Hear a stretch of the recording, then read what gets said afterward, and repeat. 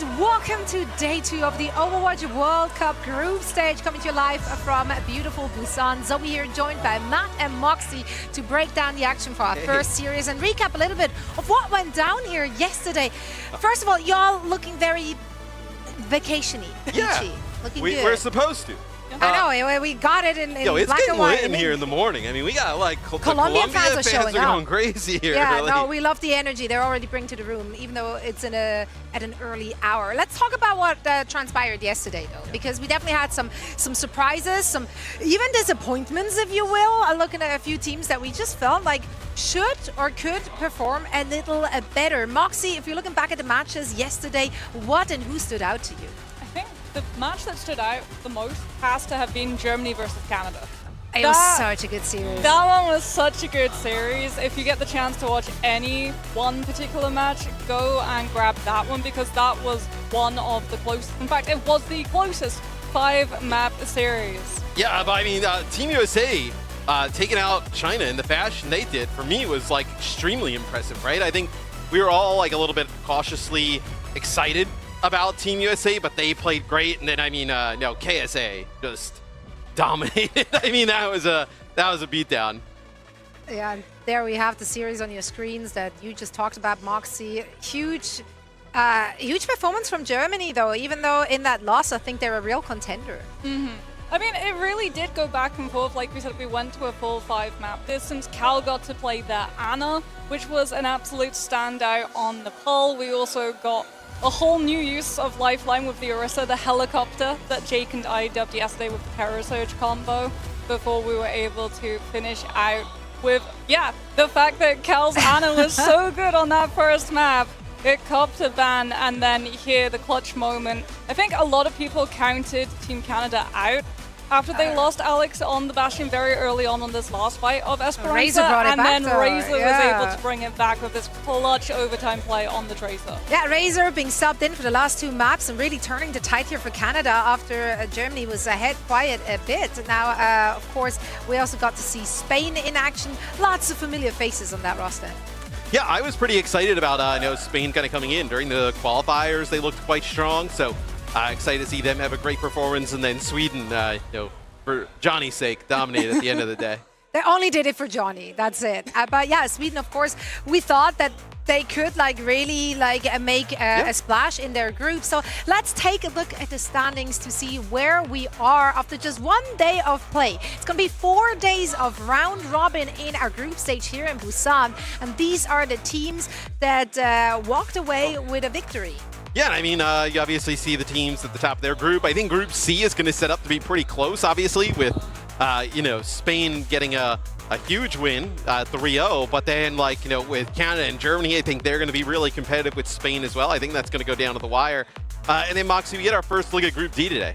Yeah, we do get a first look at Group D, and sort of the teams in Group D, they get that advantage. They get to see where the meta has headed for the rest of these teams, because I think a lot of people have been caught out by how strong Demon is actually turning out to be, especially in that matchup versus the D.Va, as we've started to see her actually being really targeted for that ban. But I still think Group C is likely going to be the closest. I think whoever, for Germany here, losing up against Canada, you almost now have to be able to win versus Spain to be able to qualify forward. Yeah, there is one big disadvantage of being in Group D, is that Korea is in Group D. That is, some might say that's the biggest disadvantage. They get to watch everybody else play, but then they also... It's basically 3 teams playing for 1 slot there. Yeah, That's kind of how it feels over there. But yeah, that's what we expect. Korea is going to be the last match of the day. I'm sure the audience is going to show up for that one. A first look at the home team. And of course, in Group A, I think China is going to go again today. That's one of the teams where we really wanted to see more. Yes, USA played really, really well yesterday, but China underperformed. They were so passive. I mean, me and Mitch were talking about it during the cast, and Landon came on and was like, yeah, after the first fight, we were like, just knew, they're just not coming at us. Where you're going to have to see them up the aggression today if they're going to win, and must-win scenarios for them, right? I mean, they have to kind of win out to have a chance to make it a BlizzCon. Yeah, absolutely. Only the top 2 teams from each group will be advancing to BlizzCon. All the matches today, once more, will of course be played in the 1-3 format, and it's a round-robin group stage. So there are more opportunities, but they're getting fewer and far. Now, I want to talk a little bit about meta. You just talked about Demon. Demon, that was one of the heroes where literally yesterday in the pre-show, Matt, you sat here and confidently said, probably not going to see Demon being played. Like, no. But if you're looking at the most banned, not only did Demon get played a lot, also got banned an awful lot. Well, look, I mean, Jetpack Cat, can get the Demon into the back line without having to use all her fuel, and then she just becomes, like, unkillable for those, backliners, right? Like Landon talking about it. Obviously, with some of the hot fixes, and, like, we see her being played more on live. It's just... Yeah, I kind of thought that maybe we would see teams kind of default to some more of the norm, but teams are just kind of playing her, just dropping her into the back line and letting her just cause chaos. Yeah, it's the chaos that finds the value, right, though, because she's very new, she's very shiny. Lots of teams really don't know how to be able to deal with the problems that she causes, because I think a lot of people, without the jetpack cap, Demon for sure would not be seeing this level of play, because you would just be able to play your backline super far away from where she could be. But now you literally, like you said, can just airdrop the Demon onto the backline, and it forces your tank to have to react and give up space. And the first series of the day yesterday, we didn't see her really at all, right? Yeah. With Great Britain playing. She got banned, but we thought that's a bit of a troll ban. But we also saw when she was available, her not yes, get played, but Great right? Britain also for that qualifiers did not play Jetpack Cat Bastion a whole bunch too, so I think saying, okay, well, we didn't see Great Britain playing the Demon is not the greatest test to see where she is. Yeah, let's see what they have in store for us today. But I am definitely excited to see Demon in action, like very often when a hero dropped so freshly and so shortly right before a tournament. Some teams are more hesitant to actually use these new heroes. So for her to already be utilized in such a way and fashion is quite great to see. Yeah, I mean, I think it just speaks to, like, obviously when they think the hero came out, like, maybe slightly undertuned, and then obviously with some of the hot fixes that kind of come in, making her swing way faster, giving her a better cooldown in terms of, like, the gun. I think obviously that, plays a large part into it. And then Jetpack Cat just enables a lot of different heroes and play styles and comps that, like, you never would have That's why I don't like when people are like upset about Jetpack Cat, because Jetpack Cat does enable other heroes to be played, which we otherwise I don't think would see. How much rage is induced by the fact that it's a cat? Like, it's a cat and a thing. If it was like, Gary, and it was like he was just a dog. Gary the dog would not cause that much of an issue. Yeah, cats divide the internet. It's always been. That'll be the next major update. Gary the dog. Don't put that out there. But what role would Gary play? Tank, I guess. Tank would be so funny. I mean, we already have Hammond for the tank role, though. Yeah. So but like, he's basically DPS. human. Is he not? I mean, also he's a pet inside a mecha, so like that's more mecha than like. Yeah. Speaking of, by the way, how do we not already have a Hammond hamster ball skin? That's honestly a very. How long has it been since Hammond's been out? We need to speak into the existence. We're manifesting this already for us. I love that. But I also think that Hammond should get demeched and then like just go for the ankles. Run around. Okay, I generally think now you're devolving us into chaos. No. I think I'm onto something here. Like, I'm pretty sure the internet the hamster in the sky. It would be so good. It would be so good. Should be yeetable like by your team. Just throw anything. We derail. Let's talk about our first match we get to see today, because I think it's going to be a good one. Again, we're heading into Group D for the first time. Yesterday we covered the other groups, got a glimpse there for a Group D. I think we have a lot of teams where we kind of know what to expect because we know a lot of those players, but how will it come together? Starting with Team Denmark. They're bringing in Skytor, of course, from Belgium as their tank, because apparently Denmark doesn't produce any tank players, so gotta rock with the breakthrough player. But other than that, especially in the support lineup, like so many familiar names, like with the Kelek, Johan, Jonovic, and then also, of course, we have Shockwave at the helm there in the DPS. Shockwave looked awesome in the qualifiers. Yeah. When we casted the qualifiers, Shockwave was like unreal. So seeing him back in the Overwatch team playing the hit scan, definitely going to be a positive here for Denmark. I'm pretty high on this team, Moxie. I think they can make it to BlizzCon. Yeah, I think they're the favorites in this matchup for sure. Like you said, Shockwave being able to just absolutely steal the show on the Sojourn on those qualifiers is a real standout. A lot of pressure, though, will fall onto Skytor, because if you feel like your tank is more vulnerable, you're probably going to have to use that for your ban draft, right? A lot of the time, not being able to have that same level of flexibility as potentially some of these other experienced tank players. There is, of course, some synergy there, right? Skytor and Johan played on the same team last year for quite a bit. I think Quick Esports, they were for most of 2025. And then this is also one of those wonderful things about the Overwatch World Cup. On display here, we have enemies within the team here with Rav and Jonovic, both trying to get through. Enemies might be a bit strong. No, they didn't. Enemies to the bitter end. No, but like Rav and Jonovic both played in the promotion relegation. Jonovic made it through with Team Peps, and Rav made it through with Team Peps, and Jonovic did not with Team Telesi. And now they have to, pull on the same string, pull on the same rope. I'm over dramatizing for I think they're going to be totally fine. We saw them in the back, and they looked like best friends. People don't need to know that, Matt. People don't need to know that. But yeah, Colombia. The fans are loud and proud, showing up and bringing the support. They're also playing here with their breakthrough player, Lich, who will be joining them in the DPS lineup. Of course, a lot of familiar faces, like looking at Super Gomix, Mixv, of course, as well. The issue for me for Colombia, though, was that when they played the qualifiers, very rarely did they actually play the Jetpack Cat and the Bastion. The only time that they broke it out was when they were versing Canada. Other times, they only played Kiriko Lucio. That was the only default backline that they would play. No Mizuki, no Cat, no variation outside of that. So hopefully the downtime that it's taken between the 2 months that we had from qualifiers to now, they've been working on having some of that level of flexibility, because we've seen a almost total lack of Lucio. It really does feel like he's just fallen totally out of favor. I think it tells you how strong Jetpack Cat is when we're like, wow, why would you play Lucio? I mean, that's crazy. We've seen Super Gomez in Mixed tournaments before like this. I know always are pretty strong performances, so excited to see what Colombia has to offer us here today. They're like the crowd favorite here this morning in this match. Yeah, one person in the crowd. No, they got family. hands on both sides. No, I didn't say one person.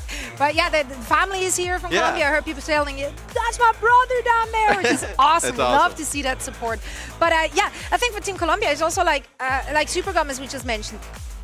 Has Super Gomez played within the last few years, like other for the qualifiers? Because I don't think so. The last thing I see, if I'm looking at their match history, has literally been the 2023, the World Cup. Yeah. That was it.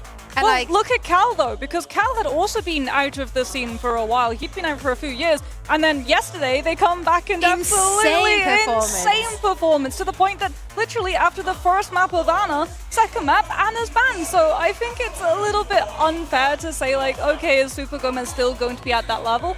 Especially because this is a team that has to look to him to be that guiding light. That's right. Yeah, I mean, Kellex also got retired for a little bit and then came back with a bang here in the. He kind of does it every year. Every other week. Esports things. Yeah, prediction for this one.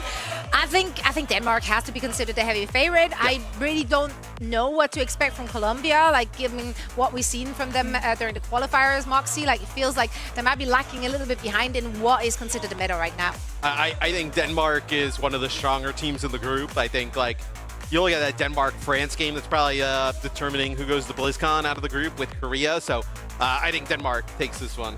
Yeah, I'm full agreement. I think Denmark will be taking this one. I would hope that Colombia could maybe pull a map, even if they don't go like full meta that other teams are going for. Potentially, they've taken some time to find their own sort of strategy, which catches one of these teams unawares.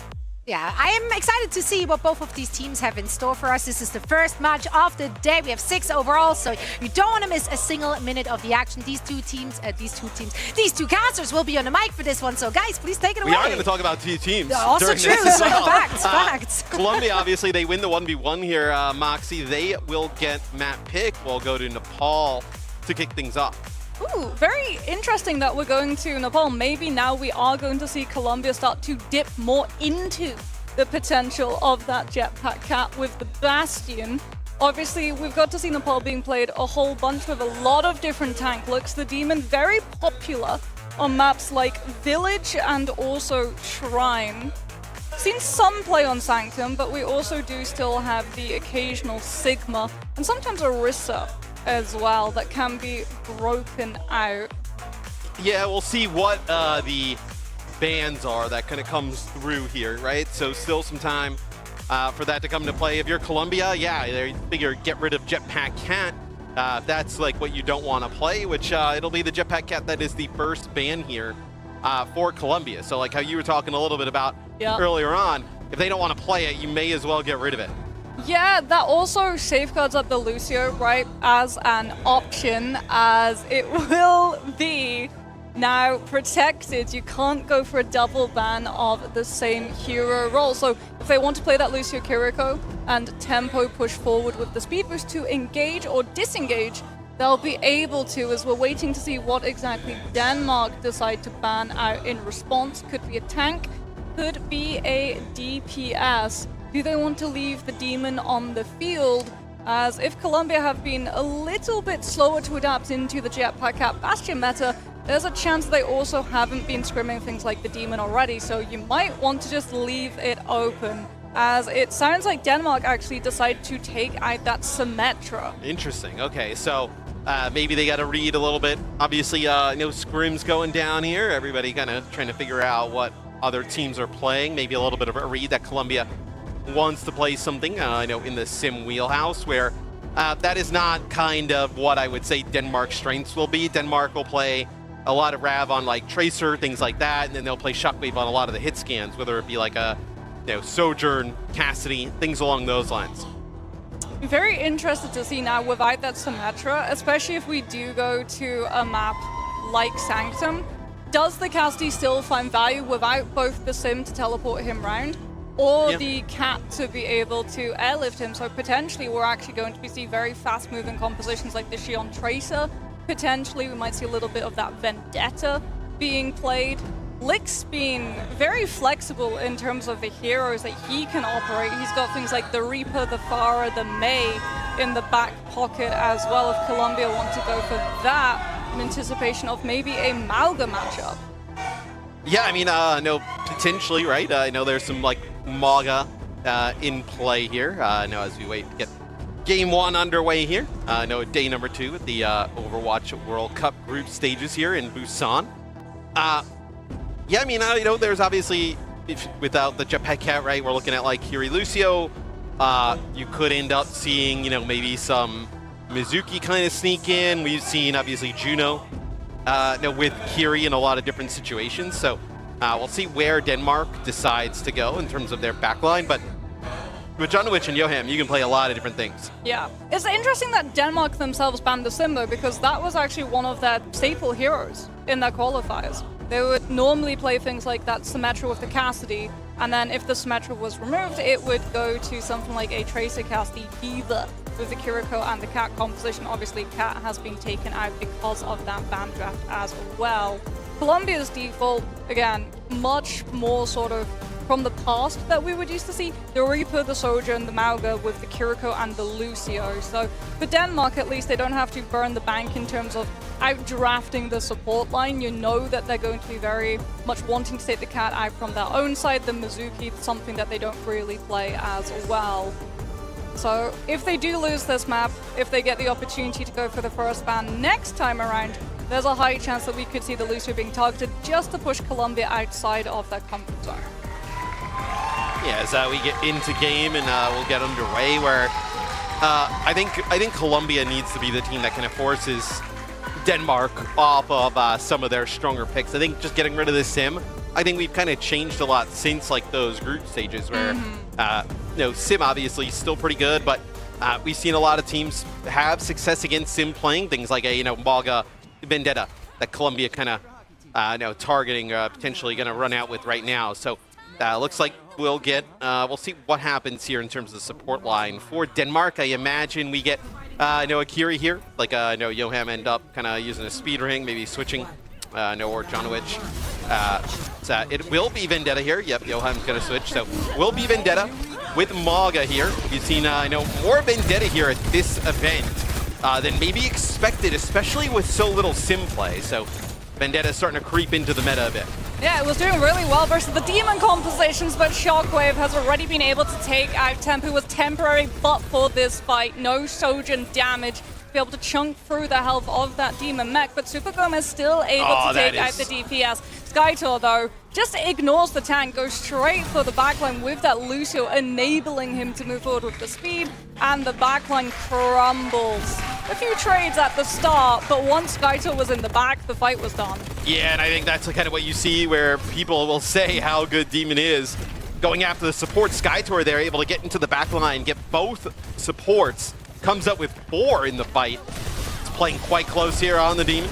No, shield up, gonna be able to kind of use the gun here, gonna get a lot of healing coming in from Yoham. Gonna try and back up as Super Gomez over to the Zarya here, gonna have those bubbles to kind of help support Lich, but big Rav here on a bit of a flank as Tim just gets caught out on the point. Trying to battle Shockwave at length. Put some pressure on the point and just gets taken out by the Tracer here of Denmark is Colombia. Moxie, they're so split. They're gonna lose Lich here as well. Another fight win here for Denmark. Yeah, Denmark more than happy to be able to just keep fighting away from that Vendetta engagement. Yes, you lose Jonowich, but still got your Kiriko. You still have point control as well, with Raph being able to secure out that 1 versus 1 versus the Vendetta. Now you've got Limit Break as well with that damage boost capabilities. And if you're really looking at Colombia, like, what do you use to try to force open this choke? You don't have Rush, you don't have one-sided Sound Baron, you have to find a way of clearing out this mech, unless Skytor just waits for the Zarya to go past. No bubbles at the moment to be able to cleanse those sword slashes, and Temp falls instantly. Yeah, Temp gets actually hit with that Limit Break, but it's going to be 2 kills. Exchanged back, never mind. Skytor just closes the door. You see how strong Demon can be. Is Lich on the point, trying to make something happen with the Vendetta. Gets dealt with rather quickly, so really like the way that they play that, right? Skytor just kind of sits in the corner, forces Colombia into a situation where they get the Zarya out of the doorway, but Skytor doesn't really go out and kind of fight that Zarya, just kind of lets her pass and then deals with the rest of the team. Is same thing going to happen here. It's going to be Sundering Blade used. Vendetta doesn't come up with anything. Sound Barrier used here for Denmark. It is going to hit everybody. And Moxie, they just roll over Colombia here in round 1. Yeah, and you're okay, right, with Skytor just sitting on that corner. You're okay with giving up 50% of the rest of the map side. Because if something like the Vendetta tries to split away from the main composition to go point, you just get marked by the Tracer. Yeah. So it's very good, a composition that Denmark have been able to combine together, and this was my main concern from Colombia, that would they be able to adapt if the meta moved on from what we saw previously. I think Demon coming through, Skytor was ready for it, yeah, but Skytor it feels just like absolutely Colombia just were not. Just farming them, right? I mean, I know 16-0 there. Well, did he get DMAX once? No, yeah, just never really even threatened. Working with Rav as well on the Tracer. Just a dominant performance from those two. It'll be Colombia rolling out with that same comp yet again. So you need to get a lot of value here out of the Vendetta, right? If you're going to have these Zarya bubbles, they're trying to pocket that Vendetta. Already critical though. Like, Lich has to get Zarya bubble to disengage instead of engage. This is awful for Colombia because now you don't have that way of making space. And Rav doesn't have to worry about marking the Vendetta. He can go deep and flank onto the backline instead. Yeah, and you see how much space it's actually created for Rav to kind of get into that backline, as it's going to be Denmark taking this first fight yet again, rather convincingly, as they have had no answer for the Demon and Tracer. So I wonder if we see some switches here. I mean, the Vendetta, we've seen a few teams use it, but like great mobility, from Demon, from Tracer as well. Not going to be able to kind of get either of those heroes out of the way. And then Shockwave playing the Sojourn, obviously, with the slot, and just kind of disengage here from the Vendetta, as it looks like it's going to be Colombia trying to wrap around, get towards the point.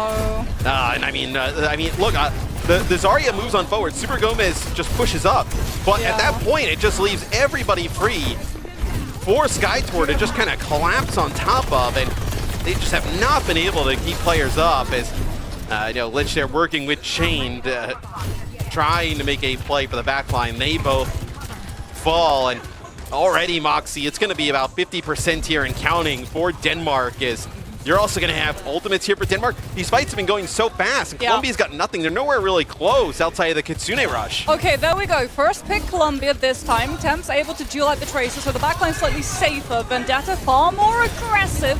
Still looking for that angle to be able to hit the backline, but first has to chunk out the Demon's mech. Skytor finally coming under the pressure as the Zarya bubble does come for that Vendetta's damage, but the overclock from Shockwave, there's no sound barrier to be able to keep the health buzz up, and that will be enough.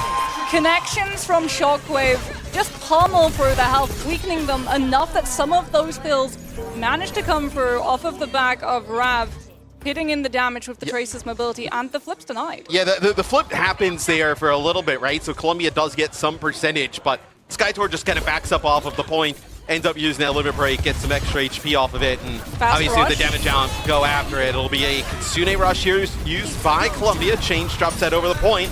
You also do have the overclock being used here as Temp finds too, so this is great for Colombia. I think if you're Denmark, you just try and get this one maybe into OT, get it to 99. Not able to do so. It'll end there at 91%. But now coming back, you still feel pretty good for Denmark, right? Yeah. Both support ults able to work with here. Sundering is the issue here for Denmark, right? Yes, you have both support ultimates, but you're also staring down the barrel of a Graviton, which can force the Sound Barrier, and a Sundering Blade, which can then rip it off. So Graviton can still find more value with this Lucio ult. There's the rush from Johan, setting up the retake. Super Gomez sends out the grab right through it, and the Sundering Blade is down on the field. Jonowich knows he can't beat to save the team. They just have to turn the cheek and take the fight loss. Yeah, they end up actually, I think that's pretty decent there for Denmark, right? They move on forward, they trade Kitsune Rush for Sound Barrier on the other side and grab. Now it allows you to come back. Just use your Sound Barrier aggressively, and you only need one fight. Johan has to live, though. Dangerously low. That'll be the beat here. Gets things going. Super Gomez under a ton of pressure, trying to back out as they find the Kiri. That is a huge pickoff. Not a lot of healing now available on the field for Colombia. Delich into the back line, trying to make a play happen, but he will fall, as now it's just going to be no rot damage, right? You just have the Lucio here to be able to heal for Colombia. Not going to be able to keep players alive. One player up on the high ground, that's going to be Temp. This is going to be Denmark closing it out. Yeah, Temp sadly having to play it safe on the high ground for the power slide to be able to touch onto the point to hit the OT and keep Colombia's chances in play. But you have chances. You don't have a fight win. Denmark are able to seal us out of control 2-0 on the round. Yeah, you know, the crowd here behind Colombia early, like we talked about, but Denmark just kind of asserting their dominance there early on. They looked awesome, and that's without the Jetpack Cat in the game, which is something you figure they can definitely get great use out of as we move forward. But really, it was Skytor on the Demon who was dominant. Yeah, you just see from all of these highlights, right? More than happy to let the Zarya walk, split the team, have the Demon jump onto the back line. These moments as well, where Shockwave's able to scout out their rotation when they try to take that side wrap instead of just walking main, gets totally cut off by the Demon yet again, walking past the Zarya, this time being met by Rav on the Tracer to be able to pinch into that back line, so that even if the Zarya is up, there's just no one to be able to keep her alive, even if the beam charge starts dealing some of that damage of the Frat. And then, like, Demon has the mobility with the propulsors. If you start going low, you've got your shield, you're going to be able to boost backwards. Something I think that's not really talked about a lot is the fact that those propulsors, you don't lose speed percent when you go backwards, so you can use it both as engagement, but also disengagement to be able to preserve the max health. Yeah, it's a ton of mobility, right? It's not like vertical mobility, kind of like D.Va has, or, you know, some of the other heroes in the tank pool, but just the speed. No, we see that, like, Skytor is able to just close the gap with supports or other heroes. So very strong map number one for Denmark. I think, obviously, with how this group is laid out with France, Denmark, Korea, and Colombia, I think when you look at these series against Colombia, you got to be aiming for 3-0s if you're all of these teams. As I know, Denmark versus France obviously going to be extremely competitive, and then we think Korea should be the top of the group. Yeah, I think if you're Colombia, it's pretty easy to see what the ban will be for this second map. It has to be a demon, right? Yeah. It has to be a demon, but here's where it will get really tricky though. You only get to do that once in this series. You're already one map down, so you're guaranteed to at least have 2 more maps where there'll still be Demon within play, even if you win this next one. You've already burned the Cat ban. Let's say you burn Demon ban here. Then you have to use a Bastion ban. Yeah, I guess. I mean, yeah, I guess you do, right? You have to get rid of the Bastion, but it's not like, you know, opting into Shockwave, playing Sojourn or Cassidy is going to be awesome for you to deal with. So it feels like Columbia just has a lot that they would like to get rid of, but only obviously one ban on each map. So regardless, they're going to be fighting at a pretty rough disadvantage on a lot of these maps. I'm curious where they decide to take us in terms of map. What would you think maybe like works out well for them? I think we see a lot of teams starting to go towards like Escort and Hybrid, with the push pool only being 2 maps, and then Flashpoint being the 3 of them. Teams typically like to go towards like Escort and Hybrid potentially. I could see Escort or Hybrid come out, potentially new Power Reso, if you want to be able to sort of go for something that maybe teams are a little bit less practiced on, off of how unfamiliar it can be. Also, we're probably going to be seeing, like we said, the Demon ban come through from Colombia, and then Denmark will likely target either Lucio, because that's a tank ban, not a support ban. So you're going to have to be able to play things like the Kiriko and the Cat, which is not going to feel the most comfortable, but at least if you go a map like Power so you don't have to necessarily match the Cat Bastion. So New Jung City tells me that they want to brawl. Like, we'll see what they decide to get rid of here to empower that. So, New Jung City is a pretty decent Cat Bastion map, so we'll see. Maybe is this a Bastion ban that comes through here for Colombia? Because you could feel comfortable letting the Demon slide through, because you would still have the Mauga Vendetta. If you ban out the Bastion, then you also safeguard Lick's Vendetta, which they were really heavily trying to lean on, right? For the amount of time that we saw it being kept in play for Nepal. And then you save the Demon ban for something a little bit later down the line when your hand is essentially forced into having to fight on the objective of something like a Escort map. That map number 1, Sky Tour, finishes with like almost like 2,000 more damage there than Super Gomez on the other side. So first ban will be Kiri. Interesting. Okay, so the Kiri ban here for Colombia. They don't want to play Cat, so are you looking at like, kind of like Bap Lucio type of comps maybe? Yeah. With that Mog in play. I'm curious where Denmark now goes, right? You can get rid of Vendetta if you want, but I wouldn't even really be that worried about it though. If you were Denmark, it's not like, Litra's trying to tear them up on it. So they do get rid of it. They'll go for the Vendetta, so Demon probably then. That Denmark will just continue to play because it's been working out so well for them, and the Vendetta would have been a problem because the Vendetta can go for the Demon or can go past the Demon and try to hit the team's backline when the Demon's playing aggressive. I almost think this is actually trying to force Lich into playing Rav in a Tracer head-to-head, or this is like where you can actually have Denmark start to play Symmetra, right? True.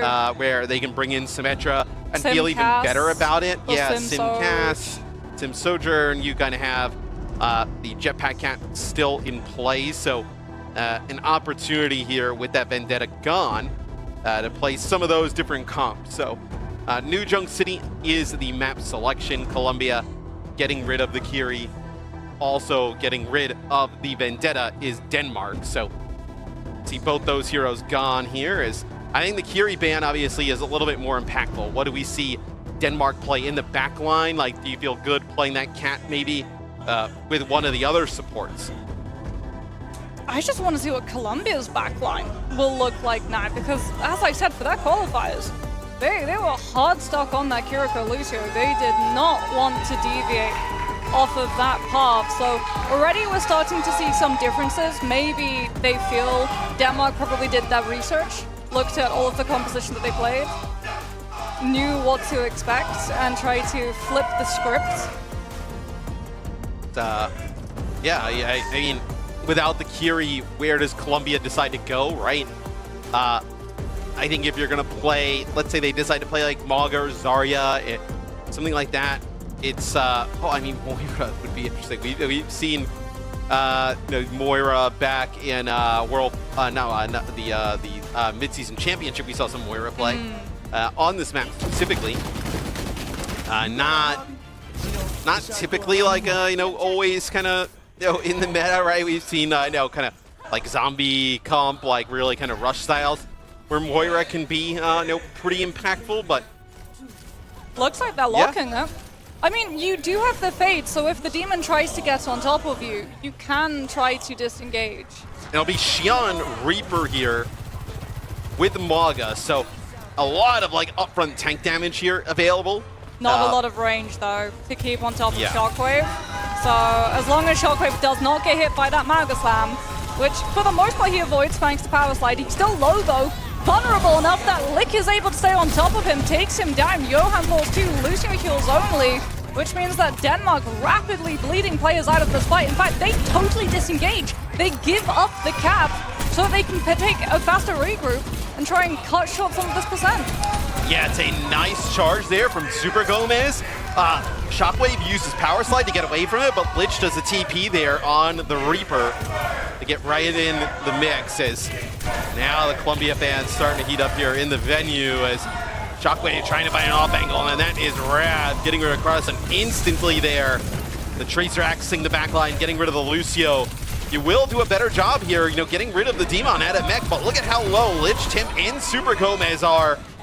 Not going to be able to keep them alive as Temp, the only one now up out of that trio for Columbia. The point does flip here as well, Moxie, over to Denmark. So Denmark going to get up, take the lead here in just a sec. Oh, Shockwave. He's being cheeky. He's trying to farm. He had Rail Shot. He had charge. If he'd seen a squishy, he would have taken the angle. They're waiting for the Maga to go past and just hitting the back Is he line, invisible to them? softening them up. No one's looking his way. Oh, the Pulse Bomb onto the Moira. Fade at least still available, so Change will be able to avoid it. But now you have to worry about Shockwave with the overclock, Fish in a barrel, which is just totally zoning out the value of Coalescence to walk onto point. Yeah, oh, Kratison's got to be so careful trying to challenge the Sojourn while the overclock is active. Nice job getting Skytor out of mech. You also get the kill on Rav here, so it looks like Columbia, they kind of just ignore Shockwave and Rav for a period of time. They get a speed boost all the way over to the point, and they play from underneath. They do end up using the Coalescence there to kind of keep players all healed up. One fight though, if you're able to win it here for Denmark, you will flip this back, get the first flashpoint. Can they have Sign Barrier plus limit though? break, yeah. This is the issue for Kratison, right? If Jonovich decides to use Sign Barrier aggressively, before he has to match, they'll use Coalescence to open instead. Death Blossom from Lit, find Shockwave, finds Jonovich before the Sign Barrier can supplement the health bar, and hold on. Columbia starting to roll away with the fight. This is massive. Columbia able to battle back. It will be Denmark who gets a flip here for just a second. Skytor gets D-Max. You still have Rap here, but it is just a matter of time as Columbia, they take our first flashpoint here, Moxie. They're just going to try and stagger out the Tracer. Maybe Rav now, though, makes it out with his life. But yeah, the kill onto Jonovich was massive, right? Denies him from using that sound barrier early on. You're on the rotation, you will find Lich, but still a ton of time before this flashpoint opens. You have to be so careful about using the Sign Barrier this next fight as well, because cage-free combo, right? We've seen so many Lucios. Ajax that ultimate off of how fast the damage from the spree comes through. Daitor will have limit break though, and Shockwave approaching up to that overclock from Kratison does not have the beat to keep the players up. Yeah, you'll be able to farm this overclock off of the Maga. Just kind of steps his way onto the point. Spree available. Super Gomez ends up using the cage. It will be Sound Barrier and the limit break in response. Just trying to keep Skytor alive. Just so much damage though, funneling down onto the Demon. There'll be the OC here used by Shockwave, but this composition really brawling out has worked well for Columbia. Yeah, Shockwave tries to play the angle of main with his team baiting everyone's attention away from the Sojourn with the overclock, but Change still has the Coalescence, so everyone from Columbia has natural cover to be able to hide away from the Sojourn. Lick 2 is able to give them the space to kite to it, just dancing in front of the Sojourn with that Ray form still available, and Columbia will be able to hold on to this first cap for more percent. Routes being chased away, forced totally out of the fight with the Pulse Bomb still intact, and hold on, Lick. Look at this position! Yeah. He's up there, he's about to naturally hit Death Blossom. If they walk that sideline, no one will know that the Reaper's there. Thankfully, they rotate from main instead. Yeah, they go over towards main as SkyTour also over to the Maga here, so now going to match that frontline damage. So I think the Maga definitely a great pick here for Denmark. Is a must-win fight. Radisson getting so low. They do deal with the Lucio, but you lose your frontline yet again. Super Gomez doing a great job just putting pressure onto Denmark constantly here on the Maga. Lich will end up using the Wraith form, just getting away here. He is so close as the Death Blossom doesn't decide to use it there. As you still have the Maga in the fight here. I think with changed as well. Might still try and fight this now, though. You do have SkyTour getting back into the action. Super Gomez will fall, so in a fight that is just pretty dry in terms of ultimates across both sides, nobody really invests anything into it. Denmark is able to come out on top, but Moxie, Colombia has everything to use here in just one fight. Yeah. To get them to 2-0 in terms of flash points would be massive. If they get the team kill off of just highly investing their ultimates for this fight, no one from Denmark will have the time to touch, but that early pulse bomb kill onto Temp, yeah, that's huge. That delays out the fight, but no, they still go for it. Malga Cage invested on the side of Super Gomez. Death Blossom on the top, forces out the sound barrier, connects onto absolutely everyone on the side of Denmark. So they remain intact. One ultimate, two actually. Johan invests the Coalescence. 2 ults for 2 ultimates. Change thinks that he can just win this off of Sustain alone. He's got the greater call, but Shockwave, uncontested, just has the overclock right on the outskirts of the fight. Yeah, now that you actually find Johan, I was going to say maybe it's doable there for Colombia, but the kill on the Super Gomez is massive. Obviously, a healing advantage there for Colombia at that time, but not able to turn it. A huge comeback here for Denmark in our second flashpoint. The kill on a Johan was great early on from Temp, just not able to turn that advantage into a point flip. So now Colombia, you will have the spree leading into this next fight. SkyTour with a cage, though. Look for Denmark to possibly be aggressive with this ultimate, as looks like it's going to be Colombia here. Just kind of showing low ground. TP comes in from Lich, is just trying to buy an angle. It's going to be the cage fight used here, is up on the high ground, and Super Gomez gets stuck. Look at this, both Magas just kind of floating through the air. Stuck by the cage, is Super Gomez will make it out with his life, but the damage is already done. Denmark will get control of the flashpoint first. Oh, late pick onto Temp, and yep, there we go. Denmark picking up that cap. Jonowich too running away with sound barrier charge, and because both of the DPS invested their ults on the side of Colombia, you know that you can be much more proactive with these sound barriers, right? You don't have to play much more defensively. As Shockwave also being proactive, just farming up rail shots off of the Mauga, getting Super Gomez very low so he can't commit the engagement of that slam to kickstart Colombia's approach. Super Gomez just can't get enough healing, Moxie. I mean, look at how low Super Gomez is. Change is going to be able to kind of get that coalescence off it, but just the amount of pressure from the Sojourn, I really think Colombia It's Moira as well, right? The resource buy runs out so fast when your Mauga's always critical health. Yeah, I think it's just like the damage, though, from the Sojourn that like constantly coming chipped in on the Maga as he's trying to come in. And you just don't have the healing resources to be able to kind of keep on through that. So, and you don't have the range with the Reaper and the Shion to replicate it. Exactly, yeah, it was great against the Demon, but not as much now. OC available, that's going to be able to chunk down that Maga HP as you see Super Gomez just kind of poke out from the side. It's a trade there, the Lucio gets grabbed, but it's going to be a pulse bomb that comes in, connects to that Lucio as this flashpoint is being completely dominated by Denmark. Super Gomez has to stand onto the point. It's going to be a coalescence that keeps him up. Yoam going to answer with his as well. Cage fight from Super Gomez, and Jonowich doesn't even feel a need to invest the beat at this time. They know the Maga so low on the side of Colombia. You're most likely going to be able to win this fight without investing that key support ultimate.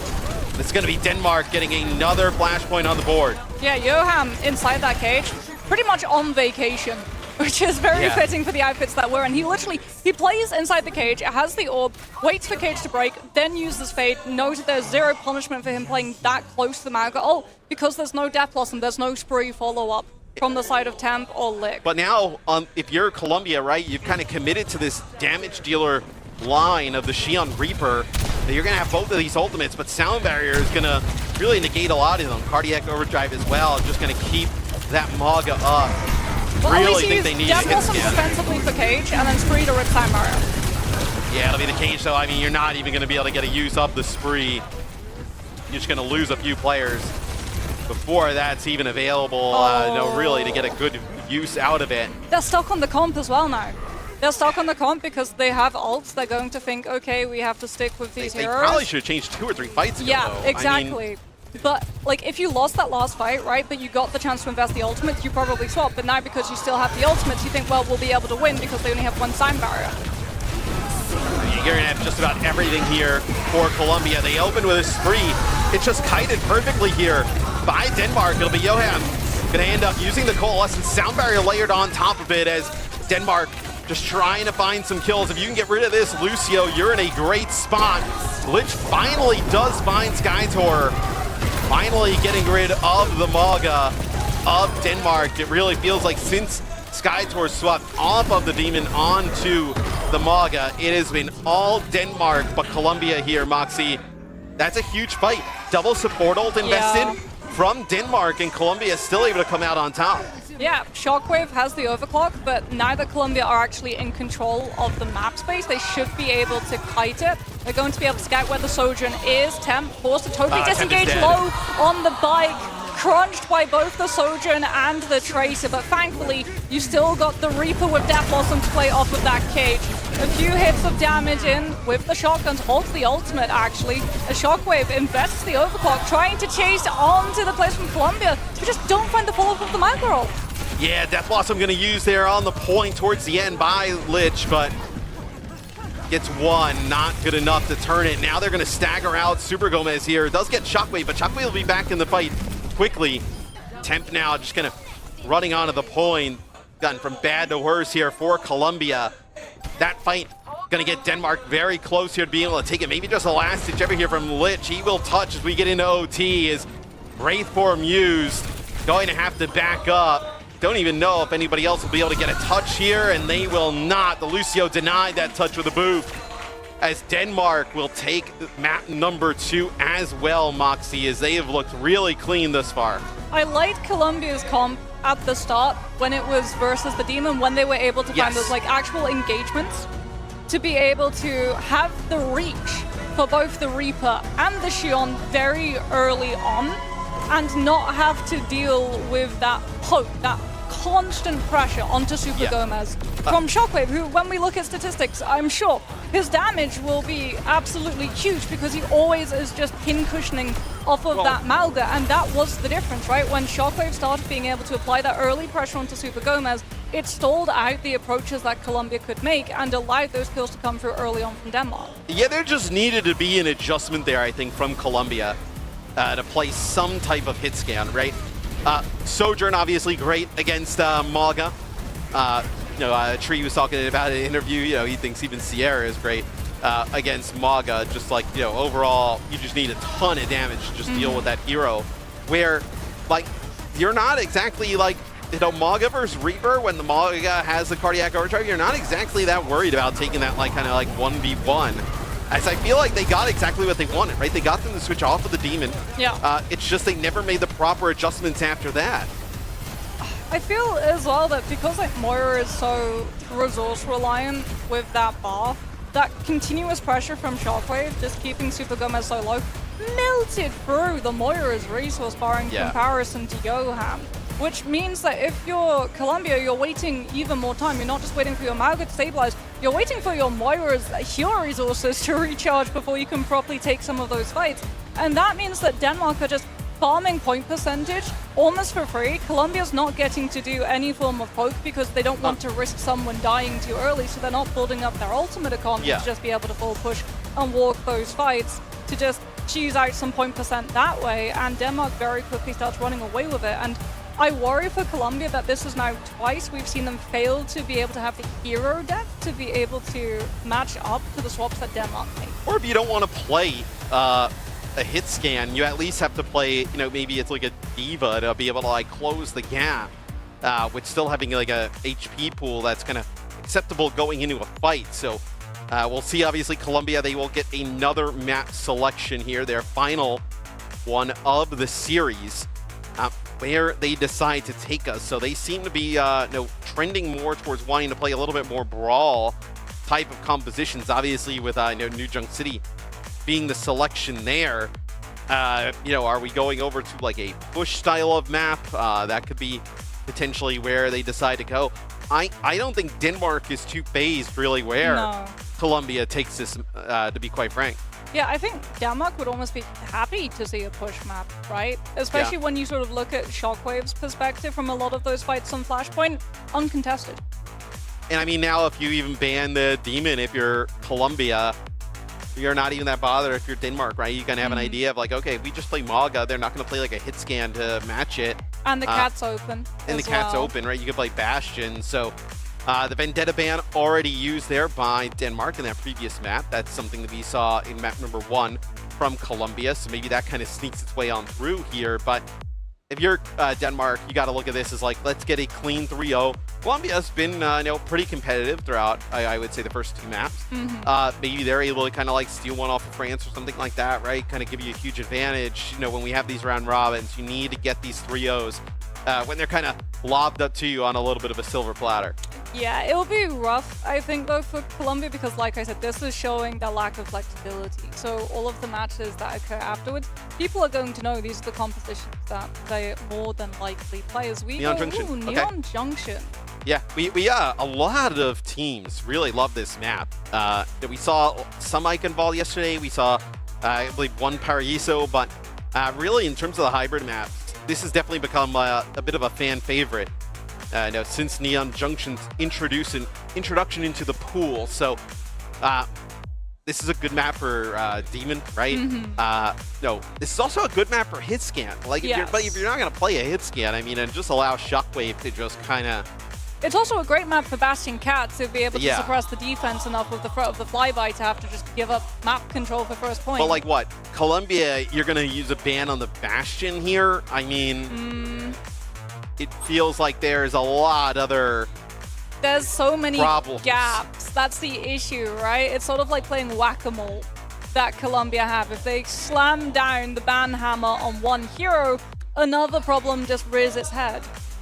Because at that point, right, Denmark could be free to do something like ban Maga, for instance. So it'll be a Demon ban here for Colombia. Definitely feels like that one you have to get out of the although, I mean, you did just show that you can kind of deal with it, right? But obviously, yeah, but then you would be tied to having to run like Vendetta. Yeah, or like you're going to play like Xion Reaper, and that's not exactly going to work here on Neon Junction. Especially if you just got schooled by Shockwave being able to outdistance both of your DPS line. Yeah, now see what Denmark decides to do, right? I don't think they want to ban like a cat, right? Because like that's something they want to do. Yeah, potentially. Getting rid of like a Lucio here. Putting more pressure on Colombia's backline is it'll be Xion. Okay, so this also kind of forces them back into trying to play maybe like Vendetta or Tracer. We haven't seen any Tracer here for Colombia, but obviously Rav's been kind of running through them on that hero throughout the whole series. Yeah, and they weren't really able to kill Temp all that consistently because of the Xion being able to have like the bike multiple times when we saw early kills onto Temp. It was off of both Rav, but also Shockwave as well. So 2 players being distracted for the price of 1. That's really a potential player trade advantage that Colombia could have taken advantage of. Know that 2 players are out of the fight. You've still got 4 of your players active. Just walk on the remaining 3. Cool. So taking out that Xion, taking out the potential of the Xion wrapping around, putting pressure on the attack as well, being able to take up some of those very particular high ground positions very quickly to off angle. A very strong option. Speaking of, by the way, Symmetra ban was already used, so Denmark, if they really want to play fast, they want to move away from something like the Bastion and the Cat, they could just go for the Symmetra on their attack and teleport onto the high ground to take it away from Colombia's control. Yeah, with seeing how much Lich has been kind of going over towards the Vendetta, I don't know if they'll decide to kind of go that route in terms of the sim. I think that gives Colombia like a clear path in terms of what they want to decide to play. I think if you're Denmark, you consistently run like, Sojourn, Tracer, figure out what the tank is. It's, could be like a Maga here, potentially. And now with the backline, right, you're able to run Cat if you want. You're able to play Kiri, everything available in terms of support. Straight up support line should be Kiri Cat as the default, which will be something that Denmark are very happy about. They'll have access to that one for all of the rest of the maps. as Colombia have now banned both of those heroes involved in that composition. Could be some Ramatra as well, potentially. That's true. Ramatra is obviously great all-arounder, right? Can fit into a lot of different compositions, so always an option. And then also plays really good here on Neon Junction, where Colombia needs some heroics, it feels like, to be able to kind of pull this one back. As you win here, Denmark gets map selection first ban from here on out. Colombia, obviously, they get the first map selection in this series. They win the 1v1, and then they also get first ban, but not able to really kind of make their mark on Nepal. Yeah, again, it sort of feels like they were caught a little bit short by how powerful that demon strategy truly turned out to be. Maybe they thought they would be able to contain it with the Zarya, the Vendetta, the fact that you can cleanse the limit break damage amp with the Zarya bubble, while also being able to still have that resource to set Lick up, right? Because he's back when Vendetta first dropped and she was truly meta with the Zarya, that was the true engagement option. You would literally just bubble a Vendetta, send her forward, she'd guarantee kill one support before anyone could react and create all of the space for the rest of your team to walk forward. But we've since moved away from those timings. Feels like it's much easier for teams to be able to bait that Vendetta's positions or simply just walk on a backline before she's set up. It's also the Sojourn has great mobility to just kind of slide away. Lich kind of uses the mobility of Vendetta, gets in, and like the Sojourn is so far away that it's easy for Shockwave to kind of come through with those kills, right? Not really too difficult for a player of Shockwave's caliber to be able to kind of get some of those kills on the Vendetta. Once not having his slide forced out early, right? Like if you were to get the slide out of Shockwave early with somebody else, then the Vendetta can really give the Sojourn some problems. But with what we've been seeing thus far, look, Colombia has not been able to put that kind of pressure on and execute that type of plan. Well, they were able to do it once, that first fight on Flashpoint, where they were able to force out the power slide, then Lick can intercept where the power slide takes Shockwave with the teleport. But unfortunately, we're not able to replicate it afterwards multiple times. As we get ready to head into what could potentially be the last map of this series. This is interesting. So, is the composition that these teams play? I'm sure we'll be seeing a whole lot of Mauga with the Cap, potentially Shockwave on the Cassidy. I'll find my own path. Denmark on defense. It'll be Cassidy with the Mauga, Tracer, Fury in play. This is going to allow Shockwave, obviously, with the help of John checks to some of those high grounds. We'll see what we get here from Colombia. They've obviously been having Super Gomez play some Mauga throughout this. I think the support line is what we'll see.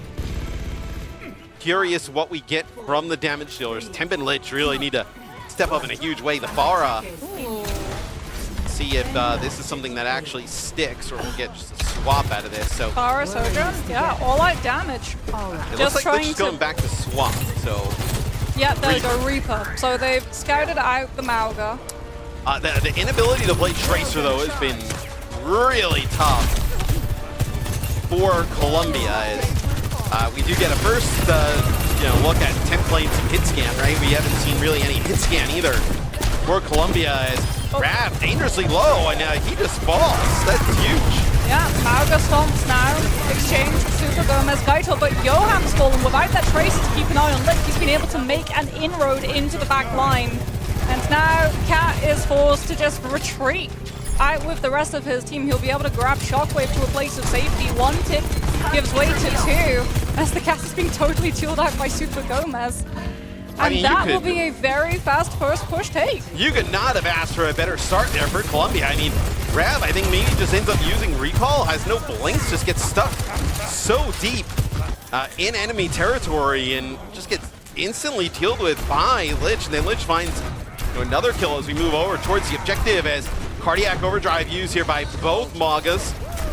Moving up there with the Reaper, as some damage now coming in here. Farming Deadeye as well for Shockwave. Just a few hits on Mauga, not looking for kills, wanting the ultimate to have to retake the space. That's a very early Suzu, which means that Kratosun does fall to the Deadeye flyby.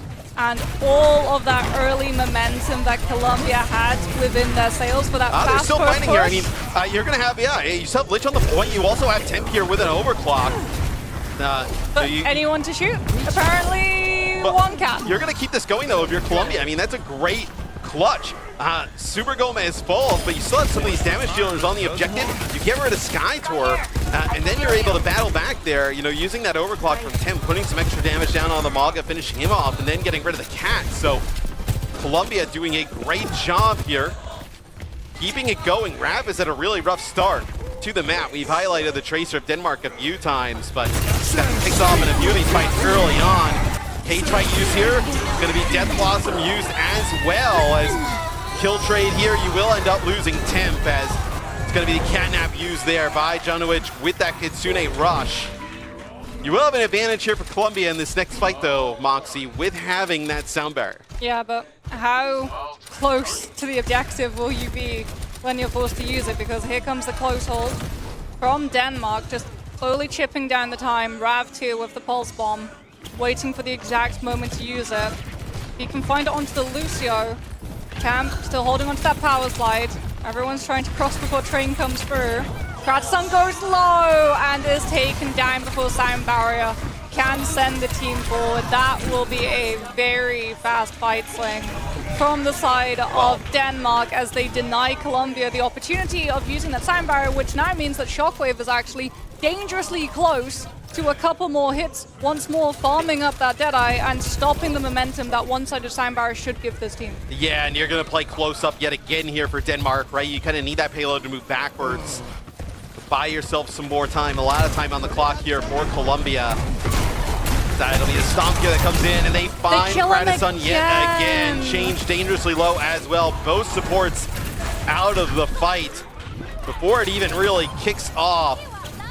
This is as good as it could get here for Denmark. You're going to stagger Super Gomez for a period of time. This is such cheap fight wins, too. Yeah. Like, instantly killing the Lucio means that the fight is done, right? Yeah, 2 fights in a row. I mean, you're able to get rid of the Lucio really instantly. Without using an ult, you're just doing it off of having that split angle pressure that the Tracer provides and then meeting the rest of the team to where Colombia are chased. As Kratson still has the sound barrier, but now you can't use it aggressively because you have to hold it for the defensive capabilities of things like the Mazda Gauge, which Tiger is now so close to. Yeah, Lich getting really low early on. Everybody backs up here for Denmark. It'll be Deadeye here. Nice use of the lifeline. Oh, nice job. Suzu there keeps a little bit of invulnerability, and then the sound barrier drop there by Kratson. It's going to be the cage fight used here by Super Gomez as well. As an early use of that Deadeye, escorted in by Janowicz, does not pay off there for Denmark. They end up using their Kitsune Rush there as well, not able to get a fight win. This is huge for Colombia's chances to get this second checkpoint. Do they try to contest? Luke's just waiting around the corner for someone to walk past with the Death Blossom. Yes, Rav's able to touch with the blinks. She's got the Kitsune Rush from Change. Geisel defensively caging right on top of the objective. Temps down before the overclock can be popped. And do Colombia still try to win this out? Great hinder from Shockwave to stop Lich from escaping. And that will shut down the attack. That's a fight though, Moxie, that Colombia, you need to win. I mean, the cage comes through, but you have the Kitsune Rush going. You have your Maga alive, Cardiac Overdrive with the Reaper inside of the cage. Feels like a fight that you had 2 DPS ults. You had one-sided rush and 2 DPS ults to play off of it. Well, you lost the DPS early on too, so like you don't really get an opportunity to use them. I worry now. You have to keep these damage dealers alive. Rav starting to come alive a little bit on the Tracer. It'll be the overclock used here, but like where is, okay, that's a great pick off there, dealing with Janowicz. It's like, oh, the sightline, not great, but able to find the cat. Now you find Yoham as this will be second checkpoint here for Colombia. You can see how worried they were about Denmark finding early picks, and it's still not, well, there we go. Clean up. Janowicz will be able to touch onto the point, but that will be it. But yeah, such an early use of Temps overclock, just so that you don't lose someone before you can use the ult. Being able to instantly find the connection, power sliding in with the ultimate, play up aggressively before Shockwave can build the Deadeye to yet again zone Colombia out. Not a lot of time though to be able to complete this push through third. So they have to be able to carry this momentum forward with the Cage Blossom combo.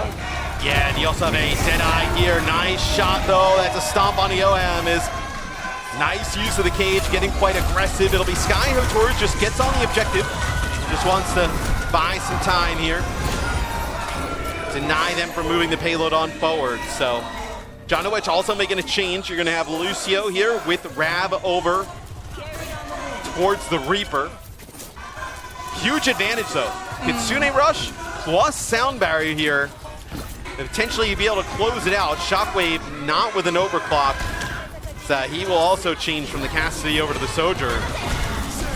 Rush for Rush, coming out from both the teams. Skyto with the mouth cage, there's the defensive Death Blossom.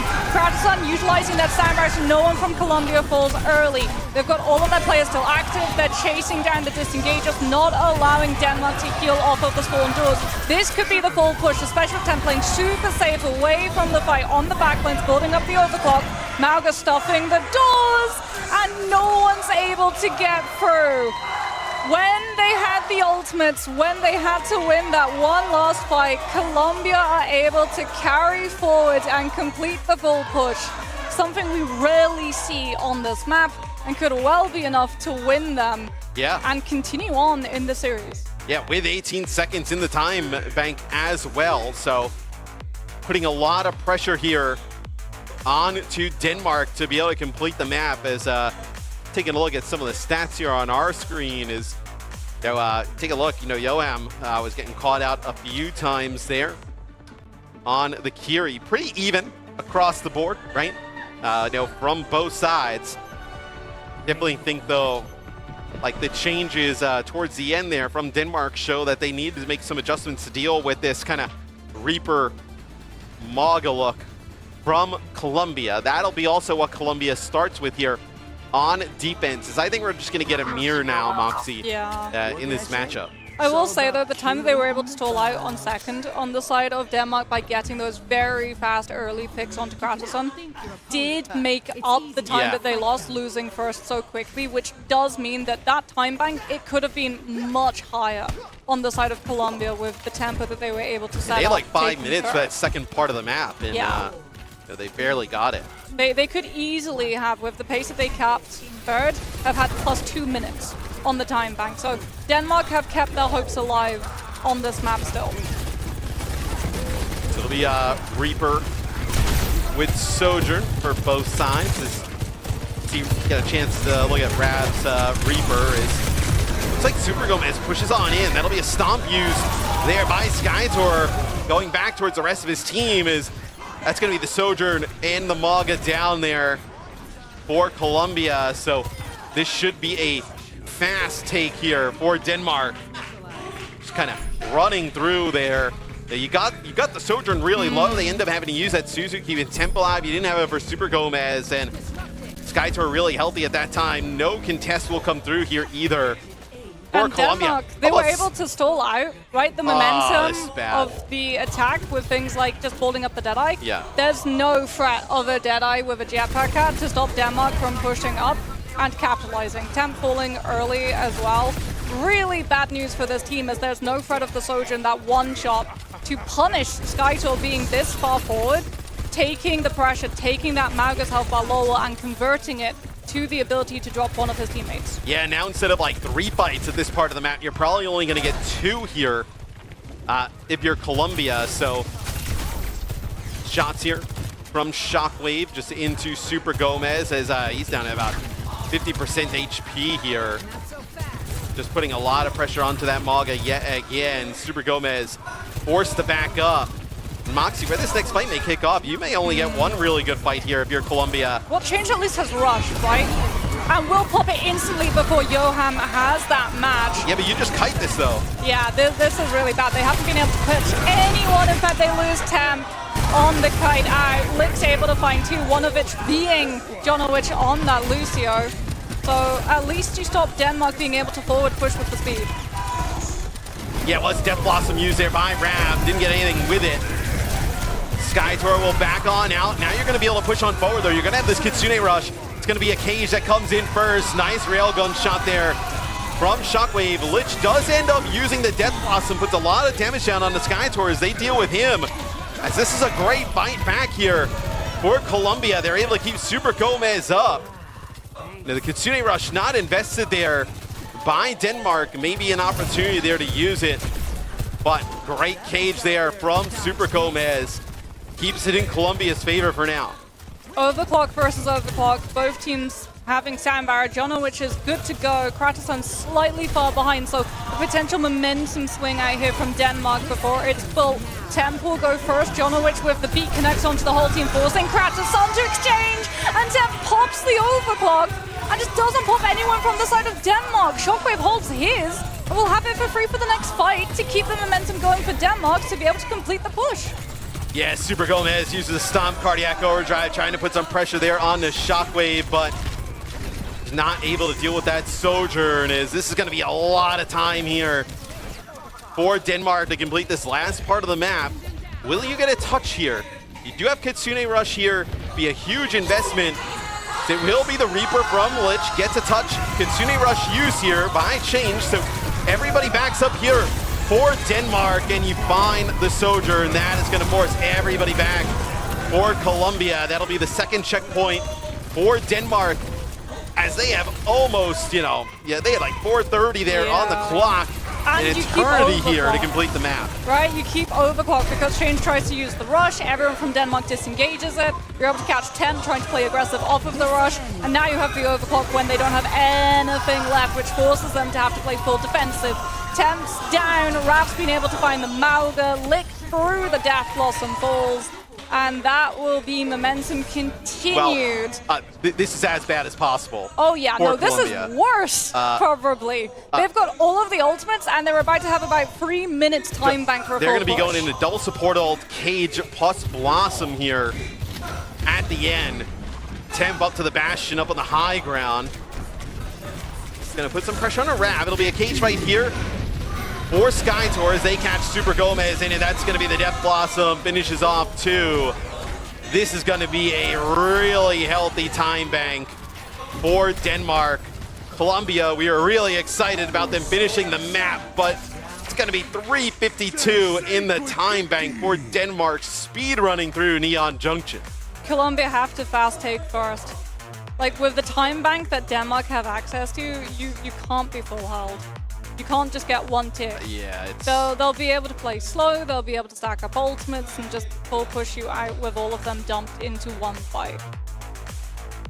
It is a big uphill battle here, I think, now for Colombia, as you see Temp and Kratos, both double-digit deaths, right? One from the support line, one from the DPS. Well, the Lucio died 6 times on the attack so 4 times only on the defense. Still a lot. But it's too much, right? And then Temp as well going down 11 times, which means that if the Sojourn's dead, 1, you're missing the burst damage to be able to have Denmark have to respect the angles that the Sojourn controls. And 2, if free Shockwave up, he doesn't have to worry about where the other Sojourn is. Yeah, and they'll go Cassidy again here on defense. I think if you're Denmark, you probably feel like your defense fell apart early on because Rav just ends up falling, instantly at the start. Yeah, but you can change that. You can basically stop your Tracer being that overextended. And then I like the fact that they keep the cast because that was the thing that brought them back to the defense, right? If there's only 1 minute left, even if there's a cap on the side of Colombia, if Shockwave holds up a Deadeye and swings first, that claims you all the space required to go for a retake. The Tracer with full perks as well here in OT is going to be much stronger. So see, it's going to be both Maugas just kind of battling out. Lich does a nice job TPing in, putting some pressure on a Shockwave, but he gets escorted out. They do deal with Skytor, so they've done a great job. They're dealing with this Mauga at times with the Reaper as the Rat finds one. Yoam has to use the Suzu on himself as Lich trying to get back to the point. Jonowich able to survive on through that. So you will have some point pressure here for Colombia, but not able to deal with the Tracer. It's going to just keep this contested. No point tick picked up just yet for Colombia. You're going to have Super a full fight. Gomez. Oh, they deal with Rav again. Change to able to deal with Rav. Lick takes down Jonowich too, so you don't have to worry about the cat in your backline. Skytor with the slam. Suzu's available, but the Kiriko has fallen. That Mauga slam's bought the space for the DPS to start to get to work. Yeah, and I think as soon as you get rid of the Reaper, nice shots from Shockwave. It's going to be 3 in the fight. Kitsune Rush here used by Yoham just for good measure. That is not even a tick on point A, Moxie. Gonna have to be a generational hold here for Colombia just to get a draw to keep this series alive. And it feels like as soon as Shockwave found that pick onto the Reaper, getting Lich out of the fight, that takes away all the pressure they were putting down on SkyTour, and it's just easy after that. Well, it started even before that, actually, because Tionowich on the Cat somehow finds the kill onto Change on the Kiriko, which is the first kill of the attack round. For the side of Colombia, they're down the Kiriko right at the very start. So no chance of being able to absorb all of that poke pressure, building up one-sided rush, and slamming it onto point to at least pick up a few ticks when Denmark have to disengage. And now, Denmark, they can just choose, right? They can go for the Bastion Cat flyby to force space, or grab a kill, and then set up. They have so much time. They can build up ultimates, they can go through different compositions, work out what's working, what's not working. They only need 1 tick too, right? So like you can use this Cat Bastion, put some pressure down on the temp, like you find a kill here and you're in a great spot. Yeah. Like you have closer respawns, you're able to use that Cat Bastion flyby to just force everyone to give up the space or eat all of the damage. And that's going to put a lot of pressure too onto where the supports are going to play from. As Rav hoisted up into the sky, Denmark picking their opportunity to go for the flyby. They've seen the split of the Mauga, and they're forcing everyone back up onto the high ground off point. Shockwave Torbjorn here as well for good measure at the end. So, okay, Super Gomez stomps right on top of Rav, so not going to be that easy here for Denmark as SkyTour does find 1. He's in a lot of trouble though. See if he's able to make it out with his life. Not going to be able to, so nice charge on through there from Super Gomez. So you're going to get everybody back at full strength here for Colombia by the time this next fight kicks off. Yeah, no exit trades onto a crucial player like a backline support to allow Denmark to play fast before Colombia are able to regroup. Shockwave now onto the Sojourn, so no more having fun with it. Now if they're starting to get serious, they want to be able to lock up this point before ult come into play. Oh, as Rav gets kind of dropped here into the back line. Tank shells just farming there. You do get rid of SkyTour though. So do you have enough to kind of stand pat on the point? Lich and Super Gomez still here. Nice railgun shot from Shockwave. Super Gomez not able to close the gap there with the Bastion, and this is going to be a clean 3-0 sweep here for Denmark over Colombia. Denmark looking strong, looking like they're able as well to play into both the old metas and the new metas. It took a while, I will say though, that could have been a potential full hold. Shockwave with some very lovely Sojourn rail shots off onto things like Lick on that Reaper, finally able to secure the point, as SkyTour was falling prematurely fairly quickly in a lot of those attempts to just take that 1 tick required. Yeah, I mean, maybe if Shockwave had continued to play the Torbjorn, we would have seen a full hold, but kind of switches right off of that, and then Denmark able to make quick work of Colombia. Really kind of throughout the series, Colombia had some nice moments, I would say. We take a look at some of the highlights from Neon Junction, but honestly, just stellar performance from Denmark. I think they're going to be tough for everybody in this group. For sure, we'll be seeing a lot of demon bans. I think it was, 4 demon bans at the start of the day, 5 now. Likely versus teams like Denmark, going to be seeing that statistic continue to climb. They're still like the most comfortable playing that tempo, I feel like. Well, yeah, I mean, especially for a team like Colombia, who clearly did not want to play Demon. You're going to see them kind of have to ban that out. And just such a fast offense on Neon Junction. I mean, 3 minutes plus in the time bank there for Denmark. Colombia, when they were not able to really get like a full team wipe, and Rav was able to play the Tracer there and just kind of contest, allow everybody to come back from Denmark. Kind of the writing on the wall for Colombia's offense, and then eventually they just kind of crumbled under this constant pressure and, you know, the time bank, right? Even here, when they get it, 2 minutes plus, they're in a great spot to close it out. Denmark, a better team today, taking their first victory here in the Overwatch World Cup, the first one on the board. They're in a tough group, of course, with South Korea in there as well, but they're looking like a strong contender to make it out and punch their ticket to BlizzCon. I can talk, man. Yeah, you can. Crazy. France is going to be very strong, though, in that group. That'll be a really good game. Curious to see how both Denmark and France stack up with Korea, but Denmark just way too much here for Colombia today. Colombia, they had a pretty decent chance, I would say, in map number 2. That's where I think they kind of fumbled it a little bit. They just never made the proper adjustments. Yeah, if they just adjusted to be able to match the distance pressure that Shockwave was able to output or swap to a tank that has more gap close potential instead of just like standing there and eating it all from afar. It was a little bit rough. I think that was the main issue for this team and will remain the main issue for this team. Like, do they have the depth of hero flexibility to be able to start on a composition, have parts of fights go well, the other team then adapts to what they do? Can they actually adapt back once a composition changes?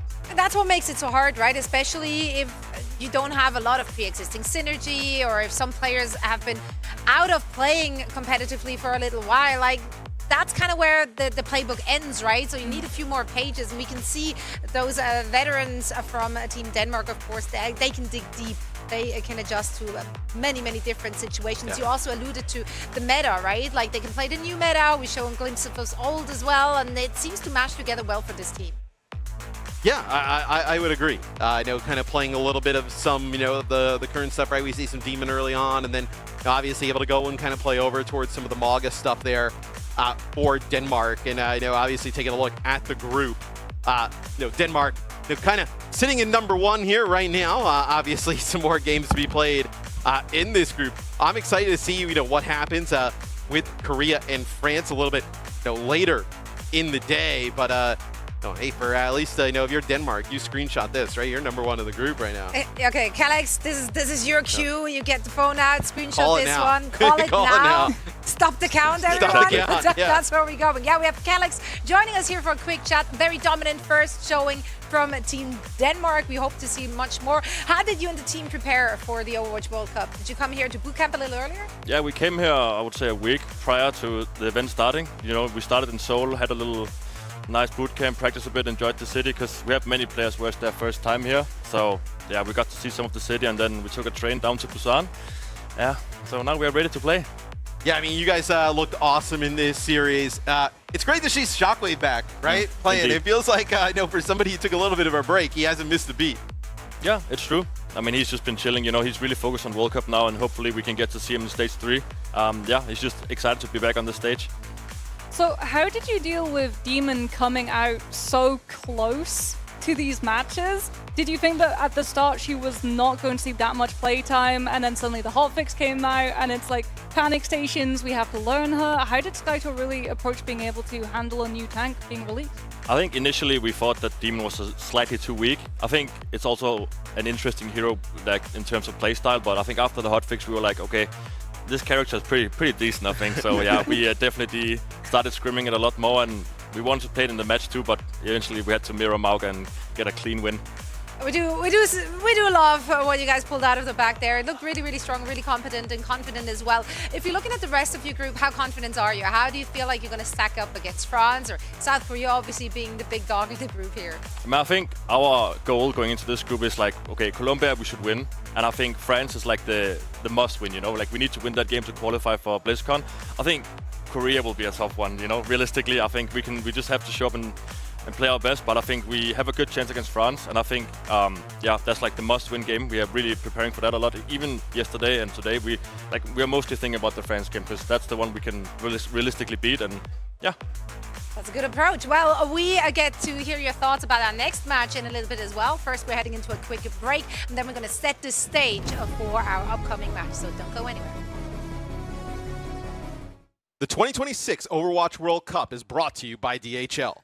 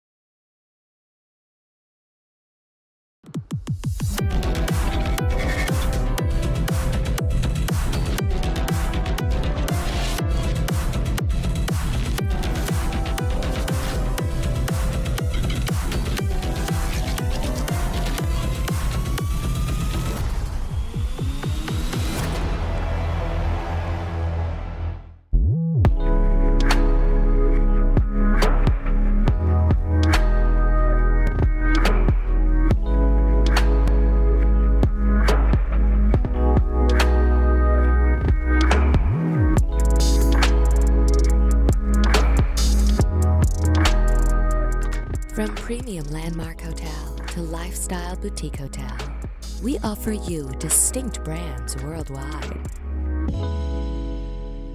Rute Hotels and Resorts. Let's go to Busan! Good eats just a taxi ride away. Tasty day. Different charm on every street. Snazzy day. A sea shining, a sea embracing. Breezy day. Taking emotions deeper and screams louder. Lively day. More days to come. Busan, every day, 재밌대.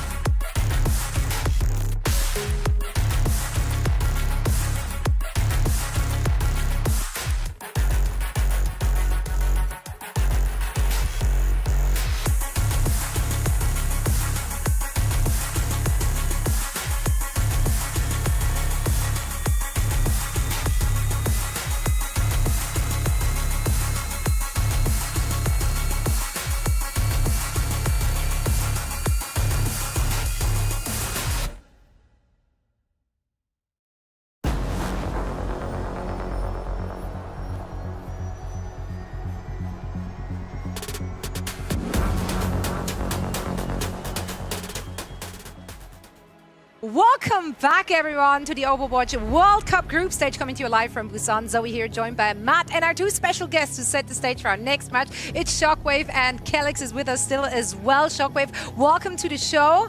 We're so happy to have you and be able to pick your brain. What's the experience been like for you so far? I mean, it's amazing. I love Korea, you know. I mean, I've been here so many times. I've also lived here, you know, for some time. So yeah, it's it's great. I love this place, you know. Oh, you're basically a local. We got to hang out with Basically, him. yeah, I gotta hit you up for the good Hit spots. you. It's also just so great to see you back in action in the Team Denmark jersey as well. So if we're looking at your group, we already asked Kelix, like what's kind of the way you're approaching it. How realistic do you feel it is for Team Denmark to make it out of your group? Honestly, after today, for whatever reason, we play way better in match. Like, you know, in our practice sometimes we're a bit like iffy, you know, like we do some dumb mistakes. You're chilling. Yeah, I don't know, but like it's like, you know, when we're playing, it's like the young guys, like their ADHD calms down, you know, and they like they fully lock in. But you know? that's all that matters. They get rid of the second monitor, right? You're good to go. Exactly. Yeah. Got to show up a match day. That's all that matters. Our next two teams have to do the same thing. USA definitely showed up yesterday. They played really, really well. Japan looked to struggle. So let's discuss this upcoming match and how we feel their chances are. Did you guys get an opportunity to watch either of these teams play thus far? I think we watched both games on and off mostly, but yeah we did. All right. Were you guys impressed with what we saw from Team USA? Because we are more disappointed with what we saw from Team China. Yeah, I mean, they won the first two maps USA, right? And I was thinking, okay, this is going to be a clean 3-0. But then I like tapped out for a bit and then came back and it's 2-2. I was quite surprised, but I expected USA to win that one fairly convincingly. Yeah, I when we were talking about it in the pregame yesterday, I was like, I am cautiously excited for Team USA because it's like on paper, you're like, oh, this is a great roster, right? And then it's like, you just kind of had this like sense like, oh, something's going to go wrong. But like, they looked really good against China yesterday, right? They get that 3-1 victory. And I think Hawk is like a huge reason why, like his ability to play so many different tanks. I mean, you played, I know, like against him, both of you guys for years now. What does he bring to like a team? Maybe stability. Yeah. You know, I didn't play on a team with him. Yeah. But I think maybe like comms as well, stuff like that. I don't know. I feel like, especially, I'm gonna say like this tank demon, whatever we're calling it, like this stuff is like so OP, you know. So I think so. If you have like a leader, like a person that can call a lot and just take over, guide the team, dude, like you're chilling. Yeah, you have Hawk as a leader there, right? Bringing that stability and the calm, and then you have like explosive players like Tree and Zero who just pop off on the server. EMEA, can you guys give us Landon back in NA? Yeah, what's going on with that? Can we get Landon He's back? too good. Like, come on. I see his team and they play so good, and I'm like, why can't NA OWCS do this? It's like, oh, well, Landon's in EMEA forever. Yeah, I mean, he knows what the better region is, right? So that's what I'm saying. True. That's what I'm saying. outnumbered. Yeah, you're not good, but you were honorary Australian, so like you're fine. I've also casted EMEA only for the last like 2 years. Also, pretty much, also actually, in fact, he put himself on the EMEA games because he knew it's better games. he knows. Exactly. You just know. Well, nobody Real else likes to real. wake up early, out of the talent crew. And so you're still I'm- awake because you're a D, Jenny. Yeah, Exactly. so I just So didn't that's stay on fine. through it. That's lovely.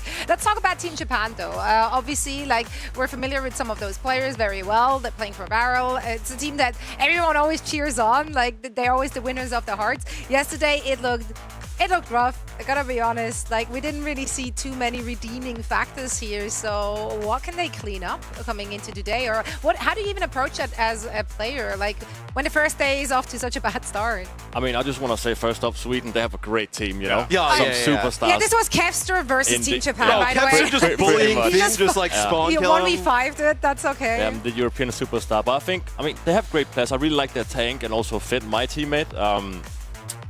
Maybe that DPS have to improve a bit, but yeah.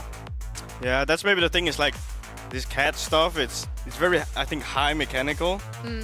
I feel like they know how to play the game. Like they know their win counts, but when it becomes like when you're dueling, you know, you're up against Kev. Like even if you know what your job is, you still have to like out aim or like out mechanic Kev, and it's good luck. Yeah, I mean, Finn is like trying to play. I think it was like Ana and Paraiso just getting spawn camped by Kev on Tracer. It's like, well, there's nothing he can really do. I think this is also a brutal group for Japan. Indeed. I mean, Yeah. Sweden, China, and Every USA. team is Yeah, once great. again, apologies. She picked the groups. Oh, you did? I did draw Yeah. the unlucky hand for Japan. Yeah, apologies. I mean, you could even argue that they could get top 2 in any other group In some as well. other groups, Yeah. they'd be exactly. competitive. You Yeah. know, like every team is pretty stacked, and to be in that group must be hard. You have to prep so much. We were talking about it the other day. It feels like with like the last few years, like OWCS, I think each region getting like dedicated leagues and stuff. It feels like the competition across the globe has gotten way closer. Like I think back to like previous BlizzCons that you guys have been a part of, and like there were some stomps at those, right? Yeah. Like some but it feels like every team has gotten somewhat more competitive because I feel like everybody's just playing more competitive Overwatch. Do you guys feel that as well? Yeah, for sure. Every region has improved drastically. I mean, especially EU and America too. Like you see at the recent lands, like a European team will almost always make a grand final now, and sometimes make it close, you know. So I think it's just great to see that other teams are getting competitive, so we can have more enjoyable games to watch. Yeah, gone are the days where South Korea was just on top of everything at all times. No, it's been played really, really close, which is great. I also think for the World Cup specifically, the ability to have a breakthrough player, like you guys have Skytor in your team, to be able to bolster the ranks if you just can't quite fill it. What's going on? No tanks in Denmark? Zero. This is actually we did like an open trial thing, or like we had to fill out a form. Molfik was there before? I mean, he was trialing as well, but he hasn't played Overwatch too, so like... what does this hero do, you know? The market is dry, so we had to use our breakthrough on first time he got catnapped, he's like... What is going on? It's like the domino will just roll. Wait, I can shoot the bubble that's on me? Oh, great.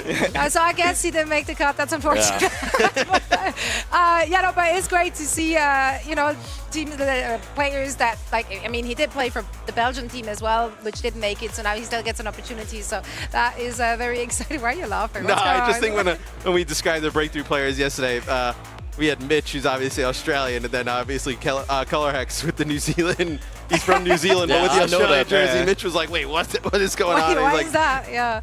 No, it's good times. It's good times. Yeah. It's just great to see old friends, new friends, everyone here on the stage making it work. And now they have to try and fight to get out of the group. If you're looking in general, do you feel like there's some clear front runners in every group?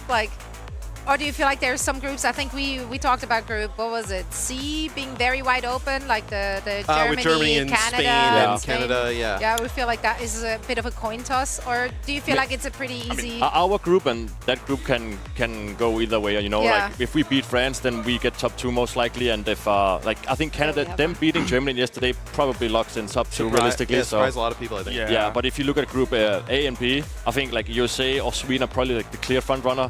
Saudi, an obvious one to me, and I think even Spain in Group C, you know? So it's mostly like the teams are battling for second place, I think. Yeah, I was pretty high on Spain when we did the online qualifier. I thought they were pretty good. I know Germany, obviously, I think they win their group in the online. They're like the number one they team were a big surprise out of their qualifiers. But I thought Spain was pretty strong, in the online portion. You guys as well. Yeah. And I mean Sweden, one of the better rosters. I think they fielded at Overwatch World Cup for a long time. Yeah. Yeah. I mean, I predicted Sweden to win Group A. Yeah. So. Yeah. Honestly, it's super doable, and I would have picked China up until I saw them play yesterday, and now I'm not so hot on them anymore. We did a prediction video for Team Denmark Socials where I said China to top the group as well, but then I looked at the roster. I thought they would have Leave and Shy, and they don't, so yeah. I don't know. We talked about it. It looked very, very passive. I still believe in their roster, though. I do think they have a lot of great pieces, obviously, with the younger DPS players. I'm a huge Sunzo stan. I think he's just a phenomenal tank, so I don't know. Maybe they just have a slow start. It sometimes do be like that. Sunzo was great at mid-season championship, playing a lot of SIG and slower type of comps, right? Yeah. But now the Demons in the game, that's just it's all out the window at that point. And also no more Sim. So Kev is unleashed now. Yeah, true. I mean, same with Korea in our group. We're seeing a lot of Vendetta here from teams. We're seeing no Sim really, and then Demon in the mix. It's just a completely different meta than it was. We were in Paris probably 2-3 weeks ago, right? It does open the door for some of the teams that are coming into this as an underdog, though, right? We talked about how now we have an element of surprise and some unfamiliar territory for some of the teams who just got to rely on those sim strategies that worked for them in the past. Now, if we're looking at the predictions for this one, I'd be shocked if we don't all go with the same one. I had to pick Team USA. I think just based on what we've seen from the two teams, my heart always will go for Japan, but I want to be right, so I had to go with Team USA. It's hard to pick against Team USA in this matchup. I think seeing what they did yesterday to China, who we probably would also rate higher than Japan. No, maybe it's closer than we think after how China performed.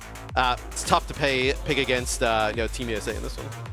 Yeah, I mean, I think it's kind of simple. Yeah, probably USA, right? Yeah, I'm trying to think what Japan can do. Can they cook? Some crazy comp, mystery heroes just busted out. I'm not sure, but I think they can get one map in, 3-1 USA. Yeah. Okay. Like Like a- control. Are we giving them control? Maybe like a payload, you know, get like, like a map for gentleman's Finn. sweep, right? Toss it, Like, here's and you one did see game. USA, like they did lose 2 maps yesterday to China, right? So That's What- right. What That's was right. your Torbjorn at the end of? let's talk about that. Yeah. Our staff did not agree with that, so let me just put You that went out. was broke on the tour? Like, we're going the offensive Torb. You did that for the You had people like out there. 3 I love No, it. it's minutes, like you right? have perks. So I was like, okay, I'm pressing H, looking at all the DPS heroes available. I tell Rao, you go like the bomb perk on Yeah, Bastion. yeah. That's obvious, right? And then I'm like, okay, what's second? And I'm thinking the, what's it called? Like the sticky Throw the turret, turret you on know? the wall. Yeah. But then there was like a Reaper right in front of me and I couldn't yeah. like throw it in a good spot. Unacceptable. Well, And you then know I swap and we just insta-win next fight. So. But you know what? You did fan service. People out there Yeah, are excited true. about Yeah. it. The people being me, mostly, and probably Exactly. Jack, but that's okay. But yeah, thank you, Bites, both so much for joining us here. We're ready to start our second series. So once again, Shockwave, Kellex, thank you so much. Everyone watching, please show some love to Team Denmark and these 2 players. We got to pick their brains about this series. So now it's time for Moxie and Matt to take it away. Yeah, thanks so much. So it was great to have boys from Denmark here on the couch set this one up. It'll be Japan who wins the 1v1. They will get the map selection. And it seems like the map selection always going to be going over to Nepal as it is a ban deferral. So we actually have Team USA getting the first ban here. It'll be Bastion gone, Moxie. So this one out here early on. We'll see what Japan decides to do as their ban comes in, and it is Demon banned quite early. That one, US basically yesterday were pretty exclusively playing the Demon. Now, Japan did also try to play some Demon in their match versus Sweden, but they much preferred to play things like the Diva, which sadly did lose to the tank 1 versus 1 matchup. So allowing KSG to be able to play Diva is going to be available since they've taken out Hawk's ability to play the counter.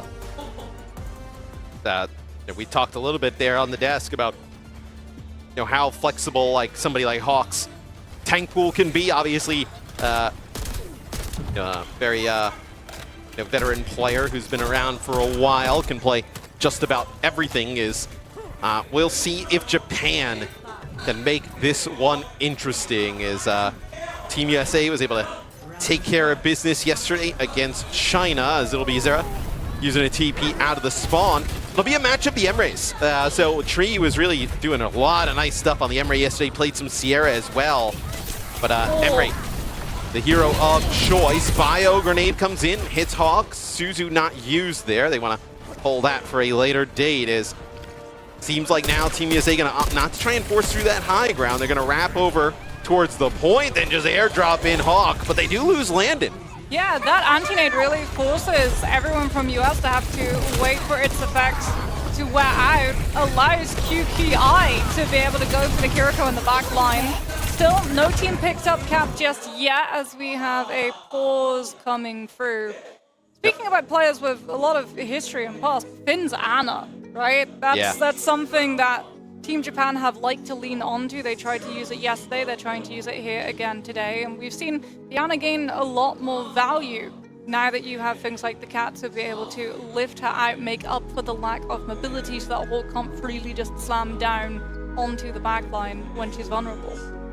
Yeah, it looks like an issue here with Zera on the stage, just kind of looking around. I know maybe kind of something happened with his mouse. We'll get an idea what's going on there, but yeah, Finn yesterday trying to play the Ana against Sweden, just kind of constantly getting spawn camped by Kev on Paraiso. Quite brutal.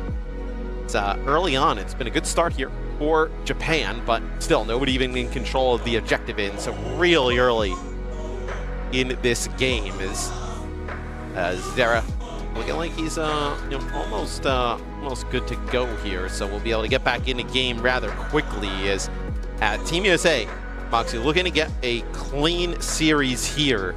Obviously, just kind of keep pace with Sweden in terms of trying to get #1 in the group. No, for this fight, they are currently on the back foot, though. Like, Hawk's half, Lucamino also very low, and Zera's been chased out too. So when we resume the game, it should be Team Japan able to go for the cap now that they've been able to chase out all of those on Team USA who could be able to stall. question for me is, how much value does the Ana find? Like, yes, Finn can potentially live off of help from the cat, but then that means that the cat's not there being able to help the rest of the team. To drop QQI into the backline when he still has all of his blinks available, something that Zero will have as an opportunity. Hawk potentially can look to Mauga's Slam as well off of the lifeline. And the anti-nades, like, they should not be finding that much value with Landon still able to play the Kiriko and simply Suzu it away. Yeah, it is good, though, to get that Suzu out. Finn will see it. Really, I think the battle is like, can Finn kind of stay alive against some of the pressure that'll come in from Zera and Lucamino on the Jetpack Cat. It's Liana very kind of feast or famine at times. So if you're just tuning in, this series literally just kicking off here between USA and Japan. It is a Demon and Bastion ban here in map number 1.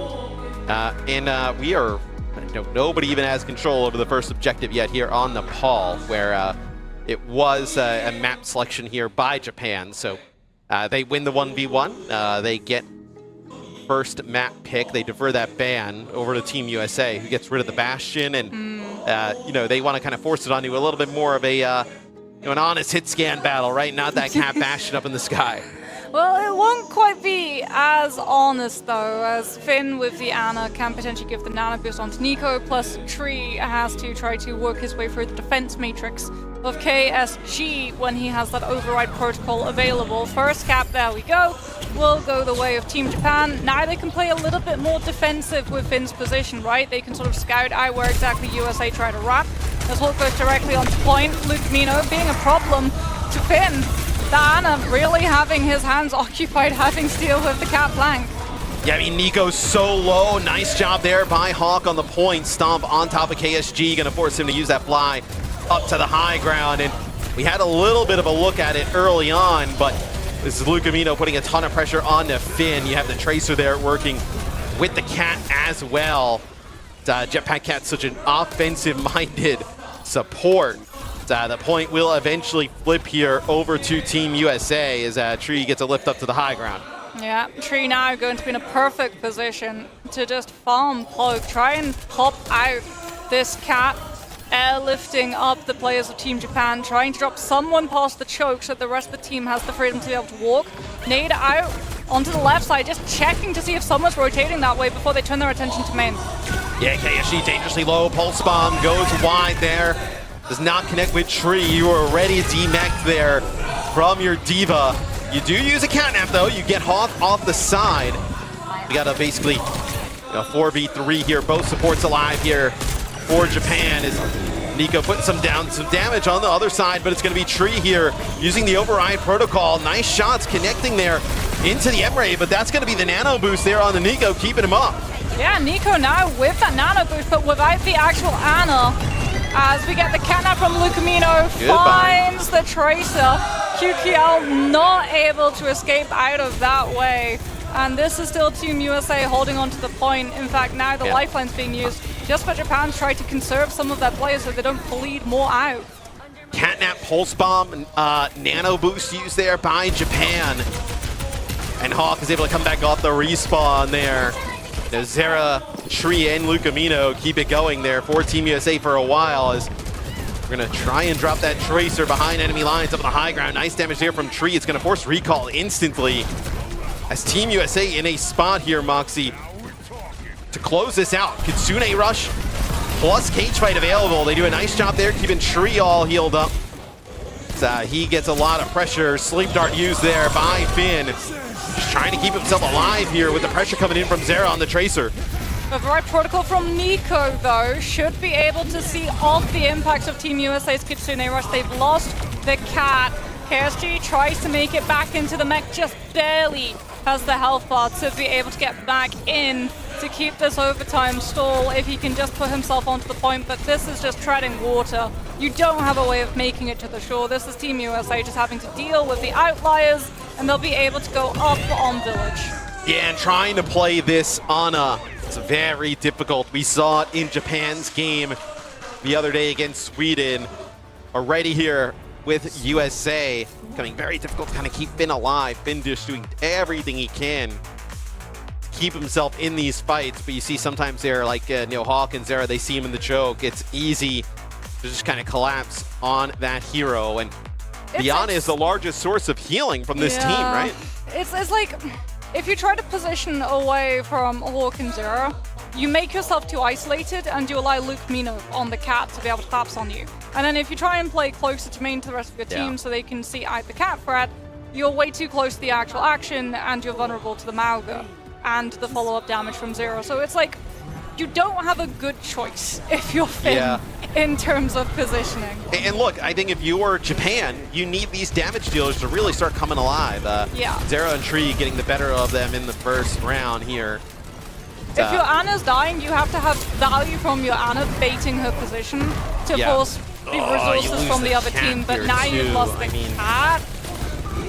KSG under so much pressure has to use the D.Va flight form to just kind of get out of the way, but also doesn't really give himself a great line of sight to Finn until he gets out. No, this is not what you want to see. Amaga getting airdropped in your face nicely by Finn. That's going to be Biotic Grenade there, thrown down on a Hawk. They don't end up using a Suzu to cleanse it off. No real great line of sight there from Landon. You lose the cat yet again. That's just some tick damage there that comes down. Looks like from Hawk. So you do get Lucamino on the other side, but still, I definitely think this favors Team USA at the moment. But as I say that, Hawk gets Finn, but they end up trading there. No Suzu that's able to keep that Maga alive through that bio, and that may be what actually kind of flips this for Japan. Yep, they'll be able to find the flip. It's a slow flip though, because KSG's going to get DMAX here, Moxie. They're going to keep this going. KSG gets DMAX, so now Team USA will be able to play up very quickly. They first have to clear QQL, but no, they'll just go right for the point. If the fight goes long, Landon will have Rush, and Team Japan don't have any answer for it. Without the D.Va mech too, they just can't stand up to Team USA pressing W, and the flip comes through just as fast. No, I mean, you cannot fight that if you don't have the D.Va within mech. Now D.Va gets back in mech, but you end up losing Nico. This is brutal. It's going to be about like a 20% swing here over to Team USA off of just those two interactions. And now you're going to have both support ults here. Most likely Tree is going to be able to farm up an override protocol here to match Nico in just a second. I mean, do you nano the M-Ray up in the sky? I mean, that could be something that you look at here. For Japan, it'll be KSG getting purchased on the point, but he gets hit with a catnap. It'll be his mech knocked off the side, so at least he'll be able to stay alive, get a new mech back. The Tree doing a ton of damage there up in the sky. Nico as well with their override protocols. It's actually Nico's there that finds one. Is that enough though? As they can't flip. Nice shot by Light out there, just keeping himself alive, but yeah, just not enough to be able to flip. Now Tree will actually come back with his override protocol, so Nico ends up using his in the last fight. Gets one. Now Tree with an opportunity to use his to put this away. Oh, Tree of the override protocol takes down White through the animation of the catnap. Suppressing fire is suffocating for Team Japan. They can't fight into this. Finn's going low. KSG called into peel. Just pushed directly at Tree's face with the defense matrix up. But Finn still dies to Hawk.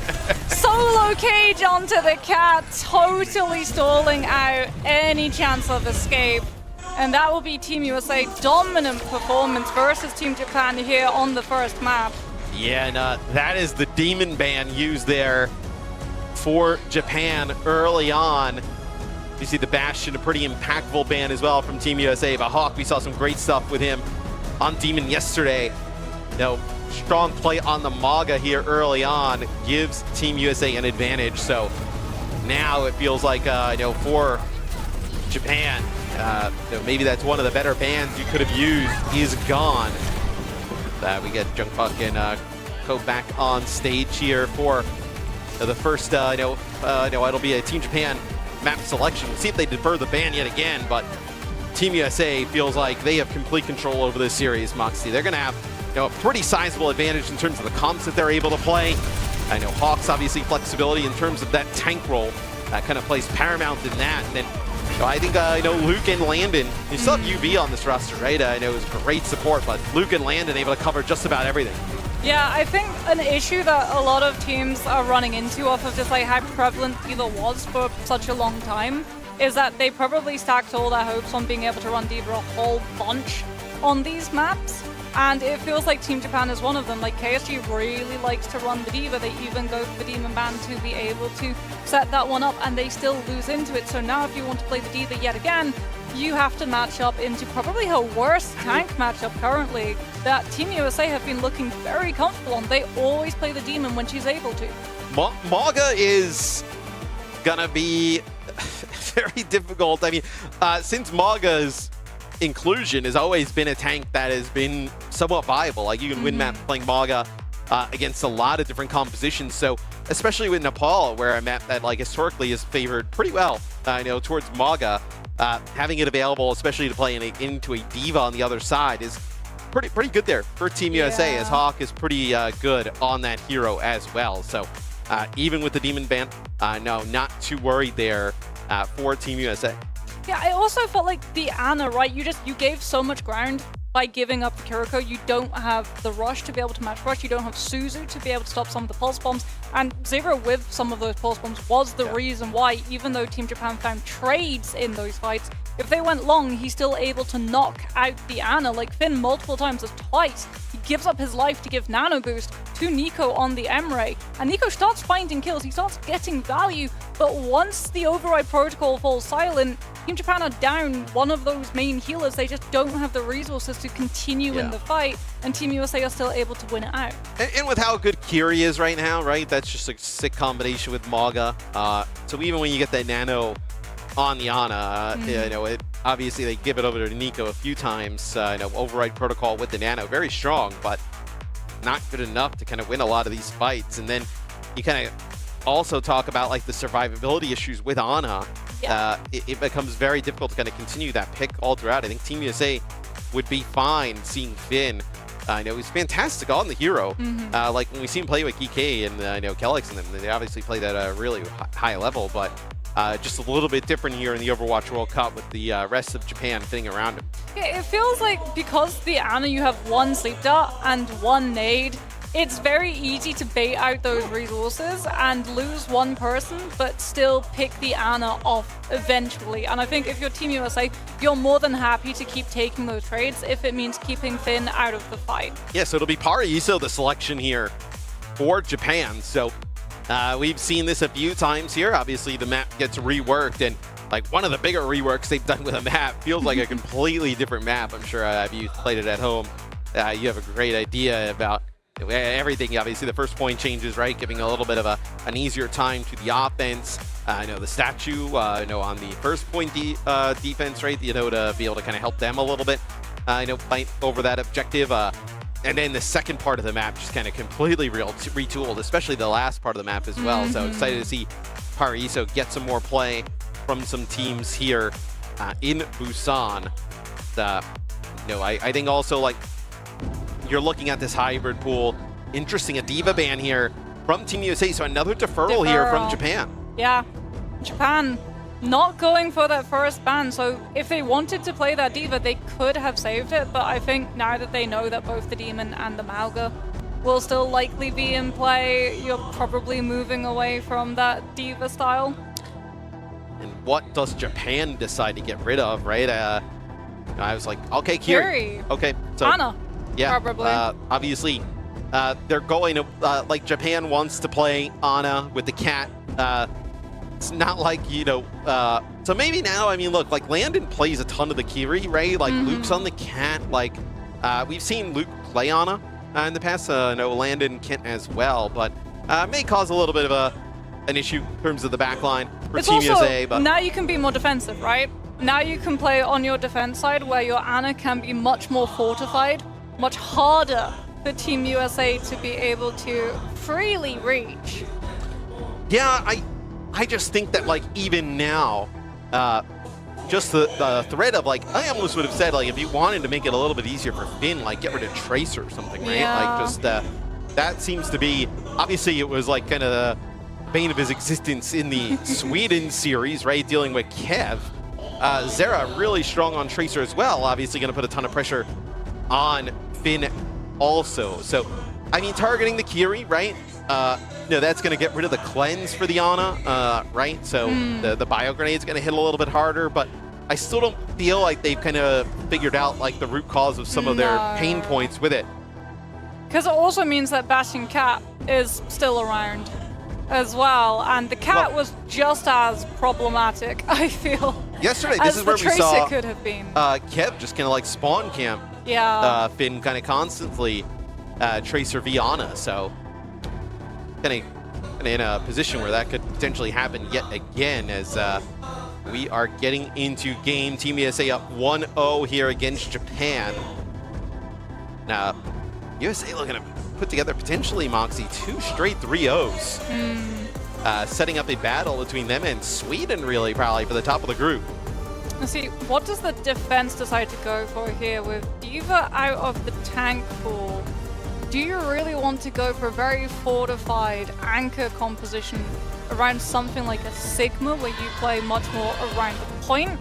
Although we've already seen in the past, yesterday especially, that was very problematic because Demon with the cat mobility just ignored the Sigma and directly went to everything that he was not able to help out peeling for. I just don't think this is a great Sig meta at the moment, with like how we've seen things kind of develop here in Busan. Like, Demon can just kind of get right past the Sig, just put a lot of pressure down.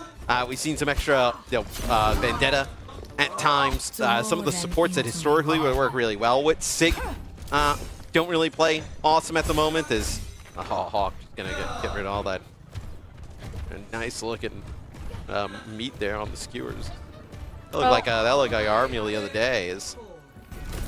So on offense, okay, so they're gonna go. Is this gonna be Juno Ana? Let's see if they decide to stick with this. So Juno Ana run directly at them? it'll be just speed up to the high ground.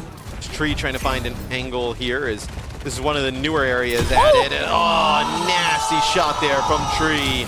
Oh, it feels like it's been so long since Attack Spawn Widow was able to find value, but it finds that first pick off here. The anti-onto Nico will very quickly result in the second, potentially the third, as Propulsors has brought Hawk within Saber swiping distance of Finn. And that could be one of the fastest Pararisa first takes we've seen for a long time. You still have, Whiteout and KSG, so I don't think they're actually going to get the point here. So no, not even a tick. No, it's a great, obviously, like, I know we see Hawk and Zera going deep into the back line. What we don't see, though, is KSG and Whiteout doing a great job kind of holding up towards that high ground, dealing with the supports of Team USA. And even with that Tree pick early on, obviously, the Xion coming back into the fight to get here rather quickly. You are going to get at least a hold there on that first offense. We'll see now with this next push here from USA. The Sleek Dart block there, and that's, you cannot keep Finn alive through that. Yeah, Zera does a really good job of baiting the positions of both the Cap and the Xion to look directly at him, allowing Hawk to close up the distance onto the Ana, block the Sleek Dart with the shield, so there's no opportunity for heals and Peel to come through, and Team USA are just continuing to split Team Japan's players. One tick will be picked up, likely spiraling into a second as Hawk pushes on through Bar to scout out if Japan want to try to launch a recontest. Yeah, I don't think they're going to be able to do so, right? I mean, nobody able to touch here for Japan. I think it's the right decision. I think you would have just been giving USA such a huge advantage here going into the next part of the map, which now obviously limit break available here for Hawk. And you also have a Nanos. Look at this. I mean, you're just gonna drop this Demon in the back line. Poor Finn. They see exactly where he's playing. They're gonna go right on top of him. Oh, he's already half. He has to use the nade early, but Lucamino's there to be able to follow up on the kill.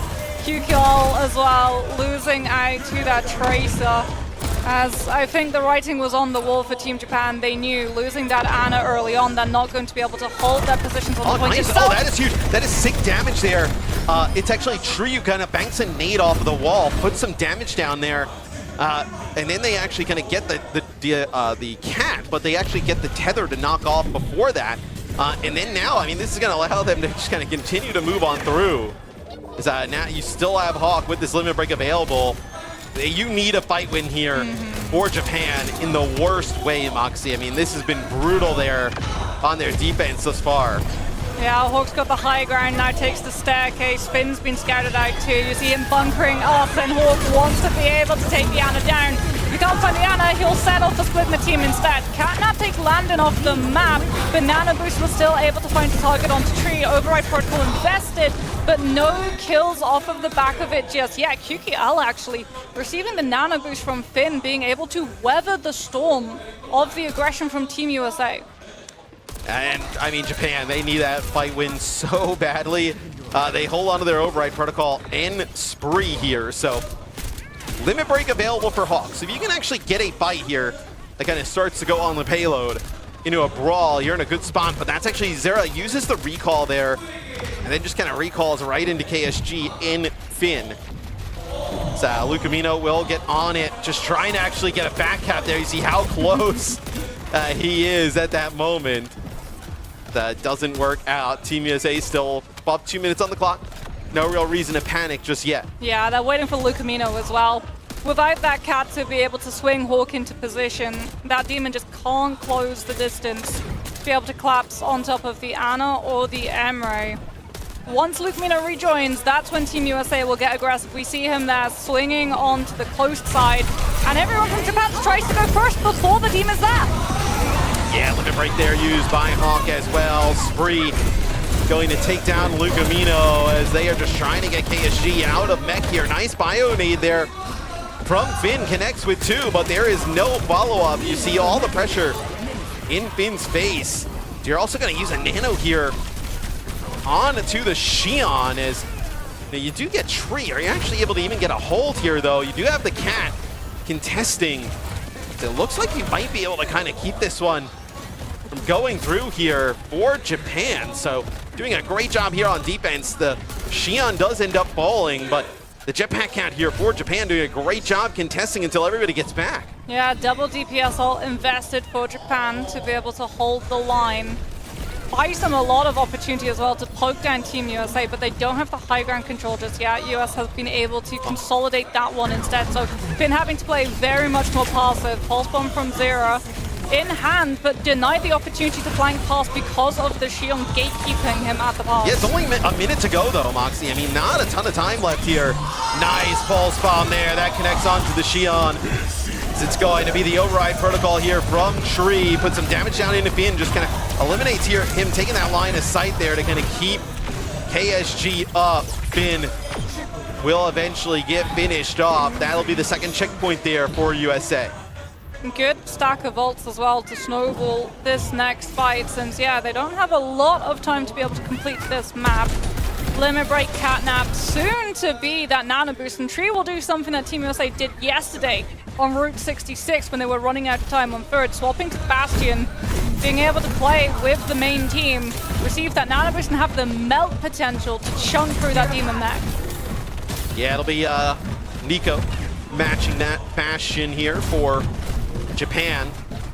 So it looks like Hawk trying to set up a play with the rest of Team USA as he's trying to bully them back, it seems like, allowing maybe for a better line of sight here for Tree. As they decide to go, it's going to be a limit break. That is huge there from Hawk. Feels like it connects with just about everybody. Just clips that Bastion out of the sky. It's going to be KSG returning favor with the limit break, Moxie, but the damage already done. I mean, Team USA had that fight won at that moment as we start to get towards the end of the map. Sick Demon play here from Hawk yet again. Nano boost up for Landon too. For Tree to be able to win out the Bastion versus Bastion duel, someone's just going to have to get on point. Throw that body onto that payload to stop this push from fully going out. Sleep not being able to find the connection onto the cat. The nano boost onto Tree though. Everyone from Team Japan just having to grit their teeth, their form of that damage to keep the payload off of the checkpoint. Finn and Wydot have been able to find the kills. QKL as well, finding Hook after KSG is able to find the DMAC. And Team Japan will be able to hold off Team USA from the full complete. 20 seconds on the clock. You're going to be able to get another touch here for Team USA. The Nano did end up being invested there by Landon on the Tree, but it was a nice job, everybody kiting there from Japan. See now if Team USA can get it across the line. It'll be artillery here from Tree. Just going to try and move some players off of the point as there's going to be the touch that comes in from Zera. That'll trigger OT. Lucamino so low. Nice sleep here by Landon, but you've already lost the Tracer. Tree gets anti-nated, artillery strike on overtime as well, making it really uncomfortable for USA to be able to hold that position. Catnap from Lukemino just going past the payload, trying to grab someone and keep the overtime bar going, but they don't have a way of winning out the fight, and the cart will stall out before the push can complete. I think if all in all, I think you'd have to be pretty good with that if you're Japan, right? You got off to a pretty rough start. I know your Tracer gets picked off instantly. You have to make some changes. They're able to hold there for a little bit. Second part of the map, they're able to get a pretty decent hold. And then obviously deny a full map completion here of Team USA in the end. So Japan, the win con is set, just the payload. To that point on third point here, the new third point on Paraiso. And see what Team USA decides to do on defense here. Do they decide to come out with Cat Bastion off the rip? Looks like it'll just be kind of rolling out with that Emre yet again. I will say though, Team Japan, they've looked rougher on attack than defense. Especially yesterday, that match versus Sweden. There were moments they almost had a full hold on Shambali and were denied it by hazard swaps with the Tracer and the Xion as well. And then on their attack, it was rough. It was very rough. Yeah, and as we saw on the stats there, you know, Landon obviously with more deaths there than Finn, so trying to play the Ana becomes very difficult at times for I know these players, especially in these types of comps. When that demon just gets in your face, there's like really nothing you can do. It's kind of like airdropped in, so you can't sleep her, right? Because of that shield. It's so easy to be able to block out the sleep, which is the one main defense that the Ana has. Okay, this time we're not finding a Tracer blinking across bridge versus the Widow. Xion Bastion here will be what Japan goes with on offense. So trying to play this Cat Bastion with Xion. The Terraform used there, just putting some damage into Hawk. He's able to just kind of move away, get towards that point. It does buy Japan some space.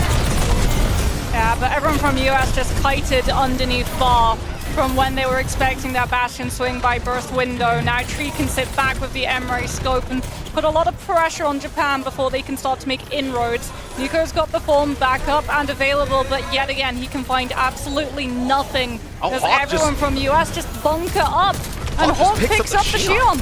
Yeah, like it looked like the Xion just kind of walking across the point, dangerously low. Hawk, like not even playing for point.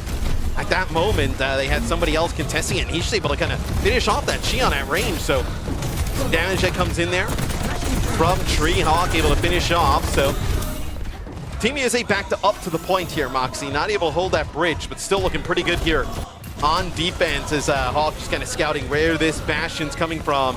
Now going to use this turret form. Just kind of wait a little bit before he decides to use it. Tree under some pressure here. Going to back out, but KSG's so low. Yeah, KSG gets healed back. That should buy Finn this nano boost, but Landon will have the match. Tree's about to have the override protocol online as well, which should chunk through some of these players if you even need it this fight. As QQL's gone down, Tracer will be traded at least, but Tree with just the nano boost on his own, no override protocol required, goes up onto the high ground with that damage reduction and full clears out the point. Yeah, Moxie was quite brutal though. Like at the beginning of that fight, KSG gets the benefits of Finn's nano and is slept instantly there by Landon. They get like no value out of it whatsoever. Talk uses the limit break to end up winning that last fight as well. Team USA just kind of giving Japan a lot of space here, just kind of playing pretty much from the point. Is Hawk able to use the shield, scout there, using the 3P model. Getting an idea where Demon is coming from. It's going to be the catnap use there for Japan. They don't really get anything with it. As KSG, look at how far behind enemy lines he is. It's going to be the catnap block there by the shield, but just in a really rough spot here. Like, I don't know how Japan is supposed to fight out of this. It's going to be no override protocol here used by Tree. Trying to find anything. Some damage down into KSG. Finn, though, dangerously low. Gets caught out. Now it's going to be a bit of a flank here from Tree. Siphon Blaster here, going to get dangerously low. Takes out Nico, keeps himself topped up. Will end up falling in the end, but Moxie, a minute to go. Yeah. Look at where these players are. for Japan. KSG gonna get demeched. I mean, this is like worst case scenario. This fight's too long. It's too long. You are one fight away from being full health right now. You have to regroup. You can't afford to lose more people, which is exactly what Team USA will be looking to secure. It looks like everyone, at least from Team Japan, have been able to disengage out, but it's a huge task ahead of them in terms of time bank. Plus, Zera's just waiting in the wings. They flew by. They knew he's there. At least someone scouts him out before the Pulse Bomb can find that pick without the Kiriko there for the Suzu to cleanse it. Feels like this Pulse Bomb has Finn's name on it here from Zera, as that's going to be the nano used there. Zera does find Finn, doesn't even have to use the Pulse Bomb to do it. The nano used on to Nico just because Finn, I think, probably felt like he's about to die. Spree here used.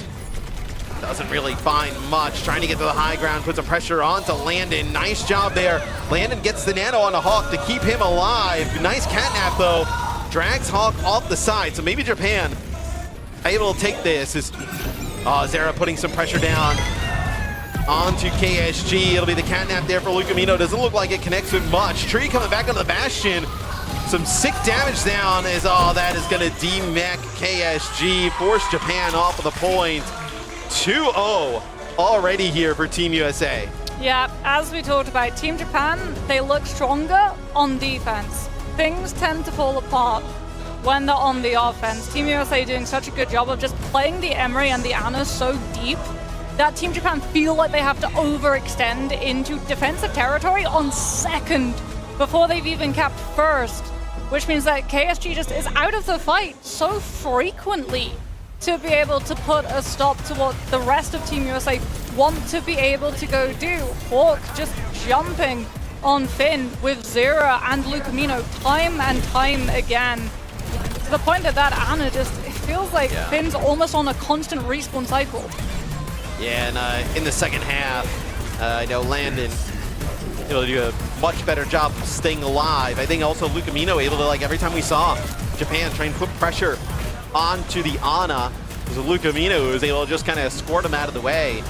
We just saw Japan so disjointed, Moxie. Like some, like the, you know, they have the cat and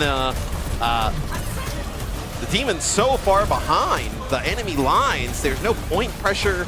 But then they're never able to get a play onto whether it be Landon or Tree, kind of the targets they're going after. So things kind of falling apart there for Japan. Well, look at the first fight of their attack, right? Where the flyby from the Cat Bastion carves out so much space. Team USA, like, wisely hiding out the burst window. Everyone sequestering, bunkering up within the buildings.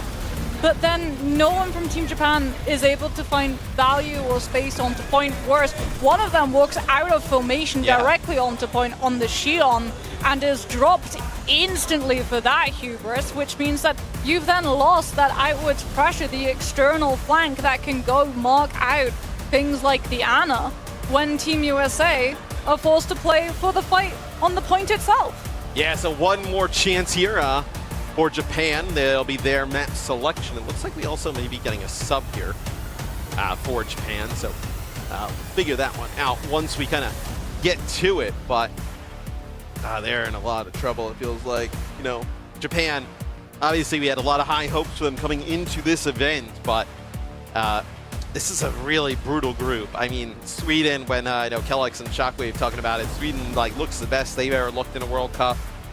China, even though they have a slip up yesterday against Team USA, they lose that one 3-1. Still a very formidable opponent. They're going to come back, you know, battling strong in the rest of this group. It's a rough draw here, I think, for Japan, especially for the type of playstyle they want to play. Yeah, it feels like their playstyle just does not fit the current meta, right? They feel disjointed with the Cat Bastion. They feel disjointed with the Demon. And the Ana, she's a thing of the past unless you can properly pilot her with things like the Cat beside her. And even then, it does come with difficulties. Yeah, so Epic will be coming in here for YDOT. So a change in terms of support. So maybe we're looking at a Cat ban here. No, we're going to get Jetpack Cat out of the game. And maybe we're looking at more of like a... You're looking Kiri. Are we going to ditch the Ana at this point for Japan? Are we going to go like Kiri Lucio? Like, what are we trying to go with here? So We'll see how this sub impacts things. Potentially for Mizuki, Japan. Kiri Mizuki, Kiri Lucio. It Or you feels could like go Mizuki. Cloak backline, something like the Wu Yang. Yeah, maybe. I mean, Mizuki feels like kind of is fallen out of favor because Mizuki really strong into Diva, really good in combination with Sig, and we're just not really seeing a lot of Sig comps. Yeah. And we're not really seeing a lot of Diva. No. Successful Diva at this event. Teams so. are trying. In fact, Japan have been one of the main ones to try to force the Diva. Not to great success though. Yeah, so pretty rough here. I think maybe the meta just not shaking out for Japan, and then Team USA. I think like if you ban Cat here, I think they'll be totally fine with that, right? We'll see what the next map selection is. It will be Atlas, a Japan map pick. We saw Team USA play this against China. This is the map they actually lose to China. It's 3-2 in terms of the flashpoints. Tree played a ton of Sierra. It was like Maga, out there. And then, in his interview, I think he did with Danny, just felt like he kind of switched too late. That maybe that was what went on there. So. Yeah, I don't think we'll be seeing some of this Tree Sierra, at least for the full map. So he was talking about how strong it was into Maga. That like Sierra just has like the highest damage output and then just kind of like constantly funneling that damage down into Maga. You can also break the cage almost instantly with Trailblazer, right? Yeah. So you free your team, you don't have to force a support ultimate, and you're able to stop that Mauga ult having combo potential. And speaking about stopping Mauga, well, Mauga will be stopped in his tracks, at least for this map, as Japan will ban that one out. So Cat left on the table here. Interesting. So we do get the sub here for Japan. We'll see if it's, maybe just like a change of pace with Epic playing a different style of Jetpack Cat, maybe. Or is it Team USA who's decided to get rid of Jetpack Cat here, maybe take out the Cat Bastion potential? So that is always a possibility. Maga, one of the heroes that can be really strong into Diva. I think Demon also could be pretty strong into Diva. Team USA, they get rid of Lucio. Okay, so Team USA, they target Lucio here. The Epic comes in, so now what do we even expect here from Japan? Kiriko Cat, I'm hoping, probably not the Ana. I think like if you're Team USA, you're happy leaving the Ana on the table off of just how much value you've been able to find killing Finn. Very early on, the Ana just being too static or forcing too many resources to keep her in these fights. It also forces these panic nanos, right? Yeah. Where you have to nano before your Ana dies so you don't lose the ult, which means that there's a lot of time for Team USA to be able to kite out the impact of the nano boost when it actually lands onto the DPS, which is one of the reasons why we're not really seeing those heavy impactful nano boosts onto things like the Emre, because by the time Override Protocol has to go through the starting animation, there's no one there from Team USA to hit. Yeah, and obviously waiting for everybody from Team Japan here, as you see on the screen, to get all set up, ready to go, as Epic will be subbing in for them on this map. Yeah, we see a lot of the nanos just kind of like, I am under immense pressure here. I am going to throw a nano out just because I want to get some value out of it before I die. And yeah, don't see great uses out of it, but Japan back against the wall here. Moxie, I mean, this would be like, what, 2-3-0 losses here for Japan? Yeah. Then staring down, a matchup with China. Would not, obviously not promising to make it a BlizzCon, but, at least like to see Japan get a game on the board. They're looking for maps. I think at this point, like you're so far behind, it feels, in terms of being able to play what the other teams can. Maybe if you had like a few bits of extra time to be able to practice things like that Demon. But it does feel like KSG is just not comfortable on that hero.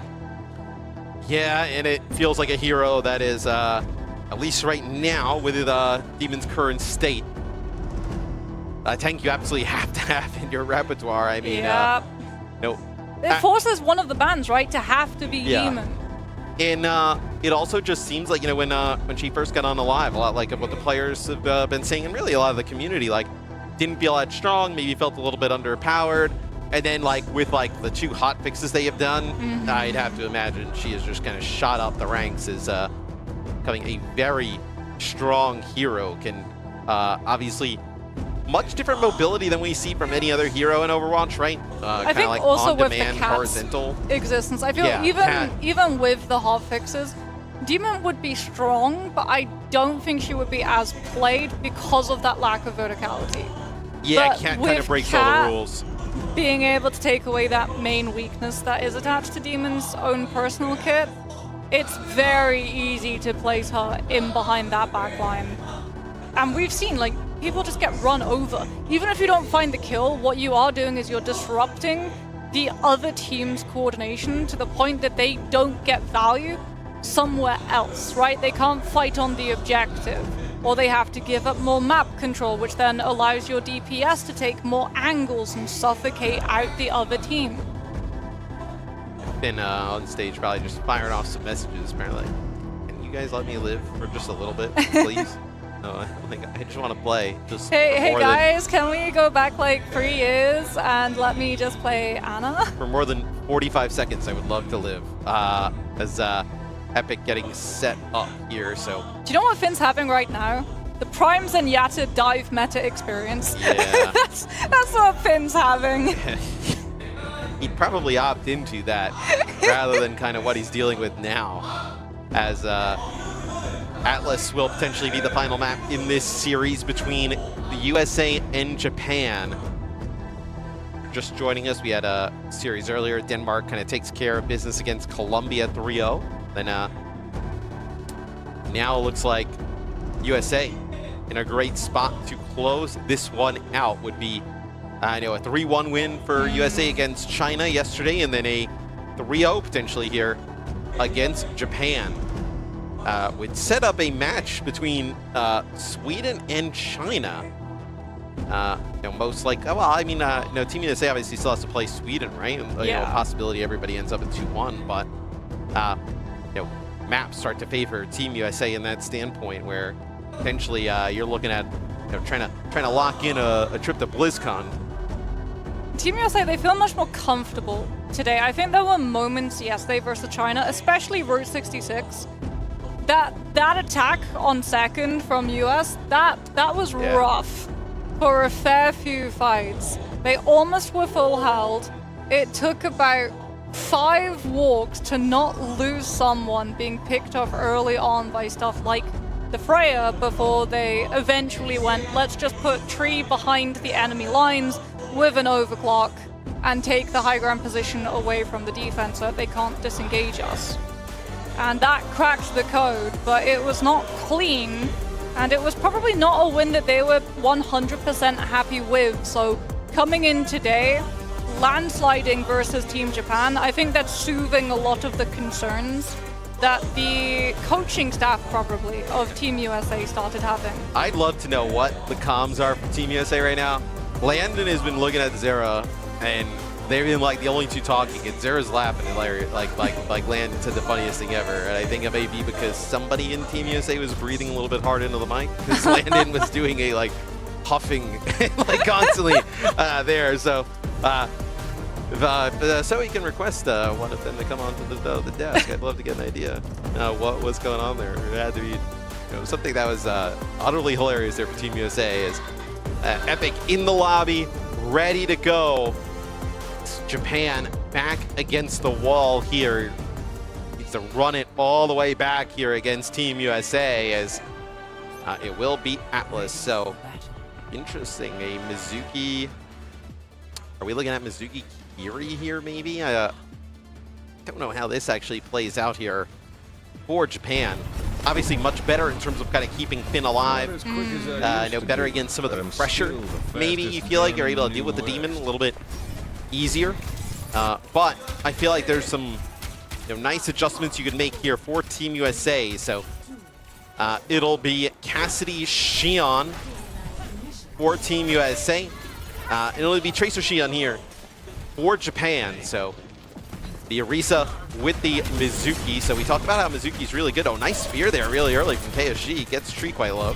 Yeah, I guess Tree low enough actually that they're basically just forced to have to stabilize behind corner, but Zero of the bike is still able to pick up Finn. Epic falling too. KSG will be able to find Landon, but without supports, that should be this cap unlocked for the side of Team US. QTL and Nico both on the Shion Tracer, so they should be able to take advantage of some of the space that KSG is creating for them, but it just feels like they're not able to take the offense. This doesn't make any sense. If you're going to play Kiri Mizuki, just get rid of Cat. To not allow them to kind of play it and ruin you here. It's a nice Suzu there from Landon. Will keep Tree alive. Hawk able to use the boosters to make it out. His life as well. Feels like you could have used maybe the band's a little bit better here for Japan as they've got no point pressure here. Spear spin here from KSG trying to close the gap with some of these members of Team USA. Terror Surge already. Suzu's going to keep everybody up. Yeah, Suzu keeps up for the Terror Surge, but Epic still able to take out Zera. Catnap in hand for Lucamino if you want to try to disrupt, but he's already taken down the tank. Both of the supports have fallen yet again. And there's one fight potentially left here for the side of Team Japan before Team USA are able to make off with this first cap. Landon will have Rush ahead of Finn though, so it'll be an uphill mountain for Team Japan to have to climb. Yeah, and I mean, you see the Cassidy here from Tree just kind of knocking off that armor off of KSG. Be a touch here. Trigger OT. Recall use. This is going to be rough. I don't even think there's a way you can fight this here. If you're Japan, it's going to be the Kitsune Rush here used by Landon. Nice shots there by Tree onto Nico. Now you lose KSG. Now they're going to invest in Kitsune Rush here, Moxie. Pulse Bomb as well. A lot invested here from Japan in a losing effort.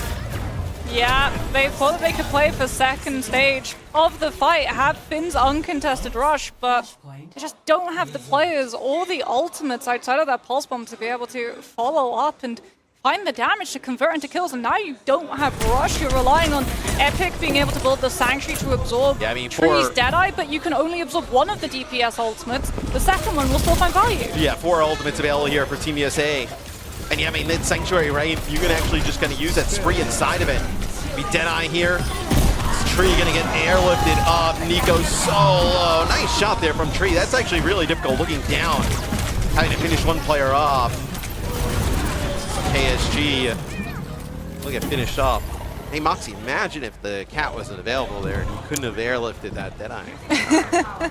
Just saying. Yeah. Banning out the cat, especially if you wouldn't play it yourself. I think we're both. I don't think we've seen Japan ban it throughout this series yet. No. They played it the last 2 maps too. So it has made their life here on Atlas much harder. As Zero with the spree. Epic does have the Sanctuary to be able to absorb some of it, but the Shion can play both inside and outside to get around the absorption properties. I need a back. Hawk with that limit break too, as they cross corner. He gets hindered here, but has the shield to be able to live. Not too worried about it. Oh, spree here used. It's going to be Sanctuary to keep everybody up here from Epic. It's going to be Hawk who ends up using the limit break, but 2 players down. It's going to be a nice pulse bomb there, connecting on a Hawk. Hawk actually makes it out with the mech here at the moment. So, yeah, but US got kills, and Landon's close enough to rush that they'll be able to go fast before Finn has one of his own. Hawk's just natural health regen, just kind of tops him up. Probably would have loved to make it back to Landon to get the rest of that Kitsune Rush, but one more fight probably for you for Team USA. Be able to take this. You're also going to have Tree here with a Deadeye, potentially with Luke flying him in over the top.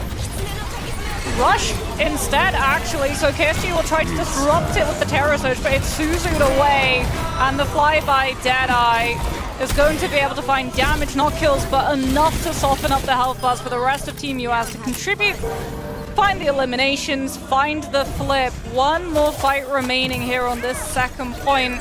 Finn will have Rush, but can players actually touch in time as the Tracer went down super late? Yeah, we'll see. It's a few players taking some damage here. Luke gonna top that up, and yeah, no opportunity to touch. So already, Moxie, we're in a situation where Japan needs a reverse sweep in terms of the flashpoints here, a reverse sweep in this series.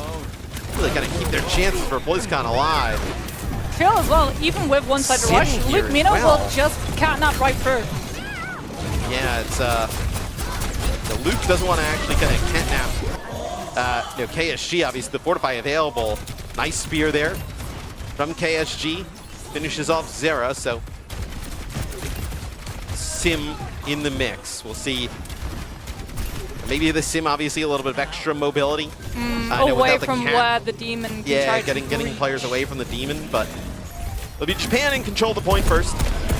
Team USA, these are just kind of setting up here on the extremities. Landon's about to lap Finn and ult charge, as Finn now uses one-sided rush before Landon has his bolt. So if you're Team US, you're relatively happy with that, right? Rush here for Finn. And you did actually get a really nice binding chain there from Epic onto Lucamino as he was in the back line trying to put some damage down. So maybe this comp starting to come to life here for Japan.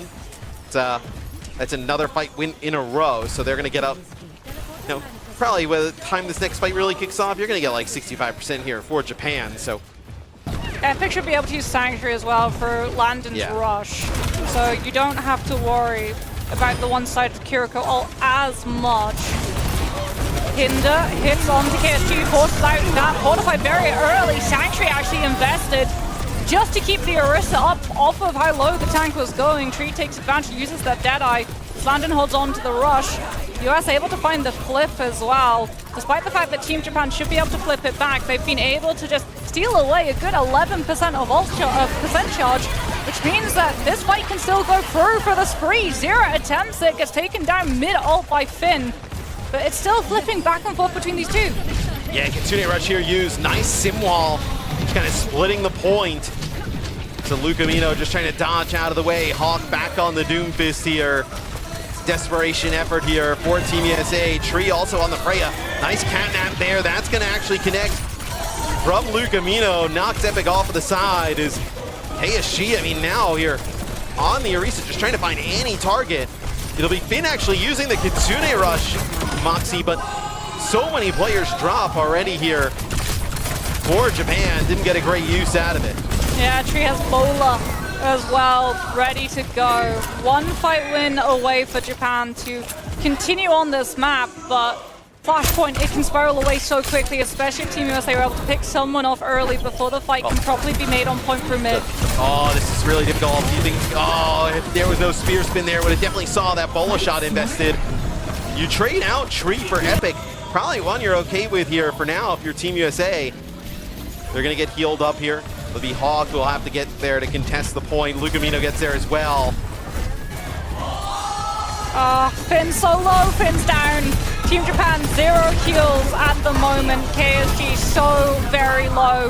Has to abandon the point, which allows the flip to come through. And this is last fight territory. Japan have to be able to win this. They don't have an ult to be able to leverage, and Finn's onto the cat, just trying to get the cut touch in time. And I mean, for Team USA, you're getting very close to both support ults. Will anybody get a touch? Nobody able to get there. The touch is denied as Team USA. They dominate Japan here, Moxie. They get a clean 3-0. Yeah, I think the ban draft, Japan could have made that map somewhat more palatable if they just taken out the cat instead. Yeah, probably makes that one closer, right? They try and play like Orisa Mizuki. They play a comp like that, but it seemed like Team USA just had all the answers there. Rough one early on, right? Trying to play a lot of Ana, where Team USA was able to just get right on top of Finn. Deal with him rather quickly, so dominant performance here from USA. We'll see now if they can kind of continue this strong play. Potentially kind of lock their spot in for BlizzCon. Yeah, Hawk's looking like one of these Demon players to watch as well. Very smooth with all of the abilities, the limit breaks coming in nicely as well. Everyone from US contributing the moment that they see that damage amp opportunity. Looking a lot more coordinated today, as I'm sure with how fresh all of the playing off of Demon's pacing surely is for these players. The more opportunity that they have to play them in officials, the smoother that we will see this composition start to shine. Yeah, as Demon very strong, and I think Hawk obviously just displays, there's a different level to it than KSG in Japan had. And then really, I think questioning this last map about, if you're Japan, just get rid of that cat. It was obviously still pretty impactful for Team USA. If you were going to sub in Epic, try and play some Mizuki and some different stuff, feels like you would have been able to just get rid of that cat, be in a much better position. Yeah, especially off of like the amount of stuff that Hawk is able to do on that Demon, right? You would have been able to use things like that Mizuki to potentially find the binding chain much more easily. And Hawk's movement would have been at least somewhat cut short.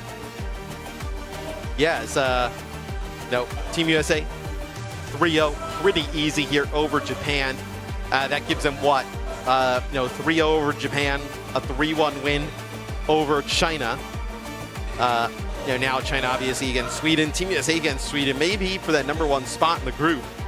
We'll see how that kind of plays out when we get to that match. But Japan, this is brutal, Moxie, for their chances to make it to BlizzCon, right? You fall down now 0-2, 2 3-0 losses as well. Yeah, I think as well, Japan, we're seeing the weakness of the fact that they're still trying to do the same thing over and over, right? Twice now for both of their matches, they've tried to push this agenda of the Ana, where we just do not see it paying off for Finn. So even when you match up next versus China, more than likely they're prepared for that strategy. They know what you'll go for. Yeah, for sure. I mean, we take a look here at the Group A standings. So top 2 make it to BlizzCon.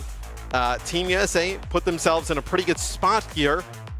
Sweden, I think, look, they'll have a tough game, I think, against China. I think that'll be a pretty competitive one. But if it goes the way we think, we'll get a Sweden-USA game for top of the group.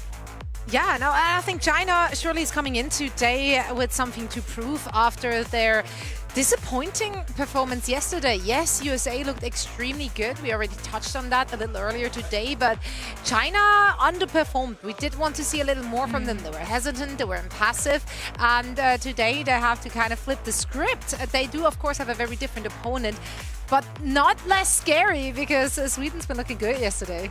Yeah, I mean, China, I think for me, it was just the brutal loss on Route 66. To come into third and have that amount of time, 4 minutes plus, and just be pummeled down time and time and time again, walking in, losing someone, being too passive, having that momentum being put against you. Hopefully they've used that loss, though, to learn a lesson before they're totally out of that group. I'm curious, well, the next time we see China, what DPS line we see out of it, right? Alphari, Kaneki, Pineapple, right? I know, really difficult kind of... I think it looked better with Alphari in it, I have to say, though. We obviously will be digging more into that game in just a little bit, but for now, obviously Japan not in a great spot, receiving their second loss here. Been playing on hard mode the whole time. Yeah. Get Yeah, beat up. definitely one of those standouts. They were still smiling, coming off of the stage, so I hope they're still having a great time. Well, I mean, the pool's still open, right? There's an opportunity for them to hang out the rest of the day, right? I mean, they got a lot of time here. I mean, the Busan's been great. I mean, why would you be sad? I mean, look, the results stuff, you want if you're Japan, but I mean, look, there's a lot of positive stuff to look forward to. Always looking at the bright side here. Thank you so much, Matt. Yeah, Matt, Moxie, that's it for the two of you. We're not flipping our caster pairs, so thank you both so much for calling the action. I can do a flip. You can do a flip into the pool because you're off the show now. Congratulations. I was going to do a backflip here through the I don't table. think we're insured for that kind of stuff, but maybe I'll check and I'll get back to you. I don't think I could rotate fast enough with my You're legs. just going to do a somersault. You just end up just I can do a floor flip. Yeah, it would be like a tumble. Somersault. Or like a roll. Yeah. Just like that and so much more coming after a short break. I'm sure you don't want to miss it. The 2026 Overwatch World Cup is brought to you by DHL.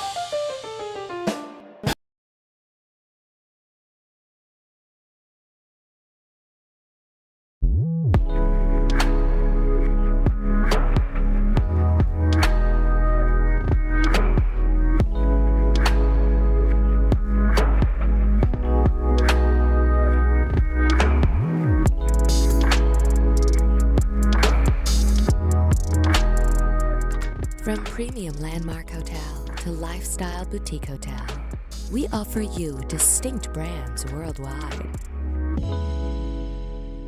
Route Hotels and Resorts.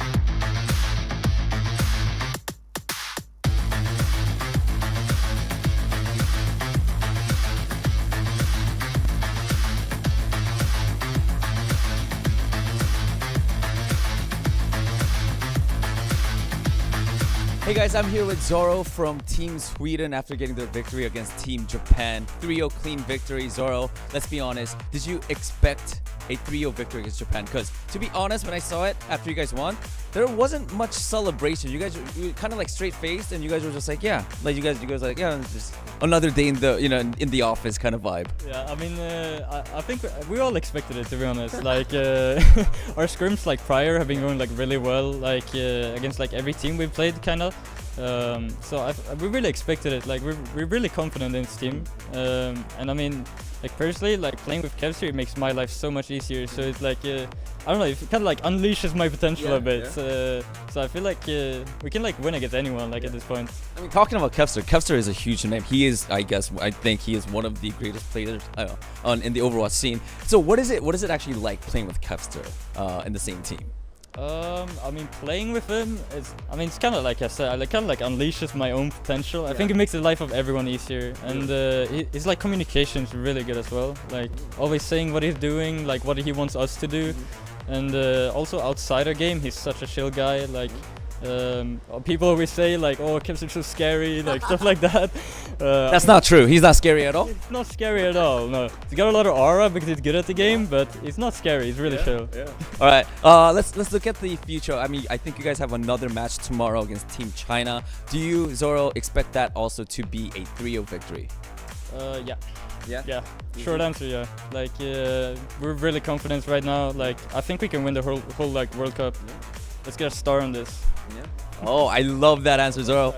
One side is on that side? Yeah. I honestly, with your performance, I think you guys have a really good chance of winning it all. So, again, congratulations on the win, and yeah, look forward to more of your plays tomorrow. Thank you. The best aim in this Quartz. That's the person with the best aim in this entire tournament is just Quartz. That guy is ridiculous. Probably Quartz. At least as far as I've seen his tree. I mean, that guy actually just doesn't miss. Quartz has the best aim from the past tourney. Looks pretty scary.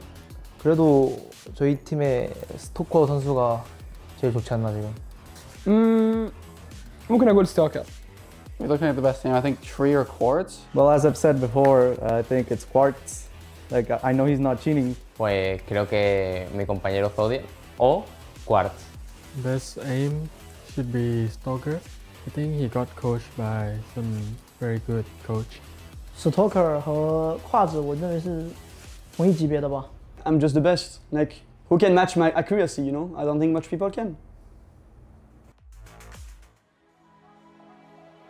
That went crazy.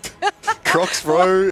So unserious. We love the confidence. Welcome back once again. We're getting ready for match number 3, and this is going to be a good one. China will be taking on Sweden. China obviously looking to get some revenge and get us an opportunity to cheer for them some more. Jake and Mitch will be calling the action. What's with the concerned faces? I'm concerned about Team China.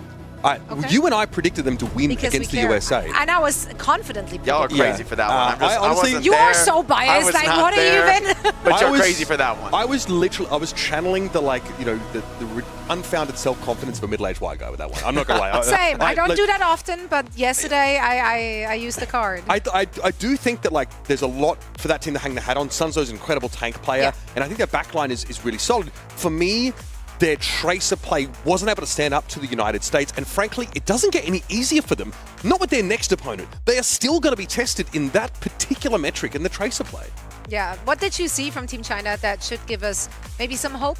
I think we're right to think about Sunzo, but for me, when you put in Sunzo on this team, it's not that you can only play a slower style, but it's what you want to do. You want to slow the game down, but in order for that to be a successful strategy, your DPS need to be constantly producing. They need to be able to turn up the heat on the opposition and put the screws to them, force them to make mistakes, force them to go for fast plays. And, for Team Sweden, I don't know that they need to be forced. They're going to play fast. They're going to turn the heat up on you. And I just wonder, is this Chinese team going to be ready for that? Are they going to be able to weather the storm? Just a great point, because the tempo that this Chinese team plays at is not like the Team China of old. right? Gushue, Leaf Shy, like these guys were always playing very up-tempo, very chaotic, and trying to like harness that kind of environment, whereas these guys want to slow it up a little bit.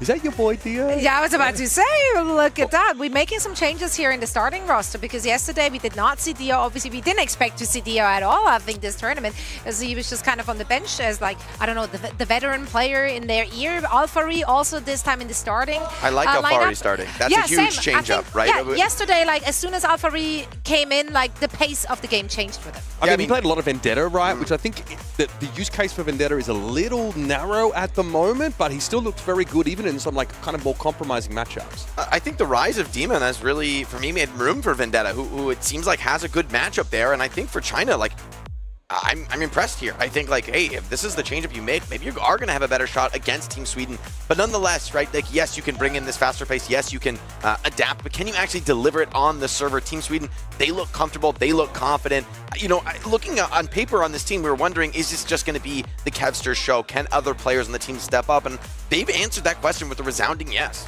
Yeah, I mean, yesterday they were going up against an arguably weaker opponent. Sure. It, in the end, just kind of looked like Kevster 1v5'd them, to be honest. So I think there will be a little bit more pushback from the opposition this time around. I mean, look, this team, like, generally is pretty phenomenal, and I don't think they were put to the test. But that game yesterday was still important to help us understand how this group was going to shake out. With China looking a little bit weaker than maybe some of us expected, Sweden all of a sudden are primed to land the plane in pretty impressive fashion. Obviously, my favorite Swede, Admiral, you know, brings some serious veterancy to this roster. Zoro, an incredible hit scan player as well. I think Willis has really come into his own over the last couple of years competing in OWCS EMEA. These guys, I mean, Zoro said in the interview, I think we can win this whole thing. It's been a long time since Sweden have done better than top 4. In fact, the last sort of couple World Cups, it was more Finland that took the spotlight. So good to see these guys looking so strong, and they're so serious about kind of winning it all. I feel like this is the best Swedish roster we've been fielding we have been fielding as if like part of the team. I take credit for it, I'm yeah. Swiss, I built not Sweden. Yeah, we all built it together. But yeah, no, this is probably the best Swedish roster we've seen in like so many years. So I don't think he's overcooking when he says like we can win it all. We can at least go to BlizzCon. I think is very realistic for Sweden. Oh, certainly. I mean, I think them not making it would be a huge shock at this point, given the level they've shown. I think Admiral being on the same, he's Estonian, right? I believe he's the breakout player for Team Sweden. I think the influence of him on this team is going to be crucial. He's a player who's very experienced, taking on leadership roles on past teams in OWCS and elite level play, and really pushing them to play a fast tempo style. You got a weapon like Kevster in the back pocket there, and oftentimes the front pocket, right? He's the first one into the breach more often than not. And you know, you put those together with some players who maybe aren't at the very top of the OWCS, but there's no weaknesses on this roster. There's no player who you can kind of pick out and punish, look for mistakes. So I mean, looking at this Team Sweden team, they look pretty stacked. I think the team from China, maybe the underdog in the series. They will be the underdog, and that's why I picked them. Because you know, ride and Does? die. Okay. I did go with China. I just feel like yesterday that's the I don't know. It was a blip. But it was a blip. It was a blip. It was a blip. It was not real. Cassidy got Dia into the support role now is going to give them what they need? Watch. I'm actually not that confident as I sound, but no, I think they're going to redeem themselves today. Like, I think it's going to be tough. Sweden should be considered the favorite, but I don't think we can count China out just based on one bad performance. I think they're going to opt out of the Tracer duels, which probably behooves them here. I think the challenge, going up against this kind of Swedish team, as obviously me and Jake have predicted, is that Kevster's going to fight you for flank angle dominance, and in the Tracer mirror, it's kind of hard to pick anyone above him. Well, let's see if they can shut down the Kevster show or if Sweden can continue rolling high. Let's find out as we're heading into the first map, Nepal. All right.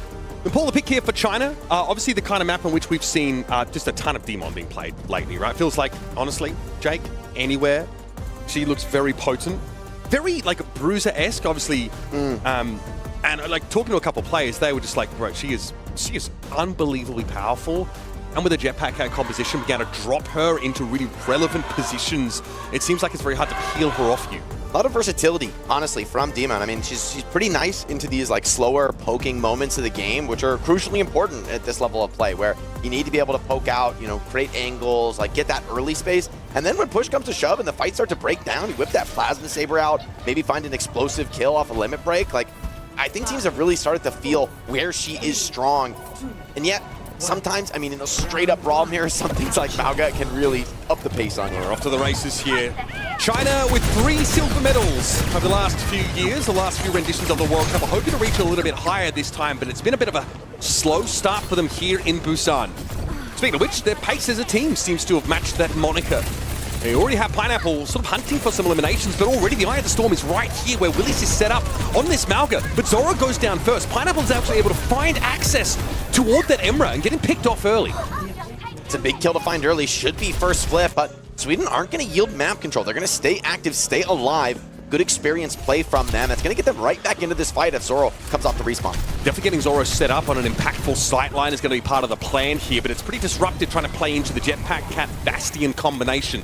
Alfari also going to be on the Tracer, so we are going to see him sort of dueling with Kevster for some of that supremacy, and already Sweden have managed to take some position here on the point. Pineapple's not in a priority position right now, but it's putting this sort of backline pressure on, and Lengsa has already found his opposing number. The dive has been really nice from China. They've been so hard to catch. Willis has been struggling to really get any meaningful damage done on Mauga, and just a couple picks here and there, but Sweden hasn't found any inroads into this map. So far, Sunso has done a pretty good job on this D.Va as well, just controlling Zoro's ease of access to some of these softer targets.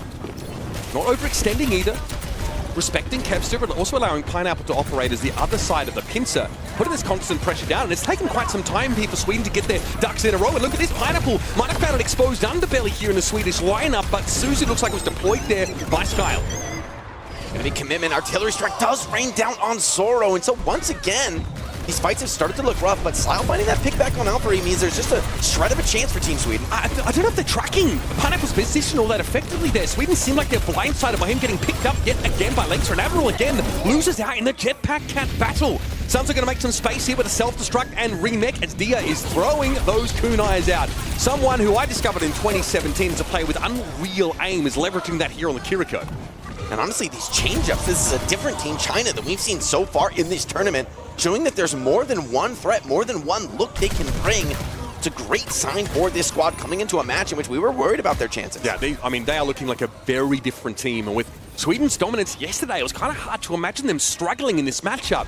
But they're losing out of the Jetpack Cat battle. Zoro hasn't been getting any comfy sightlines to work with, and now switched over towards the Cassidy. Willie's under a lot of pressure and just can't hold up under the hit. Sunso now retreating back to the point. Skyle trying to work an off-anchor, but Alfari's applying pressure. Skyle is down. 3 players left up here for Sweden, and they've barely shown us the same fight we saw yesterday. A dominant first round for China. I mean, where was this Team China squad yesterday, right? Like, this is a completely different look from them. They bring incredible pace and just uncatchable. It felt like the Mauga was completely strategically outplayed. Couldn't get his hooks into a single thing, a single fight really on that first round. And 100-0 beatdown like that, certainly going to be a surprise to Team Sweden, who would have been coming into this match with a full head of steam. It's like Sweden already angling towards a bit more of a static setup behind a Sigma. Maybe Ramatri gives you a bit of middle ground and gives you maybe a favorable look against this D.Va. But Sunso, who we mentioned earlier on the couch, lends himself to more like a slower kind of play, right? We sort of expect to see more Mauga, Sigma from him like we did from Weibo Gaming, is showing us some great D.Va play, shutting Zoro out of the game.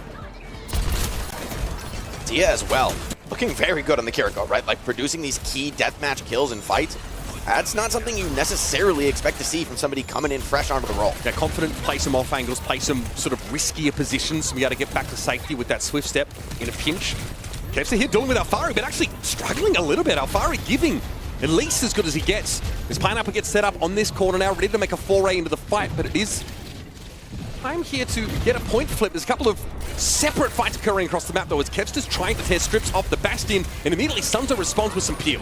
They pull so much attention to this back flank, but Ana can't really participate in that fight. Admiral maybe going a little bit too deep too quickly, and China keeps hold of this point. They won't give it up easily. Yeah, Willies really wants to try and command this space, but he's very, very low, and the healing resources are severely limited. Sunso, though, gets knocked out of mech. Willie's trying to hold up on that point, and Pineapple playing pretty safe for the time being, is able to add his slew of damage to the point and help his team reach critical mass. And frankly, I have not seen Jake Admiral find any success, especially in the 1v1 against Lengsa. I think just over-aggressive there, to be honest, right? This is a comp in which you really just want to let your Ana cook, play defensively, wait for her to find value, and Admiral goes in deep. There's just the entirety of Team China is waiting to receive him, happy to pick up that kill. So a bit of a mistake from a veteran here on this Swedish squad. Willies now makes the switch over towards the Diva. Perhaps allows you to mitigate the impact of the Bastion. That's a nice little solo kill there for Kevster. Finally, wins a flanking angle. Now gets to play a bit more of the game. Spots Dia, hoping to maybe force an early swift step and avails himself of that health pack. Good pressure on the Kiriko, but doesn't overcommit. Dia may not have a swift step or doesn't want to make use of it right now. Suzu's himself as Kevster holds onto a bomb as Zoro goes over the edge. Hit by the catnap as Lexer is able to stave Kevster off. The damage might already be done. Kevster does so much in that fight. I mean, it takes him a while to kill Diva, but I mean, Kiriko's just unable to participate in any kind of healing for the duration of that engagement. And after already coming off a solo kill on the Tracer, even the catnap, not enough to bring things back into contention. Now China looking at the retake, and this is where Sile is going to have free reign. Great position on the map. It's up to China to dislodge it. Nano boost at the ready for Sile. That's going to allow Willies to control their space a little more effectively. He's going after Dia. That's the swift step drawn out. Zoro goes down already. Willie's not there to protect him. Pineapple just blows him up. Again, Kevster's looking for that Tracer duel here. Alfari's been standing up to him in many of these situations, but takes a lower priority position, having lost that out. And a pulse bomb on the corner. That's going to catch Pineapple. Very important elimination, especially as far as prolonging their time on Sweden's point is concerned. Sile starting to get some big shots in there and forces Lengsa back with the cat. Dia's still going to commit here with the rush. I think that's a mistake here because you're doubling down into the self-destruct from Willis, who's making this point nigh uncontestable for China. Yeah, Willie's just body blocking or using the mech to protect him there in a moment from Alfari. Able to get back in and get back to work. Sile's able to pick off the Tracer, and this is a much better look for Sweden. They've ratcheted up their tempo, and now they're at 56%. Change of pace has proved to be a winning formula for them. Kevster's been able to put in a lot of work on this backline. He feels almost uncontested, able to get in, nearly picking off Dia in the last fight. But maybe this Bastion can change the tempo. Zoro looking for a Deadeye, maybe a Sky Noon combo on this enclosed point. Eyes on Sunzo. This defense matrix is going to be stretched to its very limits here. Pineapple going to be dropped in over the fight. Obviously has perked into these artillery shots. It's all over the top there. Defense Matrix comes to the rescue. Even a Suzu committed to protect them from the Deadeye. Still, Sweden have that point control. Admiral, though, drops low. Sile is dealt with by Alfari. Kevster's probably going to have to be drawn back to deal with this Tracer threat. And yes, he's a couple steps behind, though. Always gets knocked off into the pit and has to recall off towards the periphery. China have taken control of the point, and the catnap is ready to go. Impact kill from Alfari, but none of it would have mattered if not for the Matrix from Sunzo, the cleanse from Dia to survive that Sky Noon. Now it's Sweden who find themselves on the outside looking in, and Ana struggles in this kind of a retake position. Kevster has another pulse bomb built up here, and he is stalwart in his fight against Alfari, even assisted there by Admiral, getting involved in the Tracer duel. Nano boost is still here for Sile. He built that up so quickly, and Willies is going to benefit. But he's trying to find out where to put himself right now. There's a lot of disparate skirmishes happening across the map. Good sleep on Pineapple, allowing for Zoro to finally get himself onto the kill feed, at least on the left side of it. Still, both backliners are down here for Sweden, and their odds of getting a reflip are very, very slim. China will be allowed to get within striking distance of a map win. Sile thinks better of the Ana at this point, wants a little bit more versatility to get through the choke, but it might be too little too late. China has built up a massive bank of ultimates, and they're going to be in great position to attack forward, especially with this self-destruct out of Sunzo. He can throw caution to the wind alongside Alfari. Who will blink first, though, when it comes down to these catnaps? That could be the difference maker. Pineapple's playing pretty far forward now. Will be ferried back to the point itself. We're at 97% and counting. Dia also close to a Kitsune rush. It's a pulse one that's a bit wayward this time, and now a recall. Sunzo with a self-destruct down over the edge. He himself perishes. This is a disaster for Team China. Lengsa falls down to Kevster, finding his second elimination in the fight, and all of a sudden, Sweden, they've been able to brush off this last foray from China, and they're set up to take the round. I don't think a retouch is coming, Mitch. I mean, Sunzo's too far away. Pineapple goes over to the Genji, now the Xion, but I think it's just too little too late. The touch not to be for Sunzo, and what a job. We got to see a replay of that fight, because the Swedish backline, I would have thought they would have had a brutal time coming in there, and even with Kevster not able to connect the stick, he still comes up with something like 3 final blows in that fight. At least 2 of them we saw him achieve there. What happened with that self-destruct from Sunzo? Maybe just, was it the catnap that dragged his mech over the edge, perhaps? I mean, usually that's the play for these divas, right? Once you're catnap, you pop the self-destruct so that the cat is now holding on to an exploding diva mech instead of, you know, your life in his hands. But maybe just a second too late, still caught on the stun. He was already over the edge. Zoro is being put to the test in this map so far. Certainly being focused down by China. 7 deaths for Zoro. Crucially as well, Admiral's died 4 times to Lynx's 1. The Jetpack Cat faring pretty well for China. Willies is going to stay on this diva, Jake. It's time for Zoro to get on the Bastion himself. Sile's going to keep on it. Wow, didn't see that coming. This is not necessarily a comfortable map for it. You can see those shots blinking up at the Bastion. Pineapple put on notice. If if Sile could get away with playing this on and just living through a fight, I mean, it's going to be a ton of value for Sweden, but easier said than done. So many vectors in which to attack. Here we go. Pineapple's going to be dragged to the low ground, but now is under a lot of pressure. The healing is good, though, from Lengsa. It's just not good enough. Mega health pack picked up here by Zoro, and it's back to business. And his Ana pick here allows Sweden, it feels, for a bit of extra pressure here on Lengsa, forcing him maybe out of those sightlines a bit more often, and this has precipitated a switch to Cassidy by Pineapple.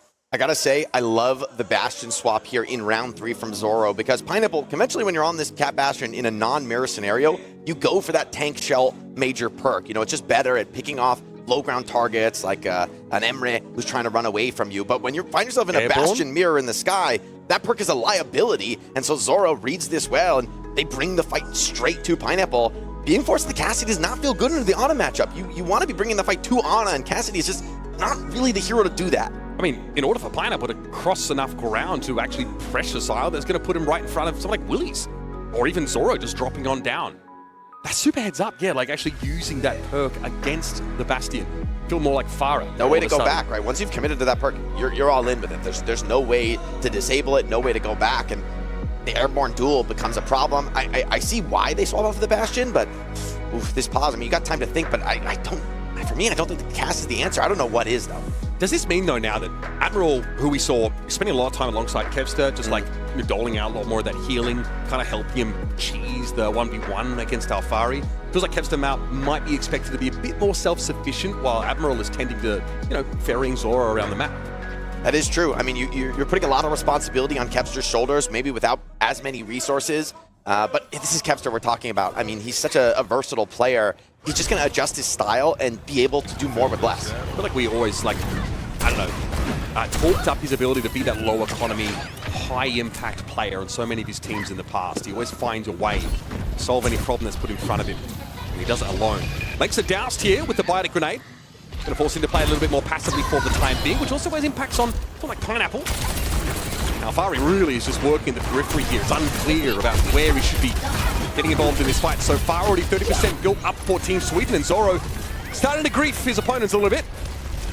Putting in this big off-angle pressure. I mean, you really want to deal with the Ana, and so far it's been good frontline pressure from China. It's boxed out Willis, and actually they're able to pop the D.Va suit without a committed fight. So Sile forced back into the extremities. Alfari would love to get some cleanup kills here, but may have to settle for the point. Now Alfari hoping to find some way to take Zoro out early. Willis is going to fall, though. Pineapple, they have a pick off the D.Va. This is going to further stall out. Sweden returning to full strength. His Diaz got to be very careful not to step inside that mortar strike. And here's Admiral getting himself onto the kill feed with 2 massive eliminations. This is in the absence of Willies. So now Sweden will be back at full strength in a position to flip.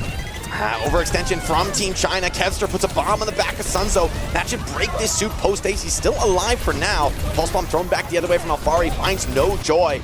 Self-destruct. Oh, it is carried in, but okay, only 1 kill is actually not the best. Lengsa gives his life for that play, and it seems like Sweden have fought this one out incredibly well. Sunzo also got taken down while he was out of mech, so ultimately just that 1 self-destruct kill. It looks flashy, but it actually represents a negative value trade for Team China. We'll have a flip. And in this next engagement, at least they'll have the Kitsune Rush to leverage. Maybe Pineapple as well with a Sky Noon.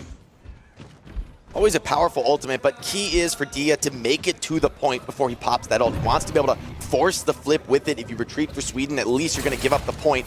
So crucial as they're ticking past 60%, Mitch. This could come down to the final fight. Sunzo slept. That's going to make this tempo very awkward, and already the hit from Sweden comes in. No one's there to protect Dia. Willis is able just to dive on in, just basically have his pick of the litter. And Sile sticking to the Ana in this round seems to have been a huge difference maker.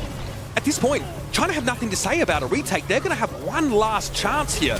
One last chance for Dia to get value out of this Kiriko ultimate for the map. Already, though, I mean, with 4 ults deployed in the previous fight, Sweden win that one essentially for free. Now they're a lot closer to some crucial tools, and a Kevster Pulse Bomb is not something you want to see on the cards coming into an OT fight. Self-destruct here for Willies, but given it's Sweden, it's more likely this is going to be used for a free remech rather than a shock and awe bombing run.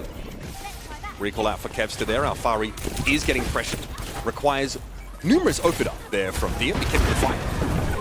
Pineapple flying up, surely telegraphing a high noon here, but can this be mitigated? Release, defense matrix, yes, he's got enough, but still gets demech there. Pineapple finds a short window to hamper the mobility of this Sweden team, but he is self-destruct, he just gets back into mech and it's back to business.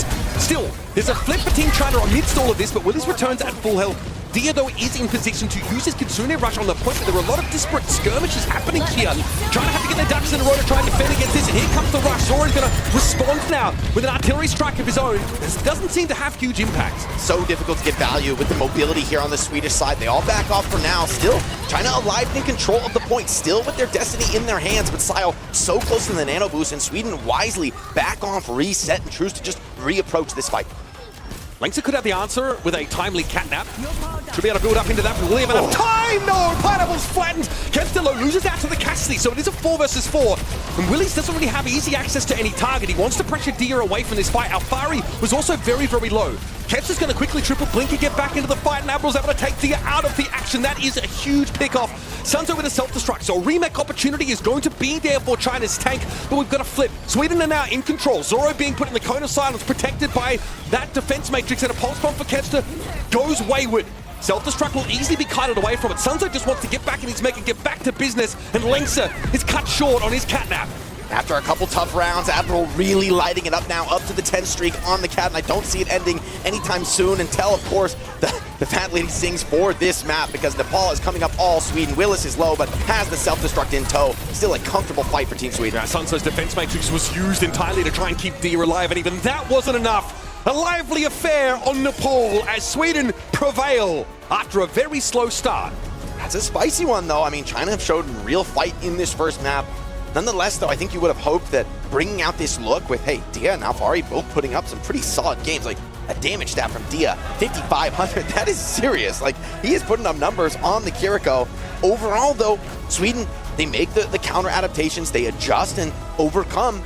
This is what maybe we come to expect, or what we should expect from this new team. One of the most illustrative stats for me is that Zoro only dies once on that Shrine round.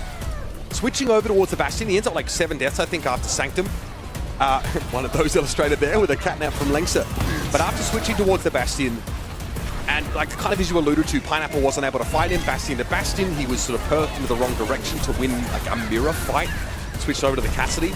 But Zoro was essentially untouched for so much of that round. It is a huge component of this, the knife in the back for Sunzo, getting him demeched in that final engagement.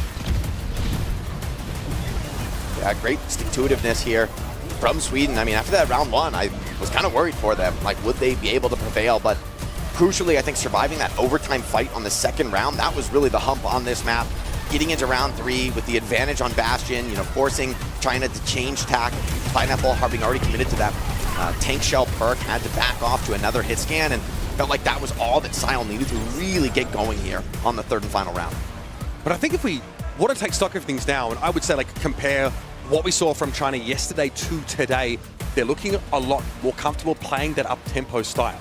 Alfari's staying in the lineup, played a lot of Tracer, and honestly gave a pretty good of account of himself against one of the best Tracer players in the world. He was fighting Kevster one-on-one a lot of the time. And they were going blow for blow there. And Alfari's a very strong player. I like that this adjustment for Team China. I think it does give them better hope in this series. Still, it's gotta hurt that you bring in this adjustment. It goes well from a strategic perspective. Like, you open with a really dominant round, and yet you're still 0-1 in the series. So this map 2 is a crucial one for Team China. If they want to really make this adaptation sing, they need to put up a map victory. I mean, close is great, but doesn't count for much in the scorecard. It makes me wonder as well if we end up seeing them make a map selection that tends back towards that like slower style. Like, do we see them go to a Neon Junction and maybe try and put Sunzo back on a more static tank? That'd be a good guess. I mean, historically, you know, whether it's been some of the Chinese teams in the OWC recently, or of course this team from China that. Yeah, the Neon Junction has been their bread and butter. Let Sanzo maybe play the Sigma.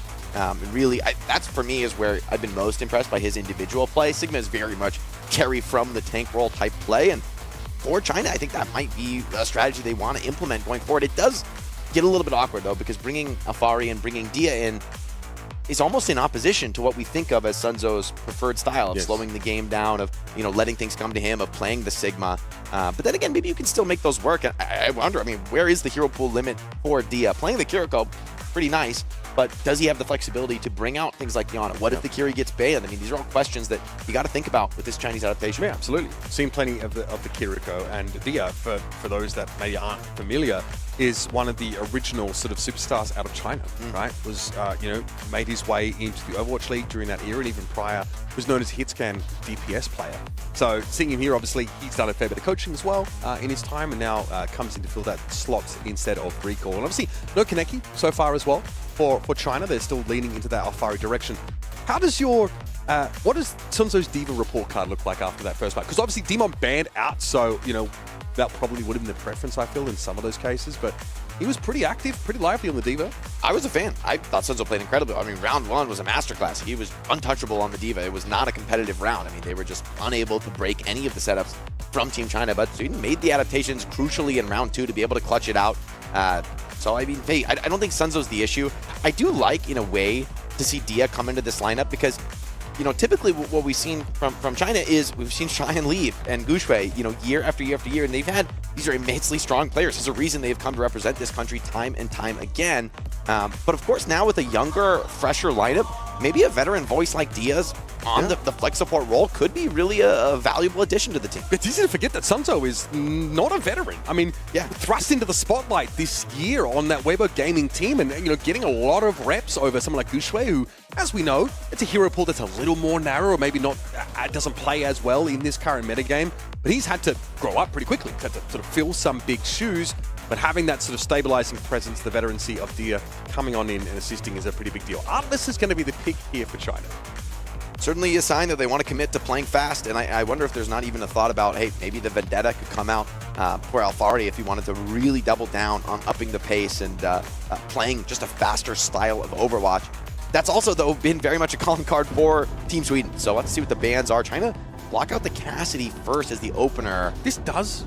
I don't know what your take on this is, but it does feel like it telegraphs maybe a desire to play the Vendetta. Obviously, dealing with that hindrance from the Cassidy is a little bit frustrating, and can cause you to get snarled up when you sort of dive on into that back line. And Zoro, as we know, certainly prefers that kind of hero. Zarya ban for Sweden seems to suggest they may want to go Orisa here. We've seen a few teams actually make some good value out of these super aggressive rush looks on Atlas. A lot of close corners, a lot of tight corridors where Orisa can really just barrel through your entire team.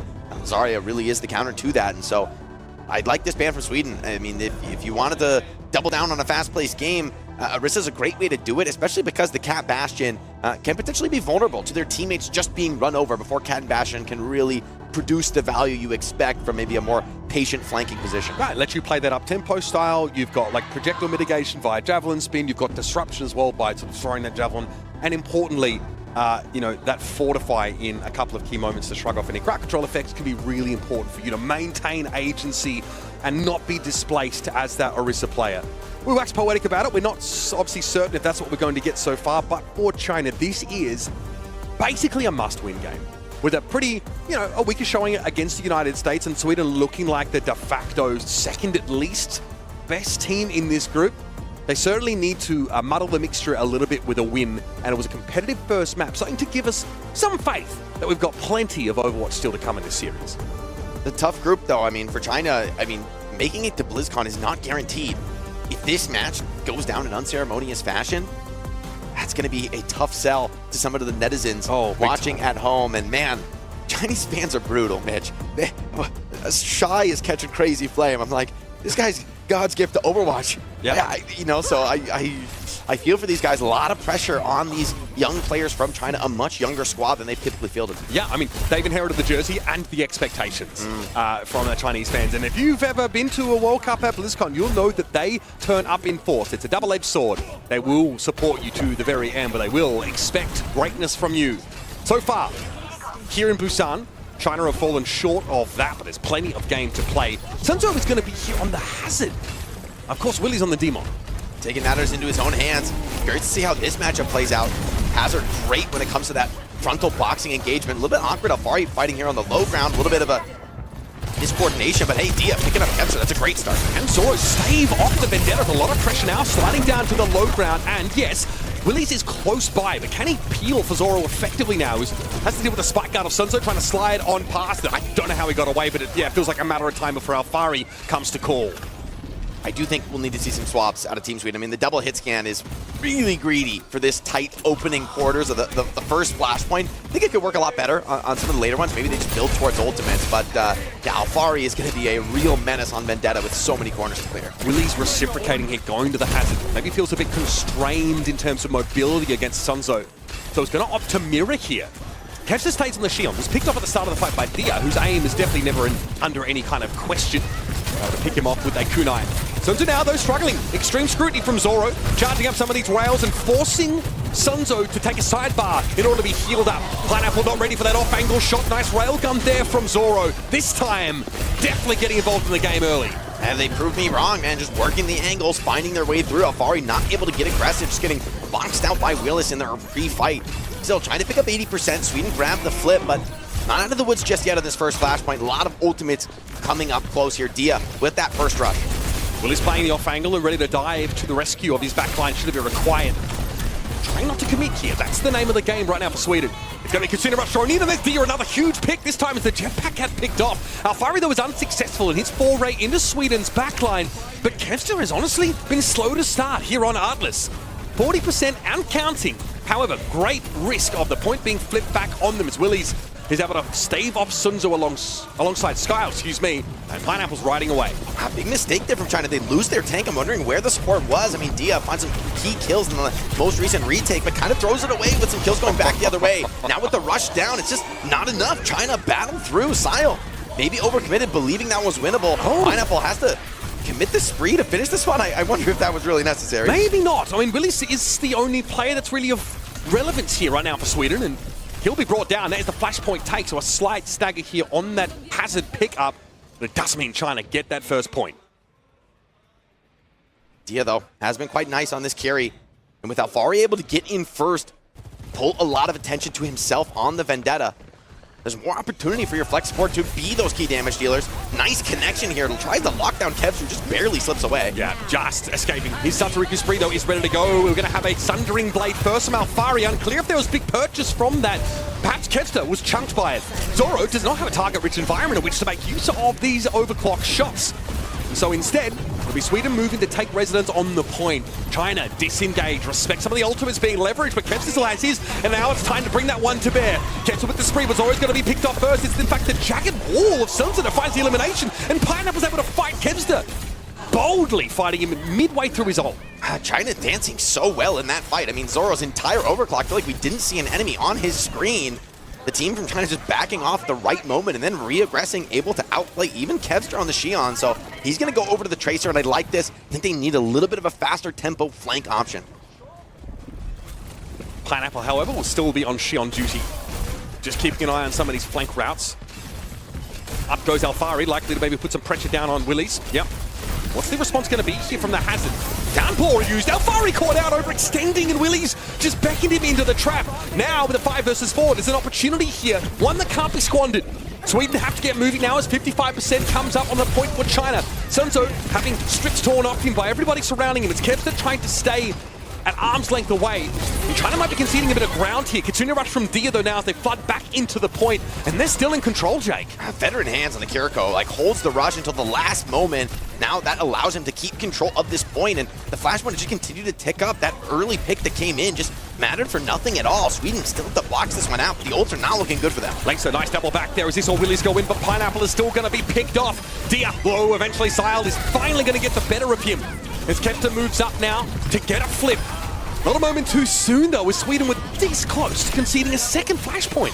Huge opener for Willis to find there. Shutting down Pineapple on the Sojourn takes away a lot of your damage through a long fight. And that bridges a key gap for Sweden. Now they've got a few ultimates of their own to work with, and it's China who's sitting with the banks relatively empty. Maybe Pineapple can find something with this spree. Downpour, pretty tough ult to get value on against this extremely mobile Swedish comp. It's a fight in which we need to see the fruits of this switch for Kevster. Moves over to the Tracer, has that pulse bomb ready to go. Backliners with ultimates now for Sweden. If they can ration these effectively, they should be able to even up the game. Sunzo now goes over the spike guard, tries to cut off the retreat route for Willies. It's going to be Sile with a Kitsune rush. Again, Sunzo backs off the point. Zoro cascading now towards another overclock of his own. Here's the catnap from Admiral. Alfari is quite low. Sundering Blade on the menu, and somehow he's able to stay away. Pineapple tries to spring up into the sky, but Kevster clips his wings, and Willy's now returns to make sure that the hold on this point is unassailable, but Admiral goes down. We have overtime as Langston just keeps a toe, a paw on the point, if you will, but Alfari's brought down by that feral leap and a big pulse that claims Sunzo. Kevster and Willis just indomitable in these long fights. So tough to pick them off. They've been navigating this well. Lengsa makes a valiant play to keep this overtime in contest. China has just a sliver of a chance to get back into this, but they're going to be facing down an OC if they even need it. Kevster, with that kill on the Dia, may have just finished off the flashpoint. Again, another map, Jake, in which Sweden are a little bit sluggish. They have to make some adaptations and changes, but now they look like they're good for it. Very competitive flashpoint. Kind of starts with Alfari getting baited into a downpour, and this time just loses out in the neutral. That's a tough kill to lose. It's such an early kill, though, it almost doesn't matter. China gonna be able to back out of this, take a full reset, and Sweden, without really much to do, Pineapple is gonna make the swap over to Bastion, but kind of a tough spot to go. Bastion facing down against the OC in this next fight, and Admiral already just turns the screws on the Sunzo, who's fighting early without seemingly the rest of China to back him up. And that elimination felt consequential. Sunzo, I mean, the first pick off on Alfari, fair enough. Your team's going to get back before it's time to cap it. Sunzo, playing an off angle, gets caught out, chased down. And that gives an easy first point take now to Sweden as Admiral does some reconnaissance work. And China has shown some really impressive moments, but there's also been sloppiness, especially as we saw in that last fight. Once again, they face themselves with a difficult retake. Pineapple comes in over the top, but Kevster just never wastes any time getting to the back line. Zoro goes down early, though. Yeah, feels like the play gets away from Kevster at first, though. He wanted to drop into the massive China players with all of his cooldowns. He actually has to blink in order to catch up with the tempo of the game, and Zoro is picked off in the meantime. Lanx is going to have to run away, make use of that heal on himself, which has been reduced in its effectiveness in this latest patch. But 52% already here for Sweden after their very favourable set of staggers in the first fight. Another downpour that gets value. Langsa is pinned to the ground. Huge connections out of Willis. I mean, it's a tough ult to find connections on in this kind of hyper-mobile environment, but Willis has been quite strong with it, with impactful kills, bringing that fight back from the precipice. 82%. Kevster with a pulse bomb. The backline ultimates for Sweden are about to come back online again. These are favourable ebb and flow moments for the European squad. And Sunzo again doesn't want to be caught out this time. Zoro actually going over to the Shion, and Langsa just gets taken down. That is huge. How the heck are you supposed to fight into this if you are China? Pineapple is grounded, forced to fight now with everybody else at sea level. This Bastion swap, I can't help but feel like it's taken some of the dynamism out of China. I mean, that's what looks so good for them on the first map, although they don't get the win. But on this map, now you're forced to slow things down, and with the Hazard, with the Tracer, that's just not the direction you want the game to go. I love, however, Zoro going over to the Shion, much more versatile in these chaotic battles that we've been seeing define Atlas so far. Feels a little bit less greedy than the double hit scan that Sweden opened with on this map. Zoro with some serious kill potential. Feels very positional, very technical with two Hazards and Jetpack Cats in the game. Little positioning errors are being punished greatly. And Sunzo there who attempts a downpour. Unclear if he actually found any decent connection on that.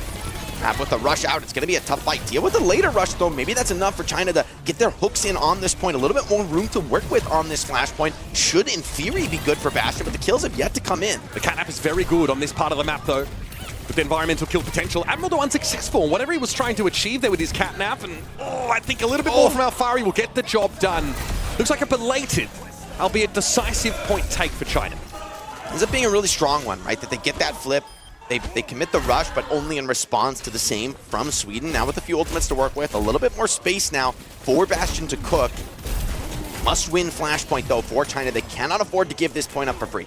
Seeing Admiral get his strategist ult percent back straight away makes me think he might have actually missed on his catnap attempt in that previous fight. He went after Alfari, who blinked away. Well, you're not getting away from that one. Kevster just nukes him. Alfari gets hammered there also by the knockback of Admiral getting involved. Once again, that Tracer Jetpack Cat 1-2 punch for Sweden is paying dividends. That's a difference-making kill from the superstar from Team Sweden, but can they convert? Kevster with the pulse bomb in hand, but under a lot of pressure. It's actually Zoro finds the crucial kill onto Pineapple. Catnap surely going to put Willis in a tough spot, straight into the dip for him. Yeah, no escape for him. Sunzo, though, very low. We might see a trade of tanks, but Lanx is double down and found another elimination. Admiral gets clawed to death. There's Hatariku spree for Zoro. Those found two already in the impact after he switched to Shion. It's been palpable. Lengsa here trying to contest, but I don't think you're going to try and face down this Xion now as a joyride will allow Zoro to get within striking distance. Yeah, Lengsa certainly made him sweat in that last fight. A lot of production on the cat, but Zoro, steady hands here. A lot of expectations for the rest of this squad. For a young player like Zoro, it's great to see him have these pop-off moments when a clutch is required. Downpour for Willies, Jake. These have been very high value from Sweden's tank player. Catching out some very important targets. A pulse bomb attempted there by Alfari, but no purchase. Zoro trying to ride away, but Pineapple sticks to him like wild on rice. 50% now for Sweden. Pineapple Dia 3. solo. Dia down. Admiral low as well, though, picked off by Pineapple. Still a favorable trade here for China, and Pineapple is in rather strong position now. Needs to get involved in the fight once more as Willies is trying to hold on to his life. A rush thrown out there right as Sile drops. Doesn't even get it out onto the field, and the flip comes in. China win this one, putting a bullet on it, and that kind of misbegotten commitment from Team Sweden is going to put them deep in the back seat here. China in pole position to take a map. That rush difference might well be felt in this next fight. Willies cut off there by his own Jagged Wall by the looks of things. Was left out in Sunzo's purview for a time. He'll be able to return to the rest of his team, though. There it is. Catch the strikes. Once again, that low econ impact cannot be denied. And it's a comfortable fight win, which should allow for a first point take. I mean, something about Kevster, he just defies the loss of gravity in Overwatch. Like, the tougher the scenario gets, somehow the greater his production becomes. He defies the laws of engagement, the Geneva Convention, our expectations, you name it. One of the GOATs, to be sure. China, though, they've got every tool and the kitchen sink to throw at Kevster in this one. I mean, Sweden gonna have to just cling on by their fingernails. Already with the downpour, Pineapple picks up the first. Could be enough for a quick flip, but another kill on the Dia. Kevster pours it on alongside Willis. Yeah. And China caught lacking, trying to get this flip back, but it won't be denied. Oh, this guy's taking the game over, Jake. The link up between Willies and Kevster looked historic. Pineapple here trying to control space from the bridge, but will have to be taken back to safety as there's no denying that Sweden are in pole position. Dia, I mean, once again, he's had this rush now for what feels like, 2 or 3 fights, just keeps being picked off first. The pressure from Kevster just keeps being poured in. He's got to navigate this well. TP's back for now, but Willis just continues to double down. Okay, Dia now is going to go for the rush here, look more defensive than anything else, and it's not used on the point. Sunzo goes down, Admiral's able to pick him up, and this is looking disastrous now for China. Alfari chasing Kevster, desperately grasping for a chance to get onto this point, but it's not looking good. Satsuriku spree in a pretty dominant location as Dia takes a face full of damage and eventually will be dragged down. Skyle with 2 kills in that fight and nothing to say from China. As once more, Sweden ponderously come alive after a slower start and look dominant as we hit the checkered flag. That just has to be a gut punch for China. I mean, these adaptations have been good. This is a better look than we've seen from them all tournament long, but it is not good enough. Kevster catches fire in the final moments of that map, but the rest of the team, Sweden, says, hey, why not join him? Zoro getting active. Willis as well. 30-3. That's disastrous for China. I mean, you cannot deal with this front line. Sunzo with 10 deaths, Willis with 3. Ridiculous gap. And Dia does get, frankly, dove upon quite frequently in this game. On the Kiriko, 12 deaths. Dia's responsible, though, for China's early success on this map. Actually finds a first pick, I think, onto the Xion at the start of the fight. And all of a sudden, they were looking like they were in a great spot. Willis is the one that makes the switch off the demon, goes over towards the hazard, says, fancies a bit of his own mobility. And we see 2 consecutive downpours that get crucial eliminations. First, it's the Vendetta being picked off, and then there's I think a jetpack gag gets grounded. Linksa gets caught in place by it. I mean, for Willis, honestly, I think Hazard is a signature. I mean, I think Willis loves to bring that kind of individual agency, aggression, and I mean, you got a player like Kevster on Tracer on your team. You see him getting in on the back line. You don't have to think too much. You come in and join your brother in battle, and I mean, when the feed lights up white like this, certainly looks good for Sweden. This final flashpoint, I mean, China came into this with a massive ultimate advantage. Sweden had nothing in the tank. This was not a strategic outplay. This was by sheer force of will.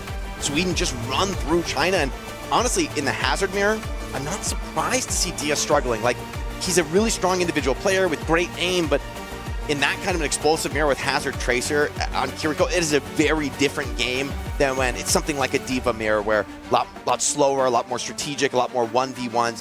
Things get crazy, and it felt like China, they kind of got lost in the sauce. Like, they were just never able to take the initiative. And ironically, it was the kind of style that, you know, the Team China of old used to try and impose on other teams, right? It's very dynamic. It never stops moving. If you get staggered out or you lose a player, you never really are at full strength. You're never at 5, right?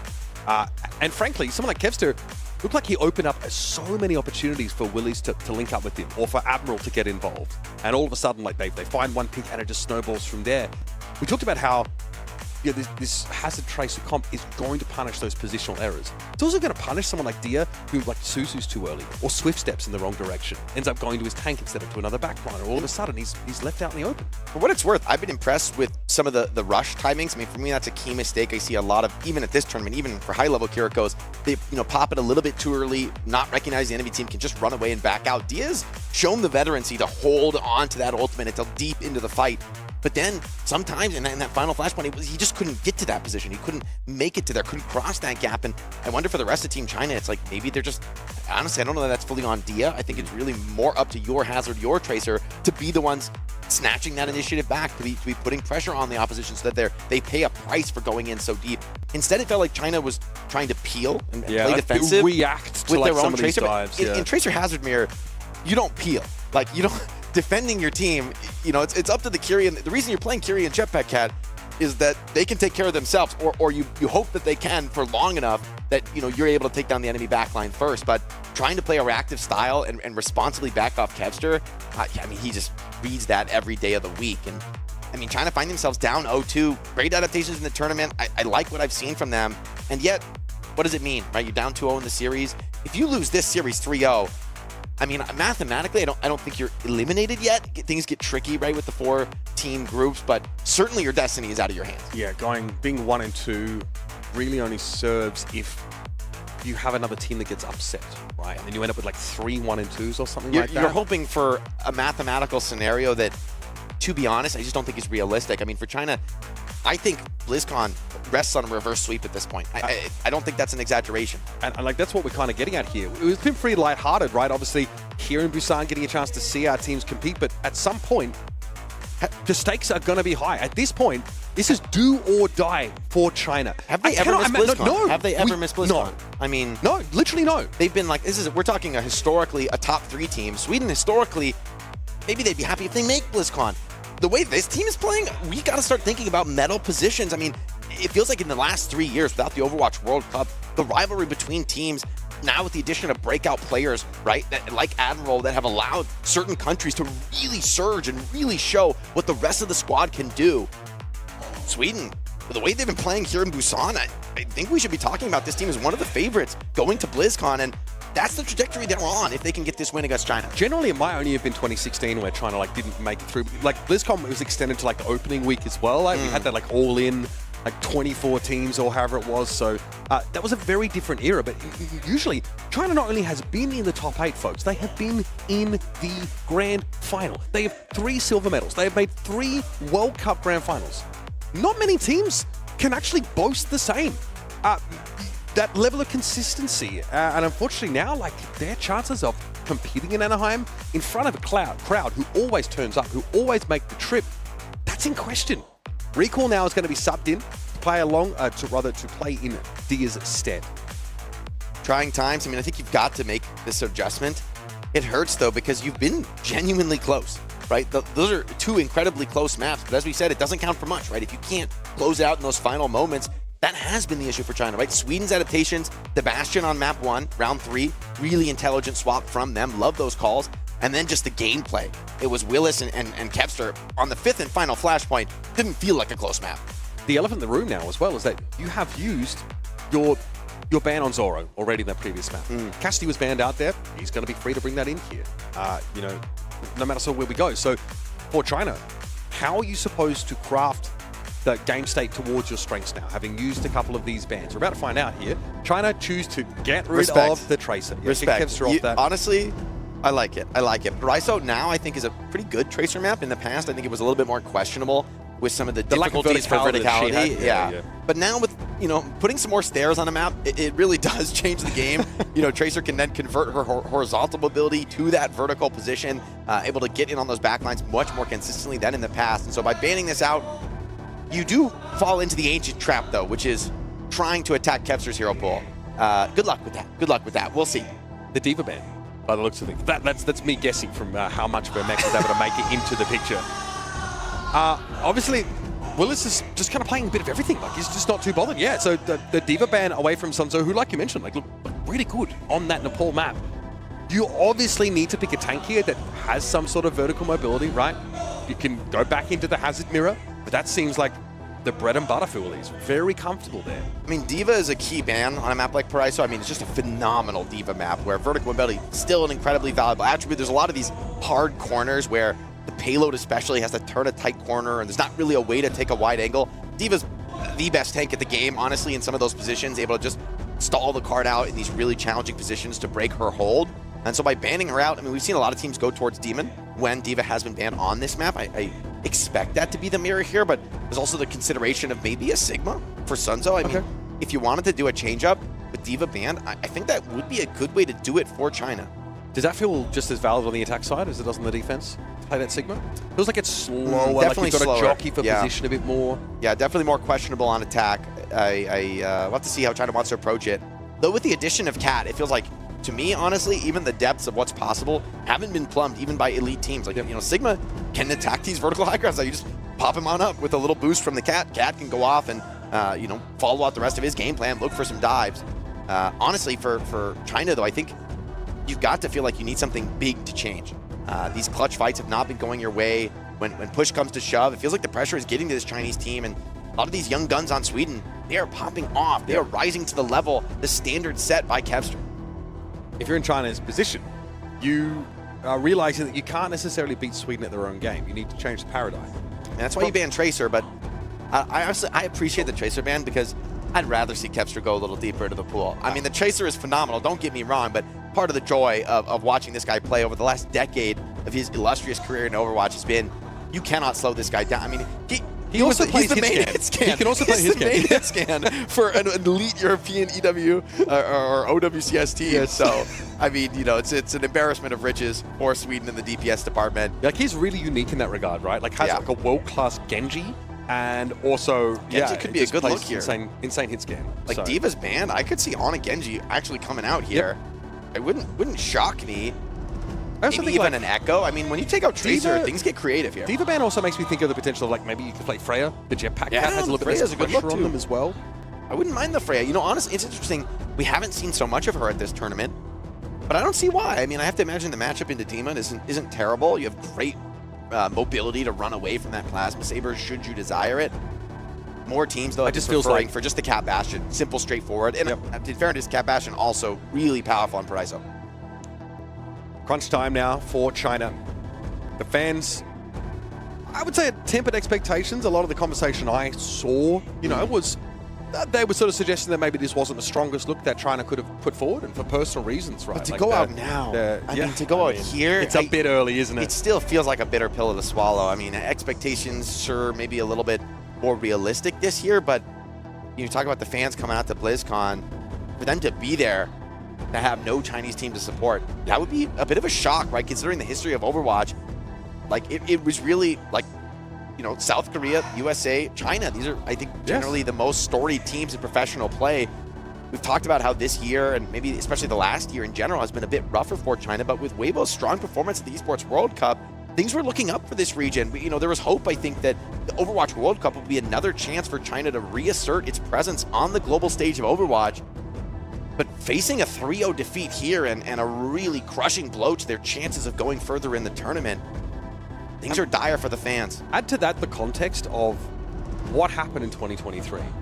China, in that grand final, go up 2-0 against Saudi Arabia. It's their turn to win a gold medal. Yeah. Everyone in the building knew it, right? It's been feeling next up for quite some time. For 3 years, we were like, all right, China's going to come back with a vengeance. I don't know if this is what the fans, and even us to some degree, the Admiral fans are here. I mean, I love London love this. Spitfire, Nightmares, Space Station fans. I love that, man. Admiral, legendary player over multiple eras of Overwatch. And he's funny because he is a very understated human. Very quiet, very reserved. I'd say, honestly, probably cuts quite a figure as a leadership person on this team. But in general, like all of my interactions with him, he's been like very like demure, honestly. Like he just doesn't. He's very matter of fact. I think that's the best way of putting it. Yeah, you know, definitely shows more on the server than he would in an interview. But he's certainly been putting up, and honestly, the cat coming into the meta, I think, has been a bit of a reckoning for a lot of main support players. Opportunity already where the metas has shifted, and you know, the idea of, let's say, quote unquote main support has been kind of been thrown out, right? Exactly, right. It's more about broader flexibility than that. But I mean, Cat has offered so much individual agency to some of these traditional main support players to actually get in, get active, produce more individual. I mean, a little bit of the Reddit Lucio style, but it actually works. It's actually the way to play the hero. And so for Admiral, a very, very experienced in making those individual plays on main support, it's been a hero that allows him to shine. You know, you got Willis and Kevstru, love to get in on the dives. Like, this Swedish team is very much built for the current moment. The current moment sees them up 2-0 against China now, heading into Paraíso. Potentially the decider here in this series if we don't see a little bit of something special from China. I will say, as someone who's been fortunate to preside over many matches just like this, there's always a bit of magic about it. Seeps up out of the cobblestone, so to speak. And with China, it's always emotional, Jake. There's always an extra level from the fans, from the players. You can tell it means more. And so staying alive in this series is of the utmost importance. It's literally do or die for them right now. And out they come on the attack side. Pineapple with an early grapple here with the Widow. Okay, big change up in the style. They're going to go towards the Sigma with the Mizuki carry. See how that plays out. A lot of opportunity, though, for Sile on this Ana to produce without a Diva to pick up those nades. Pineapple also is going to make the swap over to the Freya. But the double hit scan backline here looking pretty scary for the Swedish defense. Also, we get that, Mizuki making an appearance here alongside the Sigma comp. Now, this is something that is quite comfortable for Sunzo from what we've seen from Weibo. Does it work in this shell, in this architecture with Team China? Sweden happy to play slow and steady, play safe, sit back, let Zoro just go to town. And there's a question of whether Alfari can get within striking distance of this less mobile backline without being shot to pieces first. It's a shooting gallery for Zoro right now. Kevstru takes a lot of pressure. Alfari up to the backline, but does he have the support? Where's the team with him? He's in all by himself, gets a cleanse, just barely walks off that one. Yeah, the healing is good there from Recall onto Alfari. Keep him alive, and in fact, it's actually Sweden have to give up some ground. Great support here from China's healers. This is now to the tune of a tick on the point, but Recall's been picked off. I was just giving him his laurels. Now, unfortunately, China had to go without him. Sunzo with an accretion there, does catch on towards Willies. Everybody very low. Admiral picked up, and Skyle has his work cut out for him in the healing department. Kevster just extends a little bit too far out of formation. And once again, Sweden will be forced away. This time, for point A, for good. Oof, that fight was incredibly close. I mean, across the board, both teams dropped so low. But Sunzo, great positioning to stay alive. Lengsa also producing huge heals in that fight. He's almost going to have the Sanctuary online. And getting through to the second point already is a great start for China. It's a matter of bend, not break. China almost got dashed on the rocks of that Swedish defense, able to break through. Line up now with a bowler shot, ready to go. Sunzo's Gravitic Flux could be a tide turner as well. And they've already established, like, pretty aggressively up on that high ground position. You see Willis is going to have some of his mobility issues ameliorated by the jetpack cap, but straight into the Gravitic Flux. No, it's been shrugged off. Limit break at the ready. Lengsa, though, not going to feel the sharp side of the blade. It's Willis playing safe here. Now to Kutsune Rush, though. Got to respect this. Recall lets it go, and there's a disengage for Sweden. Everybody gets low. Limit break for Willis for the health. Is it enough to keep him alive and fighting? No way! Barely. No, the chain comes in, breaks the suit alongside some damage from Pineapple. Alfari, though, went down amidst all of that. Zoro is able to pick him off. Finally, the Emperor starting to get some value. And now, with Kevster able to work a flank angle and basically be uncontested here with Alfari out. The game is a joyride that takes Lengsa straight over the horizon. We're seeing some difficulty now for Sunzo Sigma. I mean, there's a lot of verticality on this second point. Yes, there are more options to navigate it, but Sweden has been dominating the lion's share of them, and even with the catnap, they're going to get the finish onto Sunzo. Yes, it does cost Kevster's life. Well-placed shots from Pineapple give China another lease on life, but without the tank, it's hard to see you marching forward here. Will there be a response here to the switch off the Bastion over to the Cassidy now? Kevster, though, has Satoriku's spree. Likely will want to make use of it. Heads up, Zoro knows exactly the route the Pineapple's planning to take. He's going to try and keep him suppressed, keep him quiet there, but okay. I like the little boost up there now. Overdrive Protocol active for Zoro, but does he have any decent sightline? I think we got our answer. Pineapple disintegrates under his scrutiny now, and it has to be a Kekai Sanctuary to protect China from the rest of that Emerald ultimate. Zoro was coming down on the wrong side of that house, but he gets saved by the cat. Now the spree can come in for Kepster. He is chained, mitigating some of his mobility, but China still with something to say in this fight. That's always uncontested here, Jake, as well. Free to rain this damage down in the aftermath of that Emery ultimate. Time is being shredded off the clock as Willis finds another elimination. 2 minutes 45 left to play for China. China back to what's incredibly comfortable look for them. But Langsa says, we've got to change this up. He's going to bring the cat out. A little sleep for Pineapple. It's going to slow China's roll. It's still 2:30 on the clock with that blistering pace they set on A. A lot of room to work with here. It's given them a buffer, but we've seen how quickly those can disintegrate in situations like this, Jake, especially when the defenders have such unfettered access to this high ground. Less so in this modern era of Palaiso, but you can see Sweden still using it very effectively. Kinetic grasp and a fallback there for Sunzo. Pineapple under some pressure, and okay, Admiral gets the nano boost. He is going hell for leather here. With a catnap available, the Deadeye had to be respected though, and Kev's just traded for recall. It's all about keeping Willies alive, and I'm not quite sure if that's what Sile had planned for his ultimates. I mean, the cat straps nano, I guess, does some good damage. Willis is still alive and fighting, has the limit break, doesn't need it just yet. Zoro picks up that kill onto Pineapple. An opportunity for this Genji to find something, but under the catnap, it's an awkward one for him. Willis, in the baby form, is going to finish that. Kind of wondering how long it would be until we saw Alfari's Genji come out here. We mentioned there might be heads up for a pick on Kevster. Sunzo here, of course, perking into that extra mobility now. He can float up a little bit. Some ground has been gained. 90 seconds left on the clock, and a Gravitic Flux is now locked and loaded as Sunzo is looking for a chance to have Sweden grouped up. So far, though, it's just drips and drabs onto the point. Pineapple here going to be flown around the side. Sile now, surely aware of it, as there's a remake for Willies. He is back in action. Pineapple now floating a little too close to the ground. Grapple dragged away. He gets the safety, but a Gravitic Flux might be well apportioned here. Willis will drop down, healthy enough, loses half of his health, but still fighting fit. Alfari, that's a crucial kill onto the backline, looking for more of the dash reset, but the bailout from Admiral and Zoro, they're still in this fight, Sweet brawling for it. Willis just trying to hold this space, though, desperately. It's going to be Zoro with an override protocol. Big accretion hit, but Zoro's still alive and well. Less than a minute left. Pineapple with a Deadeye developed now, but Recall gets picked off by that protocol, and the second checkpoint was picked up. Sunzo gets them there and gets him a chance to end the map. Oof, too close for comfort, but China getting into the third phase, which is critical on this new Paraiso. I mean, it feels like this third point is a really tough test to cap, but if you can make some good progress here, you've done well in the offense. Yeah, at this stage, it's giving Shambali Monster vibes, right? Just get as deep as you can in this last phase.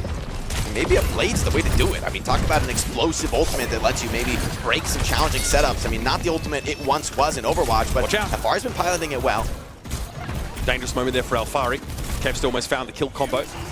Here comes the Blade, though. Better now than later, says Alfari. He's going to be swinging. Kev's has already brought down by Recall, though, who swift stepped to join the Genji to make sure this Blade had a bit more sticking power. Alfari down to the fragment grenade here, and Willis is going to be nanoed to keep him in the fight. He backs up. He's still alive and well. Admiral also skitters back to rejoin him now as a Satoriku spree is on the menu now for Kevster. Huge production from Sile in that last fight. Deals with the Genji. The Nano provides huge value, but Pineapple blinks down Kev. Willis is in the backline, but is this over-aggression from Sweden? China shrugging it off well, but Sunzo is getting low. Willis might be considering a limit break here. Sunzo gets brought down. Nobody's going to hold on to it. And he'll be knocked out of mech. Pineapple dangerous here, able to connect that grenade and punish Willis for extending quite deeply. But again, another minute and a half has been shaved off. This is Sweden making it costly for China to advance. Sigma, great at the frontline pressure, but the dynamism of this third point has been a bit of a stumbling block for him. His Gravitic Flux, though, he's been so consistent with that ultimate.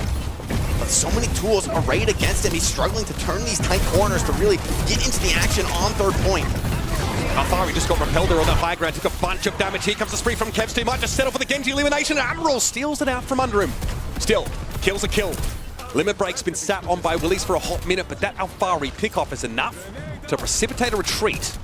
Oh, this angle is devastating for Zoro, and with the backup of his team, he's been able to play this aggressive high ground so well. Here he comes over the top once again. The tight angle, though, Zoro's going to respect the Deadeye here. This is a very quick retort from Pineapple.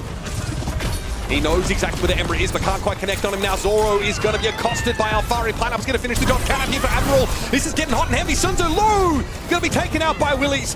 Now in a 4 versus 4, but it's a tank diff that Sweden are hoping to leverage into a defensive hold. Admiral picked off by Alfari. Dash up into the sky. Kevster deflected many of those shots. Now a blade for Alfari. He's going to pull it. Now looking, try and get past this Demon. But Willie's stalwart. Very tricky to get past this tank in one piece. So Alfari just has to be patient. Just crashing the better part of Valor, but now on the card itself, it's Zoro picked off by Lengsa. Gets in there with a catnap recall. Has to swift step away. Alfari pressured down. Too low. Can't deflect to save his life. And Willie's is going to shove in his direction. Swift step though is going to get him out of trouble at the very least. It was Kitsune Rush thrown down by recall. Alfari traded out for Sire. Willie's still alive, but now starting to flag in terms of health. It's Kevster steps up, puts himself on the kill feed, makes sure he's relevant in this fight, and it's the last dregs here of China trying to get some extra progress. It's just Sunzo though, and Pineapple's going to be forced to look on in dismay as he and the rest of his teammates are finally suppressed. Oh, phenomenal showing from Willis there in the final fight on the Demon, picking up kill after kill, staying alive, playing on that incredibly low HP value to where China just feel like they have to chase the kill. They're obliged to, but they cannot finish it off, and that just brings the spawners back into the fight. Great deathmatching from Sweden, but China, they played their mark on this map. I mean, this is a very winnable position on defense. Even getting into this third point is far from guaranteed. First, second, still very tough tests. Stepping outside of my own head for a moment, I've got to say as a fan, that was a fantastic half of Overwatch. Yeah. Really back and forth, very competitive. Great on the Genji. Very up-tempo, right? Yeah, sure, 8 deaths, which is fine. He's playing that pretty aggressive style, and, you know, he has a couple of deaths just to trying to keep the round going towards the end there. I mean, the stats aren't going to be good if you're going to play Genji. Sure. You have to accept that, right? You play for these big moments of explosive production that just move the ball forward, get the cart downfield, break a tough setup. You're not going to be doing, you know, the numbers that a hit scan or a tracer are, but it's about playing for the win in this one. Alfari sticking to it for now, and maybe on defense, the Genji could shine a little brighter, not needing to break some of those tougher setups. Kevster maybe likes his odds in the mirror. Honestly, that's what the fans came to see. Don't let me stop you, Kev. Very curious to see how this Genji plays out, although we got to see Xion play from him in the previous round and looked much better than it did on Artless, right? Feels like Kevster was able to lean into the role a bit more, and this is kind of what I was alluding to at the start of the map. With D.Va banned, Kevster might be able to go pick up the Freya here and be a real problem. In a war of attrition, I really favor the side with the strong Freya. It's a great hero for like his exact speciality as a player with the hybridization between hitscan and flanker. Gonna think better of it though, going back to the Xion, still just feeling like, hey, the spree provides so much value, and I mean with the Mizuki on the other side, I don't mind the idea to go double hit scan and really put the poke pressure on, and already a kill on the Lengsa. This Chinese squad just falls apart. Recall as well, could be in trouble. How is Sunzo not able to intervene here? I think Sweden just got the drop on China in a big way. Watching from Sunzo's POV, he is looking on as his backline just gets decimated. I mean, that should just not happen. They just get rolled over. I mean, a huge skill gap, and that is a great boon to Sweden's chances to just end this match here and now, as I'm sure they'd like to. An additional kill from Sile onto Lengsa. Things go from bad to worse for China as they start to just bleed bodies off the field. It's a disaster. I mean, when it rains, it pours, Jake, and China very quickly, hastily have to get themselves out of the fight. Willie's almost Sunzo out into the open. This is a sloppy Joe. This is a yikes from me, dog. China, you looked pretty decent on the last round. Now you really got to show us something special on second point. They're keeping tabs on Alfari pretty diligently as well. Sunzo just getting chunked down in the neutral. Cass is such a liability in this comp, and it shows itself. Kevster eats him alive. China have not touched the objective a single time on this defense, and I don't think they're going to start soon, Mitch. You cannot dangle yourself in Kevster's purview at half health for more than a second. You just can't do that. Long range Xion picks, okay, maybe that's a little bit. Emery as well. I mean, Cassidy is not the pick here, Mitch. No, outranged badly by Zoro, who's been comfortably playing this consistent damage output role, keeping a heal pressure at an all-time high for this China team. And now, like, this is comfortable for Sweden. Back up, you've gotten to this last corner. 4 minutes 30. This is going to blow this wide open. Limit Break's a problem. China decided to take things into their own hands, going in first, but battering away at Alfari and Sunzo. Yeah, Willie's not sure if he actually needs to peel here, with so many of these ultimates coming from his backline. Oh, Alfari! Yeah, it gets turned into a smear on the ground as that override protocol hit at basically point blank.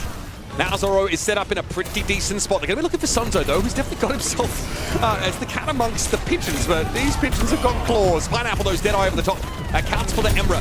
Kevster as well looked a little bit alone out there in the open as Kyle maybe overextended. Some progress, sure, picked up here for Sweden. And importantly, Jake, these impactful support ultimates have been maintained by the attackers. Yeah, I will say for Sweden, they throw a couple DPS ults in here. It baits a big response out of China. They're going to have to get aggressive once again, but with both Catnap and Rush available, if Sweden can just get into a decent fight on this final checkpoint, things are done and dusted for China. They're under huge pressure to deploy the Sundering Blade and Limit Break earlier rather than later. You cannot let Zoro take a confident position here. We need to be proactive, right? It's kind of been their issue across the series, especially in the Hazard Mirror, but even more so now. Leverage this high ground. Leverage the defensive advantage. Limit Break for Sunzo. They're not going to give him a decent opportunity to make use of it. Big damage taken by Willies, but he just folds back on the corner. Maybe hopes to bait an overextension. He doesn't get one, but Sweden plant the flag on this high ground for the most part. Gotta see some big aggression here. Sweden, they gotta pump some ultis and open this fight up. Here comes the Russian style. Alfari, they're going with the Sundering Blade basically straight away, just playing up on the corner. It's going to be avoided for the most part. Willies maybe took some damage, but nothing to write home about. Alfari over the top, looking for a way to get into the fight, but this Rush could be a problem. And here comes Willies. Limit Break does connect.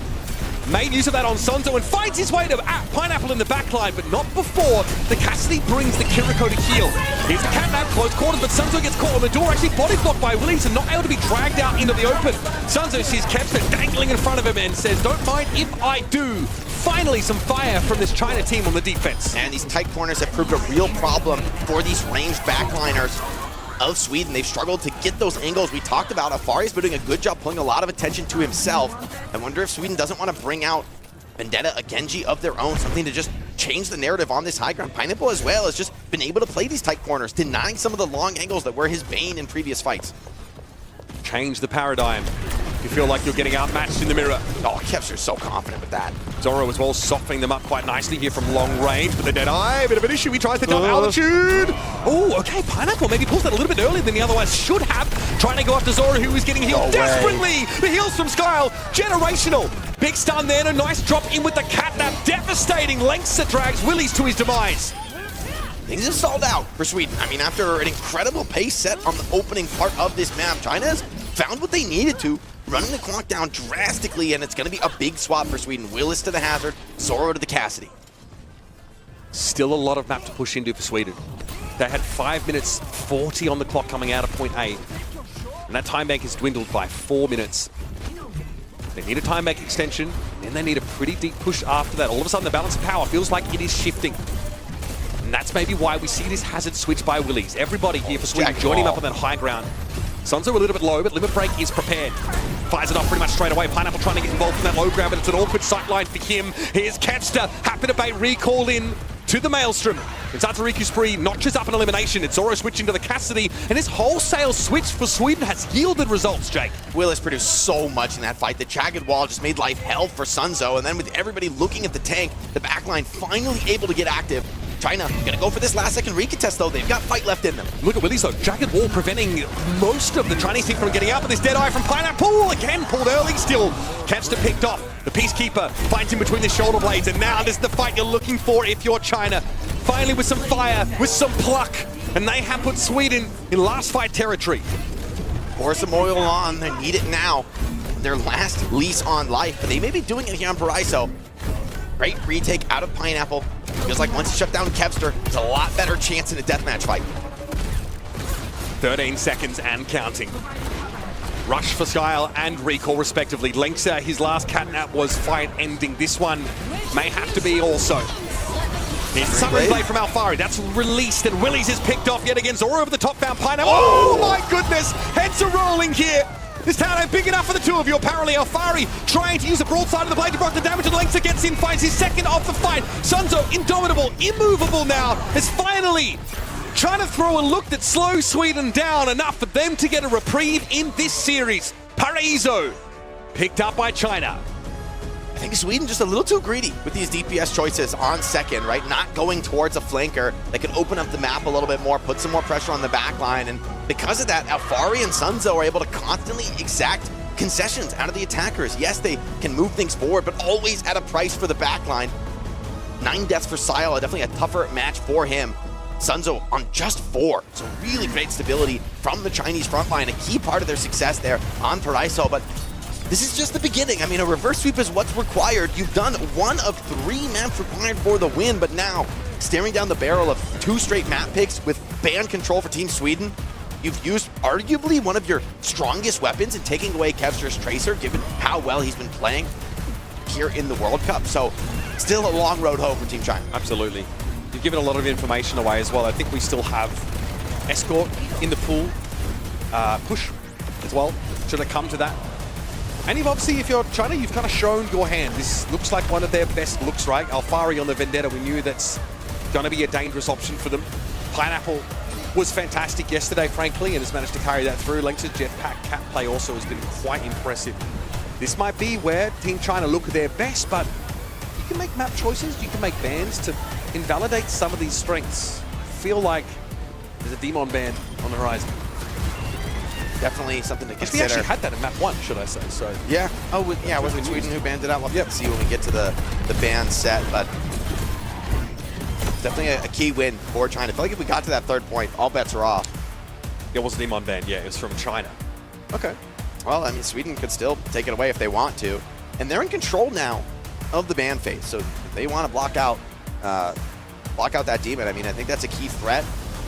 Still, hey, Escort and Push, both in theory, good map types for Sunzo's pool. You might be able to ban away the demon, but then you can go to the Diva, you can go to the Sigma. I mean, these are proven successful tools for this Chinese squad. Much like the conversation has been around like Twisted Minds this year, right? Where you have to win the Symmetra ban map. China won the must-win Tracer ban map here against Kevster. We also have to consider Recall coming in. I mean, we didn't notice him as much, but there's a virtue in that when it comes to the support line, right? Like, Dia found more of the explosive individual kills, but also way more of the punishing first deaths. And honestly, from a coaching perspective, I think you'd rather have the stability of a more, committed support player to provide just, hey, stable healing to the DPS. It's not flashy. It's not going to show up in these highlight reels. But it lets Team China pick up a map win. And with Recall, I'm sure, staying in the roster the way this series has gone, maybe that signals a turning point for China. Yeah, I think like giving themselves a bit more stability, especially after Sweden did pivot into a hazard-based composition, right? Granted, Tracer was banned, so you didn't have both aspects of that sort of 1-2 punch at your disposal. This is a good sign here for Team China. The fact that they can bring Recall back in. Alfari looks solid in this roster. I do think that, yeah, maybe you go after the Demon here, and you maybe say if you're Sweden, like, can we find a map that forces a hazard era, right? Put Willies where he's confident. Diva, though, is back on the menu, right? That's obviously something we saw banned away there on Paraíso, the kind of map where there's so much verticality. She could be quite oppressive. There's a lot of options here, and it's always a bit of a nerve-wracking position when you've got to make the reverse sweep against the headwind of your opponents getting the map selection across now. I mean, that last map, that's the easiest one, right, of the three, where you're still in control of the ban, you're still in control of the map pick, you can kind of take us to a comfortable scenario. Now you got to do it on Swedish turf. And the way Sweden has been playing, I mean, I believe they look really good playing a Lucio style on Shambali. So I wonder if that's not where they go again, ban out the cat, right? Like, you put a huge twist on this series when you ban cat out. Everybody's playing cat, top of the line meta, but for Admiral, going back to the Lucio, if I were the Swedish coach here, I'd be saying, guys, back to basics. Let's take these kids to school. Yeah, you could target the Jetpack Cat quite happily and force Lynx to play something a little bit more classic. But one thing that I think for me is encouraging from China is that they are opting into playing that more up-tempo style. They're being proactive, especially on the defense side, right? Paraíso, where that can be punishing, right? To go forward on defense and try and create those kind of opportunities. They are doing that a bit more, right? It feels like they're not being dictated to nearly as much on that map. It's a good sign, but it's something they're going to have to internalize more over the course of not just this series, but the rest of their run through this round robin. Sweden, instead, they're going to take us to Esperanza, and interesting choice for them. I'm really curious to see the ban phase in this map, though, because this is honestly maybe more important to my mind. Trying to ban Hazard here, do you think? It could. It's just tough, though, because for me, for Willis, he looks great on the Haz, but I don't see him as a very limited player. I think he's going to be happy to go toe-to-toe on something like the Maga, on something like Ramatra, wherever the team overall feels like they want to take this series. And he's still sitting on another map pick in the pocket for Sweden if you do go down here. Much in the same vein as we saw against the United States, China are able to get at least that one map, some FACEIT, but for them, that's not really the goal. The goal, of course, is a must-win game here after suffering at the hands of the United States to try and book their ticket to BlizzCon. We were talking doom and gloom this time, before we got into Paraíso, saying that, yeah, they're up against the wall. This is their last chance, ostensibly, to be able to compete in our top 8 at BlizzCon. Here are our bans. Kiriko. Okay. Gonna be banned out first here by Sweden.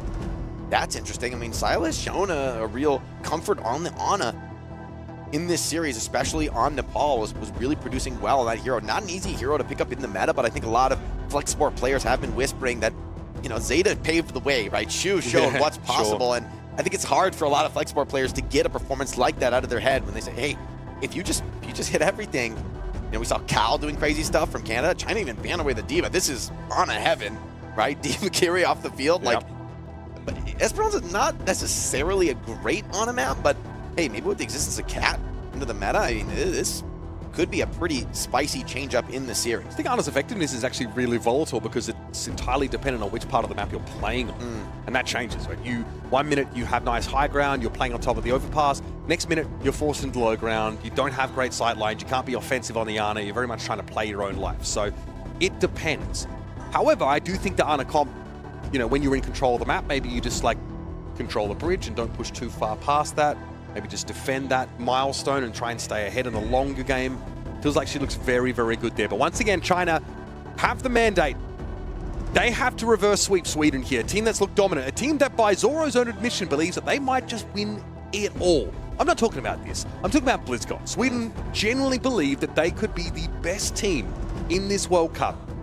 China would like to shine some doubt, at least, on that notion. And here on Esperanza, the map pick of Sweden, they have to look dominant. Looking at these bans, though, Kester's going to be back with a vengeance on Tracer. There's no Suzu for the post spawn. There's no D.Va to eat up your damage, chase you down on Tracer. I think Tracer is going to be a fearsome foe on this map. So it's really, I think, up to Alfari to match the production from Kevin. In fairness, Alfari's been great this series. I mean, I think him coming in has breathed a new breath of life. And as much as this is a 2-1 scoreline with China in a really rough spot, all 3 maps have been very close. Arguably, Paraiso was maybe the most dominant map of the series, and it goes the way of China. So both Control and Flashpoint were incredibly competitive. If you just kind of abstract away from the results, the Chinese team has been showing real fight. It's been slip-ups here and there that have cost them big portions of a lot of these maps. Even Paraiso, I mean, they threw away first point on defense. Like, things were looking really scary getting into that, what could have been the final round of play in this series, but they righted the ship. So under pressure, China's showing that they can still perform despite having a lot of younger players on this team. It's not gotten to them enough, at least just yet. For Sweden, though, still looking comfortable, smiles on the faces, love to see it. Yeah, look, I'd also say for the Swedish guys, it's really warm in the venue. Right? It's very warm in Busan today. So they're trying to stay cool as they play what now is threatening to become a bit of a longer series. And you touched on something very lightly there, but the lack of Kiriko, the lack of Suzu in this matchup opens like a whole world of opportunities. It means Ana is more impactful. Biotic Grenade is a bit more punishing, right? Especially in the absence of D.Va to sort of, you know, eat those up, control those kind of sight lines. It does invalidate some of the tanks that rise and fall off their self-heal capacity, like Malga, for example. Cardiac Overdrive is just not going to get you there when you get bioed, so that's going to eliminate that possibility to pick up tank. There's like cascading implications, I suppose, to Kiriko, one of the most impactful heroes that Overwatch has ever seen, being banned out here. Certainly a lot of room for DPS to shine. I mean, there's going to be a lack of saves, a lack of survivability in the back lines. I wonder for China, how do they react to this carry ban? Because they've brought in different players, but they have played carry throughout the series. They have shown no desire to get away from the hero. For Recall, now he comes in, has this pretty successful map, stable production on Kiri, not giving up too many mistakes, and now forced to show a new side to his play, more versatility called for in this moment. But yeah, like, you know, showing us a more safe and sustainable take on Kiri. I see an Ana there. Yeah. I wouldn't be surprised if we get to see it. We're going to heading into Esperanza, in just a moment. Still China, must-win map for them to stay alive in this series, perhaps in the World Cup in general. No longer is your destiny in your own hands if you fall to 0-2 so early through this round robin. We are only in day 2 of 4, folks, and China would like to remain a fighting force throughout the entirety of the week. A lot of expectations. We've been talking about that constantly through the match, but it feels like maybe China, more than just about any other team in this competition, feels the weight of expectation from that community rooting for them from home, not far from here in Busan. So see if they're able to shrug that off and do the most difficult thing in a competitive Overwatch, pull off the complete reverse sweep. It's a tough ask. Fans of China are also out of numbers here today. Busan Esports Arena looking much more lively Now with some real stakes on the game. From Alfari on the Tracer here, knows he's... Kevster Sim. Wait, that was a late swap from Kev. What happened there? Yeah, maybe some deliberation about whether he wanted to stick there. That TP giving you the ability to assail the high ground a bit more comfortable if you end up losing it. A little bit of range trading, but the Ana is going to be crucial here. Still, Cat Bastion could really put some pressure on Sile.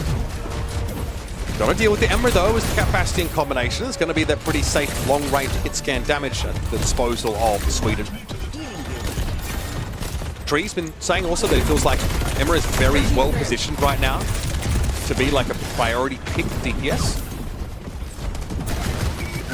China though putting on a bit of pressure early. They're now looking to try and take this high ground, and Zoro wants to again try and maintain presence up here as long as he possibly can. Sunzo being rebuffed there by Willis is going to create a bit more space now for the DPS, and Kevster is trying to get Alfari's attention, but he looks like he wants none of the duel. A little alley-oop there as Kevster goes overhead. Zoro getting picked up by Pineapple though.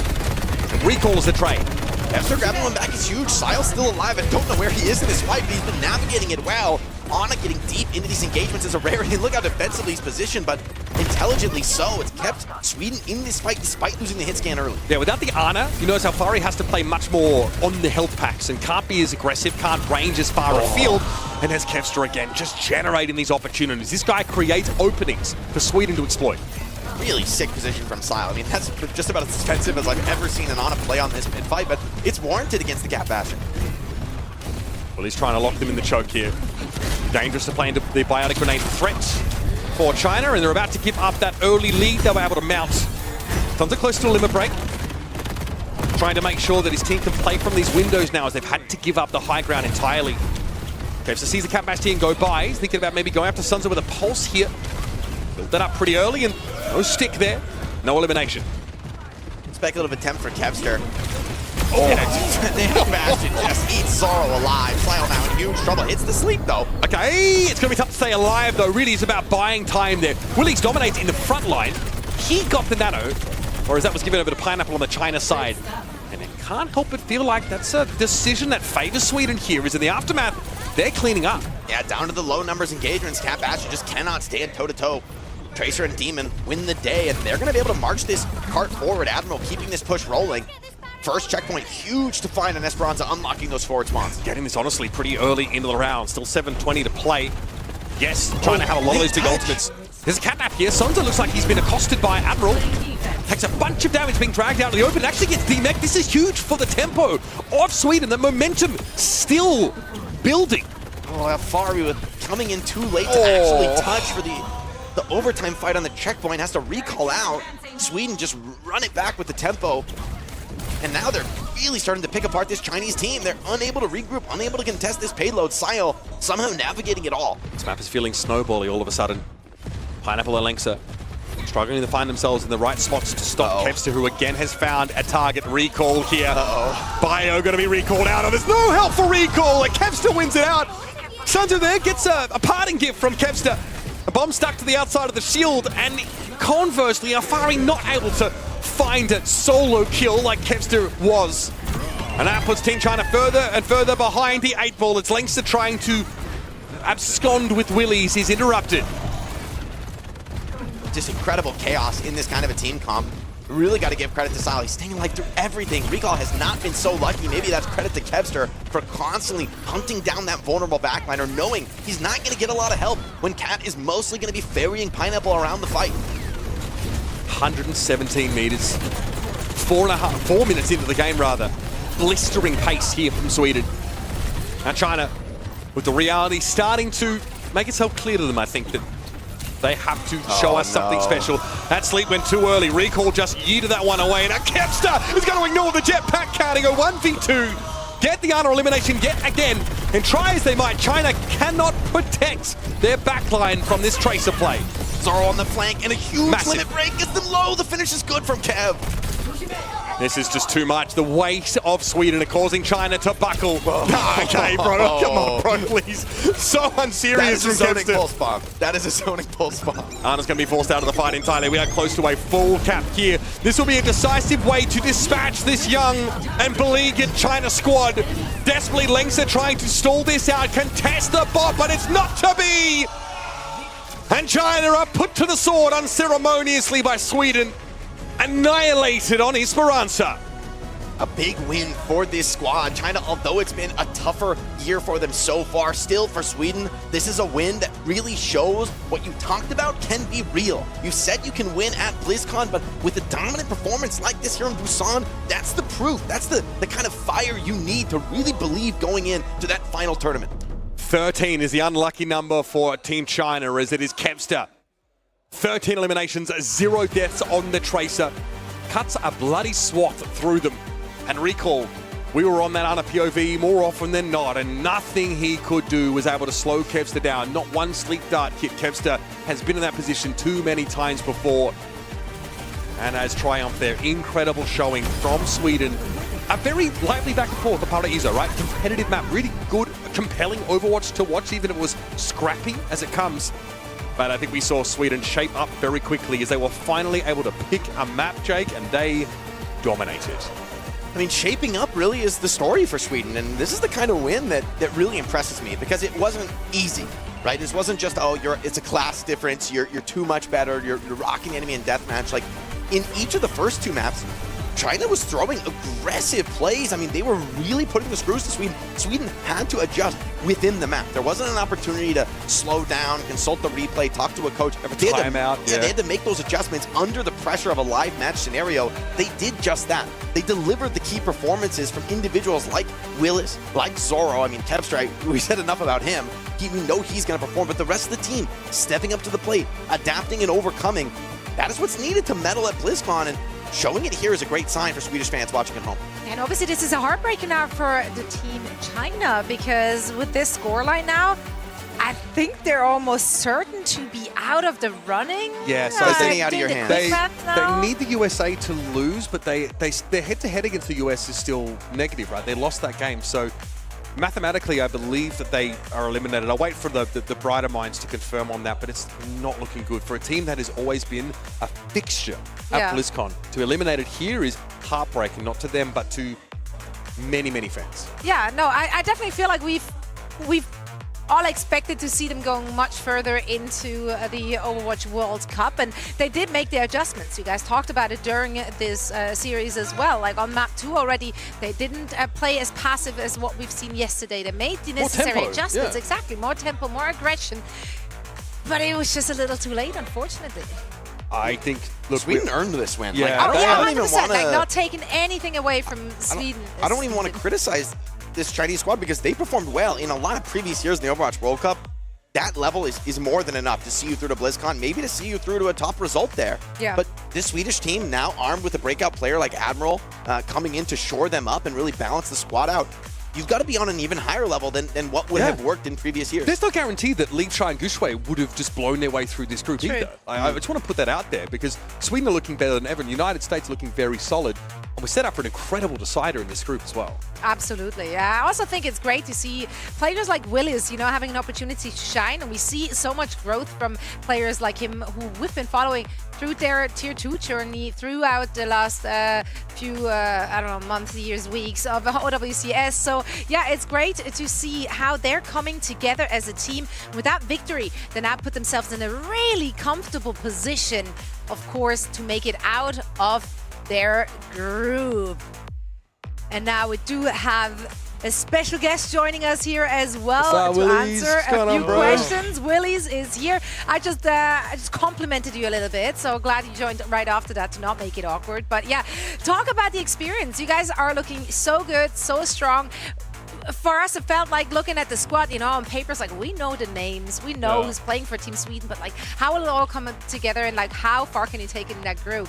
How do you feel about your performance so far? I feel like this game I played way better than the one yesterday. I feel like I got more like individual value. But I do think like on paper we have really good names. It's just about like how we play together and how we make our team work, like stuff like that. That's why like on the I think the third map, like Parisa, we got stuck. I think that was just a team team game issue, But I think individually we're all really, really good. So I'm hoping for a topping of the group. I'm confident. I mean, it really felt like things started to really gel for you guys. I'm thinking about Atlas, like that 5th flashpoint on Atlas. I don't know how aware you were, but coming into that 5th flashpoint, I mean, China had a huge ult advantage. You guys it was looking kind of tough for you guys to come into that flashpoint, and yet you guys just blitzed them out 100-0. You're always taking the aggression to them. So talk about that. I mean, we were noticing this a lot. You playing with Kevster, the two of you guys leading the team in, getting aggressive on the dives. What has it been like to play with Kevster, and how has that been part of your success here in Busan? I mean, Kevster's insane. Like, I feel like I just play main. Like, he somehow forces everything, and then I just join the fight late, and they all die. Like, I don't even have to play the game. He just carries. It's amazing. It feels amazing to play with him. It's really nice as well. Now you have a really deep tank hero pool, right? Yeah. Even on, like across the OWCS, we've sort of seen you play.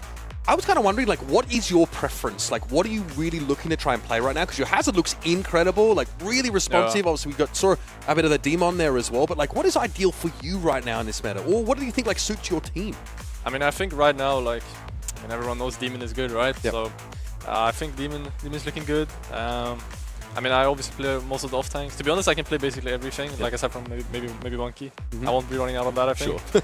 Don't let the people know. They don't need to know. No, it's okay. I don't think anyone's gonna be expecting that, but. Someone's going to pull it out of the bag, I'm sure. Yeah, maybe. Now, we just got the confirmation, actually. Someone smarter than us was running the numbers, and it is confirmed that Team Sweden and USA definitely made it to BlizzCon already. So, like, that's already one hurdle out of your way. Does that relieve some pressure for the rest of this tournament? Like, maybe a little more of a, let's just have fun whilst we're here? I mean, we want to win against USA, like, to be completely honest. But I think pressure-wise, for sure. Like, I'm really excited to just maybe go to the swimming pool at the hotel, you know, just lay back. It's going to be relaxing today. You earned that. Get that outdoor swimming pool, don't go. I mean, everyone in our team earned that. Like a bit of relaxing time. And then we lock in for tomorrow. Nice. That's it. The pool time, and then we'll lock in. What's the preparation been like for Team Sweden? Did you guys boot camp prior to coming here? No, we actually didn't boot camp. We just played like online, and then we came here like, immediately. We didn't have a boot camp, unfortunately. But I think it's still, like, it might have actually helped us because every other team got like sick at the boot camp. So like they couldn't scrim, but we could scrim. Yeah, you right? dodged the contagion. We dodged the influenza. Thank That's God right. for that. Dodging the plague, and then they came here to play, and so far it's been working out great. So of course, congratulations, not just on the dub, but also for the guaranteed BlizzCon qualification. We can't wait to see more of you in the squad here in Busan first, though, and I hope you get to enjoy some pool time tonight. So Willis, thank you so much. Everyone, share some love over on social media to Willis and the rest of Team Sweden. They will be back in action over the next 2 days, but for now we're heading into a quick break as we're getting ready for match number 4. Bye-bye. The 2026 Overwatch World Cup is brought to you by DHL.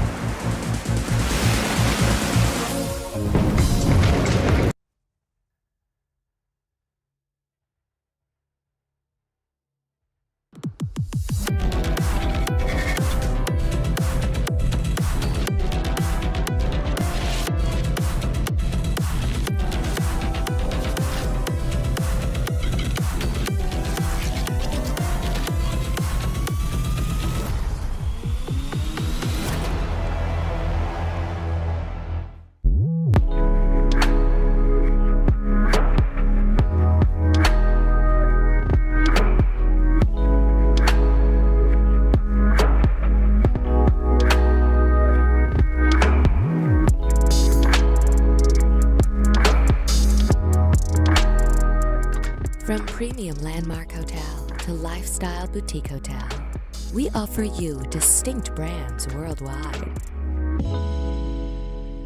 Rute Hotels and Resorts. Let's go to Busan! Good eats just a taxi ride away. Tasty day. Different charm on every street.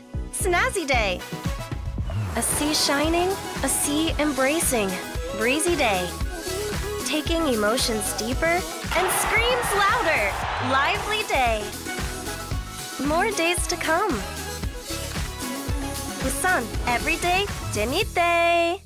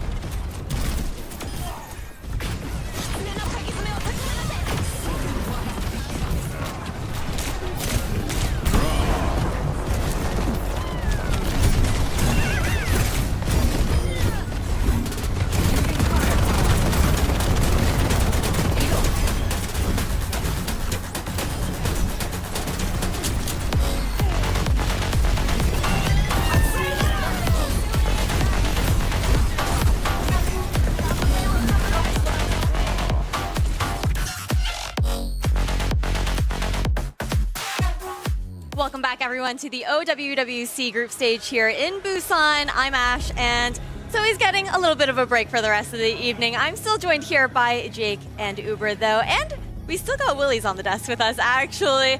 Willy's, again, congratulations on getting that qualification, and I would love to hear your thoughts heading into this series, because when we're talking about this group, namely Saudi Arabia, that's the team that took the W. They lifted that trophy in 2023. A lot of the squad has remained the same as well heading into this Overwatch World Cup, and they're still looking strong as ever. What's your read on them?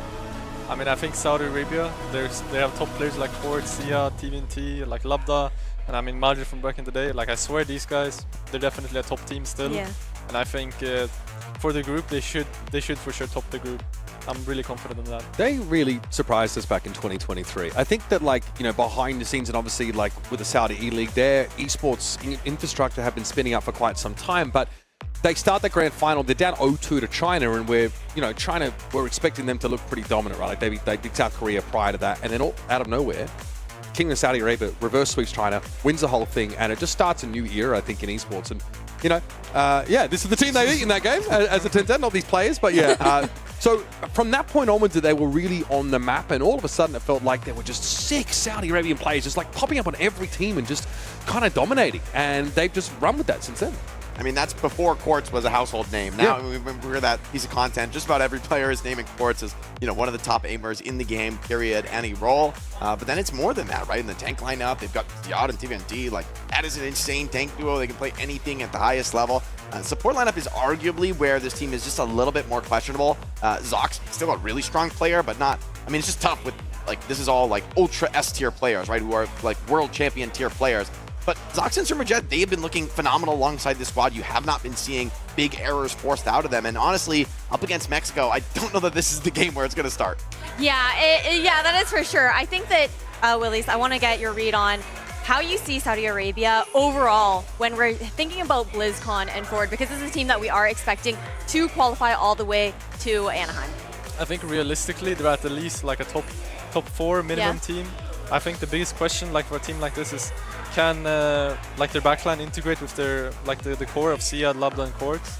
Like, I think if they can, this team will definitely be a top team for sure. I mean, Labda and Quartz kind of go way back. They, you know, used to be on a team together, and the reality is that I think Twisted Minds at the time were like, Labda, like, you've got to go and find another team. Like, you're too good to be sitting on the bench on this particular roster, right? And back then, Labda was more of like a Farah player, like wasn't picking up the hit scan duties, and all of a sudden, like since then, he's come into his own as like an incredible hit scan player. Guy's got a very flexible hero pool, so that does mean that like this Saudi Arabian team are going to have really potent double hit scan approaches, but also like a lot of flexibility between them. And, you know, Quartz still the GOAT, in my opinion, but I mean, their DPS line is incredible. Obviously, Zox and, you know, Marjed were sort of in the conversation for that Alcadzia roster. You know, Marjed actually ends up getting sort of dropped from that team, just not quite being at the level needed, but Zox has really, you know, come into his own as a young player and, yeah, made his space.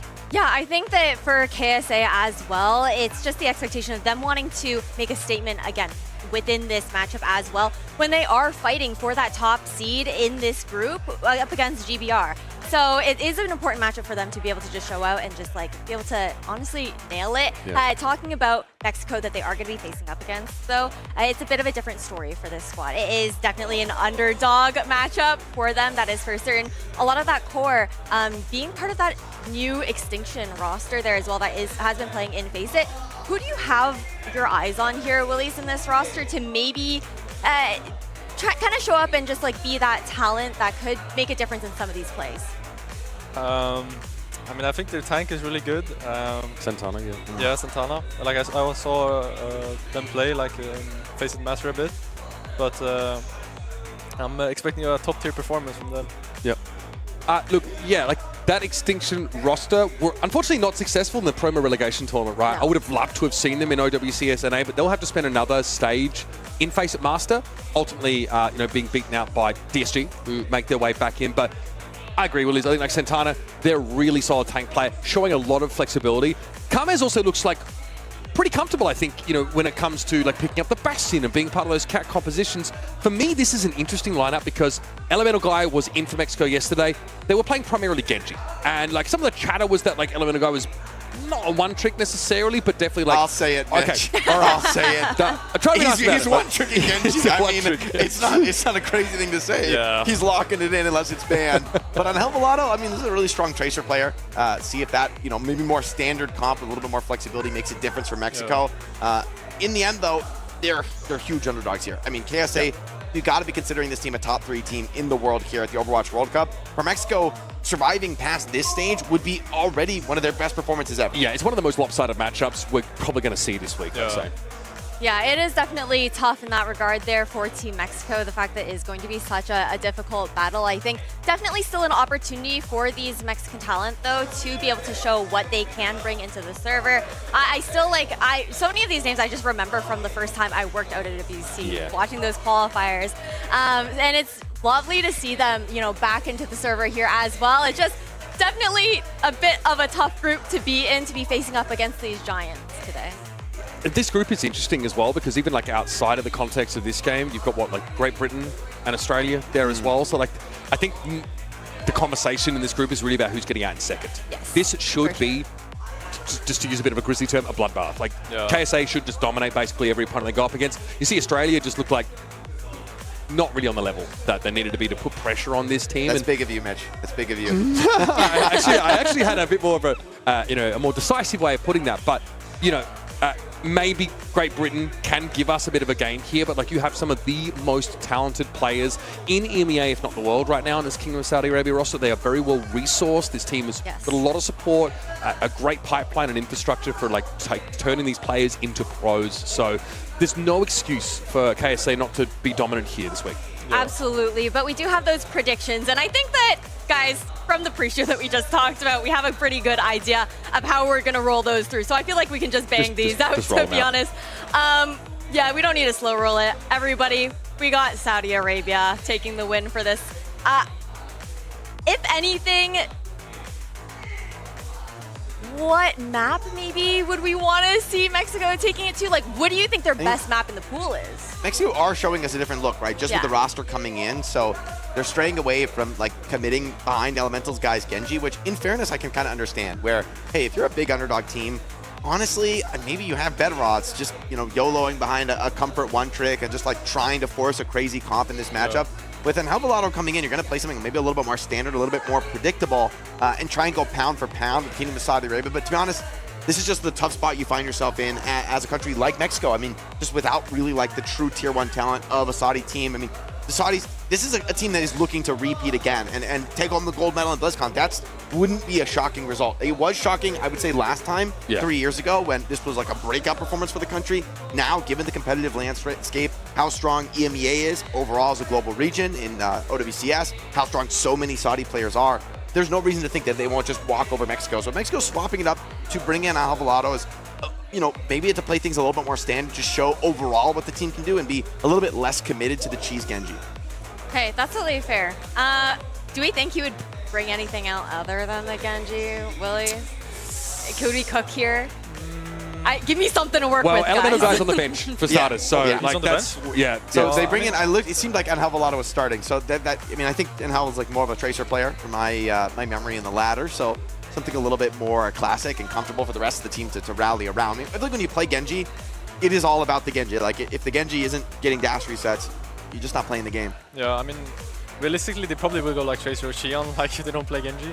Maybe Vendetta if he's a sneaky, like he just wants to try to clutch. But I think they played Junker Queen yesterday against Great Britain, if I remember right. I mean, I think they would want like some sort of brawl map, like so they can get more value. Like maybe they like Elemental can get more value. But since that guy is in, I'm assuming it's like a really, like, I don't know, Cat Bastion map or something. Yeah, they played Nepal, and obviously we had a bit of a weird situation yesterday where we had to roll back the map to the start. But if you remember, Mexico played Village, and they played like this brawl comp on the point, forced you to come down and fight them with the Junker Queen, and they won that round. So maybe that's something they can expand on even without the Genji.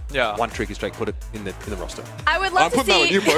That on you. I would definitely love to see some different looks from Mexico today, but it is a giant that they are going to be facing up against. Let's get into Saudi Arabia versus Mexico.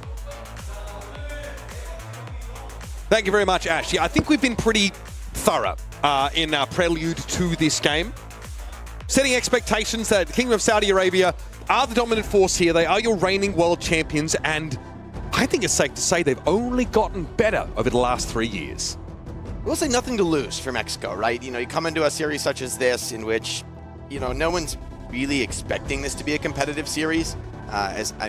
You know me, Mitch. I don't sugarcoat it. I'm good with it. That's about as brutal as it gets. But that's the stark reality. You have a lot of cachet that you can spend on being harsher. Still, you've got a bank of that. It's just the truth, man. It's just I call them as I see them, and you know what? If anything, that sets the stage for anything you can produce as Mexico, whether it's competitive fights, compelling moments in the series. That's enough already to put a lot of these players on the map. And for a team like Team Mexico, medaling at BlizzCon, that's a little bit out of the realm of expectation. It's about putting your players on the map and showing in an event like the Overwatch World Cup how you match up against a superstar squad that normally you would never face in conventional competitive play. Jake, the Kingdom of Saudi Arabia banned Genji this map. Wait, that's toxic. That is toxic. In the game. And it's a Malga ban from Mexico. Not a great starting for FACEIT, as Quartz has riddled him with bullet holes. Okay, Santana out of the suit as well, and the first fight is over, Mitch. Okay, that's how it's going to be, folks. Unless, no unless. Is hoping to stall things out here, and we have a moment to just appreciate the insane aim and consistency from Quartz. Quartz and Labda being on a team again feels like it's not fair, and you'd be right for feeling that way. These guys are terrifying. And Margin obviously has got a history in, top-level Overwatch going back quite a long way. Unfortunately, he wasn't good enough for Gunba this year, apparently, but definitely good enough for me. Quartz, I have a feeling we're going to be spending some time on this POV. A quick headshot forces the recall out of Angel Volado. And with the cat swinging him in wide, he looks for more. Honestly, it's not always easy to, keep your aim while you're being towed around by the jetpack cat. Quite challenging. Got to counterbalance the fact you're being dragged back and forth. Quartz doesn't seem to mind. No motion sickness here, folks. Just good Overwatch. This is looking grim, Mitch. I mean, I know I set the stage for it, but, some of these last couple fights, I mean, fight is a generous term. Yeah, there was an encounter. That's about as far as I'd go.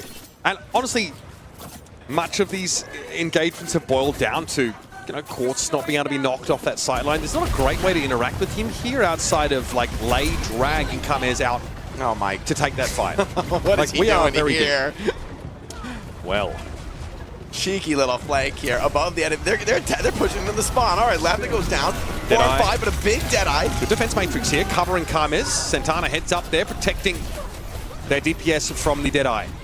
Quartz has been given leave, though, to double back here, rejoin the rest of the team. Ziad's got a remech, should it be required. And we have Kingdom of Saudi Arabia are disengaging for a time. Ziad very low here. Suzu going to be deployed there, maybe to keep Kamez standing. It's unclear. Quartz goes down, self-destruct here for Ziad. And oh god, the Satsarika spree from Labda has found purchase on FACEIT of all people. And he seems pretty unperturbed by the fact that there's a Diva trying to thrust her mech up his nose. Great support from Majed in that moment. Labda brawls out and Quartz over to the sim. Gets back fast and over to, honestly, I don't hate it. The sim turret's pretty obnoxious to deal with in an OT scenario. If there's a touch to come in from Mexico, it's an ode to Yubi, I think. Yeah, a little bit of love, a little bit of love for Habibi on the bench. Yeah, yeah. I mean, God, some of the subs also from this KSA team are pretty incredible. You've got TVNT and Ziad, the foremost tank players out of that region, who are on 2 of the the strongest EMEA rosters in OWWC right now. Ziad is someone especially who's just grown in leaps and bounds over the last year or so. Really exciting young player, right? Like one of the best already in his, debuts, and now a couple years into his career has shown real staying power at the top. Not an easy thing to do in today's Overwatch. All right, so what's the opt going to be this time around? We had the Santana Diva with Defense Matrix to try and prolong the lifespan of Kamez on the Bastion. This time it's going to be the Demon. Labda once more will roll out on the Xion. Xion Cassidy seems to be the go-to still here for the Kingdom of Saudi Arabia. No reason to change it up here. Stock standard. Karmez going to take the mirror on the cast. Confidence here and some good posturing from Santana. Provides a powerful position for Karmez to fight, but Quartz is going to swing deep through the flank. What's going to be the answer to this Cassidy? This is very aggressive, Jake. Oh. Speaking of aggression, though, Labda actually getting boxed out by Santana. A little bit of a better look so far in this round from Mexico. Santana just being shuffled over towards the point. Though. Yeah, flip comes in, shield broken there by Santana. They're trying to create that space. Kamez has fallen in the Cassidy duel, and now Quartz will be free to make his influence felt elsewhere. Another shield break there, and Santana, they're forced into that small room, and a double headshot is about as satisfying as it gets for Quartz. He's just too good. And I mean, this is a painful mistake for Mexico. To give the flip before the fight actually breaks out means 20%. For Kingdom of Saudi Arabia, they really shouldn't have, right? This should be sort of a just now flip scenario. That's going to cost you a fight later in the map. Yeah.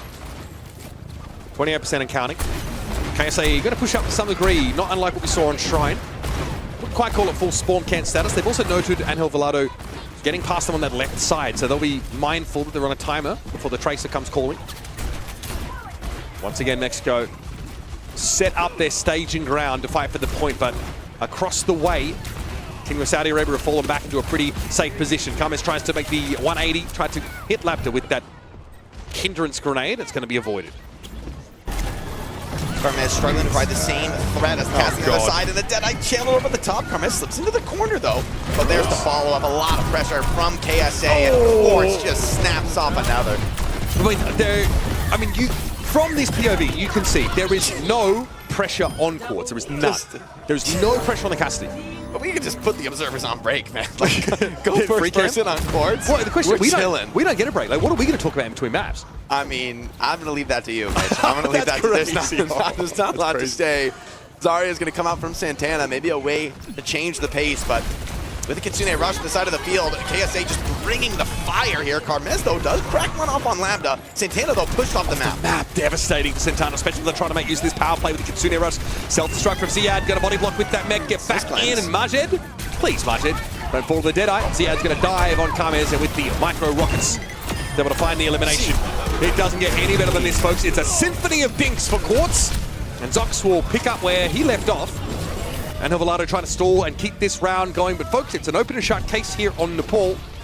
It's all done but the crying. And that'll be all she wrote. A dominant showing to start with for the Kingdom of Saudi Arabia. Not a sweat broken.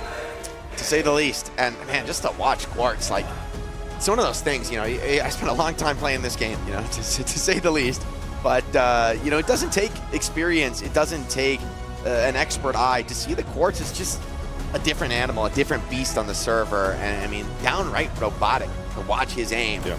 So incredibly consistent. You see, I mean, up against a team that just struggles to put pressure on him, what he can do given a little bit more space, makes it all the more impressive to see the level of teams that have in the past given Quartz a real challenge. And I sort of alluded to it earlier on here, but you see Quartz is able to kind of have this consistent lethality, mostly because the windows in which he's able to like just kind of play his own game and, you know, take his time are very wide. It's like there's no ability really for pressure to be put on him. Santana, they are most of the time peeling back. The ability to try and keep like the Bastion alive, trying to protect like the Kiri in some cases like this, and so Quartz is not being pressured, right? Cassidy's weaknesses are maybe like a lack of mobility here, susceptibility to being dove, especially if you can get a couple of players on that position. But if you watch Quartz here, at no point are people even looking at Cassidy. When he starts standing still and just like pure aiming on people, it's like you see the tracking. It's crazy to watch. You know, it's like he's doing like this shot, right? 1 into 2 under the cat as well. Like he's ready for the next target. He already knows that first kill is in the bag before it even comes to him. I mean, that's the confidence that a player like Quartz is working. Yeah, look, I wasn't using the term blood bath frivolously, I think, at the top of this match. But you notice that someone like Quartz is not goofing off, not trolling. Like he's still very robotic, very locked in, and very determined to make a strong statement here for the Kingdom of Saudi Arabia. With Team Australia in their wake already, a win here against Mexico will, you know, virtually qualify them for BlizzCon, and you know, it won't be a surprise to see them competing on the biggest stage, or one of the biggest stages in Overwatch Esports later on this year. They look great, man. I mean, to me, it's a revelation to see this region really rise up and produce some of the greatest talents in our game in this current era. That's been, I mean, really been shown across EMEA, and honestly, I think you got to give a lot of credit to the Kingdom of Saudi Arabia. The talent that this country has produced in Overwatch in particular has leveled up the region as a whole. I think you got to give a lot of credit to this country for what they've done for bringing the competitiveness to the global stage. For a long time, it was Korea and then everybody else. And you know, there's an argument that South Korea still is an incredible, I mean, obviously, not much of an argument. It's just obviously true. South Korea has produced the lion's share of the greatest talent in Overwatch's history, but KSA, with a win in the most recent World Cup, if they could repeat that here, there's an argument to be made for this country really punching above their weight class. And I think the one thing that folks are probably most excited to see is a matchup we didn't get in 2023, which is the Kingdom of Saudi Arabia versus South Korea. Like that is obviously, you know, that eluded us because China actually dispatched, you know, Korea obviously on their run to that grand final, and then out of nowhere came KSA to win it all there. So that's a matchup I've already kind of got on my calendar, one that I'm looking forward to here. And I'm sure like KSA are also to a degree thinking ahead here, you know, about what BlizzCon's going to look like for them, but also, very importantly, trying to make sure they make a strong impression here. Send a message to the other teams waiting in the wings that they're ready to defend their title. It is a different tournament, right? I mean, you know, there's being the underdog team that comes out of nowhere and has a breakneck run to where you can be down 0-2 in the grand final. You can just have that communication. You know what, guys? Let's play our game. Let's play for fun. And really, live up to that. It's a very easy thing to say, hey, let's relax and have fun on stage. That is not an easy thing to do, right? It's easy to say, far from it, to actually bring that. And honestly, now I think that kind of option's off the table. The expectations are here. Like, people know that this KSA team is a heavy hitter, even here in Busan, certainly also at BlizzCon, to which they've now, well, assuming they can win this match, they will book their ticket. But I mean, yeah, to not see them at BlizzCon, I just can't believe it. Given the performance, the level they're on, just watching them play, this is, if anything, an opportunity to just show off for the Kingdom of Saudi Arabia. Yeah, 100%. Show us some clean Overwatch. There's always an intensity about Saudi Arabian players, like when they get on the stage. I appreciate that personally. It's like they're not taking this lightly. Even the comps, it's like they're bringing the heat here. Like what they're playing is very meta, very strong. Mexico are going to take us to Junkertown, a map that, I don't know that I've seen this tournament. I mean, I've seen a lot of Root and Chambali. No, I've not seen it. It's been a while since I've seen Junkertown, period. It's been a hot second. Yeah, obviously, it's the kind of map where we used to get some of the most bizarre compositions on an escort type map. There was an era where it was like triple DPS or Ball and Widowmaker would sort of turn up on this map now. If Widow ever comes out here on first point, there's more defense side cover, right? I think this is like the best Widow map in the game. I think with Jetpack Cat in the meta, maybe Widow just doesn't have a place. But man, it's crazy to see that, because Widow was once really maybe the definitive hit scan for quite some time in Overwatch. I know Quartz has one on some pretty serious lockdown, of course, the ability to show up on Widow. Elemental guy comes in, and honestly, I mean, I'm not even calling him a Genji one trick. I think Mexico have a better shot, YOLOing behind a Genji and just trying to pop off with that like incredibly aggressive posture that Genji almost demands of the team. At least it would be a change up. And to be honest, it's clear for me that pound for pound, you just cannot do like a straight up standard mirror against Kingdom of Saudi Arabia. That is an impossible endeavor. Yeah. And obviously, we have another substitution being made here by Team Mexico. Paulette, she'll be coming in for Lei. Lei so far on the Jetpack Cat on the previous map. Definitely a tough role to play against Quartz when he's firing on all cylinders. In fact, even when he's firing on half of his cylinders, I wouldn't want to be caught anywhere near his crosshair. So big changes here for Mexico. And again, I also think like giving as much of their team as possible to be exposed to like competition at this level, especially against like such a quality team. I think it's going to be quite beneficial. Jetpack Cat is the first ban here for Mexico. This, to me, signals they might actually want to come back to that Junker Queen and push the pace around a Lucio comp, play towards the Genji. For me, that's the best way to make Genji work. Yeah. I mean, even though JQ is really far out of the meta right now, I think if you want to play Genji, ban the cat away. You don't have to deal with those hit scan playing in the skybox. Things are a lot more vulnerable to be run down and brawled on the low ground. Have to see what the response is. It's, I mean, obviously out of meta for Mexico, but for Kingdom of Saudi Arabia, it's not a free win. You gotta play intelligently to deal with the explosiveness that Mexico have shown they can bring with that style. Demon ban here for Kingdom of Saudi Arabia. And yeah, it feels like Genji is one of the most efficient recipients of the commanding shout. Move speed and overshield, right?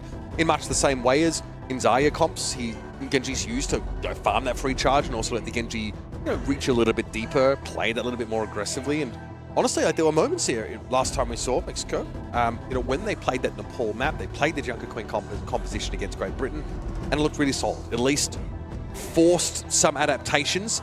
The issue is that, Great Britain were able to read into it. The next time we went back to Nepal, they were able to, sort of win out against that composition. And Kingdom of Saudi Arabia, very adept, at sort of coming up with the answer. Don't forget, Twisted Minds don't have a coach, so they figure stuff out on the fly, in-game. Yeah, it's also a spot where Labda's hero pool, I think, is going to be invaluable because you've got options like, the Pharah is one of his OG throwbacks, but can be a big problem for Genji to deal with some of those flyers, some of the mobility flankers that Labda can bring to bear. So it's definitely a lot to worry about on this KSA roster, a lot more than just what Quartz can bring as an individual on the hit scan because, hey, when you play that JQ Genji, it is a really powerful way to jump on top of the enemy hit scan and just obliterate them. Like, Quartz aim isn't really going to matter in that kind of a circumstance. It's going to be more on his positioning, his ability to work around with the team and at least charge a cost for Mexico to get in behind the Genji. And with Elemental Guy coming into the roster, don't flame me for calling him a one-trick, but I'm pretty sure he's going to play Genji here. I won't flame you for that. I mean, what I think is so humorous is that Kingdom of Saudi Arabia, they saw They know what the lineup is going to be for Mexico coming into the I was first map. wondering that. I'm like, did they? It's like Substitution comes before ban, so like you know who your opponents are playing with. They still chose to ban against. Like, wait, is that the Genji on the team? Oh yeah. The Genji's in. Yeah, okay, ban him. I mean, honestly, I like it. It's like, hey, we used our Genji ban, guys. Come on, you can put an elemental guy in. Like that's true. Like we don't have the ban anymore. You know, like we'll let you play Genji. It is one of the more interesting parts about our format in that you get to see substitutions before you ban, so you kind of see a player coming in and you kind of know what a team is angling for. And there's some mind games that you can, go for around that.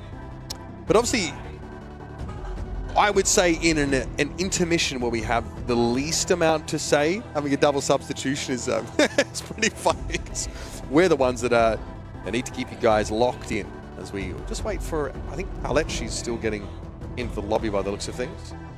Yeah, I mean, and also go to Junkertown. I like it from Mexico. It's a way to throw a spanner into the works. It's a pretty unpopular map in terms of picks. It's something that teams won't have scrimmed as much. And so as an underdog team, if you've got, some sort of cheeky strat here, you take out Cat, who arguably is the most significant hero in the meta right now in terms of it completely warping the rest of the game around its presence. By taking that away and going to an unconventional map pick, you do at least destabilize the Kingdom of Saudi Arabia. It's not going to be an extremely comfortable map for them the way we saw in Nepal. Yeah, will be a decent showcase of KSA's ability to adapt, or at least like come up with I'd say like being served up a bit of a left field situation, one that they might not exactly be drilled to answer. See, great to see the Elemental guy support there in the crowd. RNE LFT for OWCS and FACEIT Masters, so put your hands on him. Courts do something? I'm pretty sure he will. Bro's been doing the most so far. Good to see Majid back competing as well. Yeah, it is. Majid, just a nice guy. I mean, it's interesting also for a player like Quartz just to, take people behind the curtain a bit. You see his play, a player like that, a lot of conversation about being the best in the world, but I mean, he's just an incredibly nice dude. Like, he's very soft-spoken, easygoing, really, soft-spoken, and just incredibly kind, respectful, generous even. It's a crazy thing to see. I mean, truly a gifted player, but, one, from a coaching perspective, we're like, this is the dream. Like, this guy he's not causing problems, doesn't bring a huge ego, which often is almost a necessary component of a player being at this level. Like, when you're this good, everybody's telling you you're the best in the world. It's hard to not develop an ego. So hats off to Quartz. I'm just incredibly impressed with him. I mean, a laudable human being. It's great to see him at the top of the game. Yeah, I mean, the fact that he was getting asked himself, like, who's got the best aim here? You know what I mean? Kind of knowing what the question was supposed to be angling towards, right? And, still gives us, like, quite a thoughtful answer. But again, you don't scale the heights that Quartz has without, developing, there's something going from self-belief maybe to developing a little bit of an ego. That's the case with many players.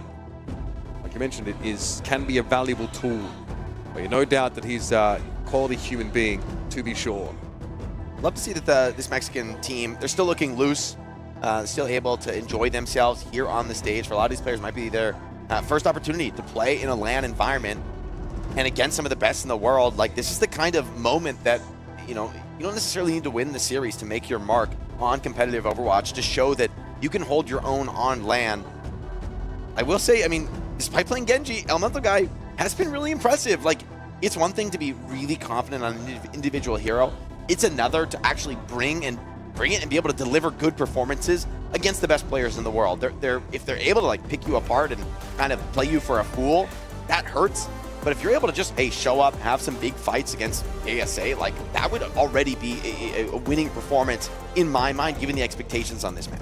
Now, zooming out a little bit, this Group B conversation is still very much, up for grabs in terms of, probably also in terms of the second team that we expect to advance out.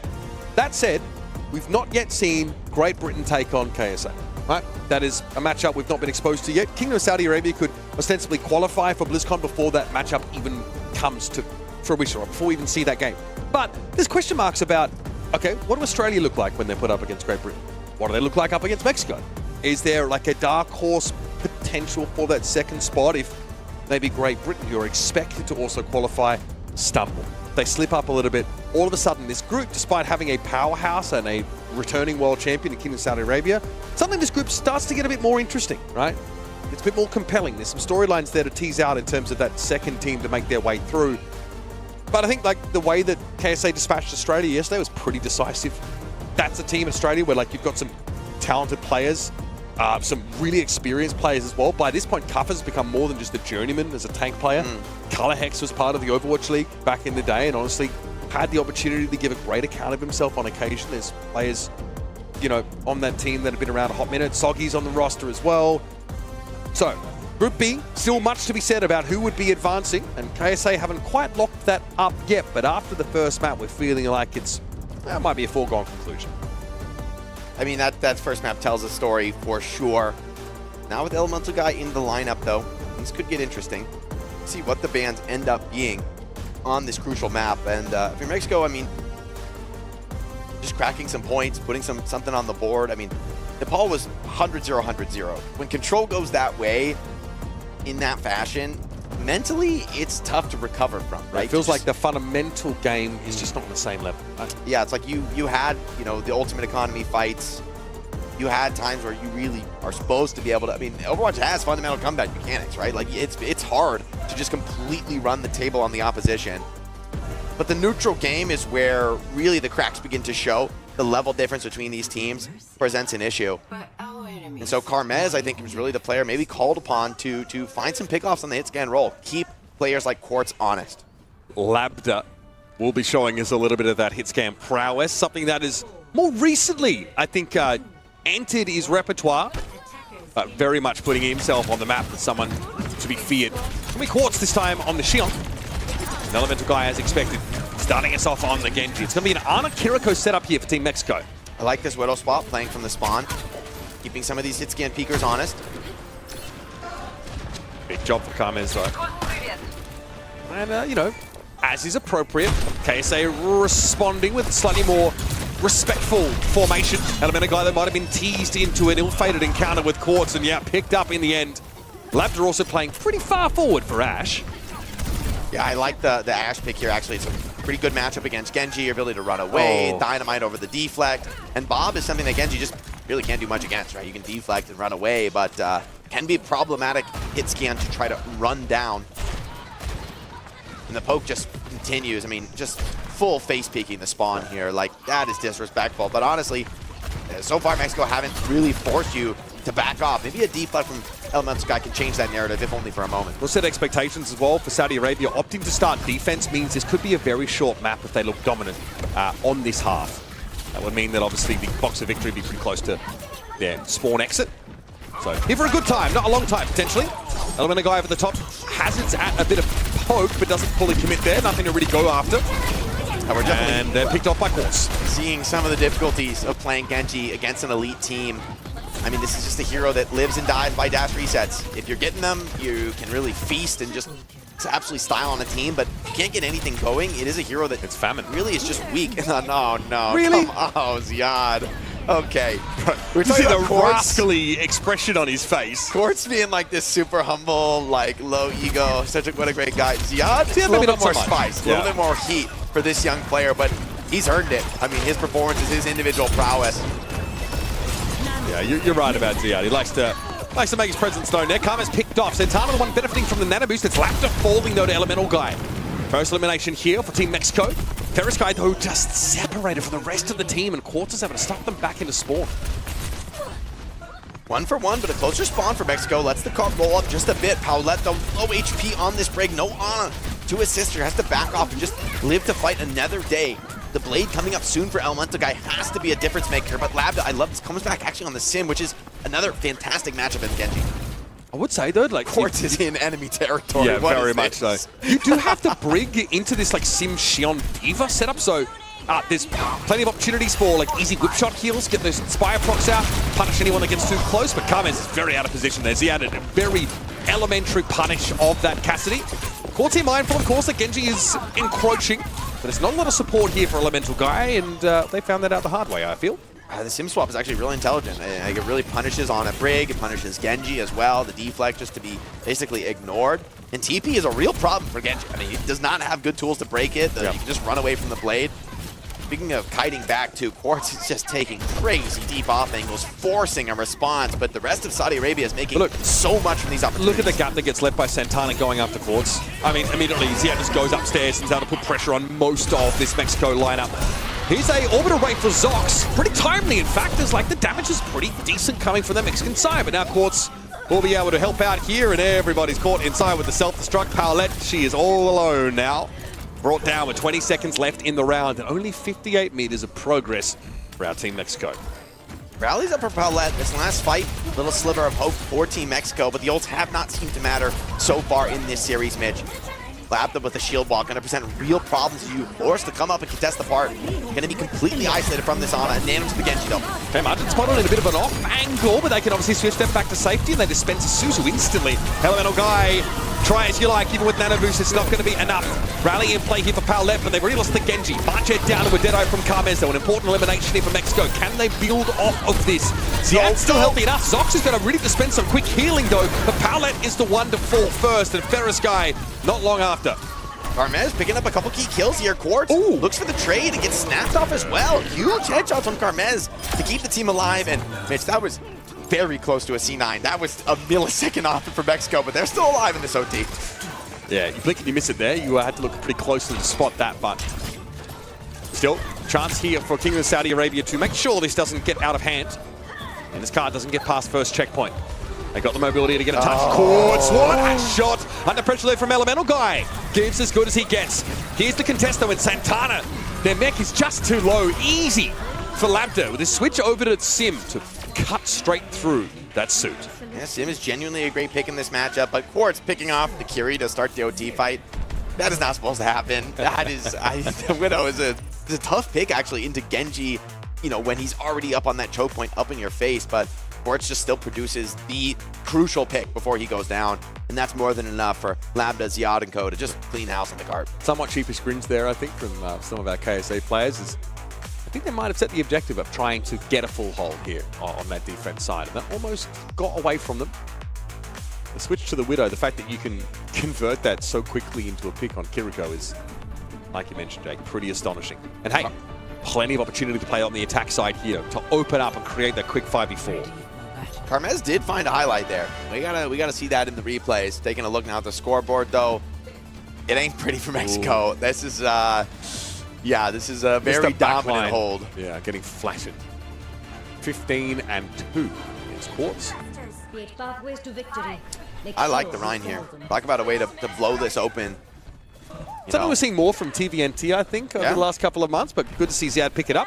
Rhine is actually, strangely, not bad this meta. It does kind of rest on your ability to pilot the Sim, which is a hero that a lot of teams have shied away from after some of the nerfs that came to her kit, but Twisted Minds have shown far from out of the conversation.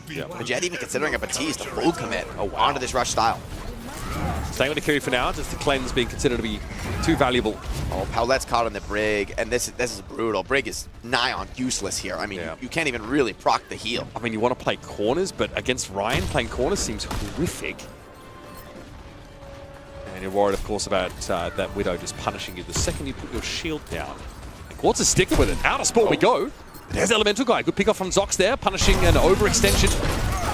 Heads up on the deflect there. That could have been the end of the Genji, but no. Lambda now falls next. Good kills for Mexico. They bend back, playing out of the Widow sightlines, find an early pick on the Lucio, and that leaves the rest of the team to fall. KSA, Mexico, winning these early fights is critical to get towards some of these key ultimates. Ziad, though, enough messing around. He's over to the Diva, back to what's worked for them. Widow is a little bit of a crazy pick here for Quartz, but it's justified. Oh, no! Tough matchup there for Elemental Guy, and Carmez just lingers a little bit too long out in the open. Quartz here looking like Prime Fleto on Junkertown, and there's another one picked off. And all of a sudden, the map is clear of Mexican representatives. Cheeky smile on Quartz's face, comes to peek the spawn here, looking to take some more souls before the map ends and just snaps them off. Pop the walls, why don't you? Seems like this guy plays with them 24/7. Looking for more. Zero respect being offered here by the Kingdom of Saudi Arabia. And I feel like Mexico would have it no other way, but that is deflating, demoralizing, and frankly, disastrous. Oof, we knew this one would be brutal, but really striking fashion. Kingdom of Saudi Arabia make their mark on this tournament. Carmez, though, had a highlight moment here on the Cassidy. Yeah, I think there was one moment where the fight sort of breaks down after we saw a orbital ray attempted there from Zox, but I think the windows in which you're able to punish this Kingdom of Saudi Arabia team are few and far between, and many of them are opened up by perhaps them just playing a little bit overconfidently. Good to see, Quartz on the shield. Lapta picks up the sim here. It's fun to see these guys maybe on some different assignments, but yeah, once we got to the attack side there, I felt like it was quite decisive. And look, that's something that Kingdom of Saudi Arabia could do. If they keep winning maps, it's going to be Mexico picks, and KSA said, we'll start defense. Look at this, Mitch. Watch this overtime bar here in this fight. This is what we call too close for comfort. See, yeah, zoning like that. Yeah. That is a clutch. I mean, we're down to like a millisecond there. We got the burning of the wick overriding. And Carbez, if he doesn't find all these headshots in quick succession, that would have been a game over scenario, getting full held basically at the first corner. We do get it to the end of this first point, but feels like so far that's the best you can hope for Mexico in this matchup. I feel like Elemental Guy understands the assignment, especially playing into the Widowmaker, but having that deflect used, Elemental Guy did not want to fight Quartz there, and I feel like turning your back on the Widow is almost the worst thing you could do there. It's so tough. I mean, they're just across the board. I mean, shots like that, like fresh off the TP, snap headshot on the Genji. I mean, can't be doing that. That starts to feel unwinnable for this Mexican squad, and to be honest, it is. It is. Yeah. And rarely do I keep it this is. No, there's I always keep it real, but disbelief that we engage in sometimes as casters. We try to avoid editorializing here, but I feel like setting everybody's expectations, not being patronizing, is the way to go. Frankly, this is about as bad as it gets as a mismatch. Well, we have hybrid, push, and flashpoint maps still remaining. If Mexico want to maybe choose a flashpoint and give themselves as much of an opportunity as possible to show what they're capable of, I feel like that could be good. If I were them, I'd take us to New Junk City. I'd play the Junker Queen Genji, and I'd send it over and over as many times as it takes. Push the pace, dive on top of the opposition, try to overwhelm them. Realistically, I mean, obviously I have faith in these KSA players to be able to adapt and overcome just about whatever goes up against them, but that for me is the most viable way to play the Genji, the most viable way to push a super aggressive pace.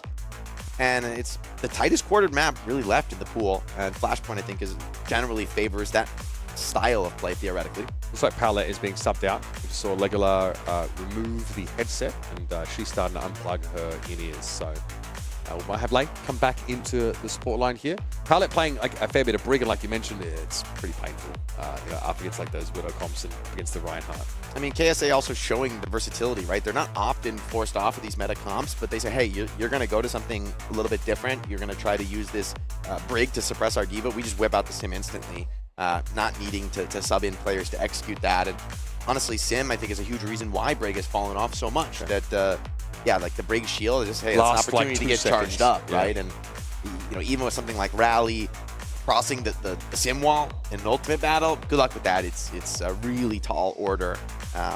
The sub out here makes sense. I mean, honestly, Brig maybe a little bit more comfortable in Junkertown, where the shield is actually kind of nice to deal with the open sight lines. But maybe you go to a closer range map. If you want to commit to this heavier brawl style, play the Lucio, play the Kiriko. Brig's not the way to do that. Maybe a part of this as well is that there's the jetpack cat ban is now elapsed, right? So you can bring your cat player back in. Maybe you're not going to play, Flashpoint necessarily. Maybe look for a map that can suit that style of play. Feel like that's where you can find an edge. But we saw the Kingdom of Saudi Arabia quite happily match that. And Quartz just getting ferried around the map really felt like it just took him to 11 in terms of his ability to have an impact on the game. So I wouldn't necessarily say that's where Mexico would be able to derive an advantage, but that's how they want to get things set up here. So advantage is a big word in a series like this, Mitch. But to be honest, I think part of the trouble is that, yes, it's like Quartz is such a monster on hit scan. You're hard pressed on these wide open maps where he can really take over. But by the same token, you go to a close quartered rush map, and now you're just straight into the teeth of Ziad and Labda, who love to push the pace, who love to light up the kill feed and really get into the action themselves.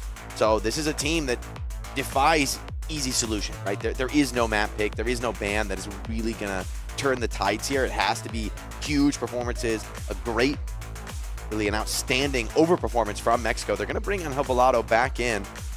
We'll be going back to basics here on what could be the final map of the series. So Light comes in, and Overwatch also will be joining. So maybe going back to more of that Tracer style. Look, I enjoy watching the games. I feel like Kames actually was probably the one that garnered the most attention from Mexico on that pretty short-lived Junkertown map. But we are seeing Mexico move back to their more standard configuration. And at no point is TVNT being forced to dragged out there and play the game. He is happy to chill right now as Ziad is in the hot seat. And maybe this, I mean, I'm speculating here, but as we get deeper into our World Cup tournament, there might sort of be, a case to be made for, like, rotating those tanks a little bit more, right? It's something that, we see Fraser Raccoon, obviously, do a lot between Max and Junbin, trying to make sure both your tank players are, in their wheelhouse when it comes to certain maps and comp styles. The pick is Colosseo. Okay, interesting. Something, still very much in the hit scan department in terms of who's expected to have a big map here. A lot of wide open sight lines. But there are some more enclosed arenas as well where the Cat Bastion isn't going to necessarily be easy to execute for either team. Do still expect it to be played. Well, maybe not the Bastion, but at least the Cat. Sure. Given its just dominance really in the current meta. Maybe that's also why Mexico put in Angel and Lei to go back to a style that they may just feel is inescapable. Yeah, I mean, I think in a game like this, if you have scrimmed your Cat Bastion comp and feel like it's your best look, then lean into it. Cassidy going to be the ban away, so no Quartz Cassidy Cat combination on the table anymore, but don't forget, Quartz has played a ton of the Bastion, a lot of it, so it doesn't really matter. Anything that guy touches basically turns to gold. And it'll be a mercy ban for the Kingdom of Saudi Arabia. Interesting, guys. Very interesting. You know what? I appreciate KSA for not doing subs. They're moving through this. Yeah, exactly. We're like, we got to get this going. I'm not trying to swap a hard drive here. I'm trying to get to dinner. Yeah. And they're on pace to do that. Mercy ban as well. No reason to waffle too much about what to ban. I respect it, honestly. Again, just valuing the smooth sailing here through our series. For the Kingdom of Saudi Arabia from this point onward, you don't have to worry about the question of BlizzCon. That one is basically going to be locked in at the conclusion of this match. Yeah, this is a matchup you'll be looking at for sure. Kames versus Quartz. Denied the Cassidy, but still able to go to Sojourn, still able to go up the Ash even, the Bastion, another option. Labda also has shown us now the Symmetra, legendary Pharah player. Honestly, if you want to have a good time, you can go in that direction. Angel Velado comes back into the game. This is a matchup we also highlighted coming into the game. Someone I felt that was one of the strongest players. Santana hailing from Puerto Rico, but the breakthrough player here for Team Mexico. Do we just go back to the Queen? Just have a bit of fun here on this map. The long sightlines make that a bit of an ugly proposition. I will. Like Colosseo is at least if I wanted to play that way, this is not the map I'd take it to. But for Mexico, maybe they want to go down fighting, playing into comps they really believe can win, can be the best. But the execution, I think, is where push really comes to shove in a series like this. I mean, we were hanging out on that Quartz POV so much in the first map. It's not hard to decipher just why it's so difficult to break this Sonic team. Gets in suspense for a little bit now as Mexico have made some substitutions here to get them back to their original configuration heading into Colosseo. So we discussed the bans. We saw a Cassidy ban and a Mercy ban for KSA, and I think like it went unsaid, but obviously it's not a ban that means anything from KSA. Like a Mercy ban up first is almost plausible as a protect, but here the Mercy ban has basically become code for we don't care what you play. And at this point in the series, I cannot blame the Kingdom of Saudi Arabia on the precipice of securing their qualification for BlizzCon and basically walking comfortably through this Group B so far. They're ready to put Mexico out of the competition. One thing you've got to sweat on a push map type in a series like this is the possibility of a full cap. I mean, that is a very realistic scenario. For me, Mexico, if they can stave that off, need some kind of victory. Yeah, maybe you're thinking a little bit about, maybe halfway through this map we'll be considering what moral victories look like in this game. But again, it's a series that could have been a lot quicker if not for the substitution, so I'll give you that, Mexico. Thank you, giving us plenty of watch time. I'm begging for the Ziad wrecking ball here. I'm begging for it. I'm desperate. Please. Please. Just a crumb, sir. Just a crumb from the table. Oh, just What would I give for Ziad Wrecking Ball? I would be a happy man, Mitch. You know what? I'm starting to believe. Oh, what a map for it too. Santana over to the Diva. It'll be the Ziad Wrecking Ball. The apocryphal, the hidden, the secret tech finally being brought to bear. Show me your rollouts here, Ziad. So far, nothing I'd write home about. I truly don't know that I've seen this player-hero combination. No, we definitely catches, but Lab still gets the finish on Helvalado. And Ball sweeping through the map alongside the rest of the Kingdom of Saudi Arabia. Bastion pulled away from the fight, but will the rest of Mexico be so lucky? Okay, it looks like Zox was able to get away from that pressure. Now Kames is out of wheels mode. This is where it gets a little bit more dangerous, and Quartz is able to get him down from the ground. Santana, very much alone in this. And here come the Kingdom of Saudi Arabia. Pretty strong start for them now, as Quartz at 10 HP is able to fight Ferrosky and succeed. They'd love to keep the pressure on, find some staggers. One of the great strengths of Wrecking Ball is just constant aggression. In a series that's gone as well as this one, I don't see why not for Kingdom of Saudi Arabia. Leave one to push, go for the 4-man dive in the spawn. Quartz ready to duel in the sky with the enemy Bash, and he might just win it. Yeah, he looks quite happy to be in this matchup. Ziad, though, less so, getting peppered from up on high. And Helvalado credited with the elimination, but crucially it is Saudi Arabia's tank player out of the mix, and Zox is the next to fall. Quartz no longer has that delivery mechanism. Ziad's had enough. Over to the Diva, back to business. No reason to loosen the grip now. On the precipice, qualifying to BlizzCon. Looking to repeat as world champions, Kingdom of Saudi Arabia. More than a fighting chance in this one. Defense Matrix is going to mitigate this early salvo of pressure from Kames. Eventually, they're going to have to drop and fight like everybody else. There's the barrage. Angel Velado picked up there by Quartz, though. Can't dual execution. Now Kames just getting peppered. The healing's not there, of course. And now into the sky we go to Satsuriku Spree. Gets Quartz within striking distance, and it's a flashy finish. Everything about this guy is flashy, man. That just beam down on the Bastion out of the sky. Fame like that, just the envy. Just about everybody playing Overwatch these days. I mean, if they knew what it took to get that aim, I'm not sure if they'd envy it so much. Years and years and years in the lab for this guy. Run hell, pressured early. Few blinks forced out. Now here comes the rush from Majed, trying to break apart this Mexican defense. Okay, and Helvalado able to get a recall there, stay alive there with the object of scrutiny. They got away. Majed picked up in response, but not having that Bastion around is a grim portent for Mexico. Santana demeched here on the bot, and Kingdom of Saudi Arabia will march on deep now into enemy territory. Yeah, opening up forward spawns from this Go, Lego! Crucial. Mexico just trying to regroup, stay alive. Touching the point doesn't seem to be a possibility for them. Got to staunch the bleeding soon, though, because with the forward spawn, the floodgates are open. Big ultimates for Mexico, but they've got to deploy them well. Kingdom of Saudi Arabia won't make that easy. Dangerous spot to play into the catnap here, but a lot of ultimates available for Mexico, and the first of them is brought to bear. It's a Kitsuna rush here for Ferrosky. Respected and disengaged from by the Kingdom of Saudi Arabia, and the timing here for Kames to be grappled by the cat. Unfortunately, it was as Wheels mode expired, so they're not really experiencing their DPS spike at the moment. Ziad not able to mitigate that damage, but here comes the catnapper catch into the self-destruct, and Helvalado, not a darn thing they could have done about it. Santana scratched out of the mech, and again, just a brief sidebar for Saudi Arabia before they forge further into Mexico's side of the map. A stylish little combo. Lei stays alive in the backline, see if he can get something going with the catnap to start this next fight. But the Saudis have seemed inexorable here. Indefatigable even, as they just continue the march forward into enemy territory. Okay, now you're showing off, Jake. I am. That's all I have left, Mitch. What's the plan here for Lei in this catnap? Kames picked off early, lands his pulse bomb that strikes true. Quartz is more than happy just to tear strips off the mech while Santana is out looking at him. Satsuriku Spree here, ready to make short work of the remech. Santana is back and ready to fight.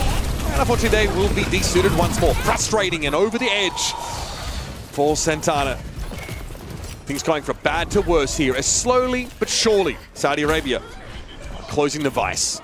Mexico keeps finding pickoffs. They're preventing like all-out devastation in this map, but they haven't been able to really staunch the progress once Ziad went back to the signature Diva. We're gonna throw, the catnap! Quartz getting Spree back to safety. Lei almost had to eliminate themselves there. Nicely done though. Quartz is gonna be sent back to spawn. All expenses paid ticket. And Zox does get mauled there. Spawn catch onto the Kiriko as well from Anhelvado. Ziad can resuit. He might be able to stay alive deep into this fight. Barely gets back in. He's going to take a lot of damage on the exit. Stagger himself here. Yeah, it's a risky commit. Arguably an overconfident commit, but he does stay alive and keep the suit. Outplayed. Yeah, that's pretty big. Ziad able to limit test there a little bit. Instead of having to drop off the map as many D.Va players would have had to in that scenario. Lambda is low, probably calling for healing. Forget about it, buddy. Forget about it. Santana comes out of nowhere and sees a golden opportunity to take the low health Tracer to task. Oh, no way Saudis can win this one. They find 3 kills of the fight. Spree needs to clean this up alongside Santana, but with the D.Va out of the suit, Zox and Lambda gonna be tough to win in this deathmatch. Yeah, they're going for it. Santana's gonna die late. Oh, that punishing. Yeah, Santana barking into the mic there. This is going to be a regroup for KSA. 4 minutes left in the round. 116 meters. Avril's rule basically in full effect. We have a Spree that's just come online though for Carmen. An opportunity to cause some chaos.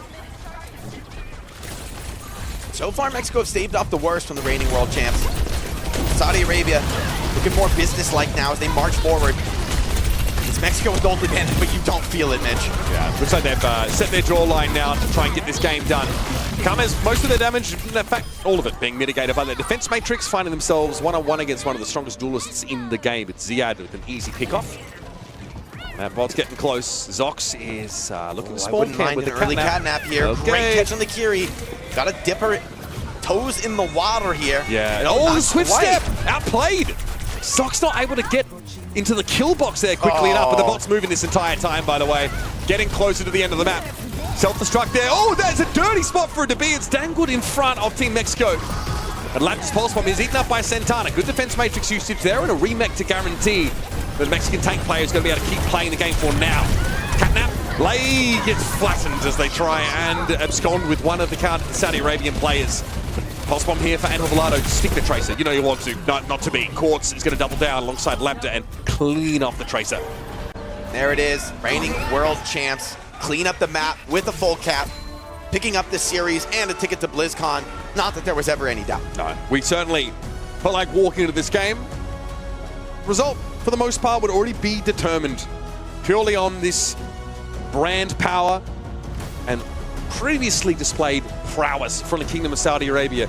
And sadly for Team Mexico, this represents their chances of competing at BlizzCon virtually disappearing.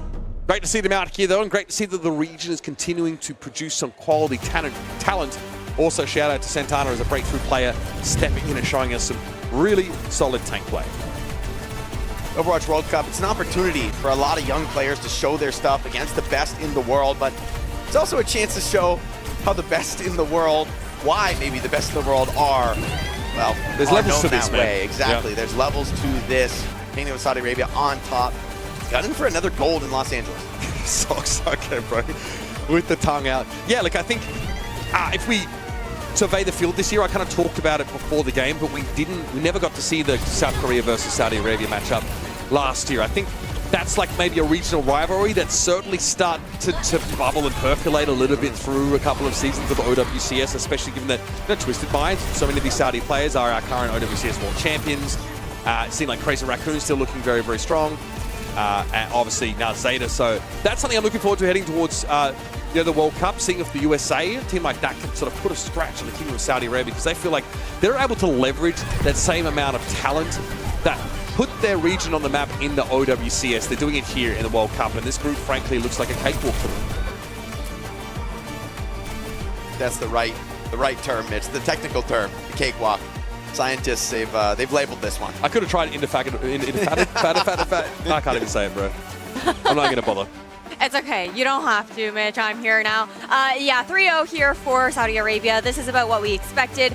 It was a match of all time, guys. It was a match of all time. Well said, Ash. For Team Mexico, at the very least, you guys were talking about how much of an experience this is for these players to, have that opportunity to show their stuff, but also for a lot of these Mexican players, one of the few opportunities that they may get to also play in a LAN environment to get those experiences here as well. Yeah, look, I think that the Americas conference was really quite lively and competitive, right? Like Mexico ended up like this crazy close match against Chile, so it's great to see that regionally there's some real promise, I think, going forward. And so we hope to be around here for many years still to come. So for Mexico, they've had a chance to show what they're capable of. They still also will get that matchup against Australia, which honestly for me, I don't know where that's going to go. I feel like Australia have their veterancy a little bit with some of their players, but Mexico are plucky and they're showing something a little bit unique, something a bit different. And it does take a team like the Kingdom of Saudi Arabia, and it did take Great Britain to be able to sort of see through that and derive responses to some of these more off-the-wall comps. So there's some threat, there's some risk for Australia, but you know, overall I think Mexico not showing the depth that we need to see from a team to really compete on the national stage of the World Cup. Yeah, completely understandable. I mean, when you're going up against a team Saudi Arabia who won the last World Cup but also have world champions on their roster there as well within OWCS, it's definitely a tall competitor to be going up against. But we do have some more Overwatch for you guys in just a little bit. We're going to go to a quick break, and when we are back, we'll be back with Australia versus Great Britain. The 2026 Overwatch World Cup is brought to you by DHL.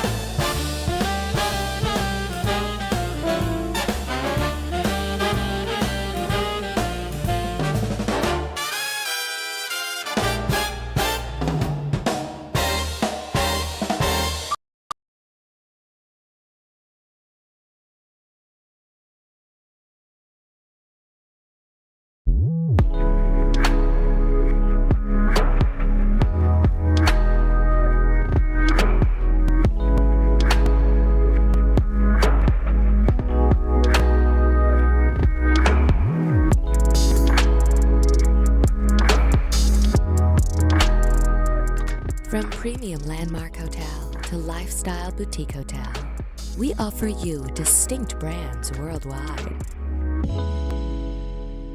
Rute Hotels and Resorts.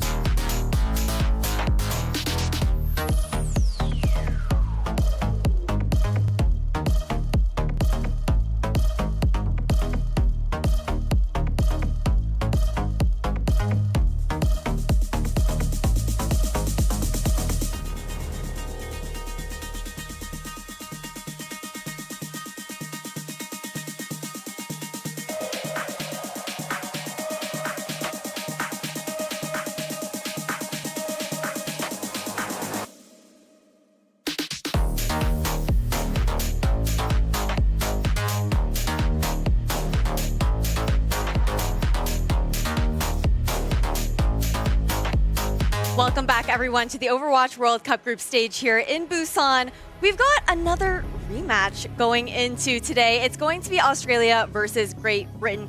These two teams actually played in the group stage in 2023 together, and it was Great Britain that got that win 2-0 last time they did face off. And it does look like it is a bit more of that underdog versus overdog matchup. A little bit closer this time around when we do have players like Kuffa on this Australian roster here, Majed. But you're in this group here as well. You had to play Australia yesterday. How are you feeling about how they're looking? They were actually good, but I felt like we were playing perfect yesterday. And today. And today, yeah. I think it's going to be a good match versus Britain. It was a bit of a diff. Like, I can't lie, like, you guys are just, obviously you're the reigning world champions. Like, you gotta feel good going into this event, like, just like peak form, yeah, right? Yeah, just like always stay consistent, confident, like locked in. Do you think the other teams as well have gotten better compared to 2023? Like, yeah, for sure, 100%. Every team's kind of leveled up in your like, opinion? a lot of teams, to be honest. Yeah. Sweden, UK. Yes. Gas them up. I think a lot of players just improved. Yeah. That's what I think. Yeah, I mean, you guys especially, looking at last World Cup, yeah, it was, man, that was obviously a big surprise to the world. And yeah, I didn't even expect it, to be honest. Yeah, it was incredible. I was expecting to get like top 3, top 4 in the tournament, and then we won it. What do you think of the Aussie boys right now? The what? Sorry, what? The Aussie boys, Australia. They have good players, to be honest, but I think it's going to be 3-0. Ooh. Yeah. It just came out swinging. Sorry, no hesitation, no hesitation here. Best of luck. But, it is definitely a tough matchup here for Australia going up against Great Britain. I think that a lot of our eyes get drawn to Kuffa. Having him be, this very experienced player, Johnny, on this roster for Australia. Definitely, I think the backbone that we're looking for this Team Australia to build off of. Yeah, and I'm looking forward to see what kind of heroes he's going to play today. So far, this tournament's been a lot of Demon. I'm curious to hear what you have to say about Demon later on as well. But I feel like based on what heroes he's playing, that will kind of be Australia's answer towards this Great Britain Wrecking Ball play we're about to see, which is a pretty unorthodox style. We don't see a lot of players hard commit to the Wrecking Ball, except Seattle and Colosseo. And so it's going to be interesting to see what Kuffa can do about it, because he's typically like a Ramato player, Hazard player, like that's what he loves to play. Been a little bit of Demon so far this tournament, but there's no like great answer to like a Wrecking Ball, I feel like, somebody else. There is some answers, to be honest. It's just, it depends on the playstyle. Britain plays ball. We have prepared some stuff. Okay, you can't talk about it because you're going to do it. Yeah, no leaks, guys. No leaks. You guys are going to see it. Okay. Well, with Team GB, is there anybody on that team right now that stands out to you as like most improved, or maybe kind of needs a little bit more of the spotlight on them? Like from the groups, or? Yeah, I mean, just in general. I mean, obviously Astro, a household name, of course, but there's a lot of players that maybe have not seen the spotlight as much as himself. I would say Sweden. Yeah. Wait, no, I mean like on Team GB. Any player on Team GB that kind of impresses you right now? GB. Golden Pants. Yeah, Golden Pants. Golden Pants. Yeah. We love Golden Pants here, guys. I think he's one of the best balls in the game. Oh, okay. Yeah. That's high praise. Goddamn. And it's very annoying to play against him. He is so, not even just, he's annoying to watch, guys. Like, forget playing against him. I'm watching him, and I like to play support myself. And I'm seeing him in the back line during those qualifiers, and it's just so frustrating. So I think that it is definitely a player to keep our eyes out on. And not just that, though. I really feel like we saw Maimon and Kai stepping up during the qualification, heading into this group stage here as well, Jack. Yeah, definitely. It's good to see Kai back in it again. I'm just saying, it feels like it's been a hot minute. And I think Maimon's improved as well over the years too. Very good tracer player, in fact, all around kind of flex DPS as well. A lot of Sombra back a long time ago too. And obviously with Funny Astro being on the bench as well, I think Crispy and Kiwi have a lot to kind of prove for Great Britain. Over the years, yeah, we've not done so hot in the World Cup, It's okay. It's been 2018? Been rough. Okay, buddy. Okay. It's been a little rough. It's been a little rough. 2019 Goats was alright. Yeah, the Goats was alright. Players, Goats was alright. Was alright. That's the only thing British players are good at, apparently, is playing Goats. Well, you had some great Reinhardt players. Yeah, back in that's the day, true. Yeah, we've got some good tank players. Christopher himself. Yeah, exactly. This year too. I think this year they're gonna do really good. Yeah. How far do you predict them going into BlizzCon then? If you think they're gonna make it, top 4. Top 4. Yeah. Ooh. Okay. I wasn't expecting that answer. It's just it depends on the bracket, to be honest. Yeah, that's true. Like, you never know who they play. If you get Korea, it's chalk. Yeah, I know. So it's like What can I say, my boys? Yeah. Like, We're seeing them later as well. It's gonna be a good time. Who else is in that top 4 then? Obviously yourself. Maybe Korea. Korea, Great Britain, America, USA. USA. Yeah, they were sort of original. Sweden. Yeah, Sweden, Johnny. Sweden. And Everyone's Britain, pretty I would say. Sweden-filled. This year is our year. Everyone's pretty Sweden-filled this year, but we do have predictions, guys. Even though we were already getting a little further ahead of ourselves, let's check out what we got on the board, because for me, I had to go with Great Britain for this one. I think that what we're seeing out from Australia, I feel like we do have a good foundation for them to build off of, but there were a lot of moments where I just didn't really feel like Kuffa was getting the support that he necessarily needed. And I mean, we know who you're going with, but you want to give us a little bit more here, Majed? I would say 3-0 for Britain. To be honest. How hard of a 3-0 though? Like, are the maps close and it's a 3-0, or? I think it's gonna be close. Okay. Yeah, I think it's gonna be close 3-0. Okay. But Britain is gonna win the whole maps.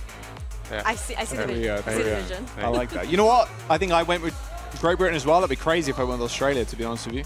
I think I would have an insane DM from Scott by now. Yeah. You have a little bit of Great Britain. It was a while in ago you. when I made the pred, okay? It was Yeah, a while yeah, ago. yeah. But yeah, I went with that. No, I got Great Britain here as well. You know, clean sweep. Like, I can't wait to see the Wrecking Ball gameplay, and I think Australia is going to be like they'll be a little like frustrated, because they'll be like, did we really have to play the Wrecking Ball team? It's like just like that play style. Like we'd play push and pull, dive, but Wrecking Ball, really. We gotta deal with the Wrecking Ball. I think Australia's got a tough game ahead of them. I mean, depending on how it goes, they could also try to find some openings when it comes down to, like, you know, the pick ban, what maps they want to take it to. Majed, when it comes down to this map pool for Australia, where would you want to see them go? What do you think would be the strongest for this roster? You mean Australia? Yeah, if to have their best chance against Britain, what would you want Australia to go to? Which maps? I don't know, to be honest. No, that's okay. I have no answer for that. It's okay. He's just too confident in the fact that it's going to be 3-0. It doesn't matter where He's we're going. saving strats. Oh, that's true. They play them No leaks. Don't want to leak anything, bro. Come on. No, I think realistically here, yeah, I think Great Britain right now are in one of the strongest forms they've had. I mean, you said like a lot of teams, a lot of players have just kind of improved over past World Cups. It's going to be exciting when we hit the BlizzCon stage in Anaheim. But yeah, it's scary. The group draw obviously pretty tough, but getting over this first hurdle of Team Australia here, yeah, should be. I'd say a 3-0 as well. I'm just saying. I'm gonna put that out there. Okay. Guys, do you want? Wait, let me. I have a little birdie in my ear. I have a little birdie in my ear. I might have some insider info. Okay. Leaks are coming in. Australia banned ball from map 1. Okay. Okay. Well, I mean, you know what? Get that out of the way. Get that out of the way. Whatever, man. That's fine.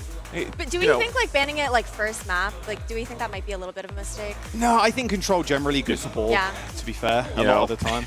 This You're map right, one you're is not very wrong. important now. You need to win the ball ban match. If you don't, you're in trouble for us here. But I mean, it is legitimately great. Like getting the Wrecking Ball out of that, on control. That's a great opportunity for them to go up 1-0 in this series, which they really need if they want to win the series. We'll say Golden Pants. We were in this situation before in OWCS, and the Winston was pretty good. I know Winston is not meta right now, but even though the Wrecking Ball is banned, Golden Pants can still play a pretty reliable Winston. So we'll have to see if that is the choice moving forward. Orisa too. His Orisa is actually good. Orisa too. Yeah, his Orisa. So it's not all over for the United Kingdom or Great Britain rather, just because they don't have the Wrecking Ball available. I mean, not just that, they also have they have tread as well. If anything ends up shaken up later on, you have substitutes that can come in and whatnot. No, you're ball committed. Okay, we're locking in Golden the Wrecking Ball is ban is gone. At this point, just leave him in. Let him cook, do his thing. There's no risk of a ban. You can ban damage and support. You can play Demon as well, to be fair. I was going to ask, what do you guys think of a Demon right now? We don't play the hero, but she's actually very annoying to play against, especially for my hero, Kirku. I can't do anything. Yeah. He pushes, forces my Suzu, my TP, and then I can't do anything after. There's a Tracer flanking somewhere. I think it's the most annoying hero to play against for me right now. Really? Yeah. Wow. Even more annoying than the ball. I would rather play versus ball. Yeah. Than, yeah. I mean, that's depends saying who's playing the something. ball though. Yeah, that's true. That's true. Depends who's playing the ball. If it's jumping as well, I mean, maybe, maybe that's a there's little nothing more you can scary. do. Yeah. Off the back of the Demon conversation, I know that we're really only getting a preview of these tank players running it for the first time now. But if you had to make like a soul read for the future of competitive Overwatch, who do you think the best Demon player is going to be? You need some mechanics. Like, who's a mechanical tank player? To be honest, I'm gonna say this. If TVNT or Ziad plays these heroes, okay, they're gonna be the best. I think you're right though. Like, it's similar to D.Va's playstyle. Yeah. I mean, TVNT's a slot in there. Yeah. Just shoot. Yeah. Well, the guys are like, if he plays that hero, he's gonna be the best in the world. Yeah. I look forward to it. Hopefully he does. Maybe play BlizzCon. You never know. Yeah. Maybe. Don't want to reveal everything just yet. You never know. No, I think it's a great shout actually, because I think a lot about. I actually don't want to call out other tank players, but there are some tank players you watch them, and like the crosshair goes a little bit, unevenly across the enemy heroes. And there are other tank players who are actually quite sophisticated with their aim. They've done some aim practice. Their damage roll in ranked is also like champion 1. Is that what you're saying? My aim is potato. Like it's absolute garbage. Like it's actually a miracle that I was a pro player to begin with. Like I was the prototypical like tank player who couldn't aim at all. But now in this day and age, like the flexibility of all these tank players, like so many tank players can play so many different heroes. Their aim is in general like so much improved, right? So I feel like that old stereotype of like these potato tank players no brain. who I was, like they're gone now. Like most of these tank players are actually really skilled. And you're seeing that with Wrecking Ball. Like Wrecking Ball is a really aim-intensive hero. Like you really need to nail your shots if you want to finish off people with the pile drive, etc. Right? And so I think maybe like Wrecking Ball players like a Junbin or something could be really good at picking up Demon as well, because you have that aim component. Yeah, no, that makes sense. I mean, Demon has also been the most banned hero in OWWC group stage so far. Were you expecting that going into this event? Like, I think that players had some different reads on her heading into OWWC. Yeah, even for us, to be honest, we always wanted to ban Demon because we struggle a lot versus her. So I would say it makes sense. It's also a different mentality in the World Cup, right? Because I feel like in OWCS, you know the opponent you have, like you know who you're playing is, you know their strengths, you know what they're gonna do to some degree. In World Cup, it's like we might not be super familiar with this team, and so we just want to get rid of like the unknown factor. Maybe they are really good at Demon, maybe they aren't, but like we just want to get rid of that hero if we just want to play like regular Overwatch, you know? We don't want to add like a new hero into the mix, right?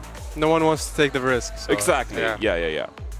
So from that standpoint, I think it makes sense. Like a lot of these teams, like the best teams you're seeing showing up, like they just want to show up and like flex their mechanics and like, go home. 100%, yeah. Those clips. Yeah, picked up OWCS as well. I mean, yeah, it's a little 2-for-1. It is scary. I think the scariest part about Demon is the jetpack cat just dropping the Demon into the back line. Yeah. And then you like you said, you just can't do anything. I can't do anything. My TP gets forced, my scissor gets forced, and then I'm just dead. Like, Literally, I need to get used to it. Yeah, you can't even like shoot back. It's like, well, you just have to read. Like, you just have to expect it that they're gonna do it. That you're just gonna get jumped on. Yeah. What's the best way of kind of dealing with the Demon? Obviously, is the Kiriko is a little tough, but like from other roles. I think Mauga, to be honest. Yeah. Mauga is really good. Like, you just keep shooting, and no surprises here. And then you just go into the back line, you win the fight, you get all the space.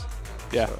Yeah, I mean, Mauga's also one of the top bans there. Mauga, Cat, and Demon being a top ban right now. Really trying to keep the back line from being bullied has been the main strategy, I think, in the pick bans for the Overwatch World Cup thus far. But we do have Great Britain versus Australia coming in next, so let's get straight into game. Perfect. Here we go. Nepal, and thank you so much, Mujed, for joining us on the sofa. Right, Johnny. Great Britain versus Team Australia. There's always been a little bit of a rivalry between the two teams. It's been a hot minute since they played each other as well. Obviously, me and Sermajed kind of lining up there, saying 3-0 for GB, but give me the scoreline. What you got? No, I'm kind of siding with the little 3-0. 3-0. Yeah, I'm sorry. Like, there are some respectable names on this Australia roster, some storied players, like obviously Color Hex goes like way back in the Overwatch League. Kaffa has really made a name for himself in OWCS, and we saw what Soggy has been capable of as well. But you're going up against Great Britain with some truly fantastic players, and now with Golden Pants in the mix as well. I talked about how you don't really want to face the unknown in the World Cup. Sure. And you don't really want to play a Wrecking Ball team. And here they are, and Great Britain. Here it is. It's like, team. I talk about how little scrim time you've had with your national team compared with maybe like your regular OWCS team. For sure. And that will show up when you go up against something like a really skilled Wrecking Ball like Golden Pants. All right, Team Great Britain banning Juno, Johnny, as the second ban. I think Juno, we've seen a little bit of Juno, nothing like too crazy. It's always been I would say like it's almost like the backup of the backup support at the moment. Kiriko, obviously, JPC, Jetpack Cat have been the top two, but yeah, what do you think of Juno right now as a pick? I mean, I gotta say, I'm a bit of a Juno merchant in ranked. I just like hovering in the backline and just straight chilling. I'm getting my healing out. Yeah.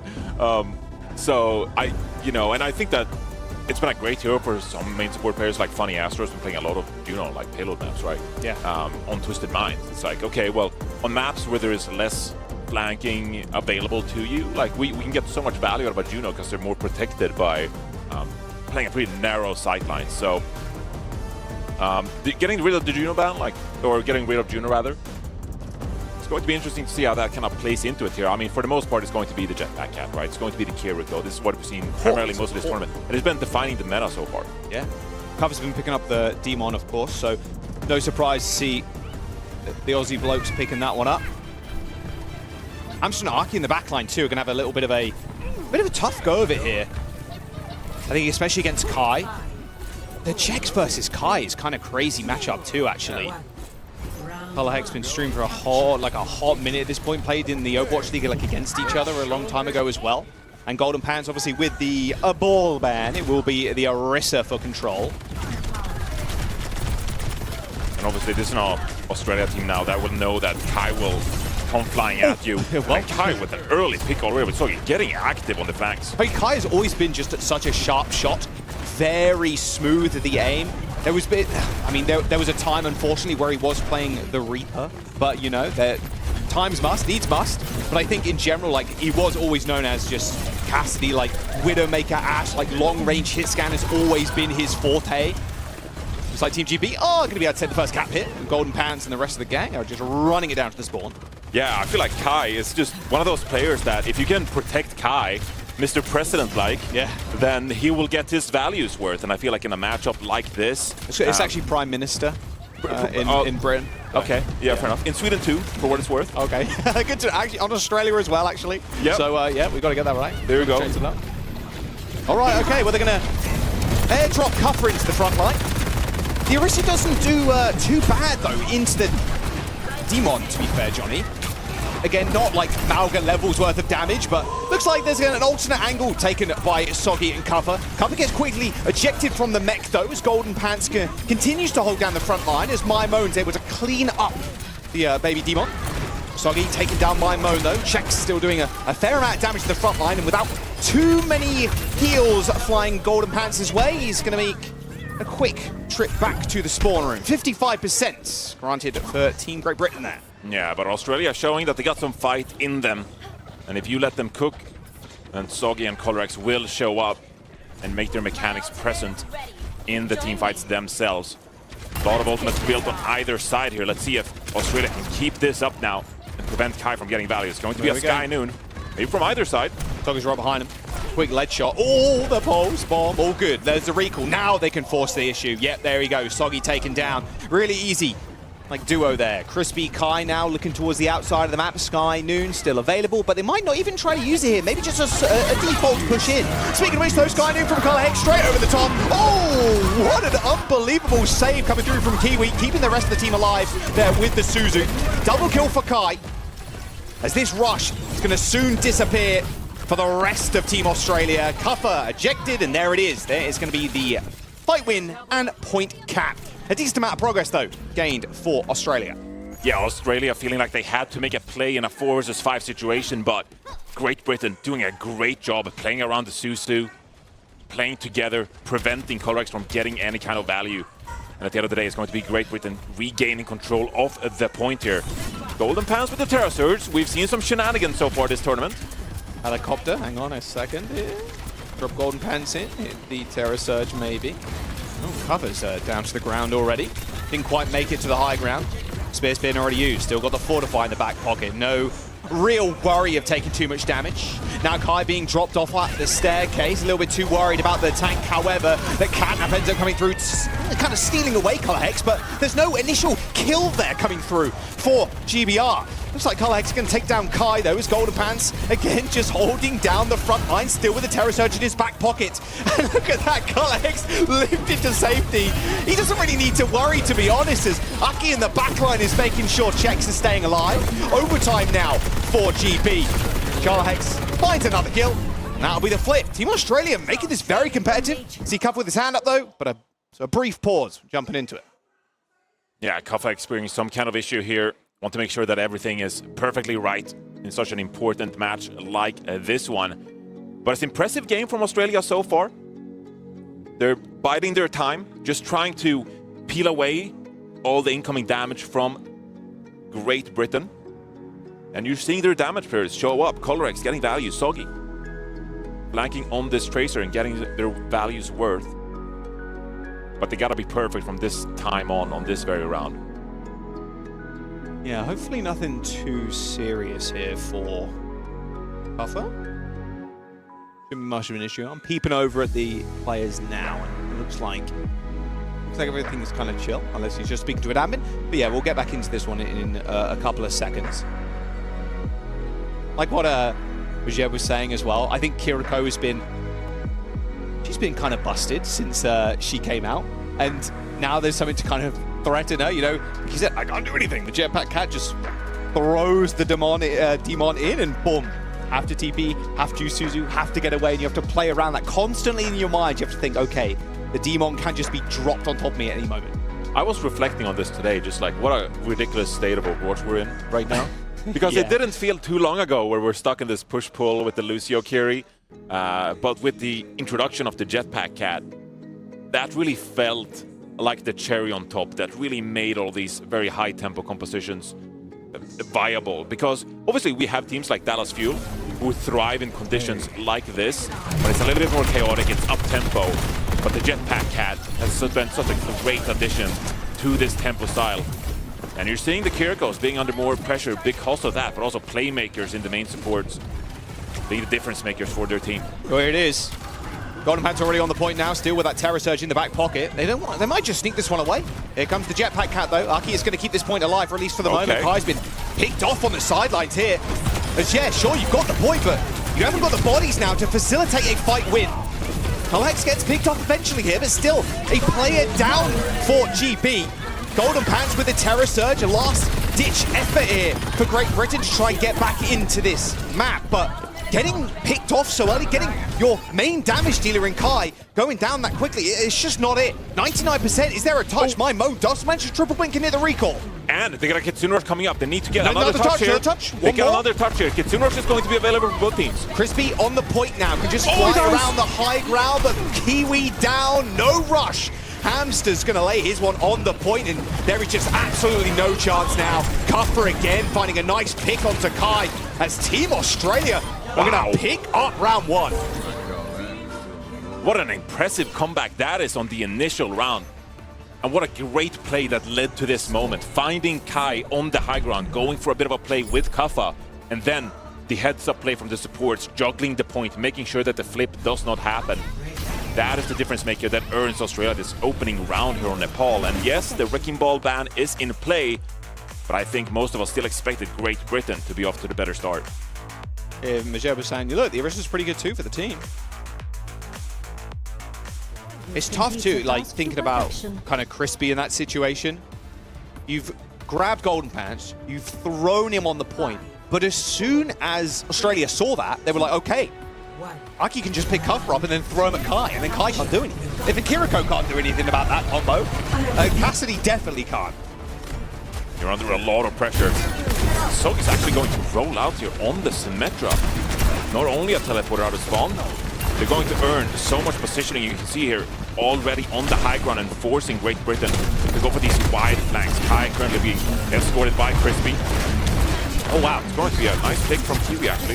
Yeah, really nice. No more cat available, so Cuffer definitely grounded. Is going to teleport onto the point though. Kai's in trouble. All good, don't worry. Crispy's there. He's going to grapple him and away. It's all good.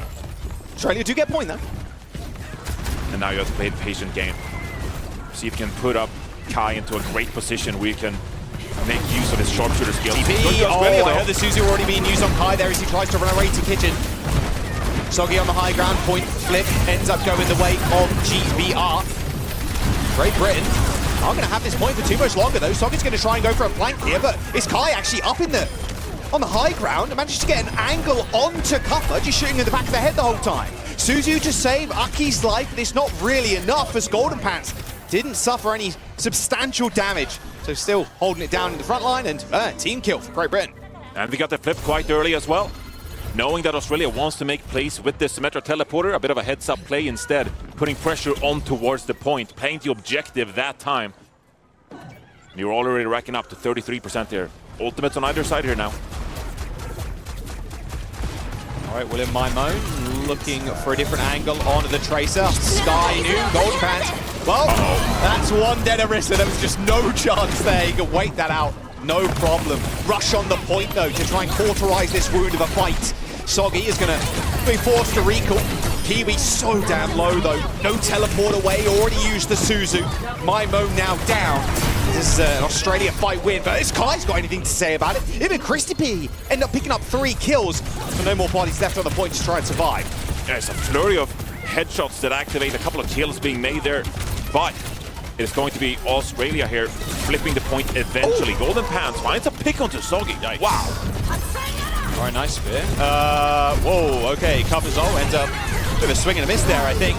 Terrasurge ends up hitting 4 players. Alex is in trouble, yeah, dominated by Golden Pants on the point. And now Cuffer's mech is just so damn low. That shield was probably at its wit's end as well.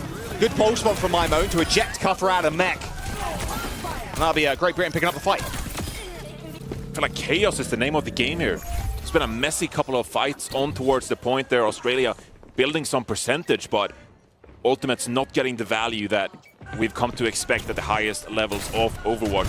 It's going to be Great Britain flipping around here, 71% building towards the Ultimates, but Kai has this Deadeye that could be crucial coming into this fight. Soggy can do a pulse. But yeah, Sky Noon on an open map like this, a recipe for success for Great Britain. Well, there goes Kai. Whoa, he got dropped. Maybe all good though. That cat's got the skull on him. Straight back into the cat. Yeah, there's just no way.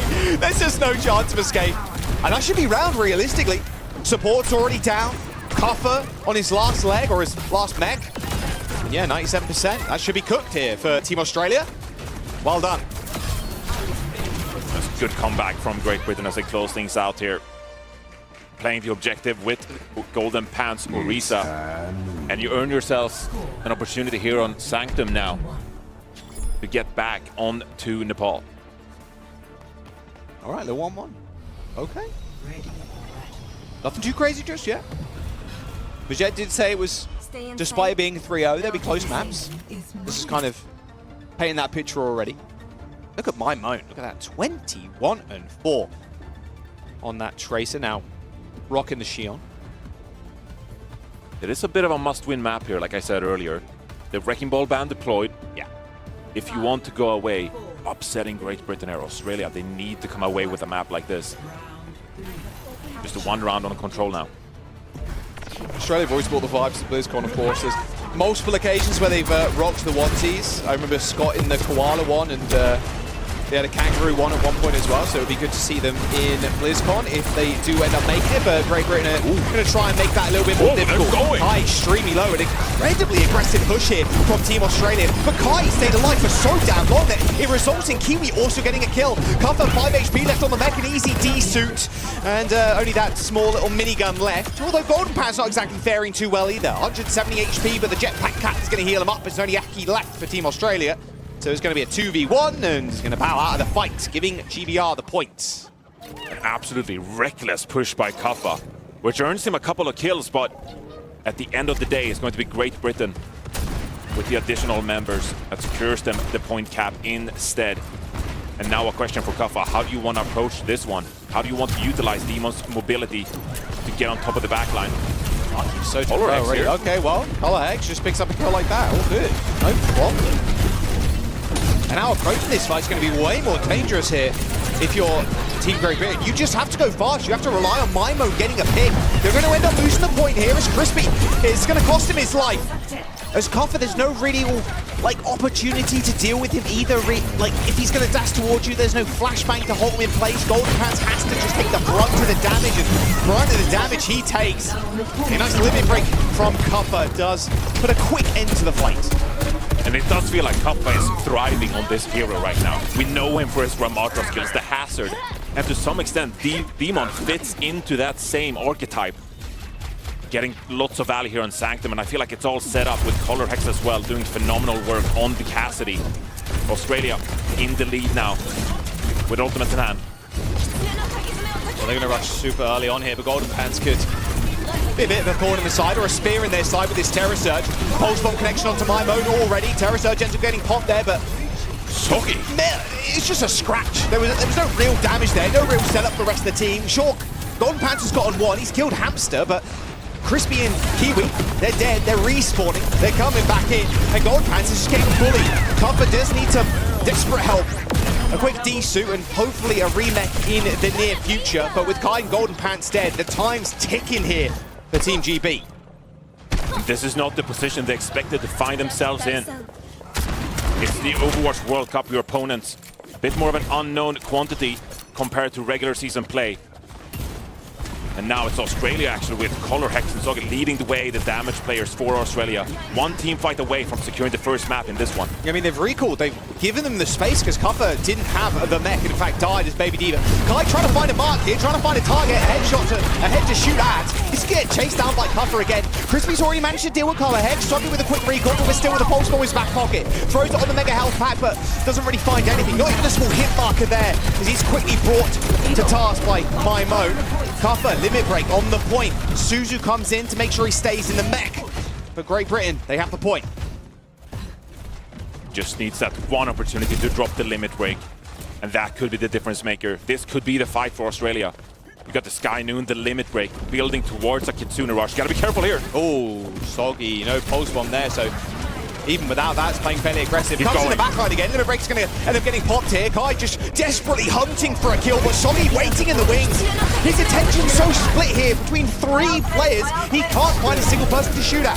High Noon getting popped by Color Hex, nice from space, good little time. Suzu there by Kiwi to keep Gold Pants alive. And Terror Surge on the point as Color Hex on the sidelines, just riddling him with bullets. Soggy takes down the Orisa. Kiwi's found one, sure, but now Soggy can shut the door on them. And Team Australia, with a giant shout, Kaffa on his feet too, pointing at the boys across the stage, giving them what's for. It's the start that allows the Australian players to feel good about themselves, to feel like they have a real opportunity here to upset Great Britain and make a shot at qualifying for the Overwatch World Cup Finals at BlizzCon. Kaffa on his feet, like you say, we know the amount of energy that he can summon.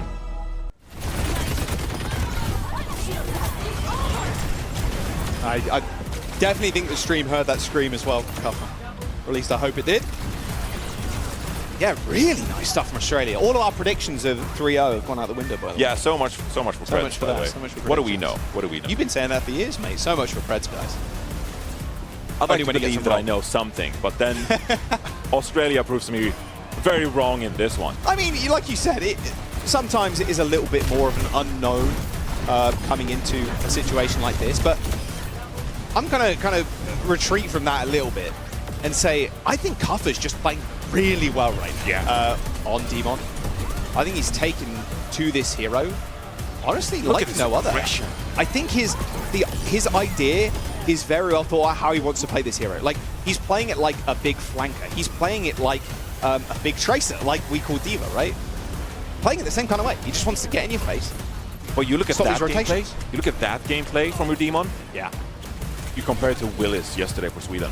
That was a more passive approach. That was more biding your time, waiting for someone like Kevster to make the plays necessary. It feels like this time Kuffa is almost willing his team across the finish line, wanting to win this fight, going in aggressive, trying to make the plays necessary for his team. And not only is he rewarded with his own individual playmaking, but he's also got Colorhex and Soggy backing him up. Damage players doing great work for Australia as well.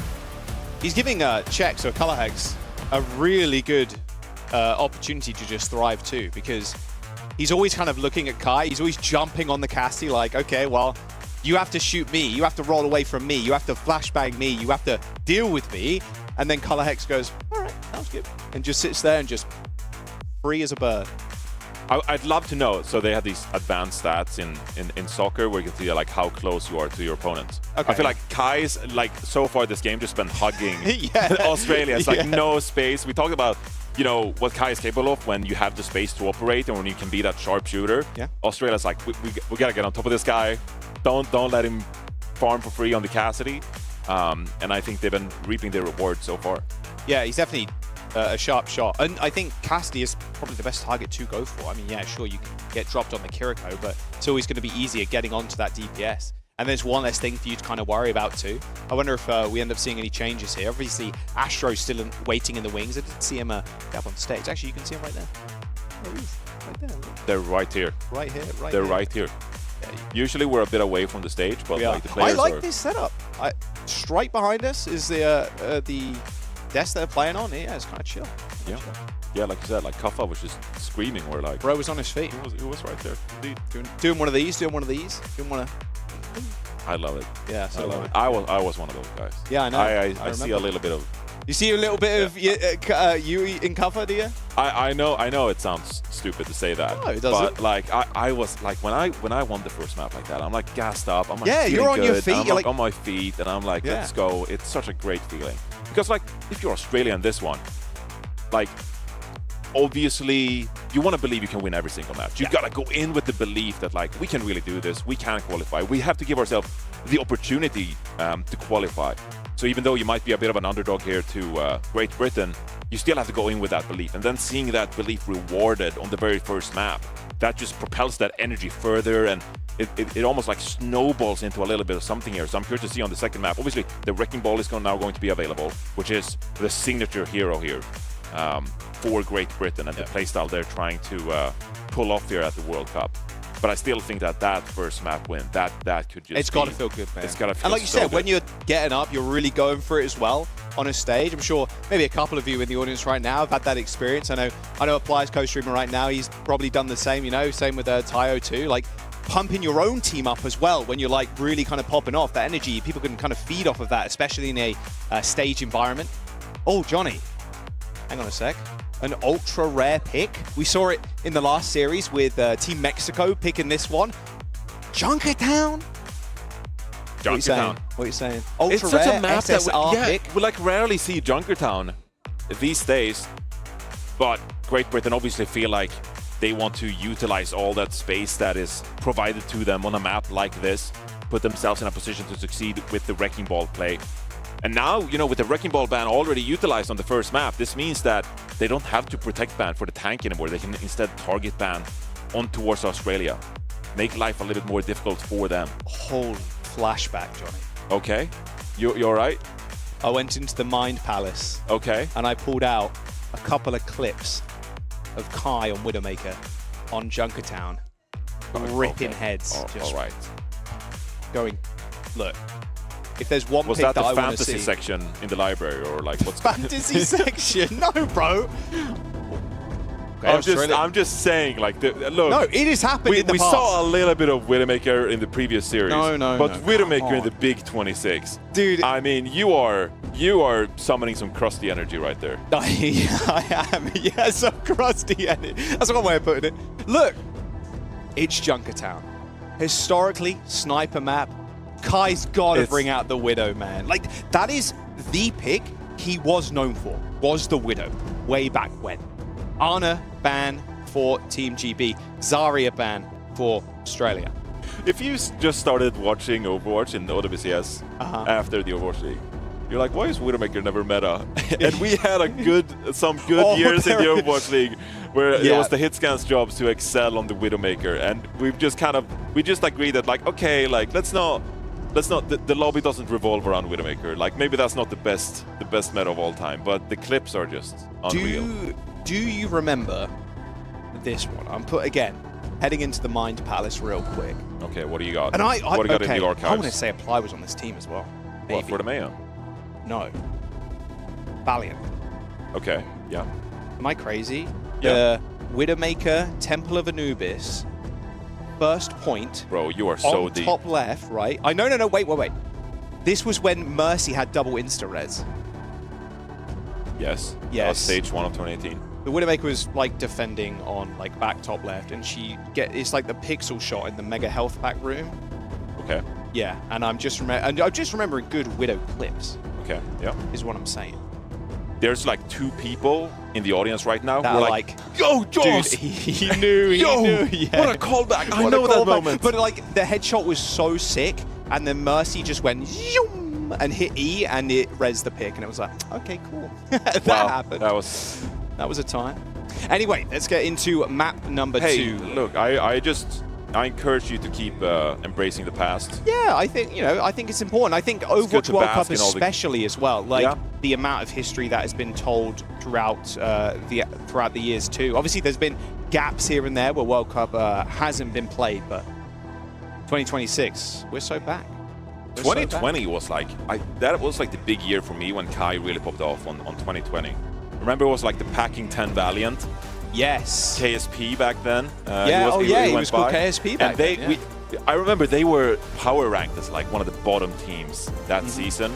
And then they just started popping off, and they went on like a win streak, and they're racking up the wins, and they're like, like everyone ranked us in the bottom, and now we're popping off. And like Kai's gameplay back then was just mind blowing. It was like, nasty. It was, and I think, obviously we've seen those performances continue throughout the years, but that was the kind of early start in his career that really earned him the reputation that definitely that we still kind of embrace here today.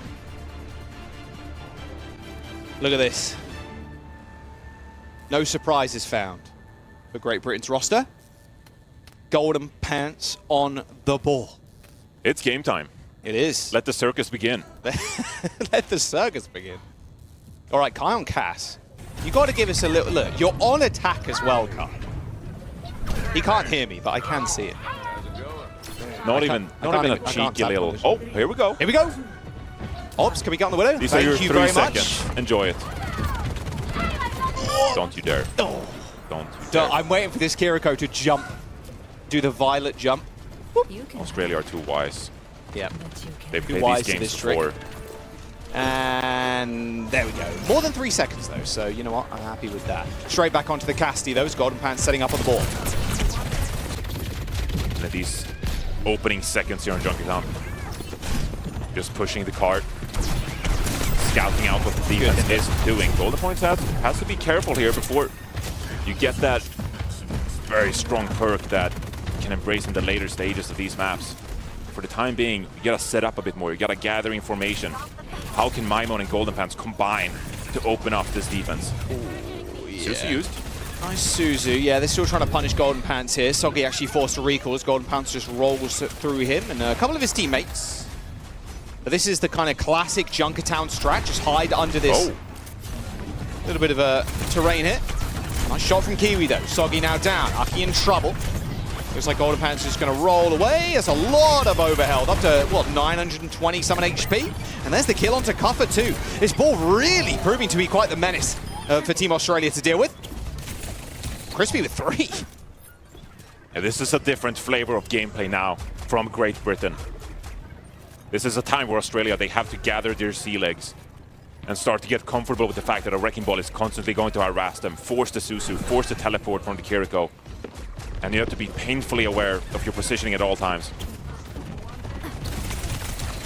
Well, they're already back in it as Collex goes dangerously low. Pulse bomb for Maimon. Cuffer's just, look how far he's actually out. Yeah, he's going to get demeked super quick. Collex, Sky Noon, Golden Pants, shouldn't be a problem for the Wrecking Ball.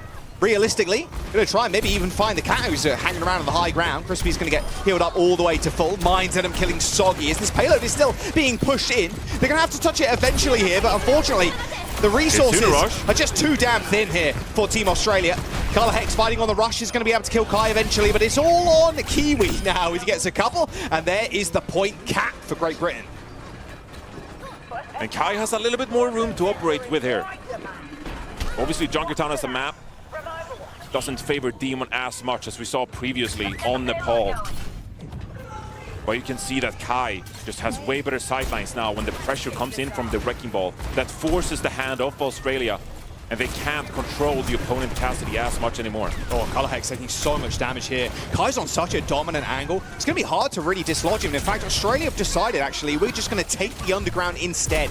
My Mo is going to be a pesky little fly in the background here as Kiwi ends up deploying the rush, and Golden Pants with a massive ball through. Look at that damage. He's going to get catnapped, but no problem for Kai. He's just been sat there on the high ground, just chunking them away. Kuffer easy to deal with in the baby Demon 4. As a Soggy the last one alive, Kai gets healed up, and My Moan, goalkeeper there, making sure the Cassidy stays up. It's hard to feel like you're not in a lose-lose kind of scenario. You can take control of the card and prevent the card from being pushed, but then Great Britain are going to abuse the high ground. If you then push for the high ground yourself, then they won't engage. They will be the ones pushing the card, utilizing Golden Path mobility and protection themselves. High Noon's going to come out. Sky Noon, Kai, shield up. Whoa, not quite though. Kai's going to take an alternate angle. Hex going low, and of course Golden Pants is there to follow that one up. Oh dearie me, Team Australia. They are on the retreat. They're not even going to bother touching the payload here. Not with 3 players left alive. You better get that seatbelt on, because this series is going to be like this from here on out. Australia might have gone at the first map win, but they need to prove that they can hang with this. Good slam. Hammy's going to try and teleport away there. Good kill from Hex. Oh, the second one too. That angle was kind of nasty. Can't quite shoot the cat though. He's got a couple of bullets in Crispy's face, but Crispy still stays alive and kills the Cassidy anyway. You got some sharp claws indeed. You have to be wary of the cat. I mean, Crispy's still going, by the way. Kiwi and Crispy have managed to dominate this high ground, and Comfort kind of wondering what's happening to the rest of his squad. These fights are just melting down, turning into individual duels, and it comes down to the mechanical abilities of either of these teams. Sky looks to be set up on the high ground here. Good shot onto Checks. Isn't it forcing him to back off? Now Golden Pants on high ground. Yeah, these 1v1s, and that's really caused by the Wrecking Ball. Wrecking Ball is so good at isolating picks and forcing Comfort to play point while the rest of his team have to fend for themselves. An aggressive Suzu and a push here from Hamster as they do end up popping that rush near the point. Hex with a double on the DPS of GBR. As with 3 minutes to go, Great Britain still have time in the bank to play with. And finally, you can take a moment to breathe. Get some of that fresh air and set up this defense, and feel like you finally have an opportunity to control what is about to come your way. Great Britain, though, with that pivotal Kitsune rush, can now pick a spot here on towards the payload and fight from the standpoint of having empowered abilities. Look at Golden Pants, by the way. He's the most bald thing of all time. 3 players looking at him, and he's just running around them. Mines coming up really soon here for Golden Pants on the ball. Well, there's the cat. Now he's so damn low, but quickly pops the shields up to, what was that, like 400, 500 HP? Pulse bomb stuck to him, eventually brought down, but My Moan's still alive. Soggy has to tag down the Tracer, get the mark going, eventually falls, but still 2 minutes in the time bank, and there's 3 big ults here for GBR. 3 big ults, but it's going to be a difficult task to get value of them as well. These fights, they're so messy. They're all over the place. You have a Sky Noon, but Australia, they've shown a willingness to navigate around their opponents. They can hide from it if they will. We'll see as Great Britain are setting up for it. Where are these mines going for Golden Pants? Probably near the point, I'd imagine. Or maybe even just directly towards Hex. We'll see. Hex paying heed to Golden Pants right now. Ends up getting forced away. There's the shield pop from the Wrecking Ball as Kai takes down Soggy. And wow, just like that, 2 picks instantly. Traded very quickly by Hex, though. He's still on the high ground, but now Golden Pants has his attention. Hamster forced to Suzu. There's the TP. Now very vulnerable on the Kiriko. Hiding behind the copper shield for the time being, but the payload is moving. Only a minute to go here for Great Britain, but they've still got those 3 ults to play with still. There's the rush. Mine's deploying the point. Cover really low, but he's going to have a lot of health to play with. A high noon from the sky ends up blocking it, but not quite enough. Doesn't get under the cover quick. And well, now only with a baby Demon form, it's going to be hard really to fight back into this one now. Catnap, swing and miss for Crispy, but that overhealth from the Wrecking Ball should surge Great Britain forward. A kill onto Hex, and that should wrap this one up. They're just desperate to find a pick, but the chaos is overwhelming from Great Britain, Australia. They can't make it happen in the kill feed. Instead, it's going to be Great Britain now getting on the board, and it feels like despite the fact you dropped the map, they're giggling. They are now laughing as that round concludes, and still beaming with confidence, knowing what they're capable of when they get to play their own game. They feel so much more in control of the game as it stands with this Wrecking Ball in play. Yeah, he's a menace, I'm going to be honest. A menace to society. The seas are stormy. Yeah. The seas are stormy when Golden Pass is in the mix. It's kind of, especially when you go to a map like this, there's 2 kind of ways you can play it. And I think Australia and Team Great Britain are showing those 2 different styles, where like you can play more as a unit with Cuffer, kind of running people down, but Golden Pants play more of a disruptor style. 20-1 on the board. Unreal. 7k damage leading the team. Oh no, not leading the team. Kai's got 200 more. Almost. 100 damage. 200. Not as quick as I used to be, but I'm still the fastest gun in the New West. And if you're Australia now, you have to leave yourself some room of error. And we saw how that map started, right? It was all Great Britain. And the opening pointer, of course, you know, it very much favors the Wrecking Ball. There's so much space to operate with. But the 3rd point defense, it was actually all right from Australia. You know, they held firm for quite a bit there. And I feel like in a meta like this, we've been seeing all tournament long, you almost, if you're the defense, you need to dwindle down the time as much as possible on the 1st point, the 2nd point. Because at the end of the day, the attacking team, when it comes down to mechanical skill this much, there are going to be mistakes that happen. Your opponent is going to get a better of you. It's not as organized as in metas past. And so you need to give yourself that buffer on the defense, stall as much as possible. Not giving Cuffer an opportunity to get on top of Kai either, which what they found so much success with on the first map. Just popping Cuffer on top of Kai's head, and he kills him. This time, way more difficult, as they have Golden Pants kind of forcing this frontline duel, or forcing, sorry, a sideline duel, as Cuffer is just fighting for his life on the points. Slam hits Color Hex. Should be a fairly easy task to heal him up here, and in fact, they're going to use a Suzu, so that's a good trade for Golden Pants, who's just going to go straight back in if they decide to take high ground again. I mean, the reason you can't move forward because you have to deal with the Wrecking Ball like this. On Nepal, Australia, they felt the freedom of knowing that they can commit forward and not be punished for it. But Golden Pants continually, this entire Junkertown, just proving that he is the thorn in the side that demands more attention.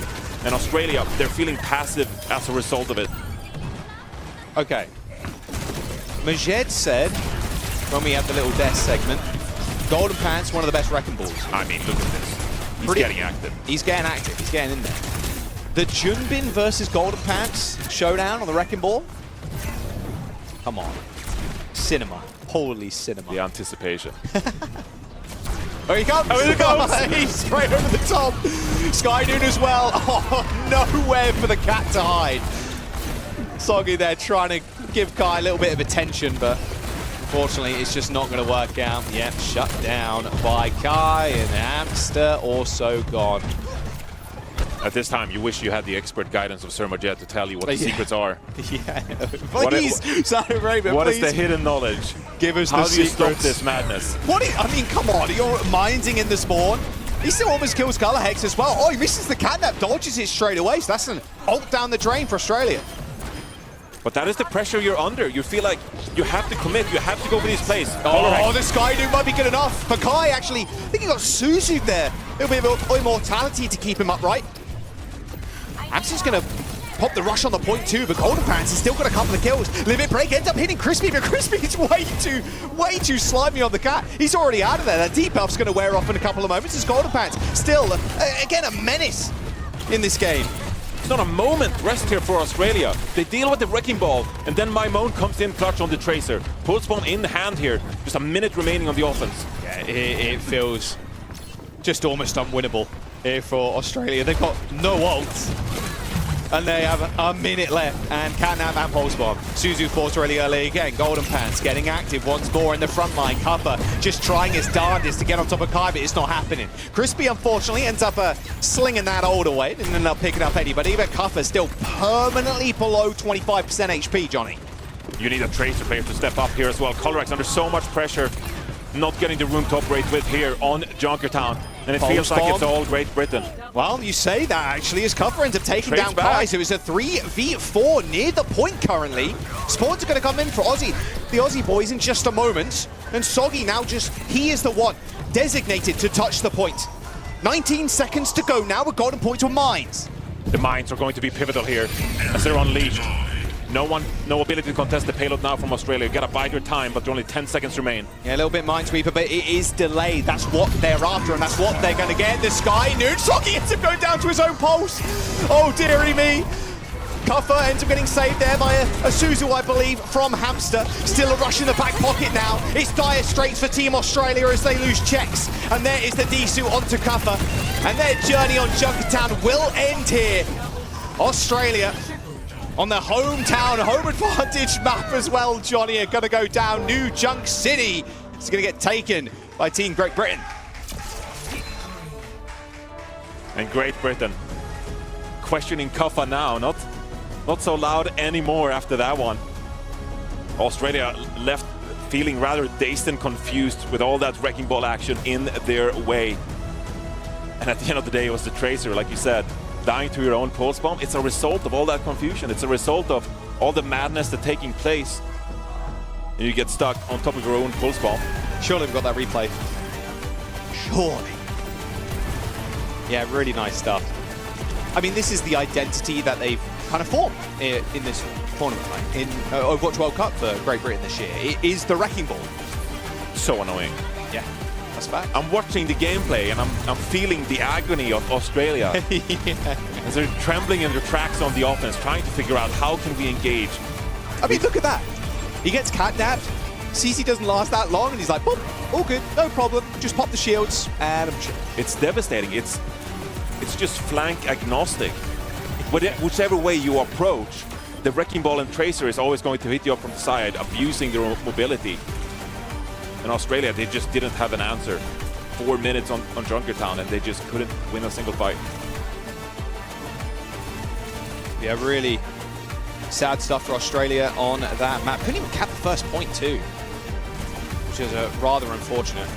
Oh, we didn't get it in the replay. That's so sad. I'm sure it'll be in the highlights somewhere. But yeah, all right, okay, one apiece now. And you said it at the top of the series, Johnny. Like, look, Australia, they have to get this first map win. They do, because that is the map that you can ban for. Then Great Britain, they're able to choose a map that they really enjoy. They're able to play Wrecking Ball. So now we go to Australia's pick, and they're going to basically pick a map that you can't play ball on, or at least as well. I don't think it's going to be a flashpoint somehow. I think those game times, especially with how fast you want to play, that's pretty good for the Wrecking Ball. We don't have escort, so it'll be a hybrid action and push. Could be a Neon Junction kind of. Neon Junction's not a bad shout, I think. Really limit all those flanks available to the Wrecking Ball, because you kind of need the flanks to operate very free as a Wrecking Ball, to just continue the momentum of rolling around the sides, making sure you play with pace, with haste. And Neon Junction kind of limits that to some degree. Yeah. But because they won that first map, they're still in control of their own destiny so far. They just have to win their 2 map picks from here on out, and Australia is still with a very good opportunity to close the series out. Can they find their footing though? Yeah, I mean, that's the problem. We saw how much pressure Golden Pants, and good Wrecking Ball players in general, can kind of dismantle a team on their own almost. Because, yeah, you're in CDs of force like Suzu, Swiftstep, Flash from Cass, like those CDs of force. Okay, great. I'll be back in like half a second. I've already used my grapple. It's off cooldown again. I'm going to swing back around, and then it's just a constant barrage of just the Wrecking Ball just rolling into you over and over again. And it does take a good team to kind of counteract that. And not saying Australia aren't a good team, it's not the case, They've got really good players on the squad. But like when you're as good as Golden Pants is on the pick, like yeah, it's a nightmare. Playing with the level of comfort against a great Wrecking Ball player, it's a testament to an Overwatch player's skill. Their experience and their awareness of knowing that they can deal with a Wrecking Ball player, just hitting you up from all those sides possible, making your life so difficult, and still you find a way to manage it, to deal with it, and navigate through all that. That is, to me, the testament of a really good Overwatch player. And Australia, in this moment, they're struggling a little bit. They're struggling to find that comfort with this kind of gameplay. Yeah, we'll see where they end up choosing. Obviously, the map will come up on your screen in a moment when we know the bans as well. I mean, Australia, like, where do you even ban? They ended up banning the Zarya, and there you go. You're right, Johnny. Neon Junction is going to be the pick. It did seem like the most obvious one. Like, Icon Valor, you... Don't take this away from me. No, okay. You made the good break. You made the right break. The best map to pick here, because like you say, it's like Atlas or also like you don't want to go there. Even like Icon Valor or Paraíso, like there's still maps that you can get away with Wrecking Ball because there's a lot of high ground, high low. Yeah, 100%. So Neon Junction is definitely the pick here for Australia. Look, it's just going to get even more difficult because you're going to run out of maps where you can make your life a little bit easier. And so here we are again, Neon Junction. It's going to be one of those series for Australia. It's going to be thin margins on this one. If you want to get across the finish line with 3 maps in your favor, it's going to come down to the opening map. It's going to come down to Neon Junction. And then performing a miracle on the eventual 4th or 5th map should we go that way. Hey, just look to the backroom staff. You got Smash and Smash. They have 2 smashes. One, the capital letters Smash, Korean Smash, and then Australian Smash, lowercase letters Smash. They're channeling that energy. The Smash. Great Britain. Indeed. I mean, look, if you want to have a coach, Smash is like, as good as you could hope for, yeah. Yeah. Orisa ban. Okay, I really like this. I think taking Orisa off the table, which is what Great Britain would want to play in a map like this. 100%. So forcing them on ball almost. Yeah. You're almost, or well, you're essentially saying that you're going to have such a tough time playing the Wrecking Ball on Neon Junction that we're going to take away your second most preferred pick. Yeah. And now, where does this leave you if you're Golden Pants on this one? Do you Ball. stick with the Wrecking Ball? Okay, I think you stick with the ball. If you ban the Mizuki, I think that's the perfect counter ban there from Great Britain. Great response. Yeah, because you're like, okay, you want to play slow anyway on this map. That's just how it's done. Mizuki, very good on this map. Chains, incredibly annoying for the ball. So yeah, get that out of the way. Remove another hurdle for the Wrecking Ball. It's perfect. I like this. This is going to be ideas from both teams. A really interesting map to see from Golden Pants. Because it gets to a point where you're such a fantastic Wrecking Ball player that you're able to navigate with even the most narrowest of hallways, essentially, right? Like the difficulty increases with some of these maps, and if you're a top 3 Wrecking Ball player in the world, like some people are saying about Golden Pants, then maybe you're off to just pull off some incredible movement on a map like this and carry on that momentum and still provide the chaos necessary to really set up the rest of Great Britain in a series like this. It is so, I would say it's fairly difficult in this first point. There is a lot of kind of corridors you can sit in, and it's going to be up to Golden Pants to kind of, hit a good flank, get a roll through, have Kai on the other end kind of waiting with the cast or some damage on the other end that you can kind of follow up the roll through with and just displace people. Maybe even hit a large slam. Let's have a look then. Map number 3, Neon Junction, picked by Team Australia, banning the Orisa, the second priority pick for Golden Pants in this situation, but Great Britain banning Mizuki. And already, I'm seeing the ball on my screen. And as the room for error in this series it narrows, you can feel that the tension continues to rise. These are 2 teams playing essentially for a spot at BlizzCon, knowing that there's a top team in this group and your best hopes are probably for second place. These are the 2 teams vying for that second qualification spot. And so it comes down to this now best of 3 ahead of us. 3, 2, 1. Attackers in. Defend objective. Hex, yeah. Do a spawn tech, quick swap, and yeah, back to what Australia have done well with, and same with Great Britain, to be fair. Golden Pants back on the ball as Australia tried to hold statue. And maybe an opportunity here for Kaffa, as Kaffa actually gets lifted into the backline while this is happening as well, to channel some of that aggression. Teleporter comes out from Hamster. Oh wow, that was like the shortest range TP of all time as well. Basically landed in Golden Pants' lap, and that is going to be the push thwarted already. Yeah, don't kill Kaffa? Oh, okay. You just need to take a moment here, take a deep breath. If you're Australia in this moment, you're still playing the Wrecking Ball composition ahead of you, but there'll be less room for displacement. It'll be easier for you to deal with it. You just need to take a moment here to anticipate the Wrecking Ball, deal with it, and then move forward with aggression. All right, Golden Pants trying to set up again. Good initial damage there. You see the cat, like, Aki is just permanently focusing Golden Pants, who's trying to hang around up on the high ground. Flashbang straight to the right click, and yeah, Soggy is going to try and chase Golden Pants out of town. It looks like he's going to manage to do so. Cover taking a kind of a boatload of damage, and eventually is able to actually navigate onto the point. So they're going to get pressure here. Now it's up to Great Britain to try and get back in. That was a steadfast offense here. As Kai goes for it. Skynet. Wow. Takes down Soggy and Color Hex. You see how quick Crispy was moving there, like Mach 2? He really was steaming full ahead with a flying Cassidy, and with a couple of kills like that, it's going to end the momentum that Australia had moving forward. But it really felt like they had something going there. It felt like Australia, they were able to establish their own space after dealing with the Wrecking Ball initially. They're able to move towards the point. But then Kai makes himself present in the sky and shuts that attack down. Oh, Golden Pants not invited to this backline party here.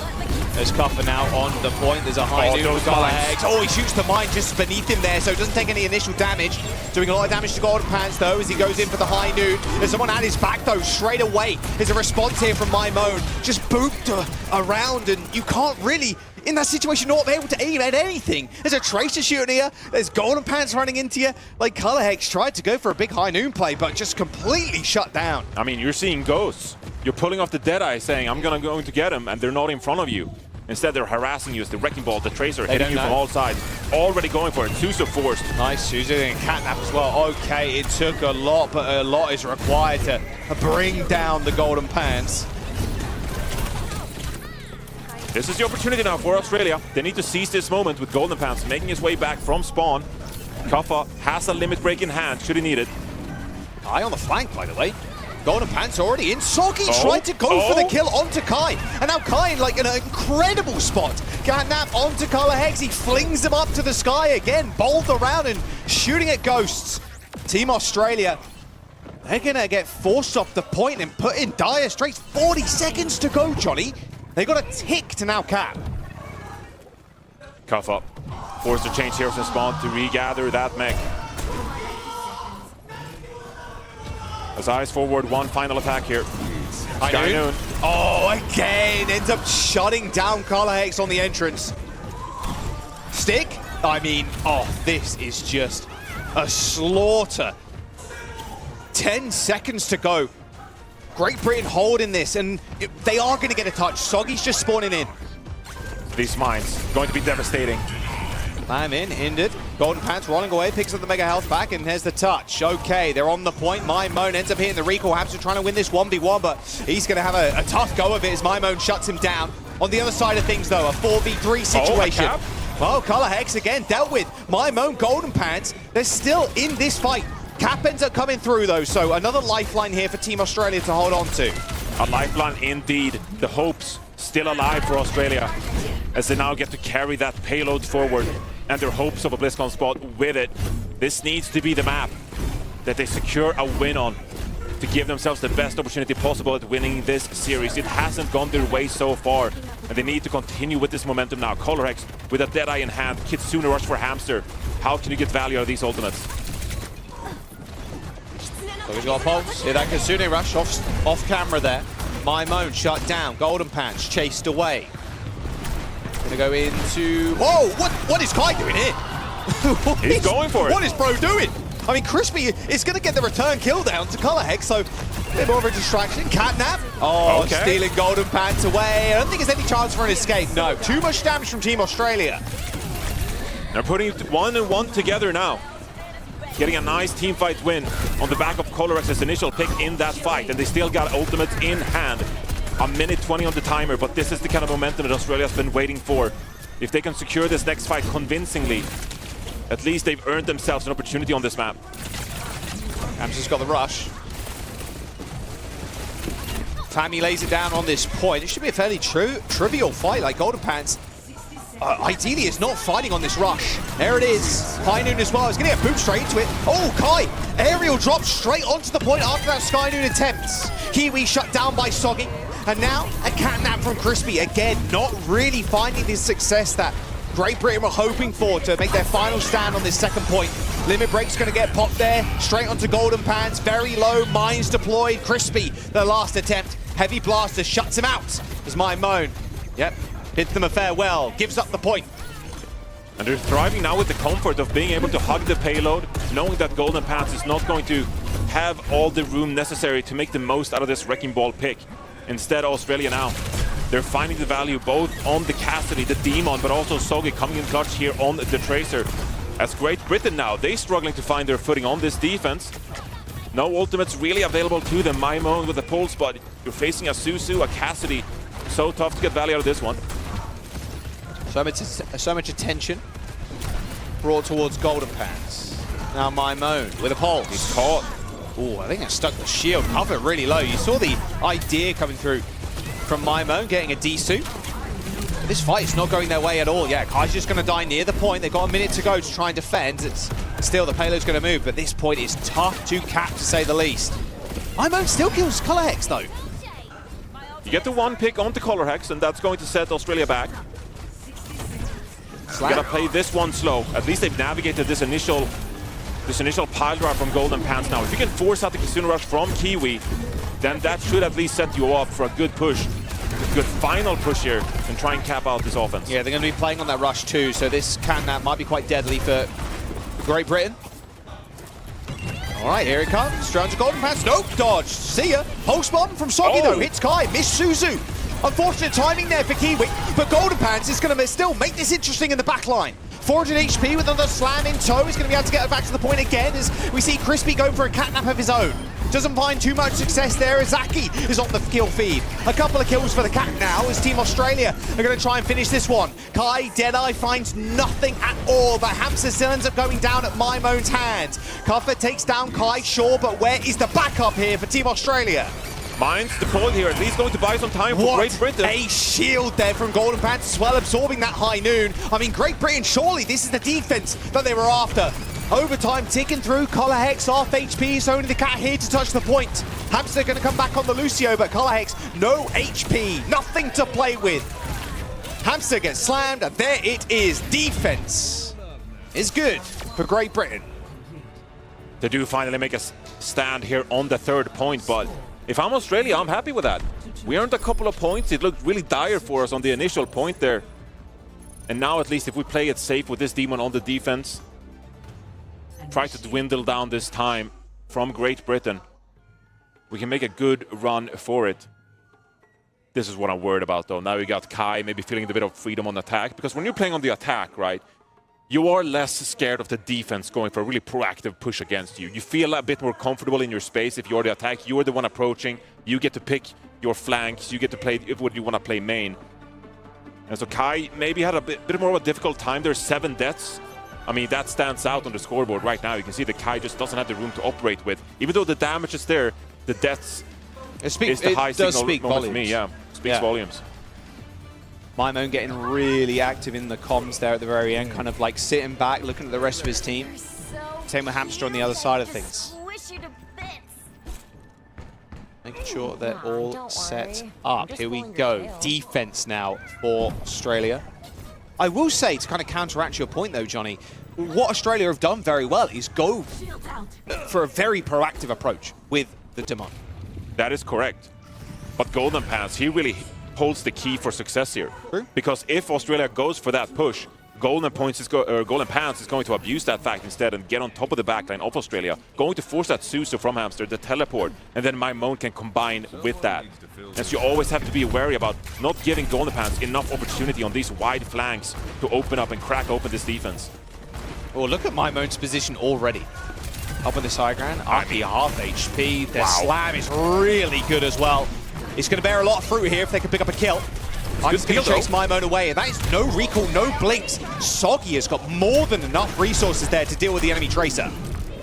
And they dealt with that so comfortable. It's going to be a couple of trace back and forth. 3 versus 3 scenario here. Yeah, well, here comes the slam again. Cover in a tight room. This is exactly where the Demon wants to be. Golden Pants is going to make his life kind of a living hell here. You can wait this one out, though. You can wait for spawners to get back. Neither team really in control as the point is contested still. No ticks being made here. The back line, they're going to hear that grapple, no problem. It's actually Soggy that takes the brunt of that roll through from Golden Pants. Extremely low, pops the shields. He's going to be able to get back. No issue for a Wrecking Ball player with his stature. Aki with an early ultimate here. Opportunity to make a play if you see one. Well, they're trying for it again. Tagging Golden Pants, but instantly pops it. What is this? He was above the cat. Post bomb for Maimon. A good stick in the back. Suzu. Better Suzu, though, from Hamster, keeping him alive. Golden Pants, just what? Like, the speed he was slinging around there was a little bit absurd. With the help of Maimon, they're going to be able to demech Kuffer. Shouldn't be too long before Kuffer ends up getting taken down, but Collex at least gets one. Mind's kill on to the baby Demon. Flashbang from Collex doesn't end up finding his mark as Maimon ends up hitting the recall just in time. And this is what Australia needs to do. They just need to trade out with the offense here. Prevent the offense from gaining some kind of stability with this Wrecking Ball.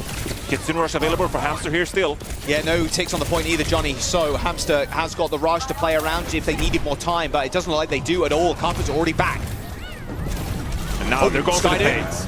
Skydoon, Kai's going to try as well. Oh, Color Hex. Quicker on the trigger for the Cassidy. Gives Crispy a little left hook as well. A quick trade, it's a 3-on-3 now. Soggy with a whole lot of resources still. Hits the recall fairly early on. And McCullough Hex going down. It's going to be on Soggy's shoulders to try and bring this fight the way of Team Australia. That's a pivotal pick, though. Great Britain, they are finding the picks required. Kuffa and Soggy goes down. They're starting to rack up percentage here. And without Kuffa in the mix here, this probably should be it for Great Britain capping out this first point. Yep, there it is. From 0 ticks to 3-point unlocked. 3 and a bit minutes to go. A very good defense, though, from Team Australia. A very good defense. That's exactly what you need. You can't ask for much more than that. Now, no ultimates on the board here. This is Great Britain's opportunity here to start generating some momentum on this attack. It's pivotal for Australia. Hold strong now. Golden Pants, that can't happen. Flashbang so clean there. They're using a lot of resources to put into Golden Pants, but it is worth it. It is paying off. In a moment like that, though, you set up Australia. They're able to now set up this defense accordingly. Still building towards those ultimates, so still Great Britain with an opportunity here, but you can't let opportunities like that go wasted. Kai's taking a little bit of damage there again. Color Hex playing around this corner. It's so much damage. Looking so good for Australia, but now they have to deal with this rush. Mines is going to be good, but Color Hex still forced in this corner, and eventually they end up taking him down. Now Maimon way more free to operate on this Tracer. Ends up hitting the recall fairly early as the Catnap ends up bringing Golden Pants almost to a position he wants to be in. But with Kuffer out of the picture, it should be a fight to Great Britain win handily. But that was also a fight that Australia, they felt like they maybe could win. Kuffer deploys the limit break and does not get any value for it. Sky Noon in hand for Kai here. As we approach this final territory of the second point, the team fight is realistically all you need here to close things out on this one. But it needs to come down to the damage players of Great Britain. As Kai and Crispy, they're setting up for it. Oh, nice a lot of damage again. Yeah, oh, didn't even get to the mega health pack. It's really struggling on this map so far. Yeah, that's exactly what we were talking about, right? He wanted to play the Orisa. Australia just took it away from him. And you can go for an aggressive play with the Sky Noon if you're Kai here, but it's really going to be Australia that are favored in this one. Kitsune Rush, they have their own ultimates.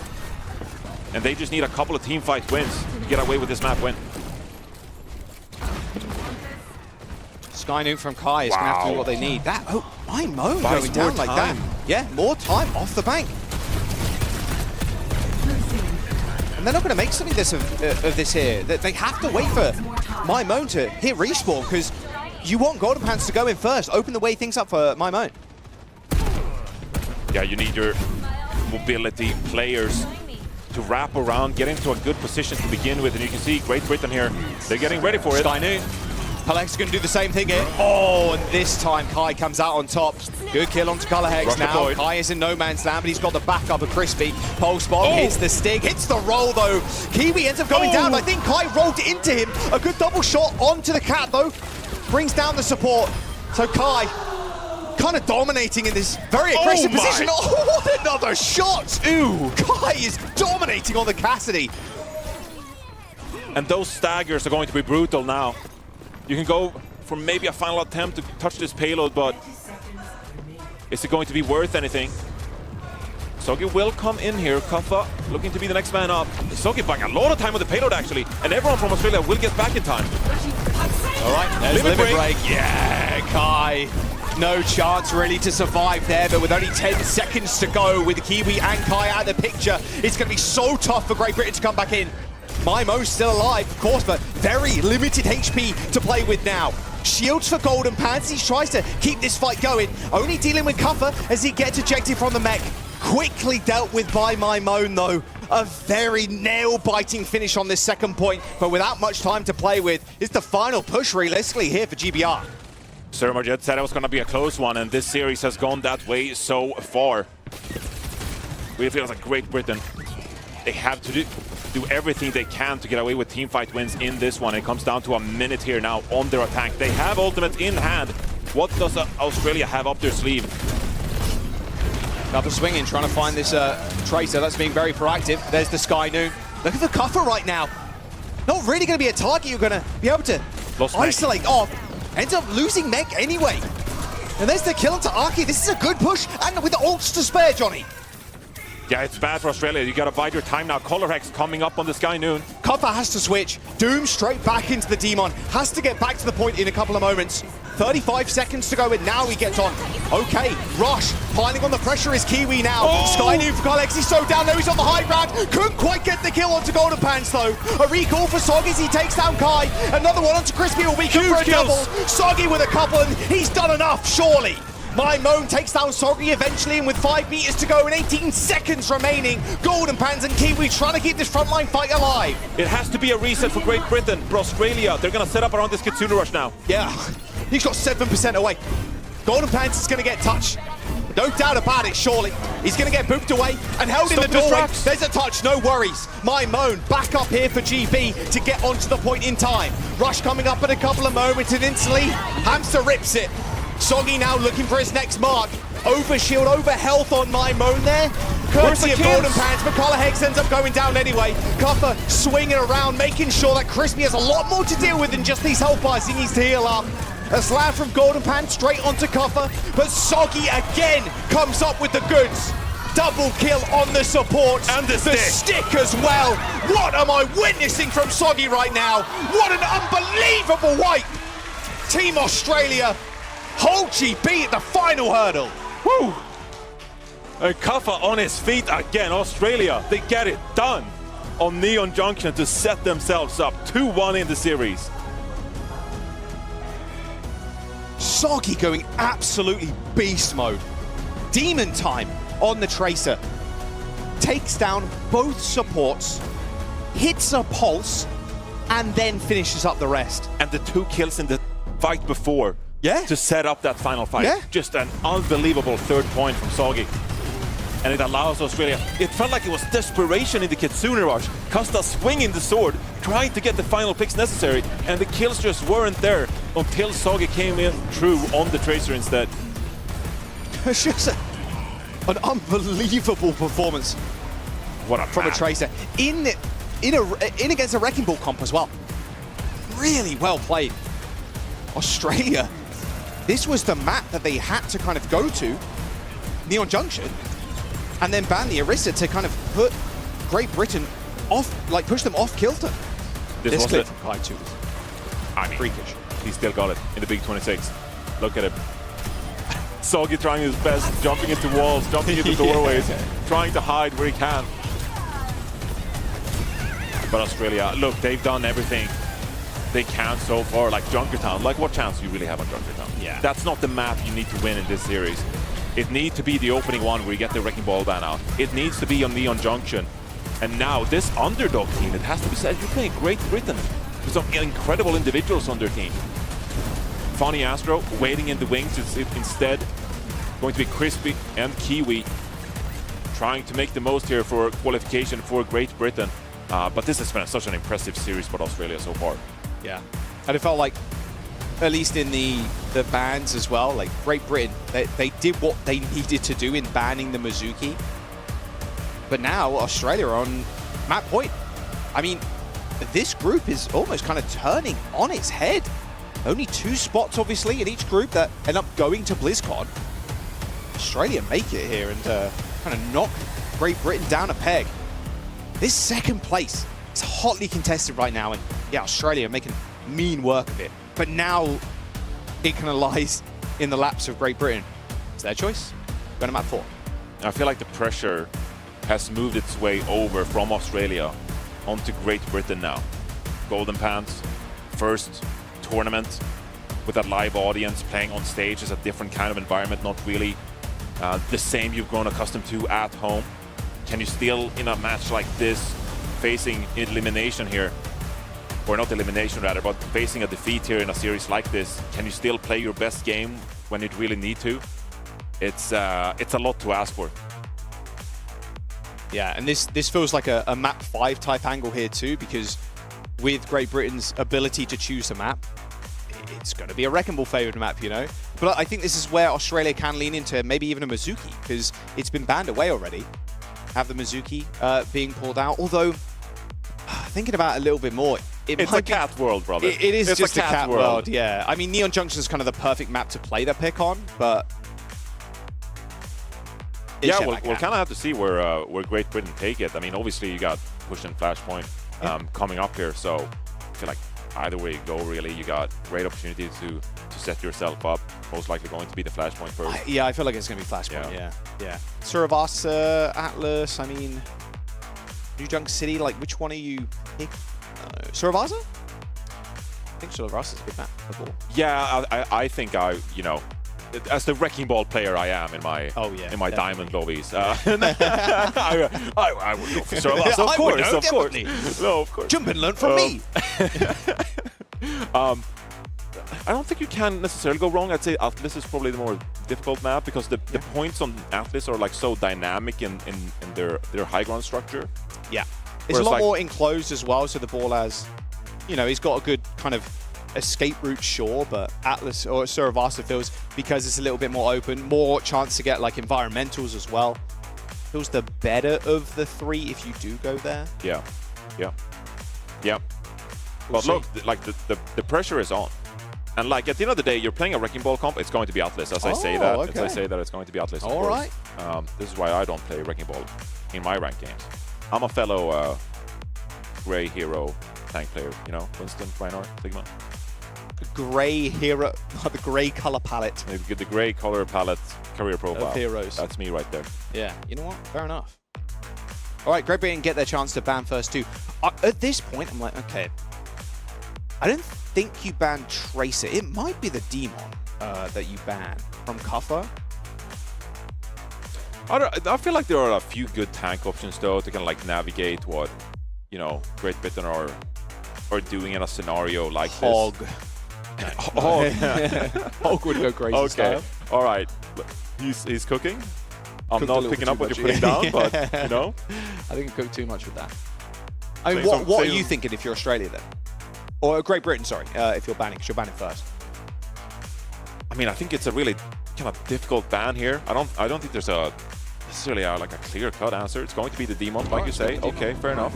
I mean, Kaffa has been very comfortable with the Demon so far, so nothing wrong with kind of like throwing him off that hero. But at the end of the day, like the fact that you're banning Demon, like it's not the highest impact ban out of all the impact bans that are capable of in Overwatch.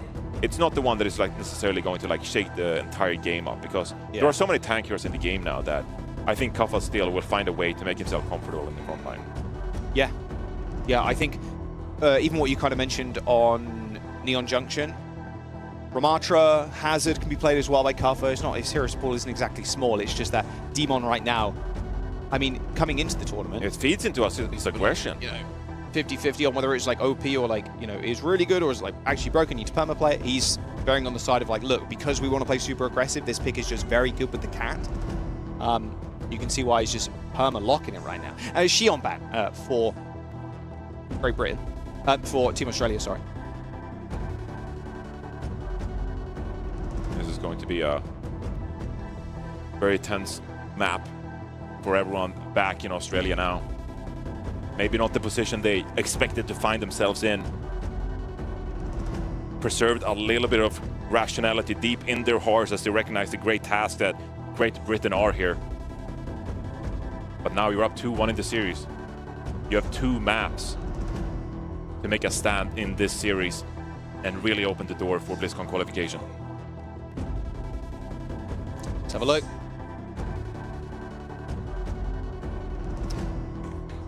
I think with how well as well Kai is just kind of farming on the server too, I think the Casty has just been such a giant tool for Great Britain to succeed. But I think, well, we saw at the very end, right, with Soggy just ramping it up on the Tracer.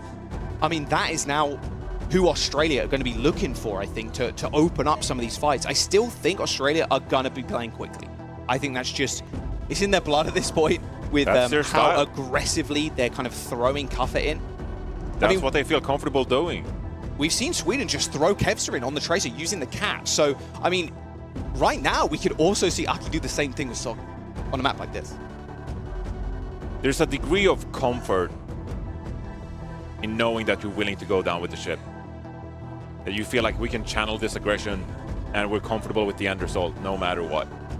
Kaffa probably suspected at some point in this series that Demon was going to be banned out. That's okay. We have backup plans in place for bans coming out. As we're waiting to get into this final map, I'm seeing Soggy now in conversation with a few people, maybe ironing out a couple of issues here as we head into a pivotal 4th map. Remain in the lobby for now. Yeah, shouldn't be too much longer before we get in. This is what you dream of. Playing for your country. Yeah. Opportunity to do something great. Make your country proud. Yeah, this is what the Overwatch World Cup boils down to. I mean, Australia especially, like they've always been so much pride to the country.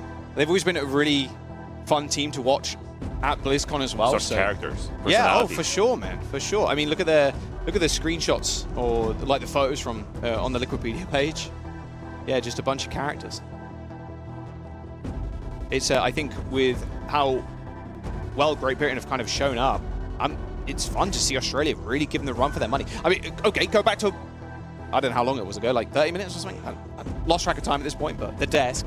We all said, like, look, I think it's going to be Great Britain taking the win here. I said 3-0. A little 3. Well, we all did. Yeah. A little closer than, you know, than we're expecting. Nice stuff from Australia so far. And this will really be a big confidence builder too. If they take a map like this, where you have Golden Pants on Wrecking Ball, like...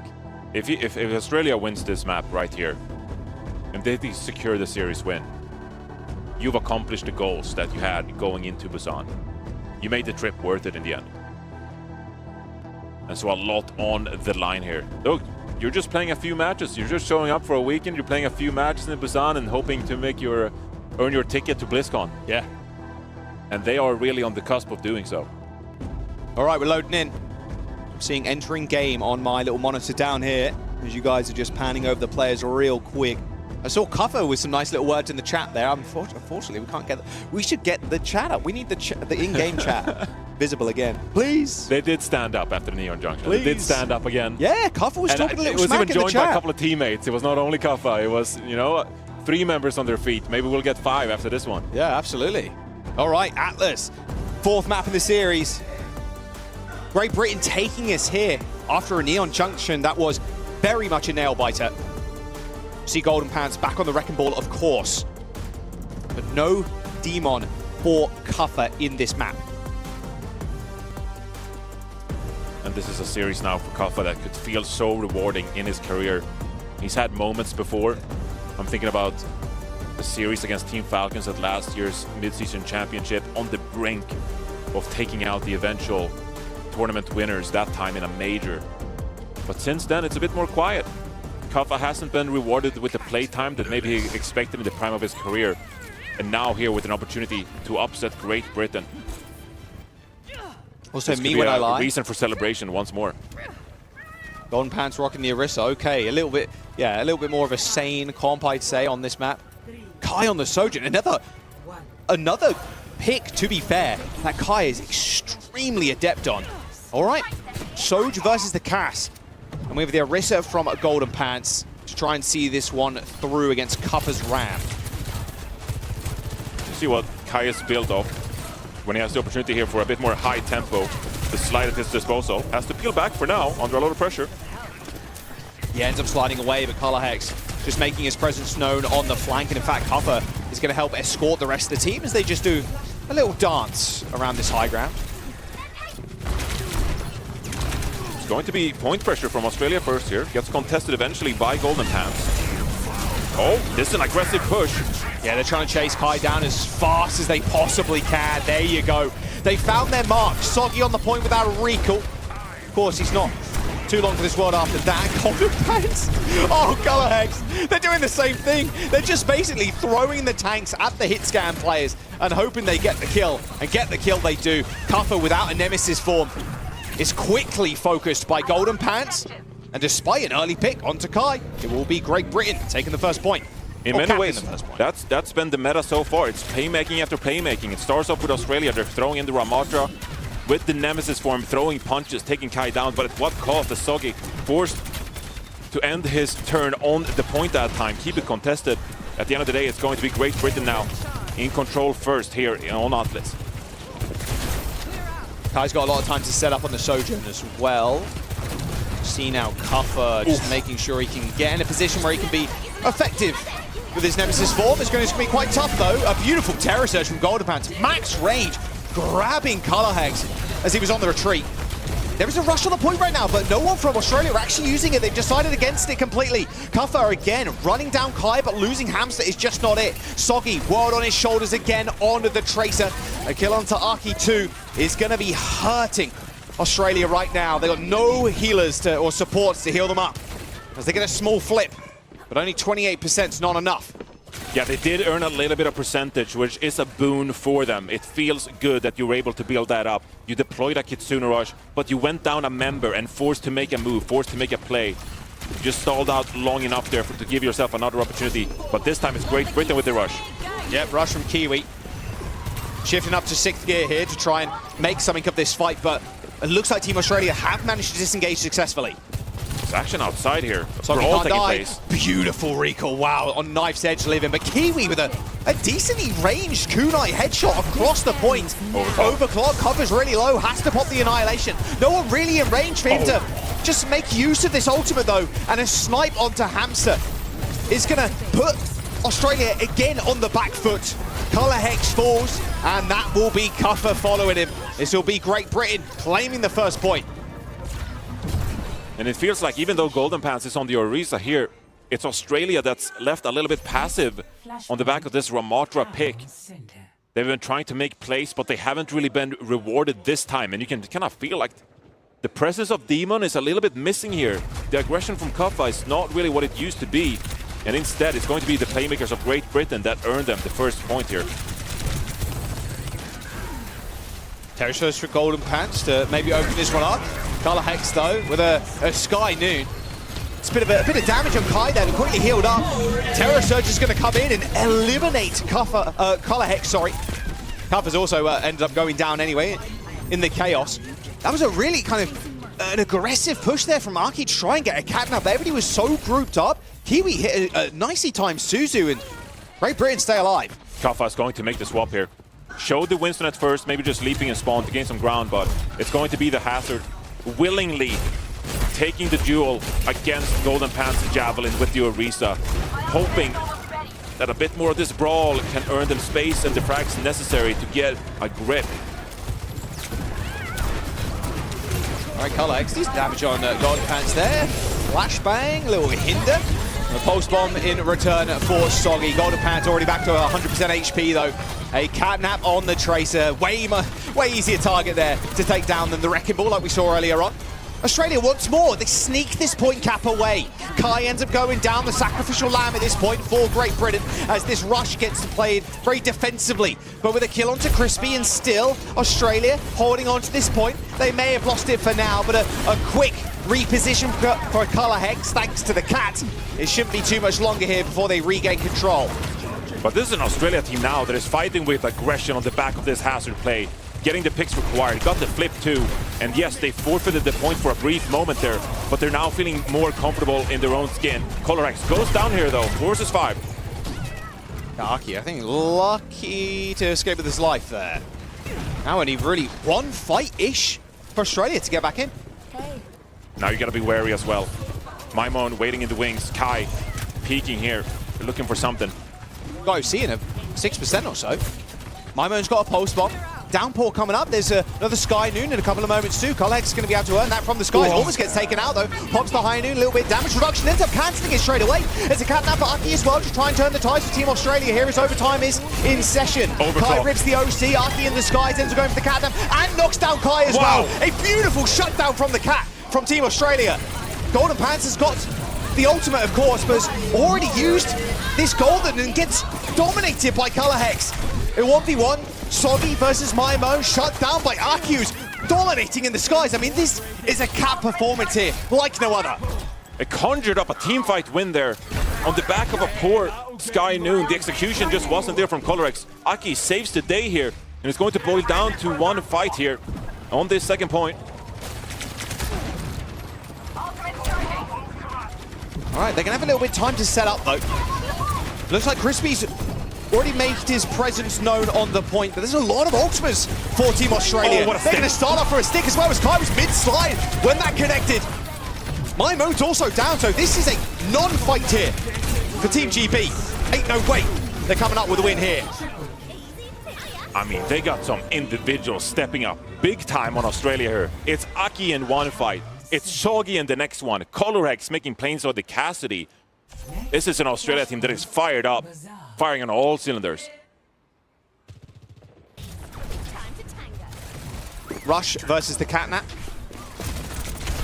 Golden Pants trying to find an unconventional way of entering this fight.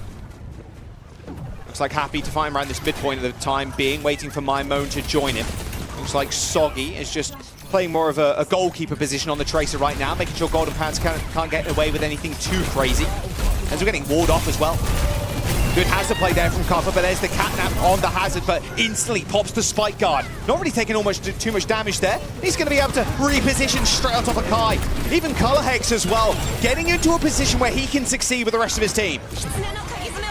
It's going to be Kiwi dropping a Kitsune Rush here, making a stand on the point. Double rush though. Hamster also pops his in the end. Sky Noon comes out. Color Hex just marching forward, using Kuffa as a giant wall of meat, a giant shield to walk behind. Color Hex with a beautiful triple together flip. And now it's starting to get tense for Great Britain here. The Wrecking Ball no longer in this series feels like a strength of theirs. Instead, it feels like something they have to endure and play around. Golden Pants been left wanting in this match so far now. With this aggression from Australia, they're playing control. They're feeling comfortable indeed. Can Great Britain now live into the moment? Oh, sneaky. Maimon worms his way in. There's the catnap, but Golden Pants shuts him down, but put in a position where Color Hex can finish him off. Now Kai double slides away, too close to the Cassidy. A little bit fearful of Color Hex, and I would be too. Biding their time, but seconds feel like minutes at this point. 67% and counting. In Great Britain, they need to find it in here. Golden Pants setting up once more on this flank, but who can step up? Who can make a play? They're getting forced out here. There's going to be a late touch. Soggy forced to recall really early on as he goes on the chase, hunting for Kai. Downpour. Not sure what it connected with, but it's Soggy that ends up going down. Now Kai's on an alternate angle. Look at this. He's sneaking around. Sky Noon. Sky Noon again. Gotta clear people off the point. Team Australia looking good. Looks like Mine's gonna get deployed for a Golden Pants, but he's dangerously low.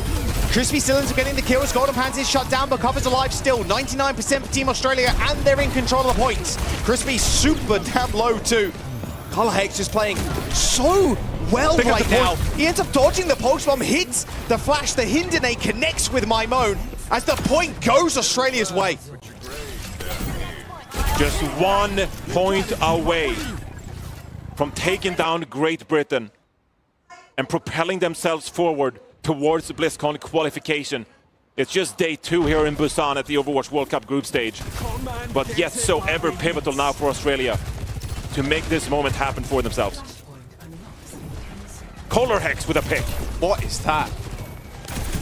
I think he walked to hopefully fish for a pick, but you're not playing aggressive here if you're Team GB. We need Kai's calm presence here with the overclock. He's going to rip it. Colorhex dodges out of the way almost instantly. A nice little Suzu. Kai 60 HP already, and they end up giving chase. But oh, nice shot on Soggy. Shuts him down. Disruptor shot. Little bit of time bought here for Kai as he lands another rail. DPS deleted by Kai. It is the reliability that Great Britain needs here. As Kafa dwindles down as well. Play made by Aki here, but it's going to be Great Britain flipping the point. Kafa's so low, yeah. Wow, that catnap over eager by Aki, maybe thinking that Kiwi can get instantly killed, but he just ends up teleporting away. As Australia need to collect themselves a little bit here. They have the Sky Noon available to them. A fight on the point might be ill-advised against Kiwi's Kitsune Rush. But all they need is a pick here to really open things up. Silver Bullet straight into the High Noon, onto this high ground. Golden Pants way too healthy for that even to be a factor for it. Should get the cap. They should, or maybe they don't. They're already back in this, and there's the rush. Downfall from Cover's gonna hit the entire rush, but yeah, no one's actually on it to make good use of it. Stick in the back for Maimone as they delete Cover off of the map. It's 70% right now for Great Britain, but Colorhex with another kill. They're making this really tough for them. Soggy in the 1v1, but Kai's getting healed up. A 180-degree railgun shot shuts down Colorhex as now Australia have one more attempt to touch this point. And they know that the touch might be coming here from Soggy, trying to harass out the recall from the Tracer. Can anyone get there in time? Yes. They do. Okay, Cuff it in. There's the catnap, though. He's dragged along, but Aki's going to follow him. They're trying to kill Croft. Oh, and he gets back on as well. No way. Crispy ends up falling. Used an ult to try and end this point. Mines, yeah, sure, Johnny. But there's no backup here. There's no follow-up for Great Britain. It's okay, though. The point gets flipped by Australia here, but you're sitting at 99%. And Kai with another overclock. He did it once. Can he do it twice? Colorhex, dinks him though. So Kai's forced to slide away. Post bomb, doesn't even look at it, doesn't care. Colorhex ends up going down. A lot of low health bars on the side of Team Great Britain though, and Aki makes use of it too. Hamster with another. The supports kind of carrying Australia right now in this fight, but Maimone's going to find both of them. Puts their heads on stakes. The percentage is ticking though for Australia. Great Britain eagerly wanting to get back into a territory where they can cap out. But Soggy finds a pick. Another one. Shut down by Golden Pants as Cover makes his way back onto the point. The supports are going to come in just a moment as well. Hamster and Aki have made their way back, healing Cover all the way back to full. Post bomb goes wide. Suzu 2 to make sure it doesn't do anything. The Sky Noon, they chase the cat around. They need this shot. Crispy! Oh, and he dodges it too. The flashbang doesn't connect as they are closing in on OT. Aki whiffs. Aki whiffs. You flipped the point. But you need to make the plays happen. Golden Pants needs to be able to get out of here for Team Great Britain. He's 10% away from the mines as well. He's going to get another touch here, but overtime is ticking down. Australia looking to end this right here, right now. They desperately need this too. They shut down Kai. It's a 4v5. Crispy ends up going down. Australia, they might have just done it. What a shot from Colorhex. A bullet between the eyes, but Maimone's still alive. Golden Pants dwindling with the health bars. They just want to keep this point flipped for now. They're going to have another touch, surely, with the down 4 in the hands here of Kuffer is going to make it really hard. Maimone is going to steal the health back away, but Soggy from the spawn takes down Kai. Oh, it's desperation time here for Crispy. A dive in, but Kuffer and Soggy are going to do it. Australia all on their feet. A 3-1 series win for the boys from Down Under.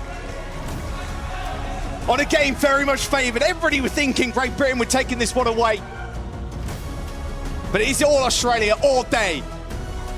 They held on to that hope, thinking that they could pull off the upset against a well stacked Great Britain roster. And they made it happen in the end, in spite of the wrecking ball play that we were so fearful of from Great Britain, that was so well respected. It was instead some real individual playmakers on the side of Australia instead. Everyone contributing, making plays, making life hell for Golden Pants on that wrecking ball. I mean, you look at the players, like they're holding their mouth, they're just overjoyed, like almost like they can't believe what they just did. And they needed this win too. They went down 3-0 against Kingdom of Saudi Arabia. No real shock, of course. They are definitely favoured in that group, but this is such a big win for Australia. They're going to have another series, of course, Johnny, against Team Mexico. However, taking down an opponent like this, Great Britain, who I think a lot of people would put them in second place coming into the tournament in their group. 100%. What a moment for these players.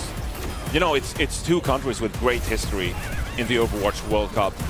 And some of these players now for Australia walking in the footsteps of some great results we've seen at BlizzCon before, but making an upset like this happen, winning like this. This is a moment they'll remember in their careers.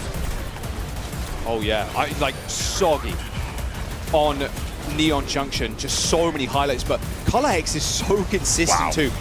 He really hasn't missed a beat. He stepped up big time on the international stage. Yeah. Yeah, he really has.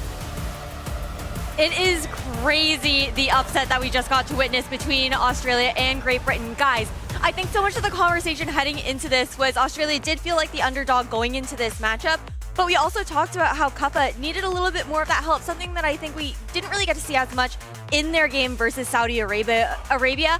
But on Australia, Color Hex, Soggy, they were stepping up to the plate, providing the support that was needed, and absolutely having some insane hero plays, Johnny. I mean, look, every individual stepping up like that, you know, it's easy to single out players, just like, you know, Kaffa, we know what he's capable of, making plays, but the fact that Soggy and Colorx were able to hang and like rack up, you know, making some big moments like Soggy on Neon Junction, that was just so impressive, so impressive. Yeah. Absolutely ridiculous. And then, yeah, Color Hex there, you saw how he's basically fended for his life a lot of the time against the ball. Like, come on, like, that is so tough to deal with at the best of times. Even though you got the Cass and you have the Hidden Aid, sure, bro is just clicking heads. And yeah, their backline too also provide hella support. Like the Sky Noons, the amount of pressure that was really put onto GB in those last couple of fights, yeah, it can't be understated. And we talked about also, I think, how important that first map was going to be when we heard that the Wrecking Ball was going to get that ban on control. And the fact that they ended up winning it, there's so much pressure for them to find that success. And it really feels like the strategy that they chose to focus on also Golden Pants and the comfort for this team worked out really beautifully there for Australia. They had a game plan and it really worked out. Yeah, I mean, it's kind of, you feel kind of limited, right? There are some like real must-win maps in the pool, right? Oh, yeah. And it, like I said, like the path to victory was winning both, you know, the Wrecking Ball map, but also winning Neon Junction, and they did so, and that set them up for Atlas rather to pull off that map win as well and secure the series. And so, really impressive to just get the job done where they needed to. Yeah, I know both smashes, not just the coach smash is going to be screaming out the back as well for sure. Yeah, I think they've done a fantastic job. And, you know, Kingdom of Saudi Arabia, that was kind of an expected 3-0, but after this win, like they face Team Mexico, they are on the path to make it to BlizzCon. And that's the insane part, how much of an upset this was to create this opportunity now for it to be wide open in that second spot. But it seems maybe wide open, but realistically, GBR, they haven't had to play Saudi Arabia just yet. Australia already did so yesterday, and having Mexico ahead of them, it does seem like a pretty clear-cut path here. And guys, we've got Kappa on the couch with us. Kappa, congratulations on getting this win today. I think that we know how good of a player you are, right? We've seen you in OWCS, we've seen you at the majors, and we knew that there was a lot of pressure, I think, on your shoulders, being like the very experienced player on this roster, to kind of like bring everybody together. What has the experience been like for you with Team Australia? It's been, pretty good. I think there's been like a fair few issues throughout the time. It's a bit of like a learning experience playing with players I haven't played with in a while. But we all know each other. Like, we've played in the same region for however many years. So it's been a great experience, though. I like that. That win was insane. It feels great. Yeah. Yeah, dude, you were standing up as well, like how you were talking a little smack in the chat. Could could you give it? We don't see it on stream, Sally. We got to get that back. But could you go with what you were talking smack about in the little in-game chat there? I wasn't typing that much. They started typing after we lost map 2, and then I got up in their face, and then Crispy was not happy. He was like yelling back at me, but yeah, they don't type back. They all mute match chat instantly, so it's kind of boring. It's kind of one-sided, but yeah. I really enjoyed how after the first map win, like, you're standing up, you're shouting, like, you're really channeling the energy. And then when you won Neo Junction, like, a couple of your teammates also like, oh, we can do this. Like, I mean, it's so fun, first of all, to like really see your energy, like just you're beaming with so much excitement. But when did you kind of feel like you were in control of this series? Because obviously you're gonna face the wrecking ball. There's a amount of preparation that goes into that. But it's still about finding kind of your feet in a series like this. When did you start feeling like, I feel comfortable, we can win this, like we're in control? I mean, I'm always going into the match thinking we're going to win. I think we always were really confident heading into that game. We knew the ball was going to be pretty difficult, but I think like the read that we had into ball was pretty good. It got a little dicey, Junkertown, but I mean, that's like their map pick. We kind of expected it to be pretty rough. Yeah, Neon was pretty disappointing at the start, but as soon as we capped and then we got second, like we capped onto third, started feeling like we were back in control of that map. And yeah, they kind of just dropped the ball on that one, and I let them know. Yeah, I did want to ask, what's it like working with Coach Smash? Oh, he's the best. Yeah. Why is he the best? Why is he the best? Well, I mean, the best is subjective, but like he's just really helpful for us, right? Like, it's pretty rare you get such a good coach to coach a smaller team, or Australia.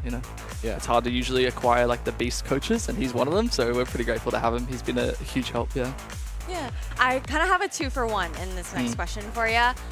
One being for Australia, we haven't seen Australia represented at the Overwatch World Cup all the way into the main event since like 2018, I believe, or something like that. So it's been a long time coming. So I want to know, one, how much it means to you to look to try and make it all the way to BlizzCon in Anaheim, and two, I guess, knowing now that you have Mexico ahead of you, and for GBR, they have Saudi Arabia ahead of them, how are we feeling about our chances here? I mean, that was the game to win. Like, I'm not trying to, cast Mexico aside. Obviously, we're going to take that seriously for sure. Absolutely. But all our eyes were on that game, and yeah, I think it showed. And what would it mean for you to be able to represent Australia for playoffs? It'd be awesome. I mean, I grew up watching like the 2017, 2018 glory days of Australia. I think like Overwatch League kind of fizzled out a lot of the Australian talent because either didn't get opportunities there or just didn't work out.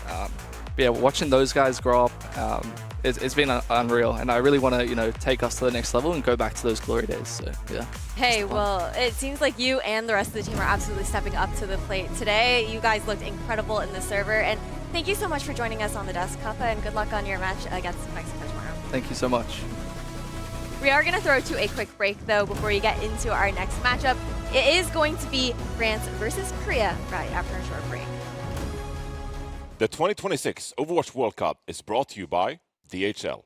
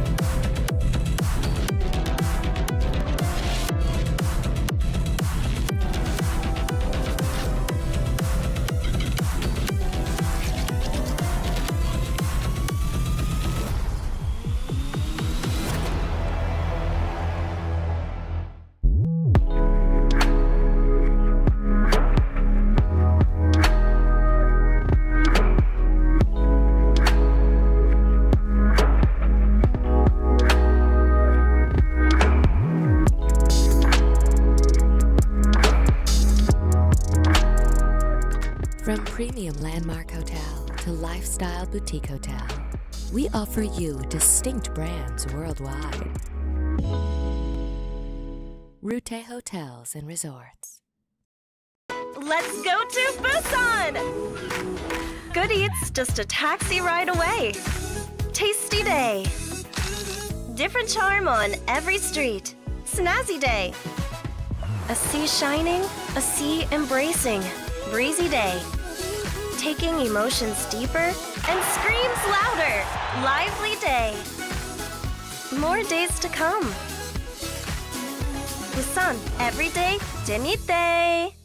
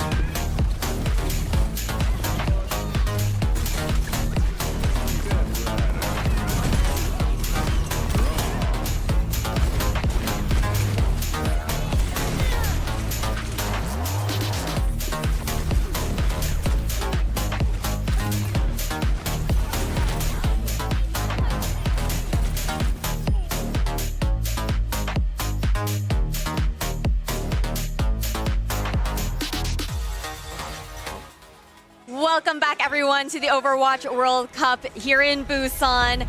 It is the last matchup that we have today, and we have a little surprise in the crowd here as well. You guys know when it comes down to Overwatch, there's a lot of work that goes into this game. And I'm so excited to see a little preview of who's here in Busan with us during this event. It's been such a fun time so far.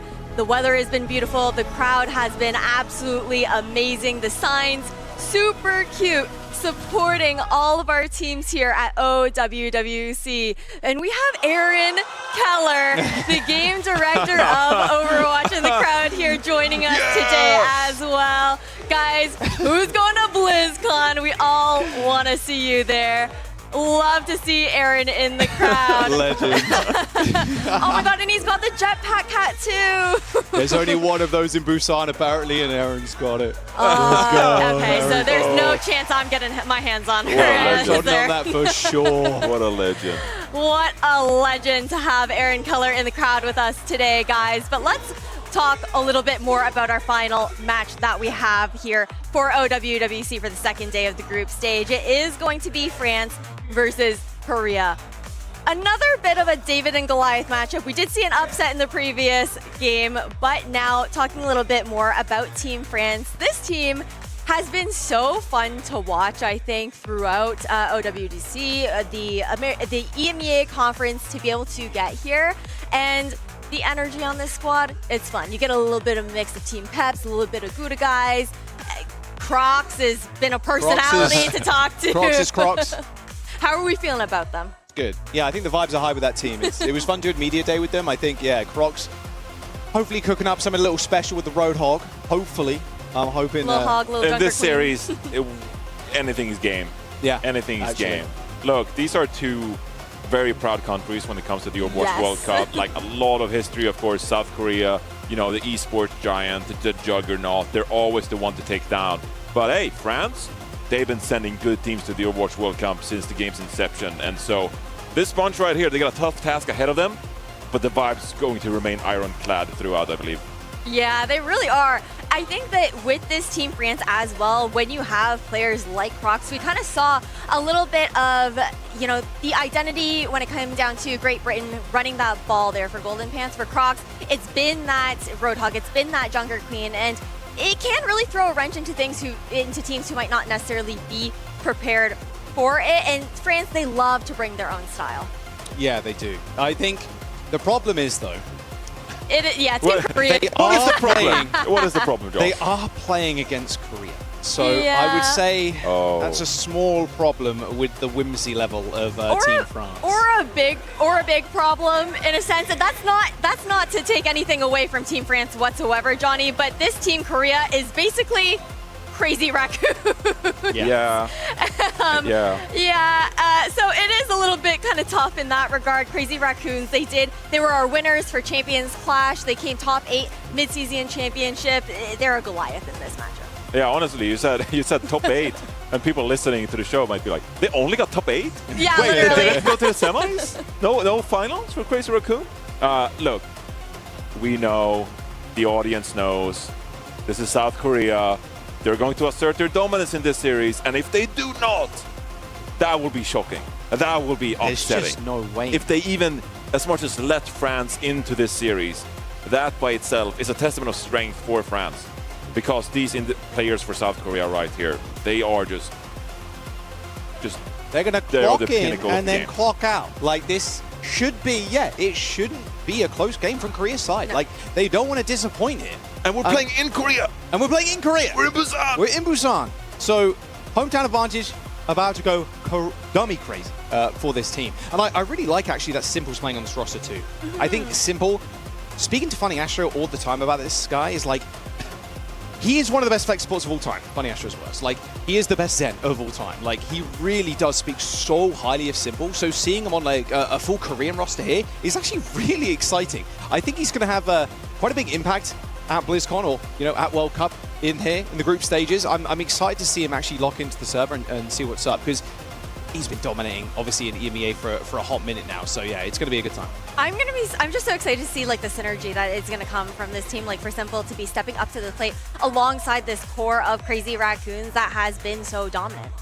Yeah, I think it's really interesting because, I mean, we keep saying this and it's kind of unfair, but like Simple keeps being overlooked on Twisted Minds to some degrees because they have so many, you know, so many players with personality and like impact on the game. Like Yubi is a character, but also like, you know, their successes on the backbone of the symmetric gameplay. You know, obviously they have Quartz, you know, one of the best hitscan players in the game, if not the best hitscan player in the game. And so you have Simple popping off in the backline, and we're like, well, Simple is one of the best flex supports in the game. But it's almost like there's so much aura on that team that it gets like overshadowed. for him to like muscle past his teammate and be like, I'm the star player. Yeah. Like that is so difficult. And so I think it's a, you know, a testament to Coach Moon as well. Like game recognizes game, bring Simple into the fold here, be like, yo, you know, like I see what you can do. I got some, you know, I got Vigi, you know, we're all happy over here, but like I'll bring you into the fold there for the national team, and let's see what we can do together. Yeah, I love that. I really love seeing him get that opportunity, and Korea definitely want to make a statement today. We do have our predictions do lock in here, guys, and so we've kind of set this up very strongly. I know that, you know, for other events, Johnny has not been happy about some of my Team Pep's like predictions and whatnot. Oh no! But, no, Ash, come on. Come on. Hey! I gotta say though, I'm going for Team Korea for this.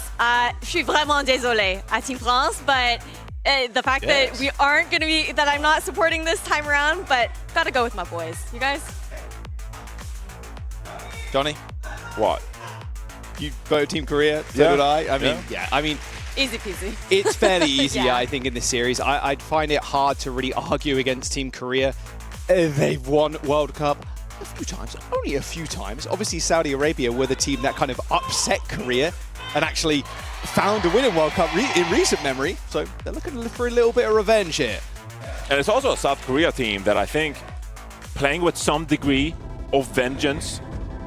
They're obviously in here, Busan, wanting to do well in front of their home crowd. But it's also been, you know, this national team that we hype up. We're like, oh, the juggernaut, you know, they're this a fantastic country when it comes to esports talent.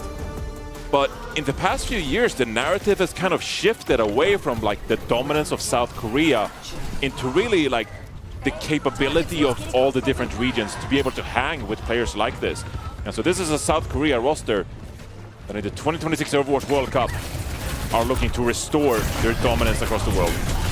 I'm a little sad I'm not seeing Crocs on the Roadhog, Johnny. I'd be lying if I told you otherwise. Your time will come. Nice kill though on jumping. Okay, Team France, hang on. Crocs might not be in the hog. Wait a minute. He also finds a little double too. Hang on a second, Team Korea. They're going to get wiped. That's a team kill. Out the gate. And a couple of people in the crowd popping off at that one. Just...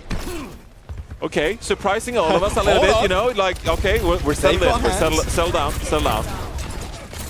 We'll calm ourselves and see what France are able to do in a series like this. Sonjin on Genji now. Okay. So Amalga switch up too. This has kind of been the talk of the Demon, like what really counters it. Malga pretty good because he can just kind of shoot at it. Okay, got a clear Stalker off this very aggressive angle he's playing right now. He was extremely low. Sonjin's already got a double. A quick cleanup for the rest of the DPS here from Team Korea. Yeah, Stalker shuts down Dim. Look at that. Very quick bounce back there as Team Korea also end up finding a team kill. And they're also staggering. I mean, well, all right. In a World Cup game, fair enough. Making the absolute most of it. They'll get every single advantage they can, even if it comes down to a single Kiriko spawn wave. I'm curious to see how much proactivity we see out of this South Korea team now. Or are they going to sit back? Are they going to buy their time with Stalker generating a couple of railguns and make a difference that way? Or will they outsound their opponents with this? Oh, they rush here. Oh, Keo just subject to so much pressure there as he's dove on by a few people. Oh, the boot from Jorog just sends Crocs over the edge. A soundbite from FD-God does end up hitting 3 though, and Jumpin and Sonjin are the only ones left alive here as FD-God just taking it to the Malga of all people. Jumpin's gonna have to retreat. Sonjin's already used his deflect as well, so Dip ends up cleaning him up. France are still hanging here in a team fight that really breaks down like that with Kitsune rushes dropped on either side. They're showing that they're able to hang when it comes to the ultimate trading. FD got that time with the sound barrier, going to be the difference maker, setting up the damage barriers, for this one. Oh, nice one. Oh, straight in his face, trying to get the deflect kill, but no, Chong hits the beat just in time. Play pulled from Sunjin, now he gets the reset onto one, and yeah, there's just no shot you're escaping there. Nice double. As we do see France, obviously still alive here with FD God providing a little bit of amp or a healing, but not enough to save him from Chong.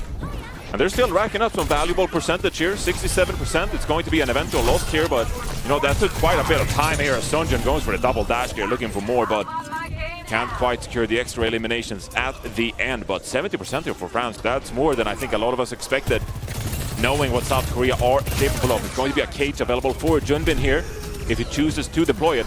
Otherwise, it's actually going to be France who has the edge when it comes to ultimate generation for the sports. Got to respect the kunais here. Dip's got a pulse one, but Junbin has cage, so they're going to play fairly aggressive here, you've got to imagine. Ends up hitting the recall really early on.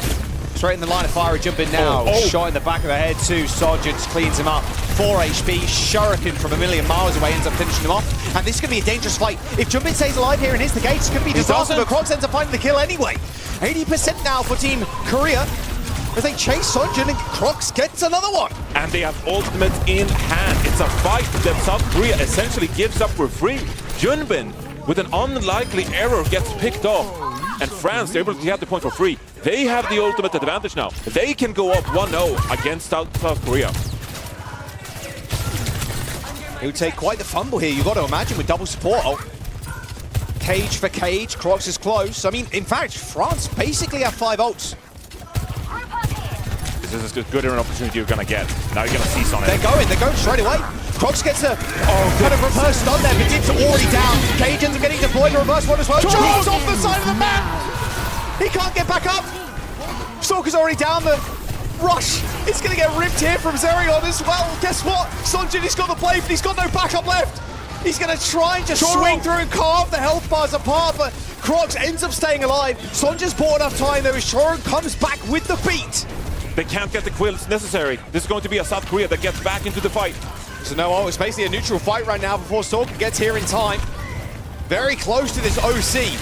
Still need to touch for OT. 99 to 91%. Another retouch here for South Korea. Here comes the OC though as Stalker shuts down Crocs. And FD God, it's not going to be too much longer for him to stay alive. There's just no... Potentially, he's full HP, but they are just hunting him down. Doomfist for Crocs too to get a punch onto the point. A little boom from the Lucio. Yes, there it is. Team Korea on a nail biter, like 100 to 99. Team France almost had them there. Oh, and Team France, they couldn't secure the final teamfight win. They had 5 ultimates. 5 ults. Dip gets picked early, 4 versus 5 scenario. You're still layering the ultimates inside your own cage from the Mauga. But Choron didn't die there that time, gets back with the sound barrier to keep Sunjin alive on the Genji. And those 2 members buy enough time for the rest of the team to get back. And South Korea go up 1-0 in round. That is a must-win for France. Choron was dangling on the edge of the map from the cage and couldn't get back up. That was a little ridiculous, but yeah, France should have won that. That was a 5-ult dump fight there. Run it back. Run it back. Run it back. Okay. No Mauga this time. Rocks back on the Demon. Clearing out a couple of members from South Korea well here. France does a good job establishing position. Can't venture too far into enemy territory, though I felt like Crocs really wanted to push there into Kitchen. Tempered aggression. Yeah, there's going to be the problem for Crocs right here. Is facing 1v1 versus Junbin. The DPS ended up trading, so it's only a 4-on-4. As, well, Junbin has found himself a nice little spot to play on the point, but Sunjin and Choron still end up going down. Crocs coming up with really big, impactful kills, and realistically, this is not Korea's point. One of the fastest flips you can get there, only 5%. Yeah, I mean, France are finding a way to drag out these team fights, to open up doors with anything possible. And they do end up getting the picks. Crocs with 2 there. Didn't really get a glimpse of how that happened in the first place as Junbin charges forward here with the overrun towards the point. put some pressure on there, but it's going to be Crocs again capitalizing on that. Wow, okay, they are not expecting Crocs to get away with this much. I mean, maybe Korea just disrespecting them a little bit. Sure, we found the solo kill, but FD God has managed to kill Simple. These health bars are not pretty to heal up. Jumpin's gonna die. Yep, sure, stuck him, why not? Send a message. And it's the same thing again we saw in the previous Australia match. It's almost like this Demon is so good at brawling now. With the buffs we saw in the hotfix patch since the release of this hero, you're just capable of going in, making plays, keep up that aggression. And some of these teams are just not able to absorb it. South Korea struggling so far. Oh, nice played. Good boot from FD God, but he's managed to save the dash straight through. And FD God, he got the beat online, but no chance to use it at all. Risking the Ajax. As well, I will say France have built up a sizable lead at this point, and they're extending it too. Just late deaths, staggered deaths on the point. They're going to get up to what, 67%? They're making good decisions right now. Serion deploys the Kitsune Rush, and you know, maybe not the most value from that, but you gotta be dropping ultimates here and there. The pivotal one is the fact that FD God holds on to the sound barrier. And so this is a France team that now 67% here on Village 2. They're in a good position for the rest of this round. They're going to be facing double support ultimate. Have to find a way to deal with Stalker now, with the only Sojourn to deal with him. But they're in a good position overall. Gonna try and go real quick here. Keo with that double slide perk is going to be able to almost flip the map on them as France just take a better position, a priority position on the point. Here's the rush. Keo gets shut down though, and late beat from FD God cannot save the overclocking Sojourn. Cage deployed as well, the limit break. Yeah, limit broken there for Crocs as he just gets decimated. It's such a tough position to be in if you're FD God. The final end result, we're looking at that saying, okay, he was, what, a quarter of a second too late with the sound barrier? Like and he's the one to blame as a Lucio player. 2 frames. I mean, that is the difference, right? But if you drop it early, suddenly that allows South Korea the opportunity to retreat back off from those ultimates. Bro, I love this fire pick from Stalker. Like, what's dealing with him? Keo, I mean, realistically here, you can just play for free. They're going so aggressive. Look, there's the dash already. Instantly shut down. France wants more though. They are going to try and go for the flip. Sonjin dodges out of the way at the pulse bomb. Sure, Choring ends up going down here, but Sorka's got the barrage straight on top of the Malga. I mean, Crocs didn't know where to look there. As South Korea have now put themselves in a winning position. There is nothing stopping Stalker on the Pharah as is.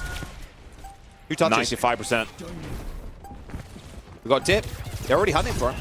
Oh no! Keo's got a double dash away. He's in the back of the point right now. There's just no way he gets away with that. Nice little double swing from Sonjun. That should be it for Korea. A self-Suzu. But yeah, taking over the game on DPS, on Genji of all things as well. That'll be a team kill, and that'll be the first map to Team Korea.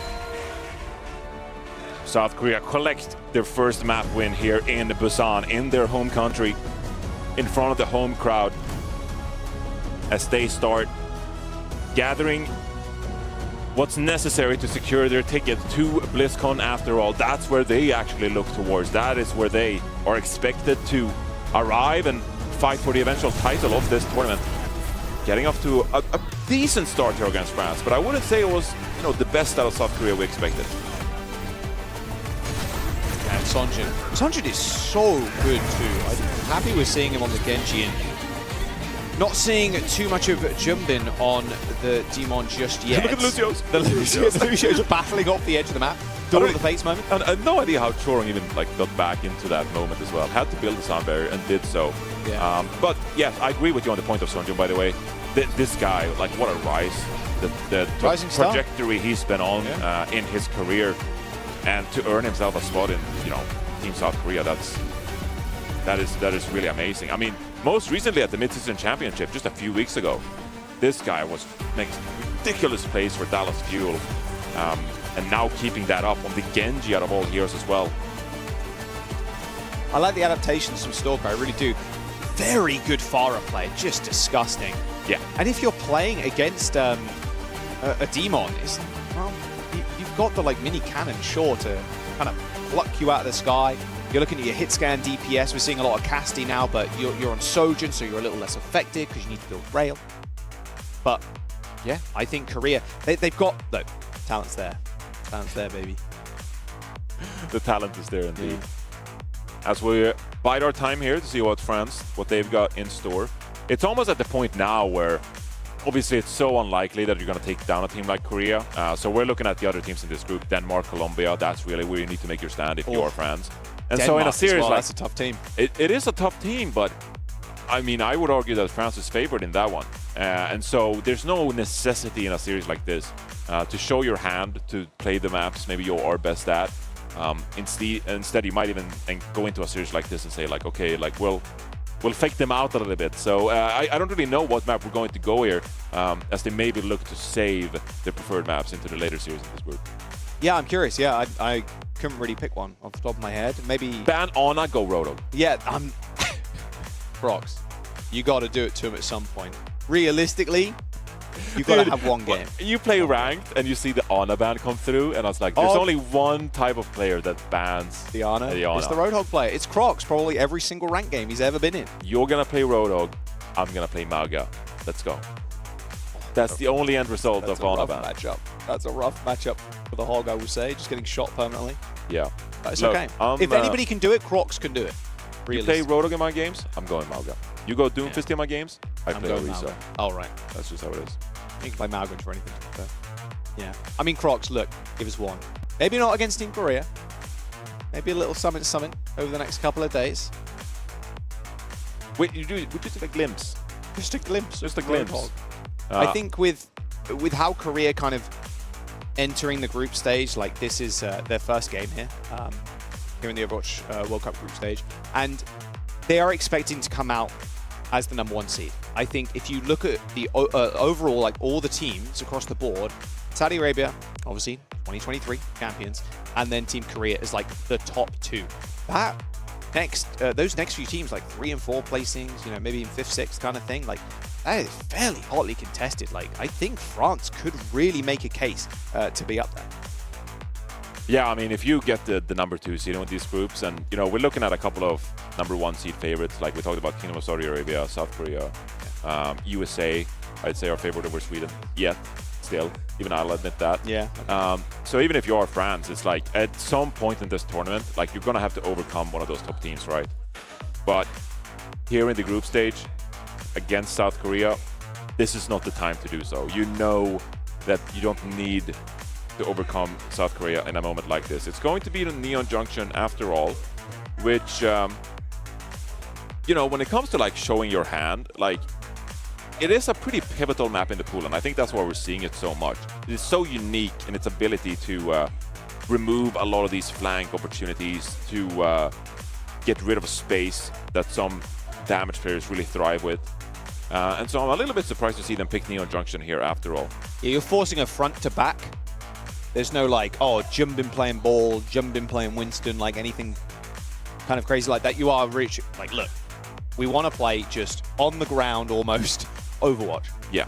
I think Shambali Monastery can be that map as well. It's a very honest map, Neon Junction. I will say that. An honest map? Yeah, do you think so? Would you back me on that opinion if Twitch chat came out?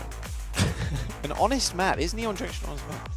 I mean, if you count honesty of like, can you play Ryan and be successful? Then yeah, I think that's my barometer. That's not my definition barometer of honesty. Of like, honest Overwatch, how successfully can you play Ryan? And I'm like, okay, well, Neon Junction, you probably could. And I'd say, yeah, maybe it is honest. Emery banned from France, by the way. I mean, who knows what even honest Overwatch is in 2026? At this point, I'm not sure. That's a podcast episode for a different day. That's a 2-hour discussion. Yeah, what is honest Overwatch? Sure. What is honest Overwatch? Define honest Overwatch. And a Demon ban, okay. I mean, to be fair, Crocs was picking up big kills. Okay, but I think you look, I know that Korea didn't show their hand when it comes to playing the Demon themselves, but they're denying the fan service of South Korea playing Demon in Busan. Come on now. It's an entertainment business, fellas. They're not thinking about that. They want to win, man. Okay, but they're gonna win, Jaws. Like, stop playing. Stop playing. Okay. Well, they can win playing Demon. Doesn't matter who their opponent is. You're just gonna figure a few things out. Oh, get Max in. Get Max. Come on, he has to be the preordained Demon player. So why do you have to ban him? Yeah, you're definitely a shoe. You're gonna come out and play Ramatra? Let's go. Yeah. You know what is kind of a sick matchup, and I think Crocs would agree too? The Jumbin Hog versus the Crocs Hog would go kind of crazy. Oh, that is crazy. Whoa, callback that is the legendary Hog Junbin Roadhog. That's kind of, you know, just to a lot of people, that's how Junbin made this name, like MVP at OWCS Dallas 2024. Yeah, really, like, he stood out amongst everybody. Yeah. Picked the Roadhog, what is it? Oasis City Center. Picked the Hog. Yeah, he dominated that finals map as well. of a major, pulled out the Roadhog and made it work. That was one of the best finals we've had as well. That was super close, super close. Oh yeah, and it was incredible. Was it right around the time of Venture Release 2? We had like a double flex damage meta. Double flex DPS. Falcons played Genji Venture. When does that happen, bro? Never. When does that happen again. in the Big 26? Never. I mean, yeah, we also had Lip on Tracer as well, just dominating on Ruins. Prime Lip. On Ilios. Yeah, Prime Lip, yeah. All right, Neon Junction, let's lock it in. We're, sorry, me and Jaws, look, sorry to break. We did nostalgia maxing? Yeah, break the fourth wall or whatever it is. Like, sorry, like sometimes we just get caught in our own reminiscing of they're fine with it, man. Of days. Let's chill with it. Because we're still living in the good old days. So we can't be the good old days, but we're living in days. You know, what's that saying? You don't know you were living in the good old days until they have passed. So right now is what I'm saying is this is the good old days at some point. Even the producers are saying that's deep, you know? Yeah, I mean, it is, man, it is, look. Yeah, you're dropping wisdom on Twitch chat right now. Dropping the wisdom. Some of these people, they just want their drops, and they get just... I'm dropping you're wisdom. Providing wisdom as well. New drop. 3 minutes in, dropping the wisdom for you. Dropping the wisdom. That's a free one. All right, Neon Junction, max in here for Team Korea with... Yeah, Demon ban and then an Emre ban for France. I think Emre, we've seen it a little bit of sprinkling. There has been a fair amount of Xion still. Yeah. But the Emre into the Demon, like how do you see that matchup kind of going? Because I think both are really kind of pushing their way. Well, I would say obviously Demon's not pushing all her way into the meta. She is kind of meta at this point, but Emre's really seeing a resurgence here. Yeah, and isn't that crazy to say? Because just a few weeks ago, we were like, oh, Freya is back into the mix. What is Freya being back and being meta? Obviously, Freya received some buffs, you know, in the past month or so, I'd say, that leading up to the last couple of tournaments here. But, like, there is no meta in Overwatch anymore. And obviously, like, okay, like, you look at Jetpack Cat, like, Jetpack Cat is really strong, Demon seeing a lot of playtime. But if you compare this to the quote-unquote good old days, it's the amount of versatility, the different compositions we're seeing. We were not talking about comps for like a year and a half ago because it was the same comp. Right. So.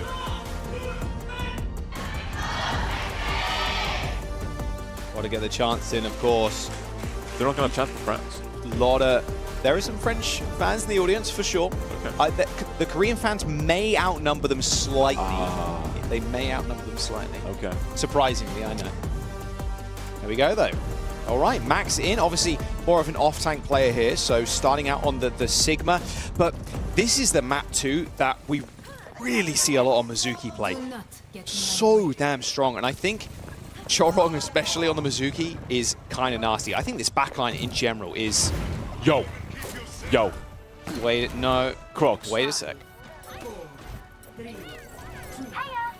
Fan server's about to go crazy. Silent. He instantly gets rocked as soon as he walks out the door by the... Okay. It's a get a pick or get picked world. Yeah, I mean, didn't need to leave the spawn door, but it's all good. All right, Crocs is on the Rhine. He's sticking on it. He's out on the Reinhardt. 40% out charge. And there's no Symmetra on the board. There's no Lucio on the board. This is a Cat and Reinhardt composition. He's going to drop the Rhine in. I mean, he's just going to drop the Rhine into the backline. Oh my. Or at least threaten it. Take it in. Take it in, viewers. Oh, he gets the charge. He gets the charge. Wait, actually connects with Max. Okay, and Sonjin ends up going down. I mean, Korea looks stun-locked by this. They really do. It's like, wait, Ryan, you can play that? 80% to shatter, by the way. 80% to shatter. I mean, Korea are 90% to shatter. They're going to have to walk up to this point, contest it, whether they want to or not, and they'll be facing this third shatter soon enough. He's going to get shatter on the next swing. Max is going to have to be careful. Careful, here careful. comes the Mei. Okay. They're not messing around. We'll let you have 2 ticks, but now we're going to pull out the Mei. That's just a little bit of hubris there. It didn't have to step up that far. Took too much damage, and the save just wasn't there from FD God. Okay, FD God, grapple the Rhine in, hits the Shadow on the back line. I'm mourning what could have been in the previous moment. 10,000 likes on socials. Well, there's the rush. Flux for Max. Oh, what a block! No! Oh my goodness! Oh, he had a vision. The frame perfect block from Max on that Shatter. Read him like a book. Read him like a whole damn library. How can a hovering shield block a Shatter anyway? The Rhine player's pissed in the comms. He's so mad. Come on, Super, back me up, buddy. All right, well, Crocs is over the wall. He got launched over it. There is a Flux here coming through for Max. The Sky Noon's great, but the Sanctuary's a little bit better. Choron keeping everybody alive and well. Shield gets deleted. Now Kyo in a rough spot. Stalker takes him down as Max holding on to his own ult. And, oh dear, France all falling apart at the seams. It's looking like wetlands out there. Crocs. The way he's forced to. The deep cut reference. Take footstep after footstep. Finally, FD God. Some relief here. You get the speed aura from your main support player. Okay, now we've got the Lucio. Now we can play the game. Oh, here's the rush. Max instantly popping the Flux, though, and now Crocs is in trouble. He's going to get chains. It's pretty damn low, too. Flux is going to connect to Kyo. He doesn't end up getting a Hindenade, sure, but Max has already got the solo kill. Oh, beautiful block from Sunjin too. And now Crocs really low. Sunjin doesn't end up using the Blizzard here, but France are in a bad way. There's 60 seconds to go. Not exactly the biggest time bank of all time. FD God, you got to die, buddy. There it is. Yeah. Oh. Is he going to get away? Oh, no! The silver bullet. Okay. We were this close. Yeah, we were this close. We were this close to not having to go through another spawn wave. Okay. Crocs charges in there while his Lucio is dead. He's got shielding and cancels the charge now. All right, there's the teleport. We're getting things going. Blizzard is going to get deployed there from Sunjin in the front line. Stalker's still got this High Noon as well. And unfortunately, Dip, the Blizzard's not going to do too much here with the rest of your team dead. Crocs going to hold that shield. The two-man beat from FD God. Crocs has got the Shatter. The Flux. Oh, he misses. FD got a little bit too quick, but Crocs is dealt with. Oh, and Max is, look at that smile on his face too. The cheeky grin. The humanity. Oh, the humanity. Oh, France had a vision. But unfortunately, Team Korea saw right through it. There's an applause from the crowd. And I don't know if it's to celebrate South Korea or to comfort France. Maybe a little bit of both, Johnny. Maybe a little bit of both. All right. They were ramping up. One technology after the other. They were like, Rhine without any speed boost or TP. Wait a second, we can play the Lucio. A teleporter? What is this? What is this DLC hero? At the end of the day, it's a quiet 1-4 from Crocs. A quiet. He's leading his team in damage. Wait a second, the Reinhardt. It's like, guys, come on. I got one a limb, but I got 4k damage. We can all relate. Main tank players in chat, we can all relate. We've all been there. It was more of a vibes round, I think, from Crocs there. But it's all good. I mean, look. They're saving strats. They're saving strats. They're saving strats, and it's still winnable. 78.1%. It is literally scientifically winnable. Yep. Absolutely. But I wouldn't say that weirder things have happened in Overwatch. Yep. Except maybe Young Union stepping off the card. That's about as weird as it gets. Wow, you're really pulling the nostalgia lever on this one. I like it. All right, let's have a look. Max Zarya. Stalker Widow. Yeah, not even going to try. No one got money this time. No one got money this time. All right, Stalker. Speaking of Freya being back. Honestly, tagging out the Bastion in midair with the take aim is pretty nice. They got a lot of technology on their side now, but Crocs 1 HP. Gets Susu'd. Save for the moment. And Sunjin's dead. Okay, hang on. We got a pick. Sit back for now. Wait for another turret for him to be refreshed from Div. South Korea, I think they're processing a little bit what they're actually facing on this season. Dominating Max. How many headshots he forced Max to use bubble. Stalker's on the Bastion now. And with Sonjin also on the Genji, he's going to be able to create a little space in the side. Jump straight over the bite.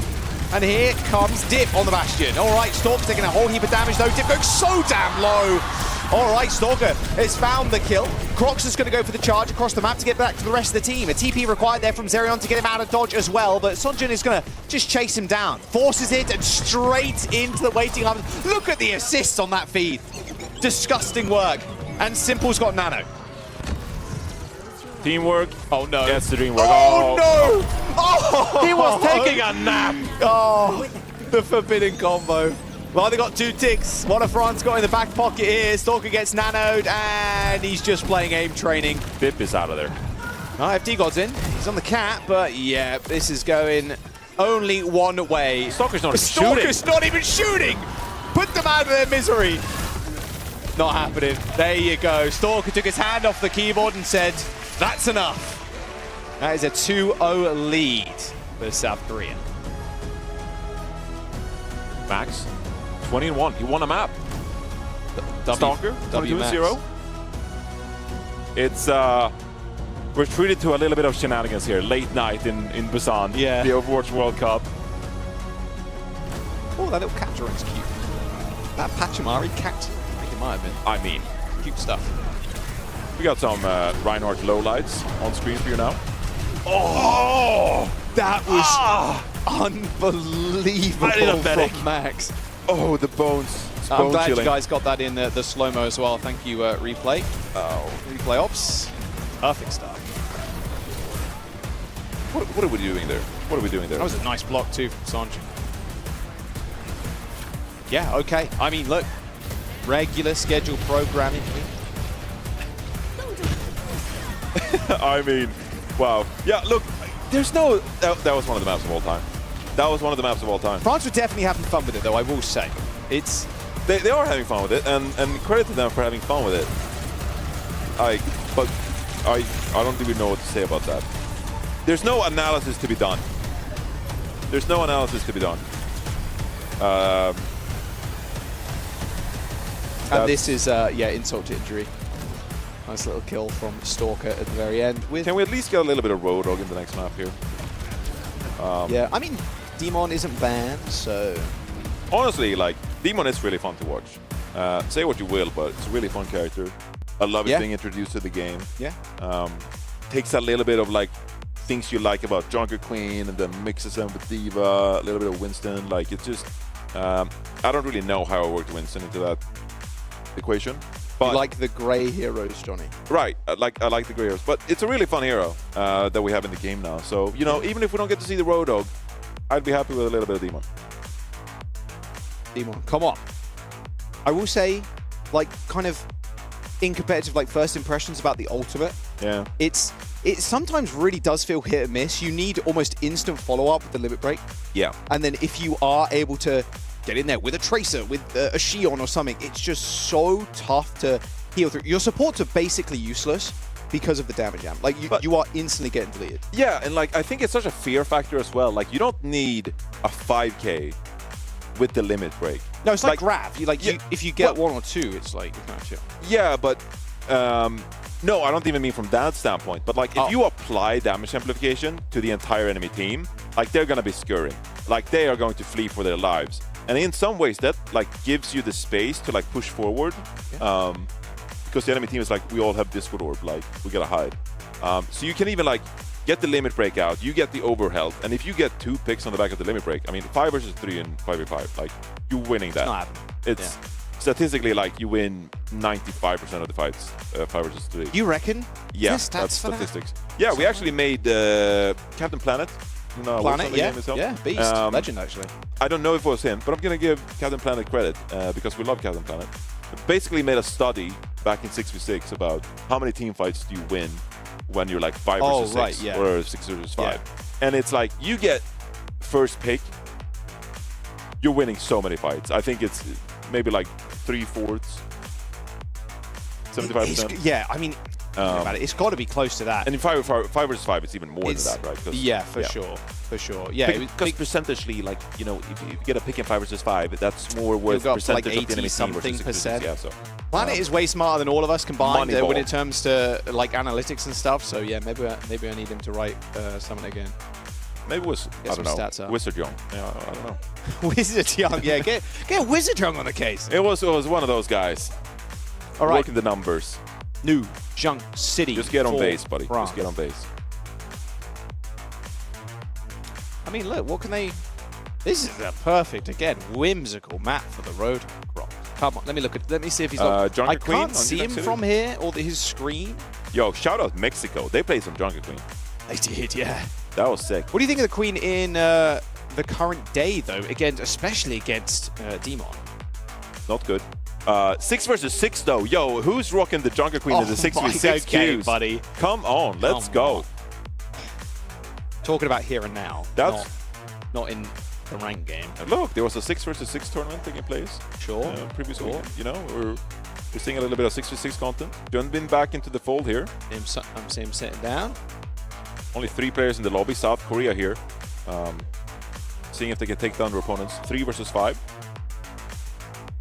I wouldn't actually take their chances. In that one, I actually think that France has they have the advantage in that one. Oh, again, little Heesang as well. Okay, Heesang in for Sonja. Alrighty. Really putting out the punches for this last one. Get Heesang a map on stage. Yeah, get them comfortable on stage. Definitely. Although, of all the people to be not comfortable on stage, I think Heesang, is one of them. Oh, Malgab. Okay, Surely. Wait a second. Surely. Roadhog. Or Demon, to be fair, because Malgab's good against the Demon too. Okay, don't ban Kiri though. So don't ban Kiri. We need the Kiri against Diana. Okay. Come on, what is it? Korea, what have you banned? Moon, what have you decided? Cassidy. Sure, buddy. Okay. Sure, okay. Sure. It's like the most neutral ban in the entire world. It's like, okay, all right, Cass, cool, man. Yeah. Yeah.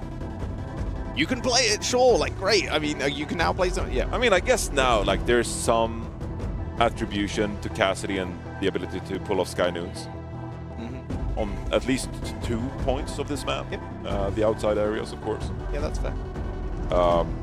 Maybe they're banning Cassidy because they're like, okay, let's get a little bit of like Stalker, he's saying disgusting Tracer Shield action going. Oh. That would be a treat. That would be a treat. That would be epic.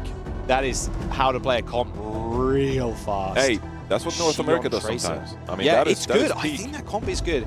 Even like the Vendetta as well. Been seeing a little bit more playtime too. Yeah. I mean, I think we've been seeing from a couple of these teams at the World Cup, especially those teams who are maybe feeling a little bit of desperation when it comes to win conditions. And like the #1 response is like, up the tempo, go fast, pick the Moira, get the Xion, Tracer, Vendetta, like just go in, try to trade, and if you can win the team fight, at least you're giving yourself a chance, and then, you know, maybe you can get some ultimate value. But it really is about upping the pace, and so for some teams, like that's the recipe for success. It's like, we're just gonna play the very high tempo characters, and with Cassidy out of the mix, then hey, maybe more room for it. You know who has played a lot of Moira? Simple.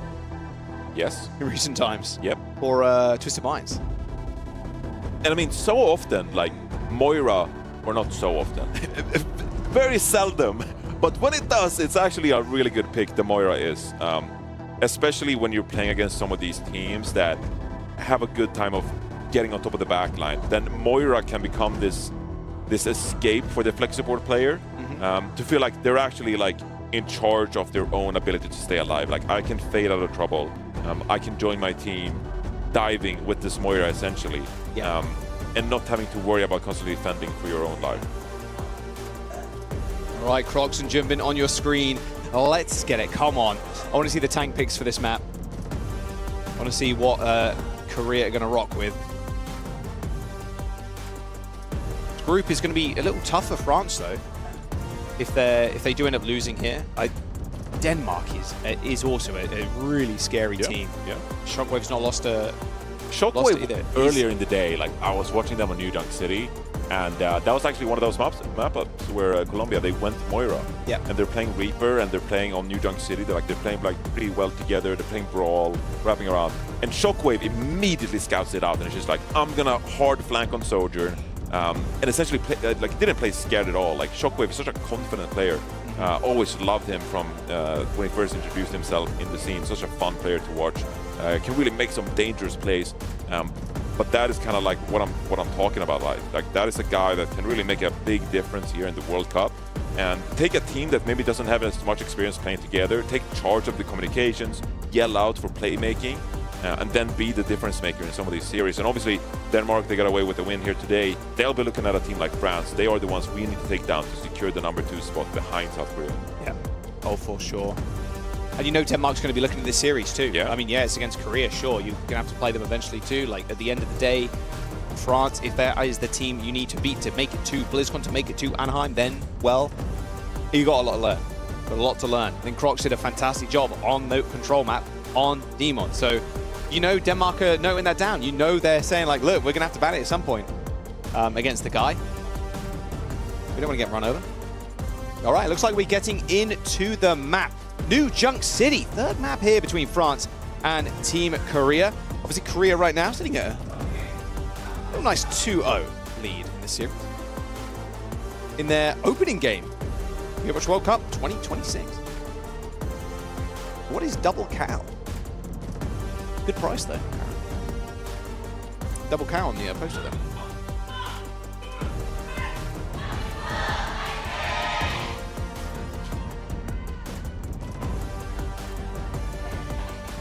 Hey, there we go. We've got the France chat as well. A little bit of French respect fans being turning shown. up. Love it. Yeah. I like that. Yeah.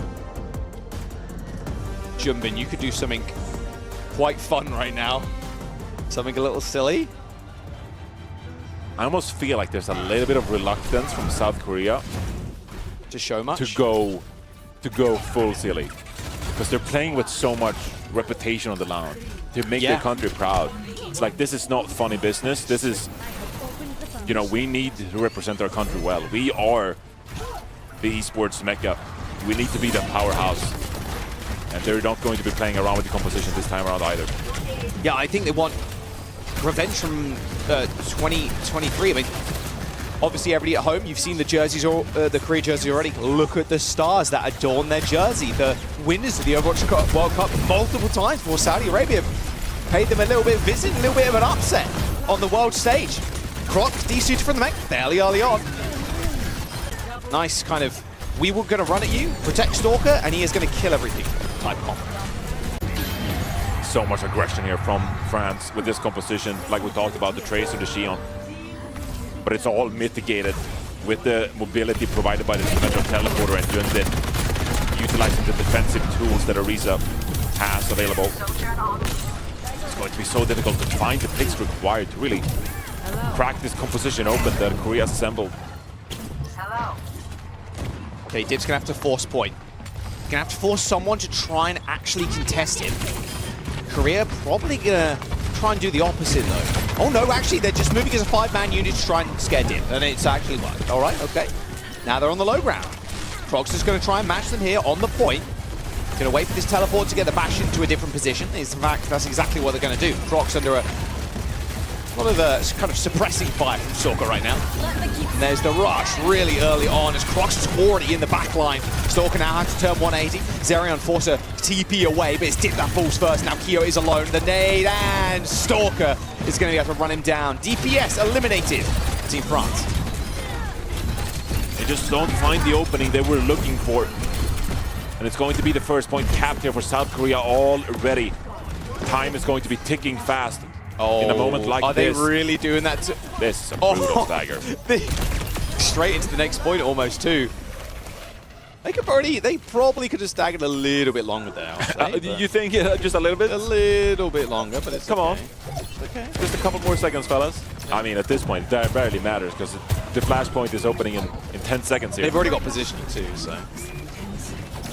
All right, Dip's gonna be high in the sky, trying to dodge this Terror Surge now. Chong's almost already got beat. Against the teleport, a little fakey there. Dip turning around, pops the turret mode though. Wheels mode from the sky. Terror Surge from Jumpin is gonna be the danger he's looking out for right now, but in fact it's gonna be a Crocs using a limit break right on top of Jumpin in the front line, so easy pickings for Team France. And he's saying too under a lot of pressure. I mean, Crocs is going to have to back up eventually here. Stalker's just shooting him in the back. He's way too far forward. But they're brawling out and they need to find the picks, but they simply aren't.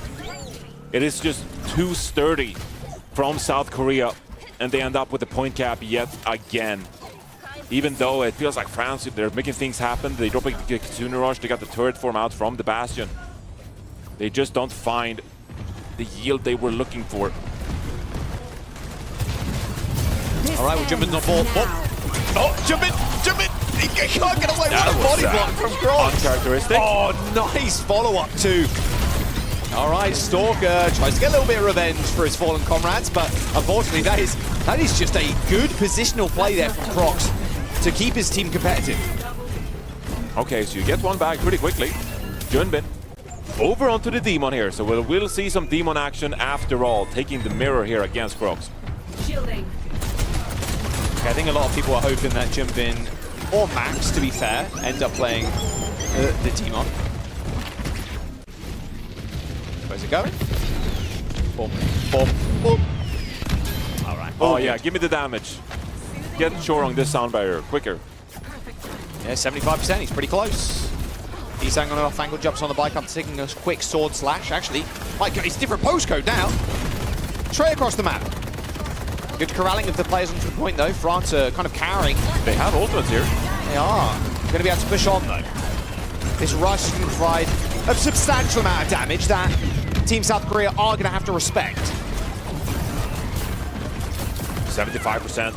Kitsune Rush did not yield any frags, but they still have some playmaking to do. Simple's low. Has the TP. Look at this. Dib's already in the front line here, but now playing very much wheels mode on the floor as Crocs ends up getting two. Both supports already down. 94% for France. Okay. And Johnny, that might just be the point. Yeah, that's the point right there. France tying things up, looking dominant in the middle. Bagging him? And wait a second. Crocs was bagging him. Ooh, Crocs. All right. Okay. I mean, you're playing against South Korea. It's you can get away with a little bit of silliness. Of course. Just a little bit of play, a little bit of fun. Taking very advantageous position though. Crocs is in the back line. Sound barrier not available. Sound barrier not available anymore. Yep. Simple still got this rush, but this is looking like a French win. At least in this first fight. Yeah, Junbin just bunny hopping backwards, holding that shield. Takes down Kyo anyway, but I don't think he's going to find too much extra limit break even thrown out by Junbin. He's very low, but here comes the beat. Keeps himself in the fight for long enough as Crocs overextends. Sound barrier connecting from Chorong is good enough for at least one kill. Spree's going to have to be utilized by Heesang to get another. Yeah, there's just too many ultimates at the end of the day there. The limit break and then eventually the sound barrier from Chorong. So even though Chorong got caught, did get back to deploy the sound barrier, but it's not until France at least gathers 29% there. It feels like France, they're at least acting on the plans they draft up for these fights. They were able to take out Chorong relatively quickly, even though they didn't have any ultimates. And now with that 30% building towards a Kitsune Rush, they are in a position now where they make a couple of plays, they can go up 2-1 here on this map. Look at how far Simple's playing away, by the way. All right, they've already burnt the wheelless mode out of Dib. Here comes Stalker. Pops the artillery barrage. Just stalling for time here. Nice. We're good. We built our flex support ultimate. Sirion will be able to deploy it soon here. Kyo with a spree as well. See how they execute on this plan. We've got wheel modes as well. So here comes the rushes from both teams. Directly on the point as Dib takes a better spot here. Stalker very low. And Heesang goes down to the limit break as Crocs just runs over the rest. Junbin, yeah, he's not got Chorong to come drop him into the back line like we were seeing Kuffer getting, earlier on today. Now Junbin's getting staggered too.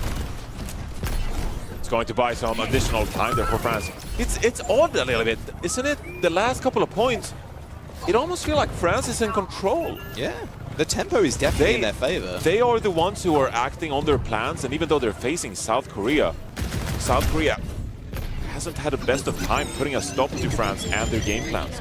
Feels like very much you turn the nameplates off, you turn the team plate off as well, and you're like, look, we're playing our own game here. It's good. This is how we've been scrimming, this is how we've been succeeding in those scrims.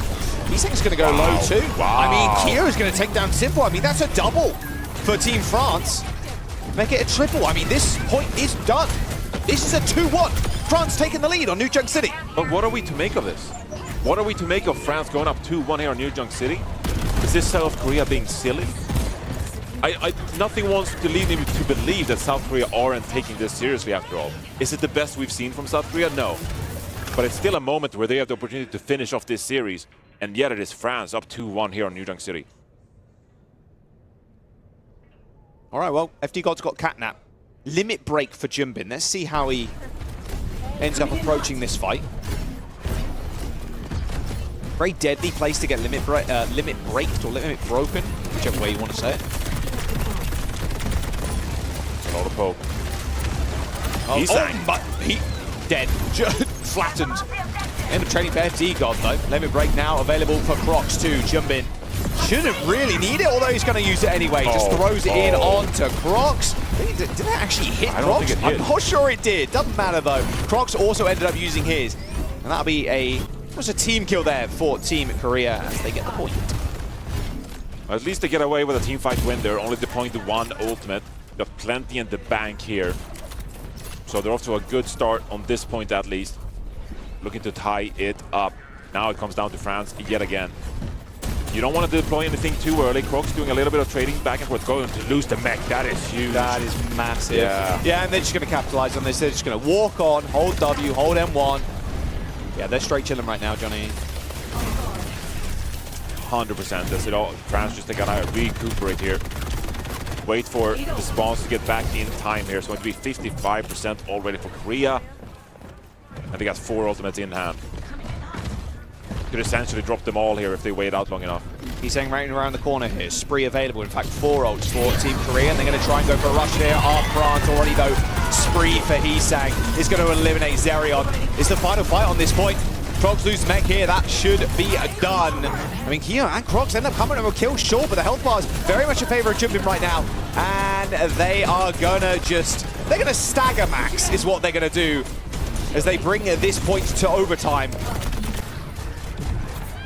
And they're going to claim it too. All right, FD God goes down. That'll be it. 2-2. Going all the way to 5 points on New Junk City. A couple of individual errors from France sets up South Korea to tie up this map 2-2, and it comes down to our 5th and final flashpoint round here on New Junk City. Simple, Kitsune Rush in hand. That's going to be a pivotal tool for South Korea here as they look to improve this area of theirs. But what can FD God do? Hang this cat, ultimate in hand, kidnap someone. Where are these mortars going? There's the rush. Yeah, Kyo's on the low ground there, I believe. You got it out though, you only lost the 1 member. Oh, they're going to catnap. Oh, they managed to get the other cat. aggressive. Chorog's been kidnapped. Someone help the cat. It's That's not a happening. great catch. Beautiful stuff from FD God. And the point is just now getting capped by South Korea, so opportunity for France to get back here in a 5 vs 4. They're going to try and stall for additional time here for this other player to come back. Dip ends up getting that Suzu to stay alive on this high ground, and now Chong is going to be able to rejoin the fight. Still in control though are Korea. Jumbin with that limit break. He's going to get pushed to his very limit though. He's going very low, and in fact now Crocs on the wrong side of the map. Limit break just to get the D-Mate, Johnny. I think that's well more than worth. Kyo. Although Kyo on the high ground.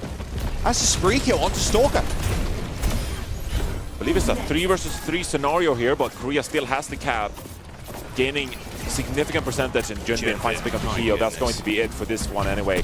And Dip going to be staggered here, maybe potentially even with Zerion. FD got in trouble too. This could be Korea just pressing the gas pedal, maybe even looking to finish the map. Yeah, I mean, if they went a little bit deeper there, it might have been disastrous for them, because Crocs is right around the corner.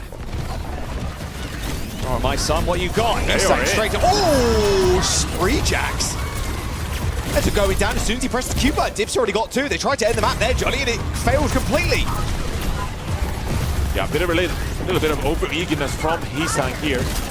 France now going to be able to secure the point on the back of that. Jumbin, a little bit of a stagger there as well. Oh, no. Okay, this is going to be a stagger, Max. Look at this. You got the mech back here, so he needs to die right about now. Yeah, nice. Good kill. All right, that really does rack up some nice little percent. Every little bit counts on Flashpoint. Yeah, but you gotta be perfect from here on out. And Simple's got that Kitsune Rush while Xerion does not. So You need a little bit of a play here. You can't allow Korea to just simply drop the Kitsune Rush on towards the point. You need to go early. You need to find a pick early. Maybe Crocs can find something here with the limit break. Yeah, there is a rush for Simple. Yeah, quick TP4. There's the rush. Suzu as well to absorb some of that fire from the Bastion. Stalker's been cat down as well. Delivered first-class post there, straight to dip. All right, well, there's a fight win. And Kyo, they're really good at like holding these stacks. They don't end up getting a lot here, but Jumbin has been demegged again. This might be France taking this map, Johnny. And he's not even close to the He's ultimate not even either. close. He could have maybe even held on to that. Now you gotta push up. 5 versus 4. Try to force the recall early from the Tracer. Don't allow Heesign to get there. There's the bike. Touch. Stalker. Stalker has got a touch. He's got to go for it. Or Chorong. Cat. What am I talking about? Way better, way safer to touch as the Cat. And there's Stalker. Retouch. Okay. Jumping on board now. Old Faithful here. As Simple 1 HP. Kyo trying to find a fight here, but Heesang doesn't end up going down. France might be able to take this map now with a DPS lost here for Team South Korea. Overtime ticking through, not going to get back in time, or no. Jumping narrowly touches. Chorong's back again, but oh! Chorong can't get in there for another touch. Jumping was around the corner as well. France take a map off of Korea. And they're popping off. I mean, they're feeling pretty good. They made Nepal real close. They get a map win here on New Junk City.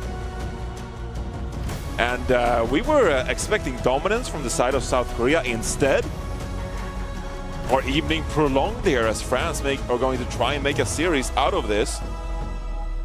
Look, the way it looked on Neon Junction, we can all agree here, as a group watching this game, I'm agreeing with that you. It seemed like France were kind of just like taking this one a little bit less seriously. But come New Junk City here, the way they were executing with this composition, they looked really good, except for the first round, really. They looked really competitive on the next 4. And quite impressive taking down South Korea like this. Just saw Moon walk out, whack on the headset with a look on his face that I can't describe. You have to just be here to see it. All right. All 5 points on Flashpoint for Team France. Yeah, and like you said, they were popping off on the stage. They were. You know, Crocs is like dabbing people up, dabbing his boys up. Like, we just took a map off of one of the strongest teams to ever exist in Overwatch World Cup.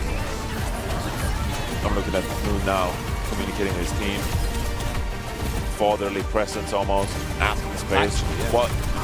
What do you need to get the job done? Yeah. How do I set yourself up to finish this one 3-1 right now? Young moment. But Moon seems to be in agreement somewhat, so we'll have to see where they take us in a little bit after France gets an opportunity to respond. As it's still going to be France here getting the map win on New Junk City, forcing a map 4. Look at that. Something that I'm not really expecting at all. Ash came to sit back down, thinking Korea won that. Ash, you can sneak off and you'll be back in a minute. You'll be back in a minute. That's all right. We're not done yet. We're not done yet. We're not done yet. France aren't out of it just yet. He's gone. There we go. Hey, remember that one time that France reverse sweep South Korea and Busan? Dude, remember that one time? Me in 2028? Johnny, do you remember? Yo. That went crazy dumb hard. Yeah. And then Crocs pulled out the Roadhog on map 5. Map 5 Roadhog against Junbin and dominated him, dude. I mean, honestly, would go down in the history books as one of the craziest matches of all time. But honestly, if there's a reverse sweep, it starts now. Map 3 taken by France on New Junk City. They've been really competitive for 2 of 3 maps. Yeah. France has. Yeah, seriously. Like Nepal, like they could have won Nepal. They could have been 2-1 up in the series at this point. That's crazy. Like, okay. The way we're always glazing South Korea, like, you know, we didn't expect it. Let's snap back to reality. Yeah. We're going into a map 4. It is going to be South Korea's pick. Moon, is Moon still chatting? No. He's just oh, leaving. He literally just he's just leaving. He's gone. Plan has been done. It's been set in motion. They get their first pick for the map. They get the ban as well. So I really want to see a map 5 being forced here, because I just want to see like how Moon's smile develops throughout the series each time he comes out to talk to his team.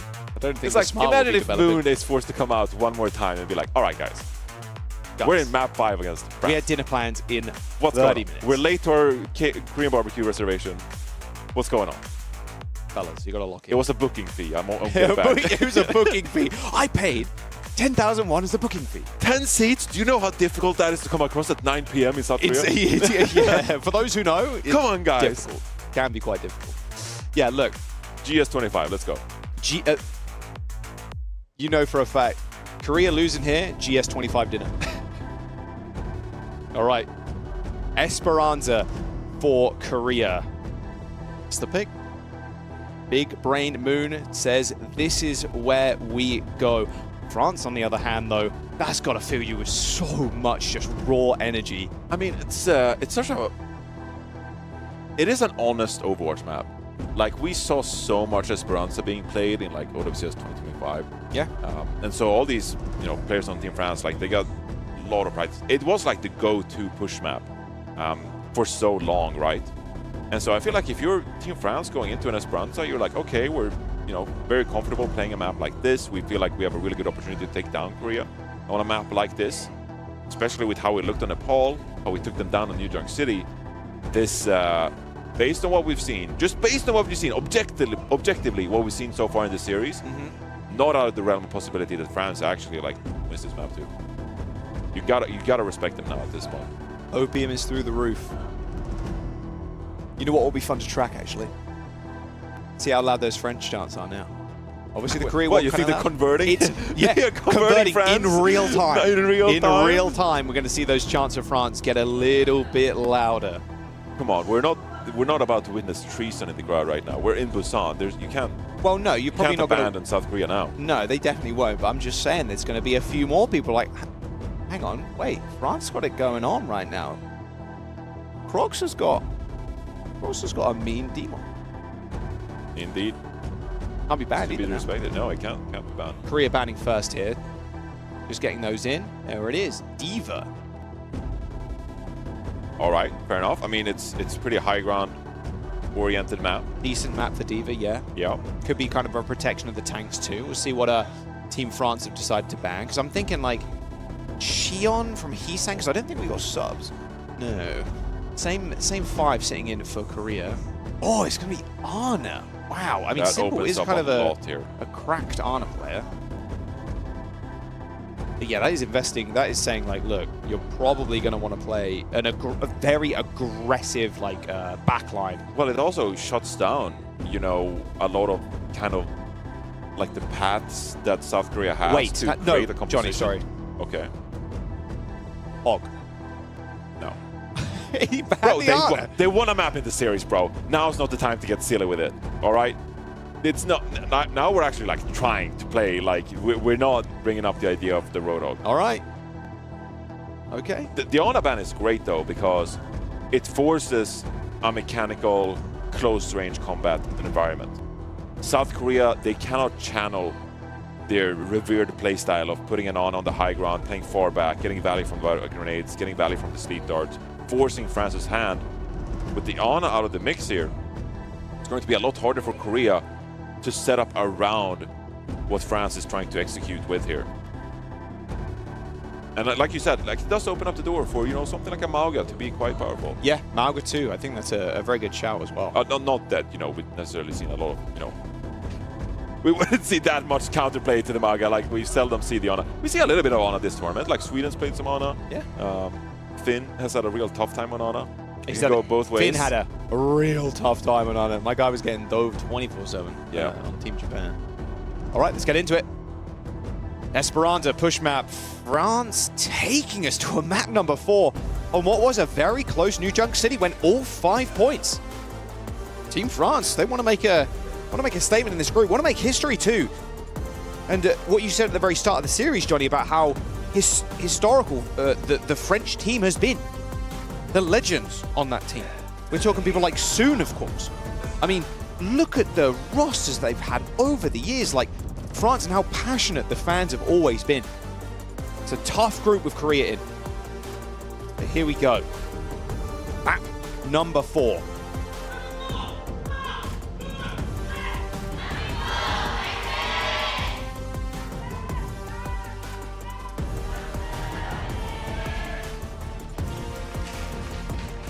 Johnny, that was much louder than the last map. Slowly but surely, the crowd is being won over by France. It was a little timid though. It started off small, it's ramping up, just like France right now. It was a little, still a little bit of disbelief in the projection of the boys from the French fans. Don't say that. It's like, is this really happening? Yes. The suspension of disbelief is a very powerful thing. Here we go. We're going for the mirror while he's in the tank role here. Crocs jumping on the Demon again. Little change. Dip, Hisang, Xion, Tracer difference. It's a cat world, and we're living in it.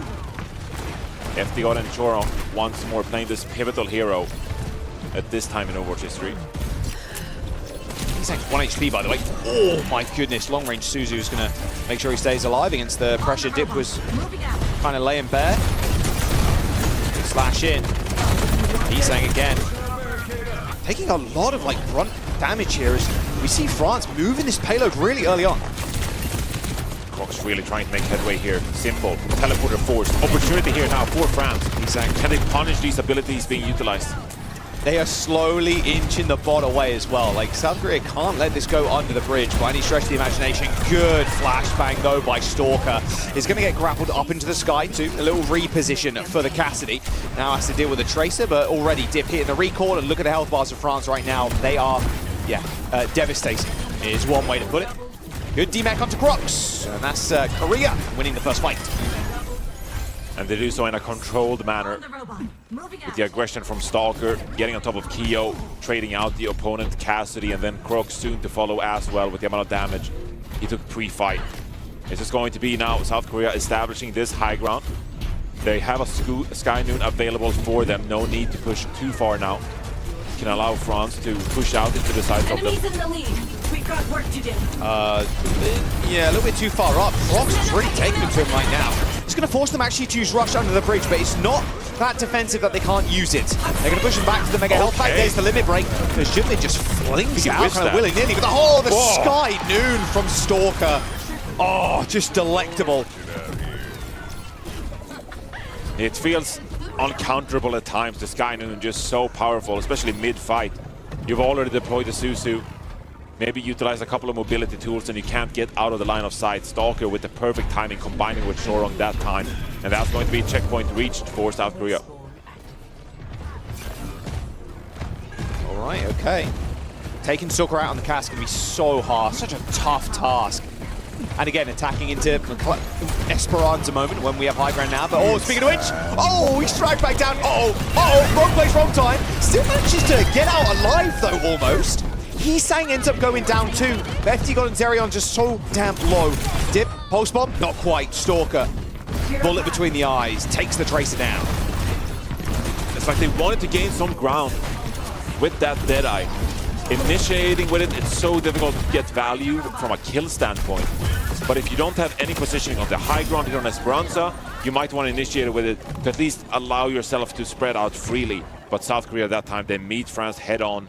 They don't give them any space. And with that, going to feel comfortable once more here in this one. I really like how the cat can pick people up from spawn. Free taxi service. Time for France here to kind of meet the moment if they want to get back into this map. They have a Kitsune Rush, but so easy for Korea to disengage should they need to. Crocs 1 HP already. He's got limit break, by the way, but his shield's already gone, so has to play way more safe. In fact, more to the Suzu. South Korea, this is easy to disengage. There's no point, just back out. Wait for a better opportunity. And limit break available from Crocs. He's on the Demon 1v1 here against Jumbin. Jumbin's pretty close too, though. But there's so many ults from Team Korea here.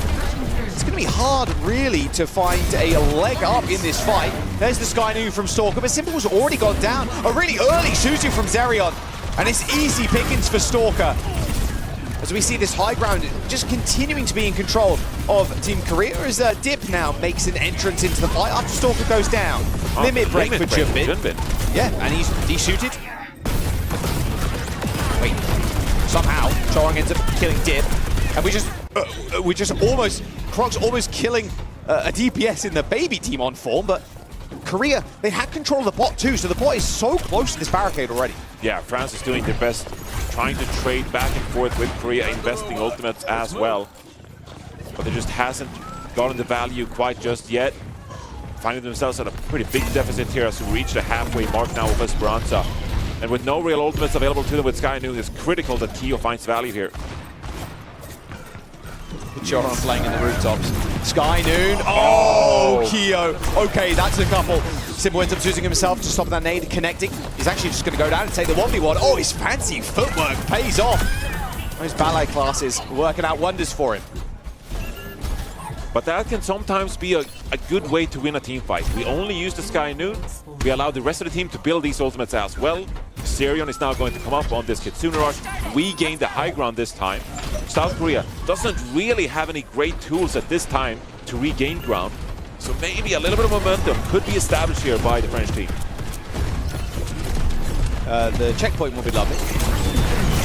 Oh, careful now. So much damage. They're actually just going to store some time here with the Bastion. Easy does it. There's the rush now.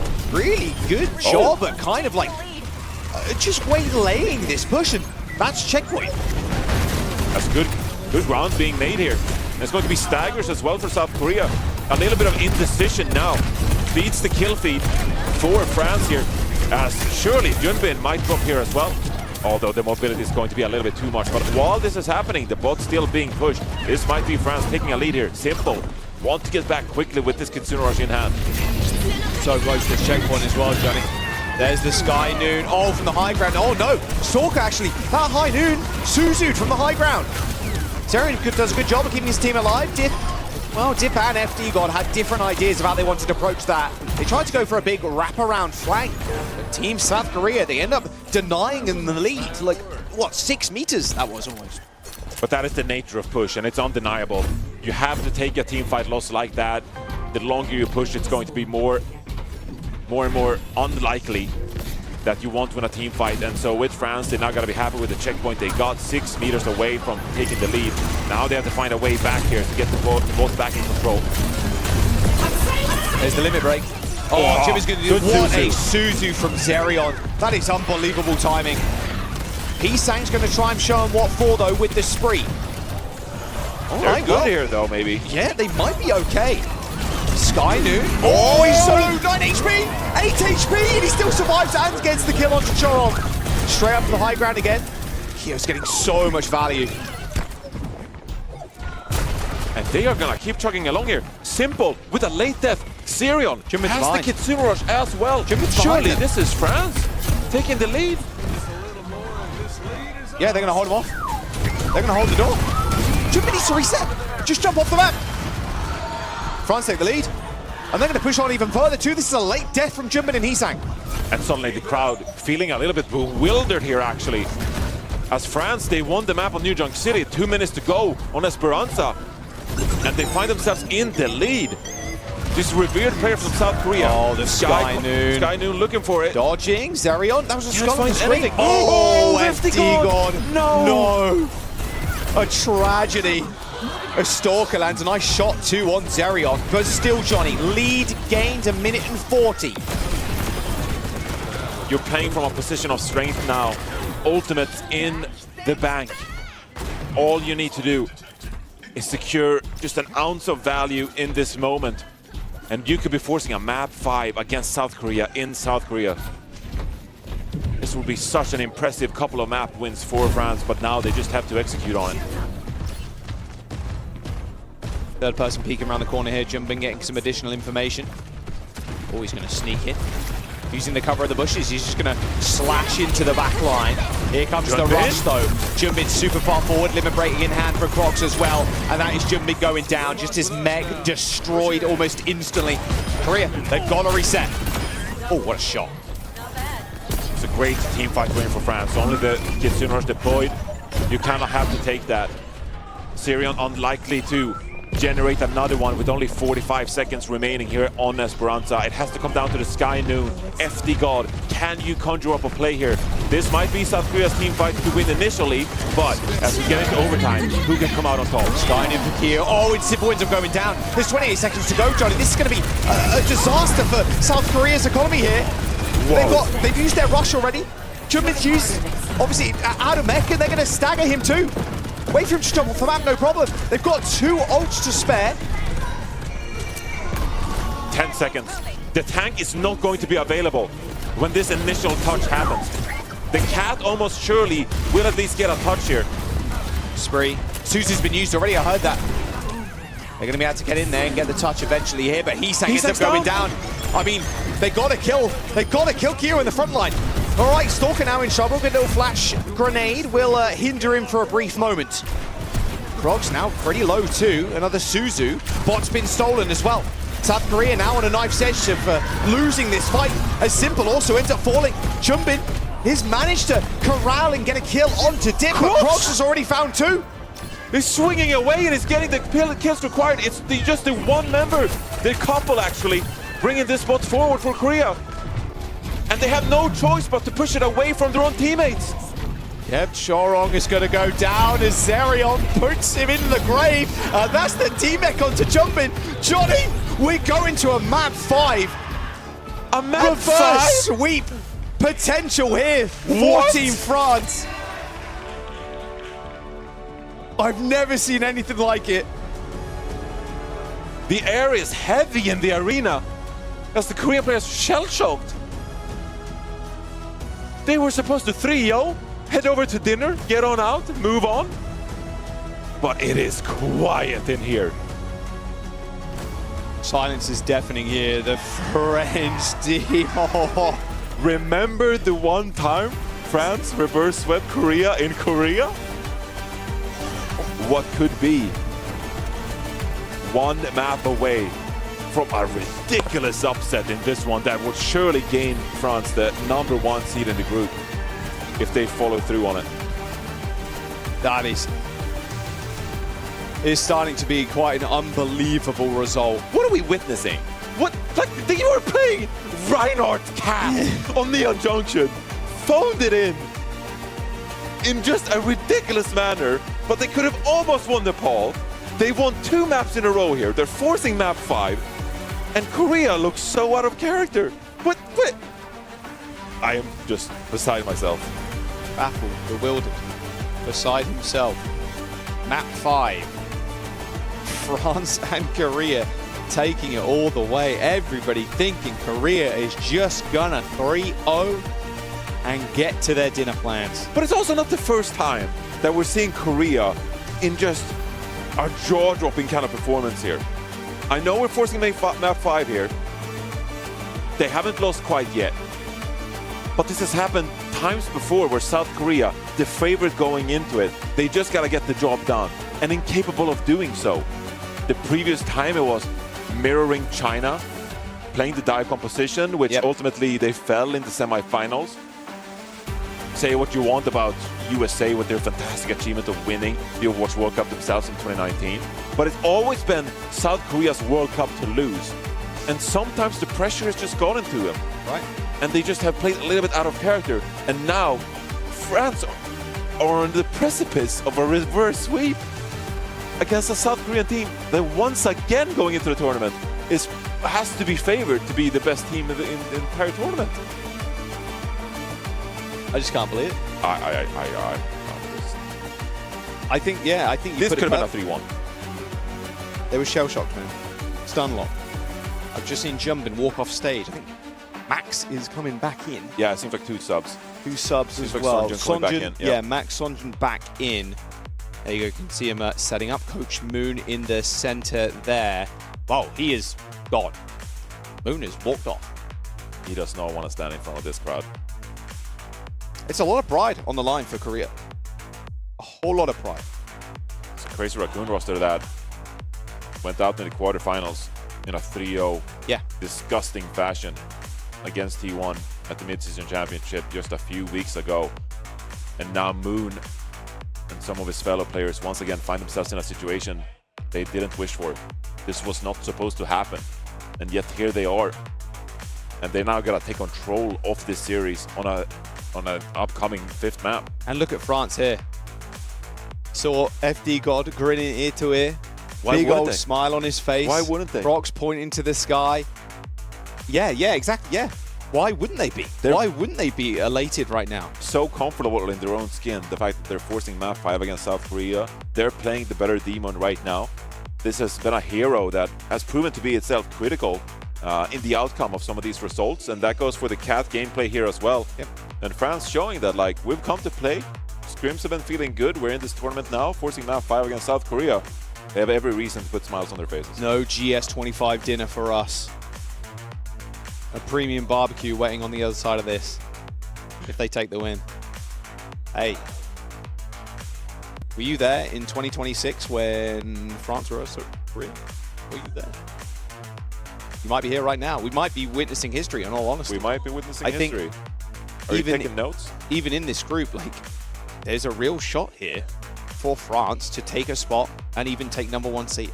We'll see how Denmark do, of course, later I mean, that means so much. Like, I just want to unpack that for a little bit. Yeah, go on. If you get #1 seed here against South Korea, you dodge an eventual matchup against. Okay, first of all, you took down South Korea. Like, bring it on. Like, whoever. Like, I don't care. But the fact remains that you want to prolong your destiny against the likes of Kingdom of Saudi Arabia, Team USA, for as long as possible. And so getting the #1 seed by taking down the tournament's favorites has to be said. At least I'm saying so. I'm saying South Korea is always the favorite going into the World Cup.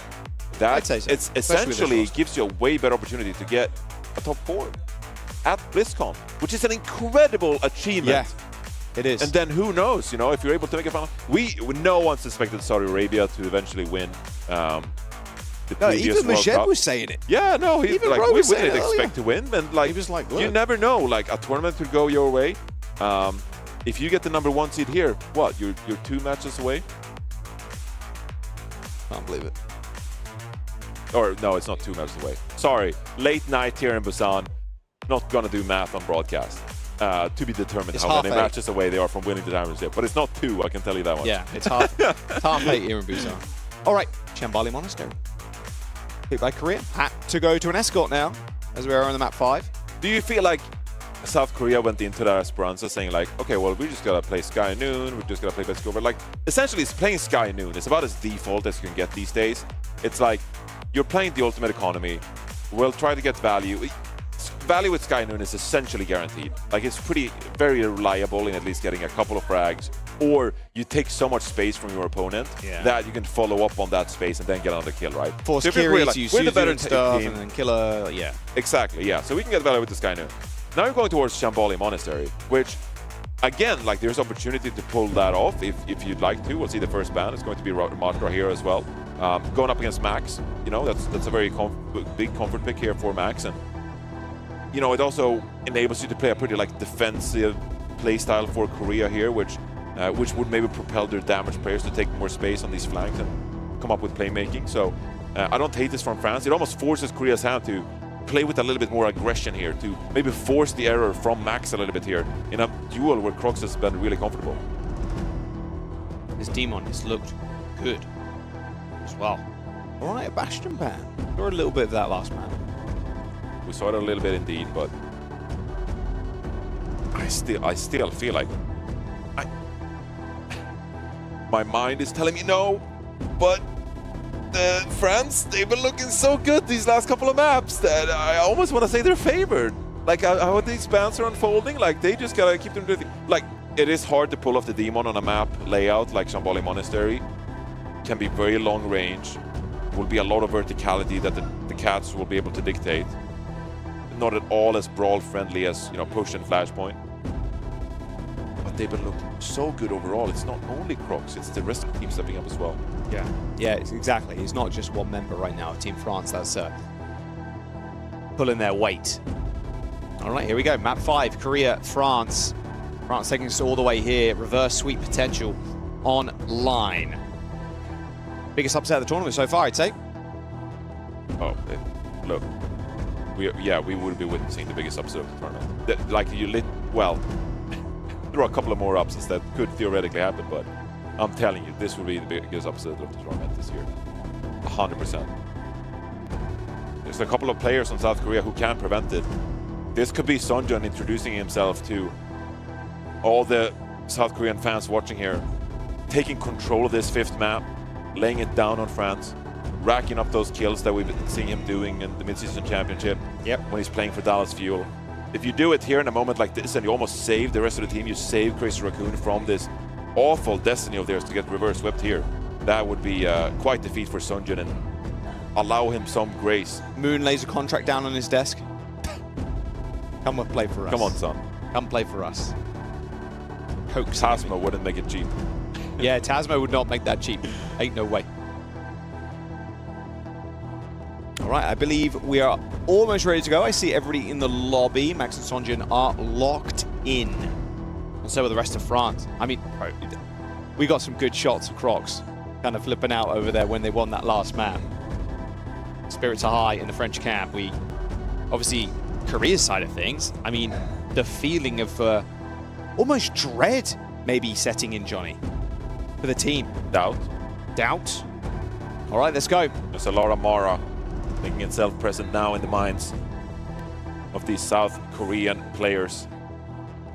And on the other end of side of things, you have France. Their players. It's hard to say that maybe could potentially be the most exciting 15 minutes of their life ahead of them here, as they could leave with a memory that will last for a lifetime.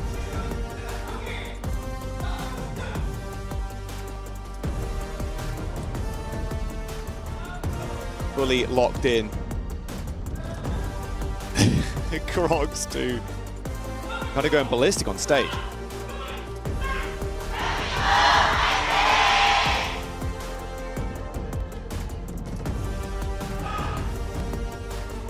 Okay. It's a little louder. A little louder, it's getting there, man. We're on map 5. It should be as loud as possible right now. France and Korea at 2 apiece. Final map in the series. It's going to end here with Korea starting out an attack.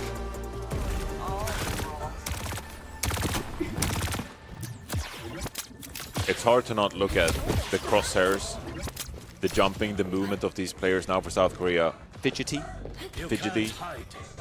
Anxiety making itself present through the crosshair. In a moment where you need calm and execute what you practice so many times at home. Sonic arrow, little reveal to start us off with, and there it is. Okay, payload. Stalker is not going to find anything, and is going to switch to kind of lying in wait. Cassidy, okay, back to Genji and the Zarya. Oh my goodness, where did he go? Oh dearie me. Wow. Maybe we switch. Lucio Kiri for South Korea. Choron is going to be the Juno this time around. And Sunjun with that reckless dash. It almost reinstills the moment for South Korea.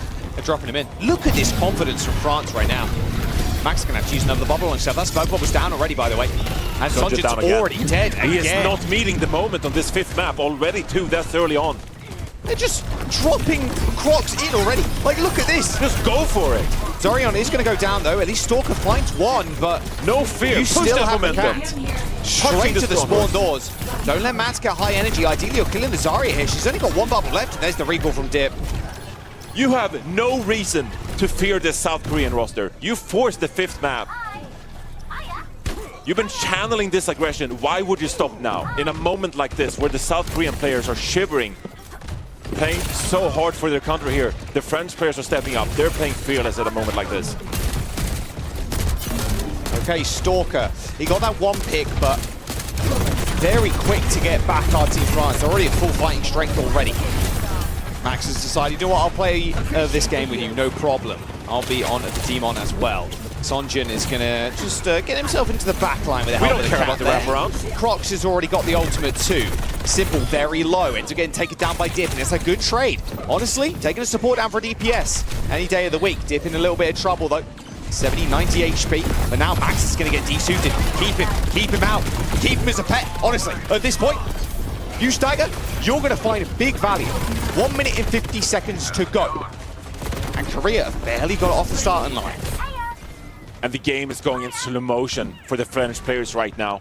They're seeing these Korean players trying to set up wide angles, Sonjun and Chorong, and they're saying, okay, you're leaving the rest of your team, we're gonna go in. Noon Stalker, oh, he's running for his life. There's 2 players on the payload right now for South Korea though, Johnny. Crocs has got that limit break and he can just be dropped straight on the point if he needed to. He's just gonna go in. Nice kill on Keo. Okay, here we go. Maybe now South Korea in control. They're gonna try and push the tempo now of France. As Zerion pops that rush. Here's the return rush though, but look at this flank. Zerion is gonna pick up Simple. Limit break for Crocs as well. He's gonna save it. And Max is gonna get out of that suit. And South Korea have 1 minute left. They are in shambles. They are a shell of their former self. 3 minutes drained on Shamboli Monastery. 55 meters only. They haven't shown us anything to inspire confidence that they are fully playing to their capabilities. All right, well, Sonjin's got pulse. They've got 2 DPS ults. They've got limit break. They've got to have catnap in a minute. They're going to go straight over again. Crocs is already in. Stalker's already down. There's 1 ult deleted already. No problem. Sonjin trying to get busy in the back line, but Simple's going to go down again. Catnap from Choron. Where do you think you're going? This is last fight. This is 20 seconds remaining. Sonjin is dead. Simple is getting caught. Suzu, he's out. And there's the Emre ultimate. He's going to try and find FD God, but he actually needs to land some connections here. He needs to hit him. FD God, he's going to get out almost. He manages to get away. Use the catnap actually to create some space to hit himself a stick, but Crocs has already got 2. He's got another. I mean, this is absurd. Remember, OT is ticking down. They reverse swept South Korea, full holding them on Shamboli Monastery, and Team France are 55 meters away from winning in the groups here against Korea. It is dead silent in the arena. 54 meters. I just saw someone left the arena. Brother. This French team couldn't be more excited right now. Crocs, a mile a minute currently. Speaking, bigging the team up, making sure they're fully locked in for this next round.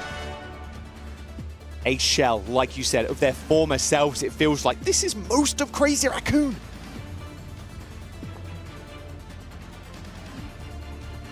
I have no words for what is unfolding in front of us. A French team that phoned it in on New Junction with the Reinhardt cat, giggling and laughing as they took a map loss.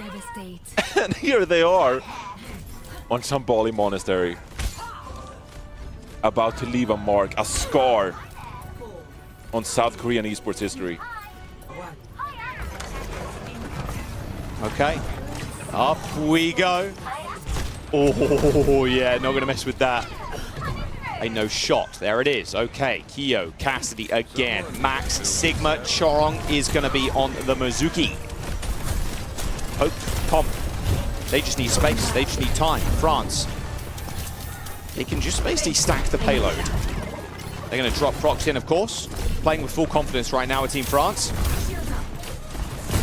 Max is gonna be able to face him in the 1v1, of course, but Keo's just going to push this payload in. Zerion with a very early Suzu usage, but look at this. Crocs is corralling them. It's like a sheepdog herding sheep right now. And they're not letting them hold up at all. I mean, they're just pushing them to the very limit currently. There's 1 person on the payload right now. Crocs is going to get hindered, but they're just going to put themselves on the point. Choron, where you going, buddy?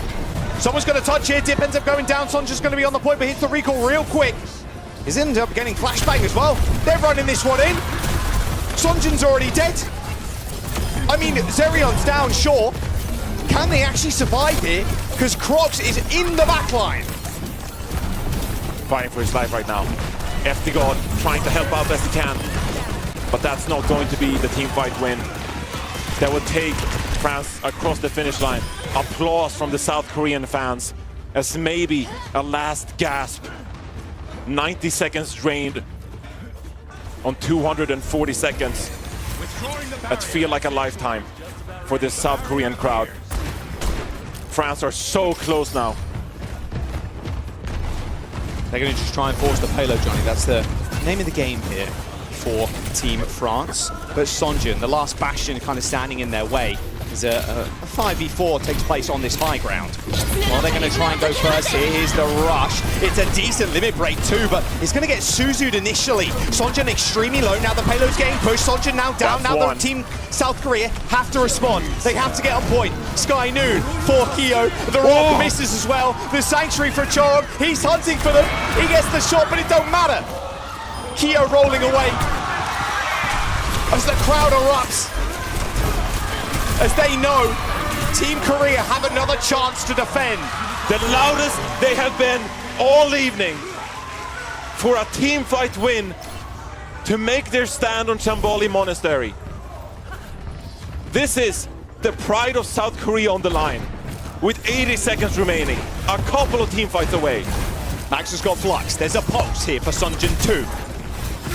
High ground control imperative here for France. They don't want to be shot out from the high ground as Dip ends up going down. FD got super low as well. Scored a kill, does Max. They can't afford another death. No staggers. Gotta get him out, gotta get him out.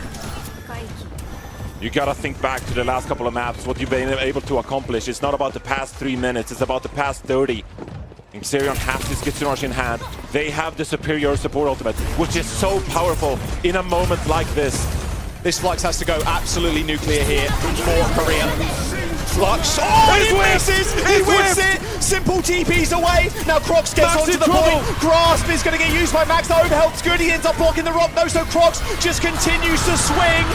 A nice pulse bomb on Zerion, but where's the tank now? Where's the backup? Sonjin gets yet another one. The hero right now for Korea, but the point is still going to get pushed. Crocs being alive and Stalker dead. Crocs. 10 seconds to go. Limit break. Crocs is the limit break. And a historic win for France. They've done it. This is reverse sweep. Goes down in history. They've done it. A reverse sweep for France in the home team decimated. The crowd completely silent. How dare you enter the Colosseum and take it to the Romans? What have we witnessed?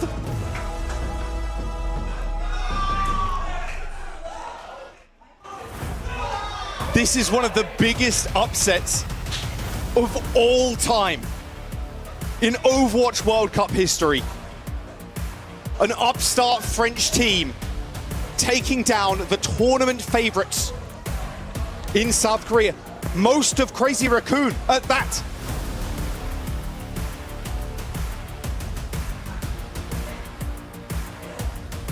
I have no words for what I've just transpired. China is one thing, France in the group stage on home soil. What will come of this? It's going down in the history books, Johnny. Remember that one time? Remember that one in 2020? You remember that one time South Korea got reverse swept by France in Busan? I was there. What is? I was there. Is this a joke? What? No one can believe what just happened. No one can believe what just happened. They full held them here too. Not a single point of the ball. We did not go to second point. And the crowd built up so much energy on the back of the defense from South Korea, and then it was just grabbed away from them. Soul-sucked. This French team denied all the South Korean fans their first victory here on home soil.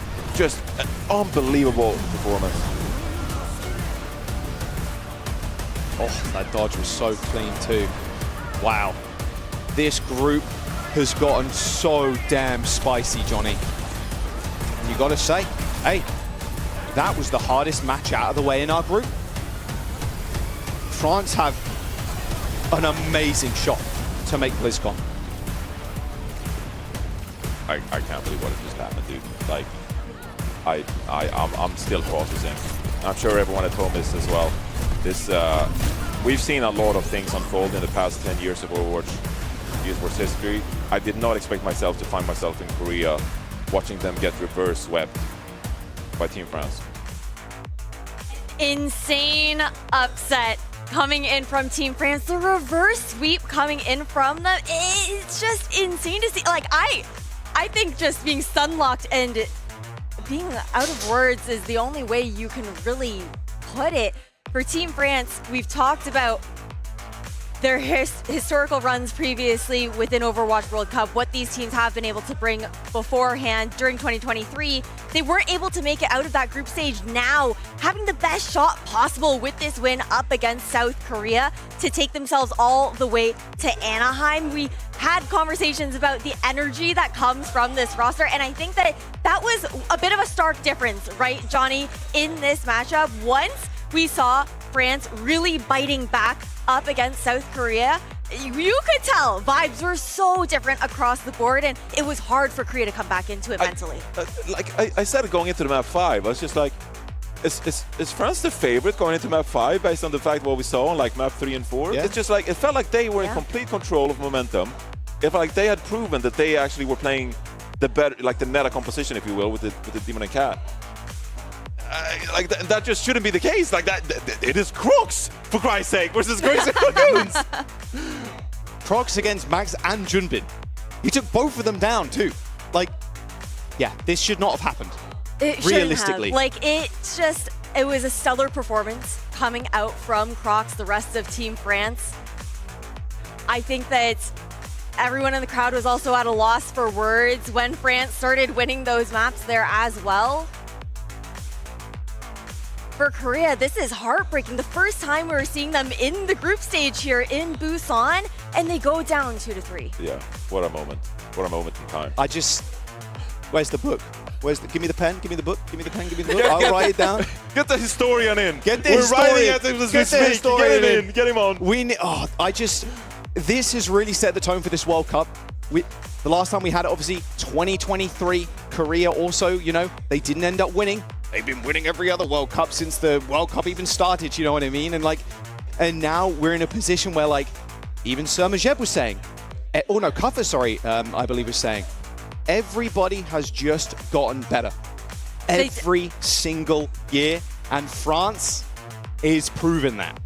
It's incredible what we've seen from Team France today. Again, taking a look at these Group D standings, it was the first time we were seeing Team France and Team Korea in the group stage. And with this win up against Korea, France, they still do have to face up against Denmark and Colombia. But Korea, I think, in this group is the biggest hurdle for every single team here. France is the biggest hurdle. France is the biggest hurdle. That's what we learned here today. But guys, we do have Crocs on the couch with us. I just want to say félicitations for the win. I think that we were also excited to see you here, especially after getting to interview you during the qualifiers. We knew the kind of energy that you were going to be bringing to the table. And I want to talk to you a little bit about the Demon, because we've seen you on the Roadhog, we've seen you on the Junker Queen, we've seen you on the Reinhardt. And when it comes down to the Demon, it feels like she's almost made for you in your playstyle. Yeah, I would agree too. For me, Demon is like one of the best heroes I could dream of. She's like a mix between Junker Queen and like just all the things I like to play. Junker Queen, Reinhardt, and it's so funny. Lucky them, I was not able to play Org, even though I could. Otherwise, it would be trio sweep, but you know, for the content, we need to... You need to make it close, man. Yeah, they need to believe like that they cannot go away. Sun Tzu said that. Do you kind of like understand what you just did? Like, you just reverse swept South Korea and South Korea. Like, what does it feel like? I mean, I'm so excited. You seem so calm. Like, yeah, I knew this was gonna happen. Yeah, because you know it's LAN, so I cannot be funky behind my computer. I was freaky on stage. I was doing every time I was killing Junbin. But on the meantime, on the chat, I was like, I'm a big fan, bro. You insane at the game. No, we need the challenge. We need those logs, man. A little glaze, but you know, now he will say the same to me. Now he loses to me, so he can't say anything. Yeah, you're gonna glaze crocs. Dude, we could hear like you were going kind of ballistic on the stage. Like we could hear it through our cans, which are pretty noise cancelling as well. And like, it's funny because me and Johnny spoke about it, but the crowd, as soon as you guys started to really find that foot, it was like, oh, actually, we're getting kind of quiet now. And then you're making noise, and you were like the only person making noise in the whole thing, and everybody on your team, big bright smiles on their faces. Like, when for you in that series did it feel like the tipping point was reached and you were just gonna take the whole thing? When they answered to the, I asked them if reverse sweep was doable. They say no. They all answer no. I was like, unlucky, you fall for the bait. You're losing now. You will play to the best demon in the world, and I have no doubt I am right now. I have so much confidence. And to come back on one of the previous questions, like at the start when we got Korea in a group, everybody was kind of mad, or like not mad but sad. And I was like screaming in the mic, like, let's go, I'm gonna beat them in their hometown. And I wanted to have Japan as well, but unfortunately, like due to the rule, they were not able to be there because I wanted to play against KG. I had the chance to win stream though, it was so cool. But yeah, like I knew since day one I was gonna beat them, and if you believe, you make it. That's awesome. I mean, what a memory you created here. I gotta ask you, what happened on Neon Junction? Okay. Basically, we didn't follow our plan. That's it. That comp was just for the content. And but that's what I mean. You did it for the content, and then you reverse went fans. Like, what? It's a 9-4 mentality. You could have won Nepal too. Like you was good on Nepal. Yeah. It's like that was crazy. I mean, Nepal was like, I feel like some of my teammates were like they were excited. We all are, but we were like kinda between the chair. You know, like we were like, we want to win, we want to do it clean, but like, should we chase kill? Because like Stalker was hinting his brain off on Genji. We were like, should we chase kill or should we shoot Genbin on point? And like, if you don't listen to each other, you will not make it. And after I just said, like, guys, brief in. It's okay if we lose that map. Like after we lost there, we're like, we go map 2. The content, it's not the best map we prepare. And after the 2 bans they did as well, the coach said like, guys, we got them. They did bad bans and we got them. That's and awesome. I actually believe in that. Yeah, that's awesome. That's great to have a coach like inspiring like that. Shout out to him because I think he worked a lot, like with everyone. Like maybe not as expected as people wanted to, but because like team peps and stuff. By the way, buy peps bundle, important. Buy peps bundle. Buy peps bundle. By the way, if you buy peps bundle, I'm the proof that you will win against Korea. So no excuses now. Yes. Okay, transitive properties right here. I see the vision. I see the vision. And no, but like we believe in it, and I think it's just straightforward now. Denmark are the next, and Skytor, I will beat you ass. I know. Okay, fighting words. I love the fighting words. I think that's my favorite part about LAN is always the like player interactions on stage and the energy that you're able to bring. I think is such a difference maker here for Team France. The confidence that you bring to the table, and you invigorate your team with that as well. Yeah, I mean, I feel like everybody know I have big ego. I was not going to lose to them, even though they might be the best in the world right now. With Saudi, I'm so happy to play Saudi soon as well. Like they don't even know how much I want to win against them. Yeah. And same scenario, they can win 3-0 if it's best of 7. I will just end up by a win. Okay. But I think today what was important as well, I have one more happening, is like the socks. I don't know if people see, but okay. Lucky charm. Yeah. I mean, Sipel didn't have it and he lost. So again, buy socks, Overwatch. Yeah. Okay, all right. I love that. I love that. I want to ask you something, Crocs, because again, in this matchup, this is my final question for you. You were the underdog heading into it, of course, and being able to beat Team Korea is just absolutely insane coming out from you and the rest of the team. Is there anything that you feel like you want the world to know about Team France that maybe doesn't get talked about enough? I mean, I can say a lot of stuff. Like yesterday, I crashed out. I can say that. I can say a lot of stuff. But I want to let people know that we're gonna win that World Cup, and you heard it first. we're coming for it. We have the mentality for it. We have the support for it. We have the fan. We have everyone. And shout out to them. And we as well have the best demon in the world right now in our side. So they can challenge me. They can no care about it. I will win no matter what. You're lucky if I don't play OG, by the way. That's what I would say. You're lucky if I don't play OG. That's the secret sauce of BlizzCon. Yeah. And buy the PS1. And by the Yeah. Am I MVP as well of that match? We don't do it, but yeah. Yeah, sure. definitely. I think we can grant that. I think we can grant that. Hell Thank yeah. you so much, though, Crocs, for doing this interview with us. Congratulations once Thank you. again. And it was so nice to chat with you. Now, though, I want to say also good luck for your remaining matches. Thank you. But This is the first match. I know, which is just so crazy, right, guys? But let's take a look at the standings now here. Of course, we just closed out our last map of today within Group D. That was France taking the win over Korea. A massive upset coming in. It's not the only upset that happened today, though. Like, Australia took that win up against Great Britain. Guys, Oh my have lord. we been jinxing on the was desk? kind of crazy. What you and me, buddy. What a treat we got served these couple of games. Yeah. Wow, that's. I mean, the groups are turning out to mental. be kind of sick. A few expected results, of course, but yeah. Reverse sweep from France against Korea. Australia win against Great Britain as well. And yeah, ridiculous stuff. I think that's the fun part about OWWC, right, Johnny? The fact that, again, even though we have so many players that we might think, okay, on paper, these players together should be able to take a win over certain teams, there's so many surprise factors that comes down to the World Cup. Yeah, I said it yesterday, and I wasn't foreshadowing Korea getting upset because no one does that. But I did say that, like, you know, some of these teams, they're less practiced with each other. You might not be familiar with some of the playstyles. You got a new hero, like, really shaking things up. Cat is being introduced to the game. It's just a variable that, like, really, again, shakes things up. And so the environment is really set up for upsets in many ways. And so I think that's, you know, that's where you're seeing Australia upset Great Britain. That's where you're seeing, again, France upsetting Korea. It's like no one could have ever expected that. But in the World Cup, more so than OWCS, the conditions are ripe for upsets to happen. And that means that the players have even more an opportunity to, like, have more belief in themselves. That, like, we can make this happen. We can win matches like this.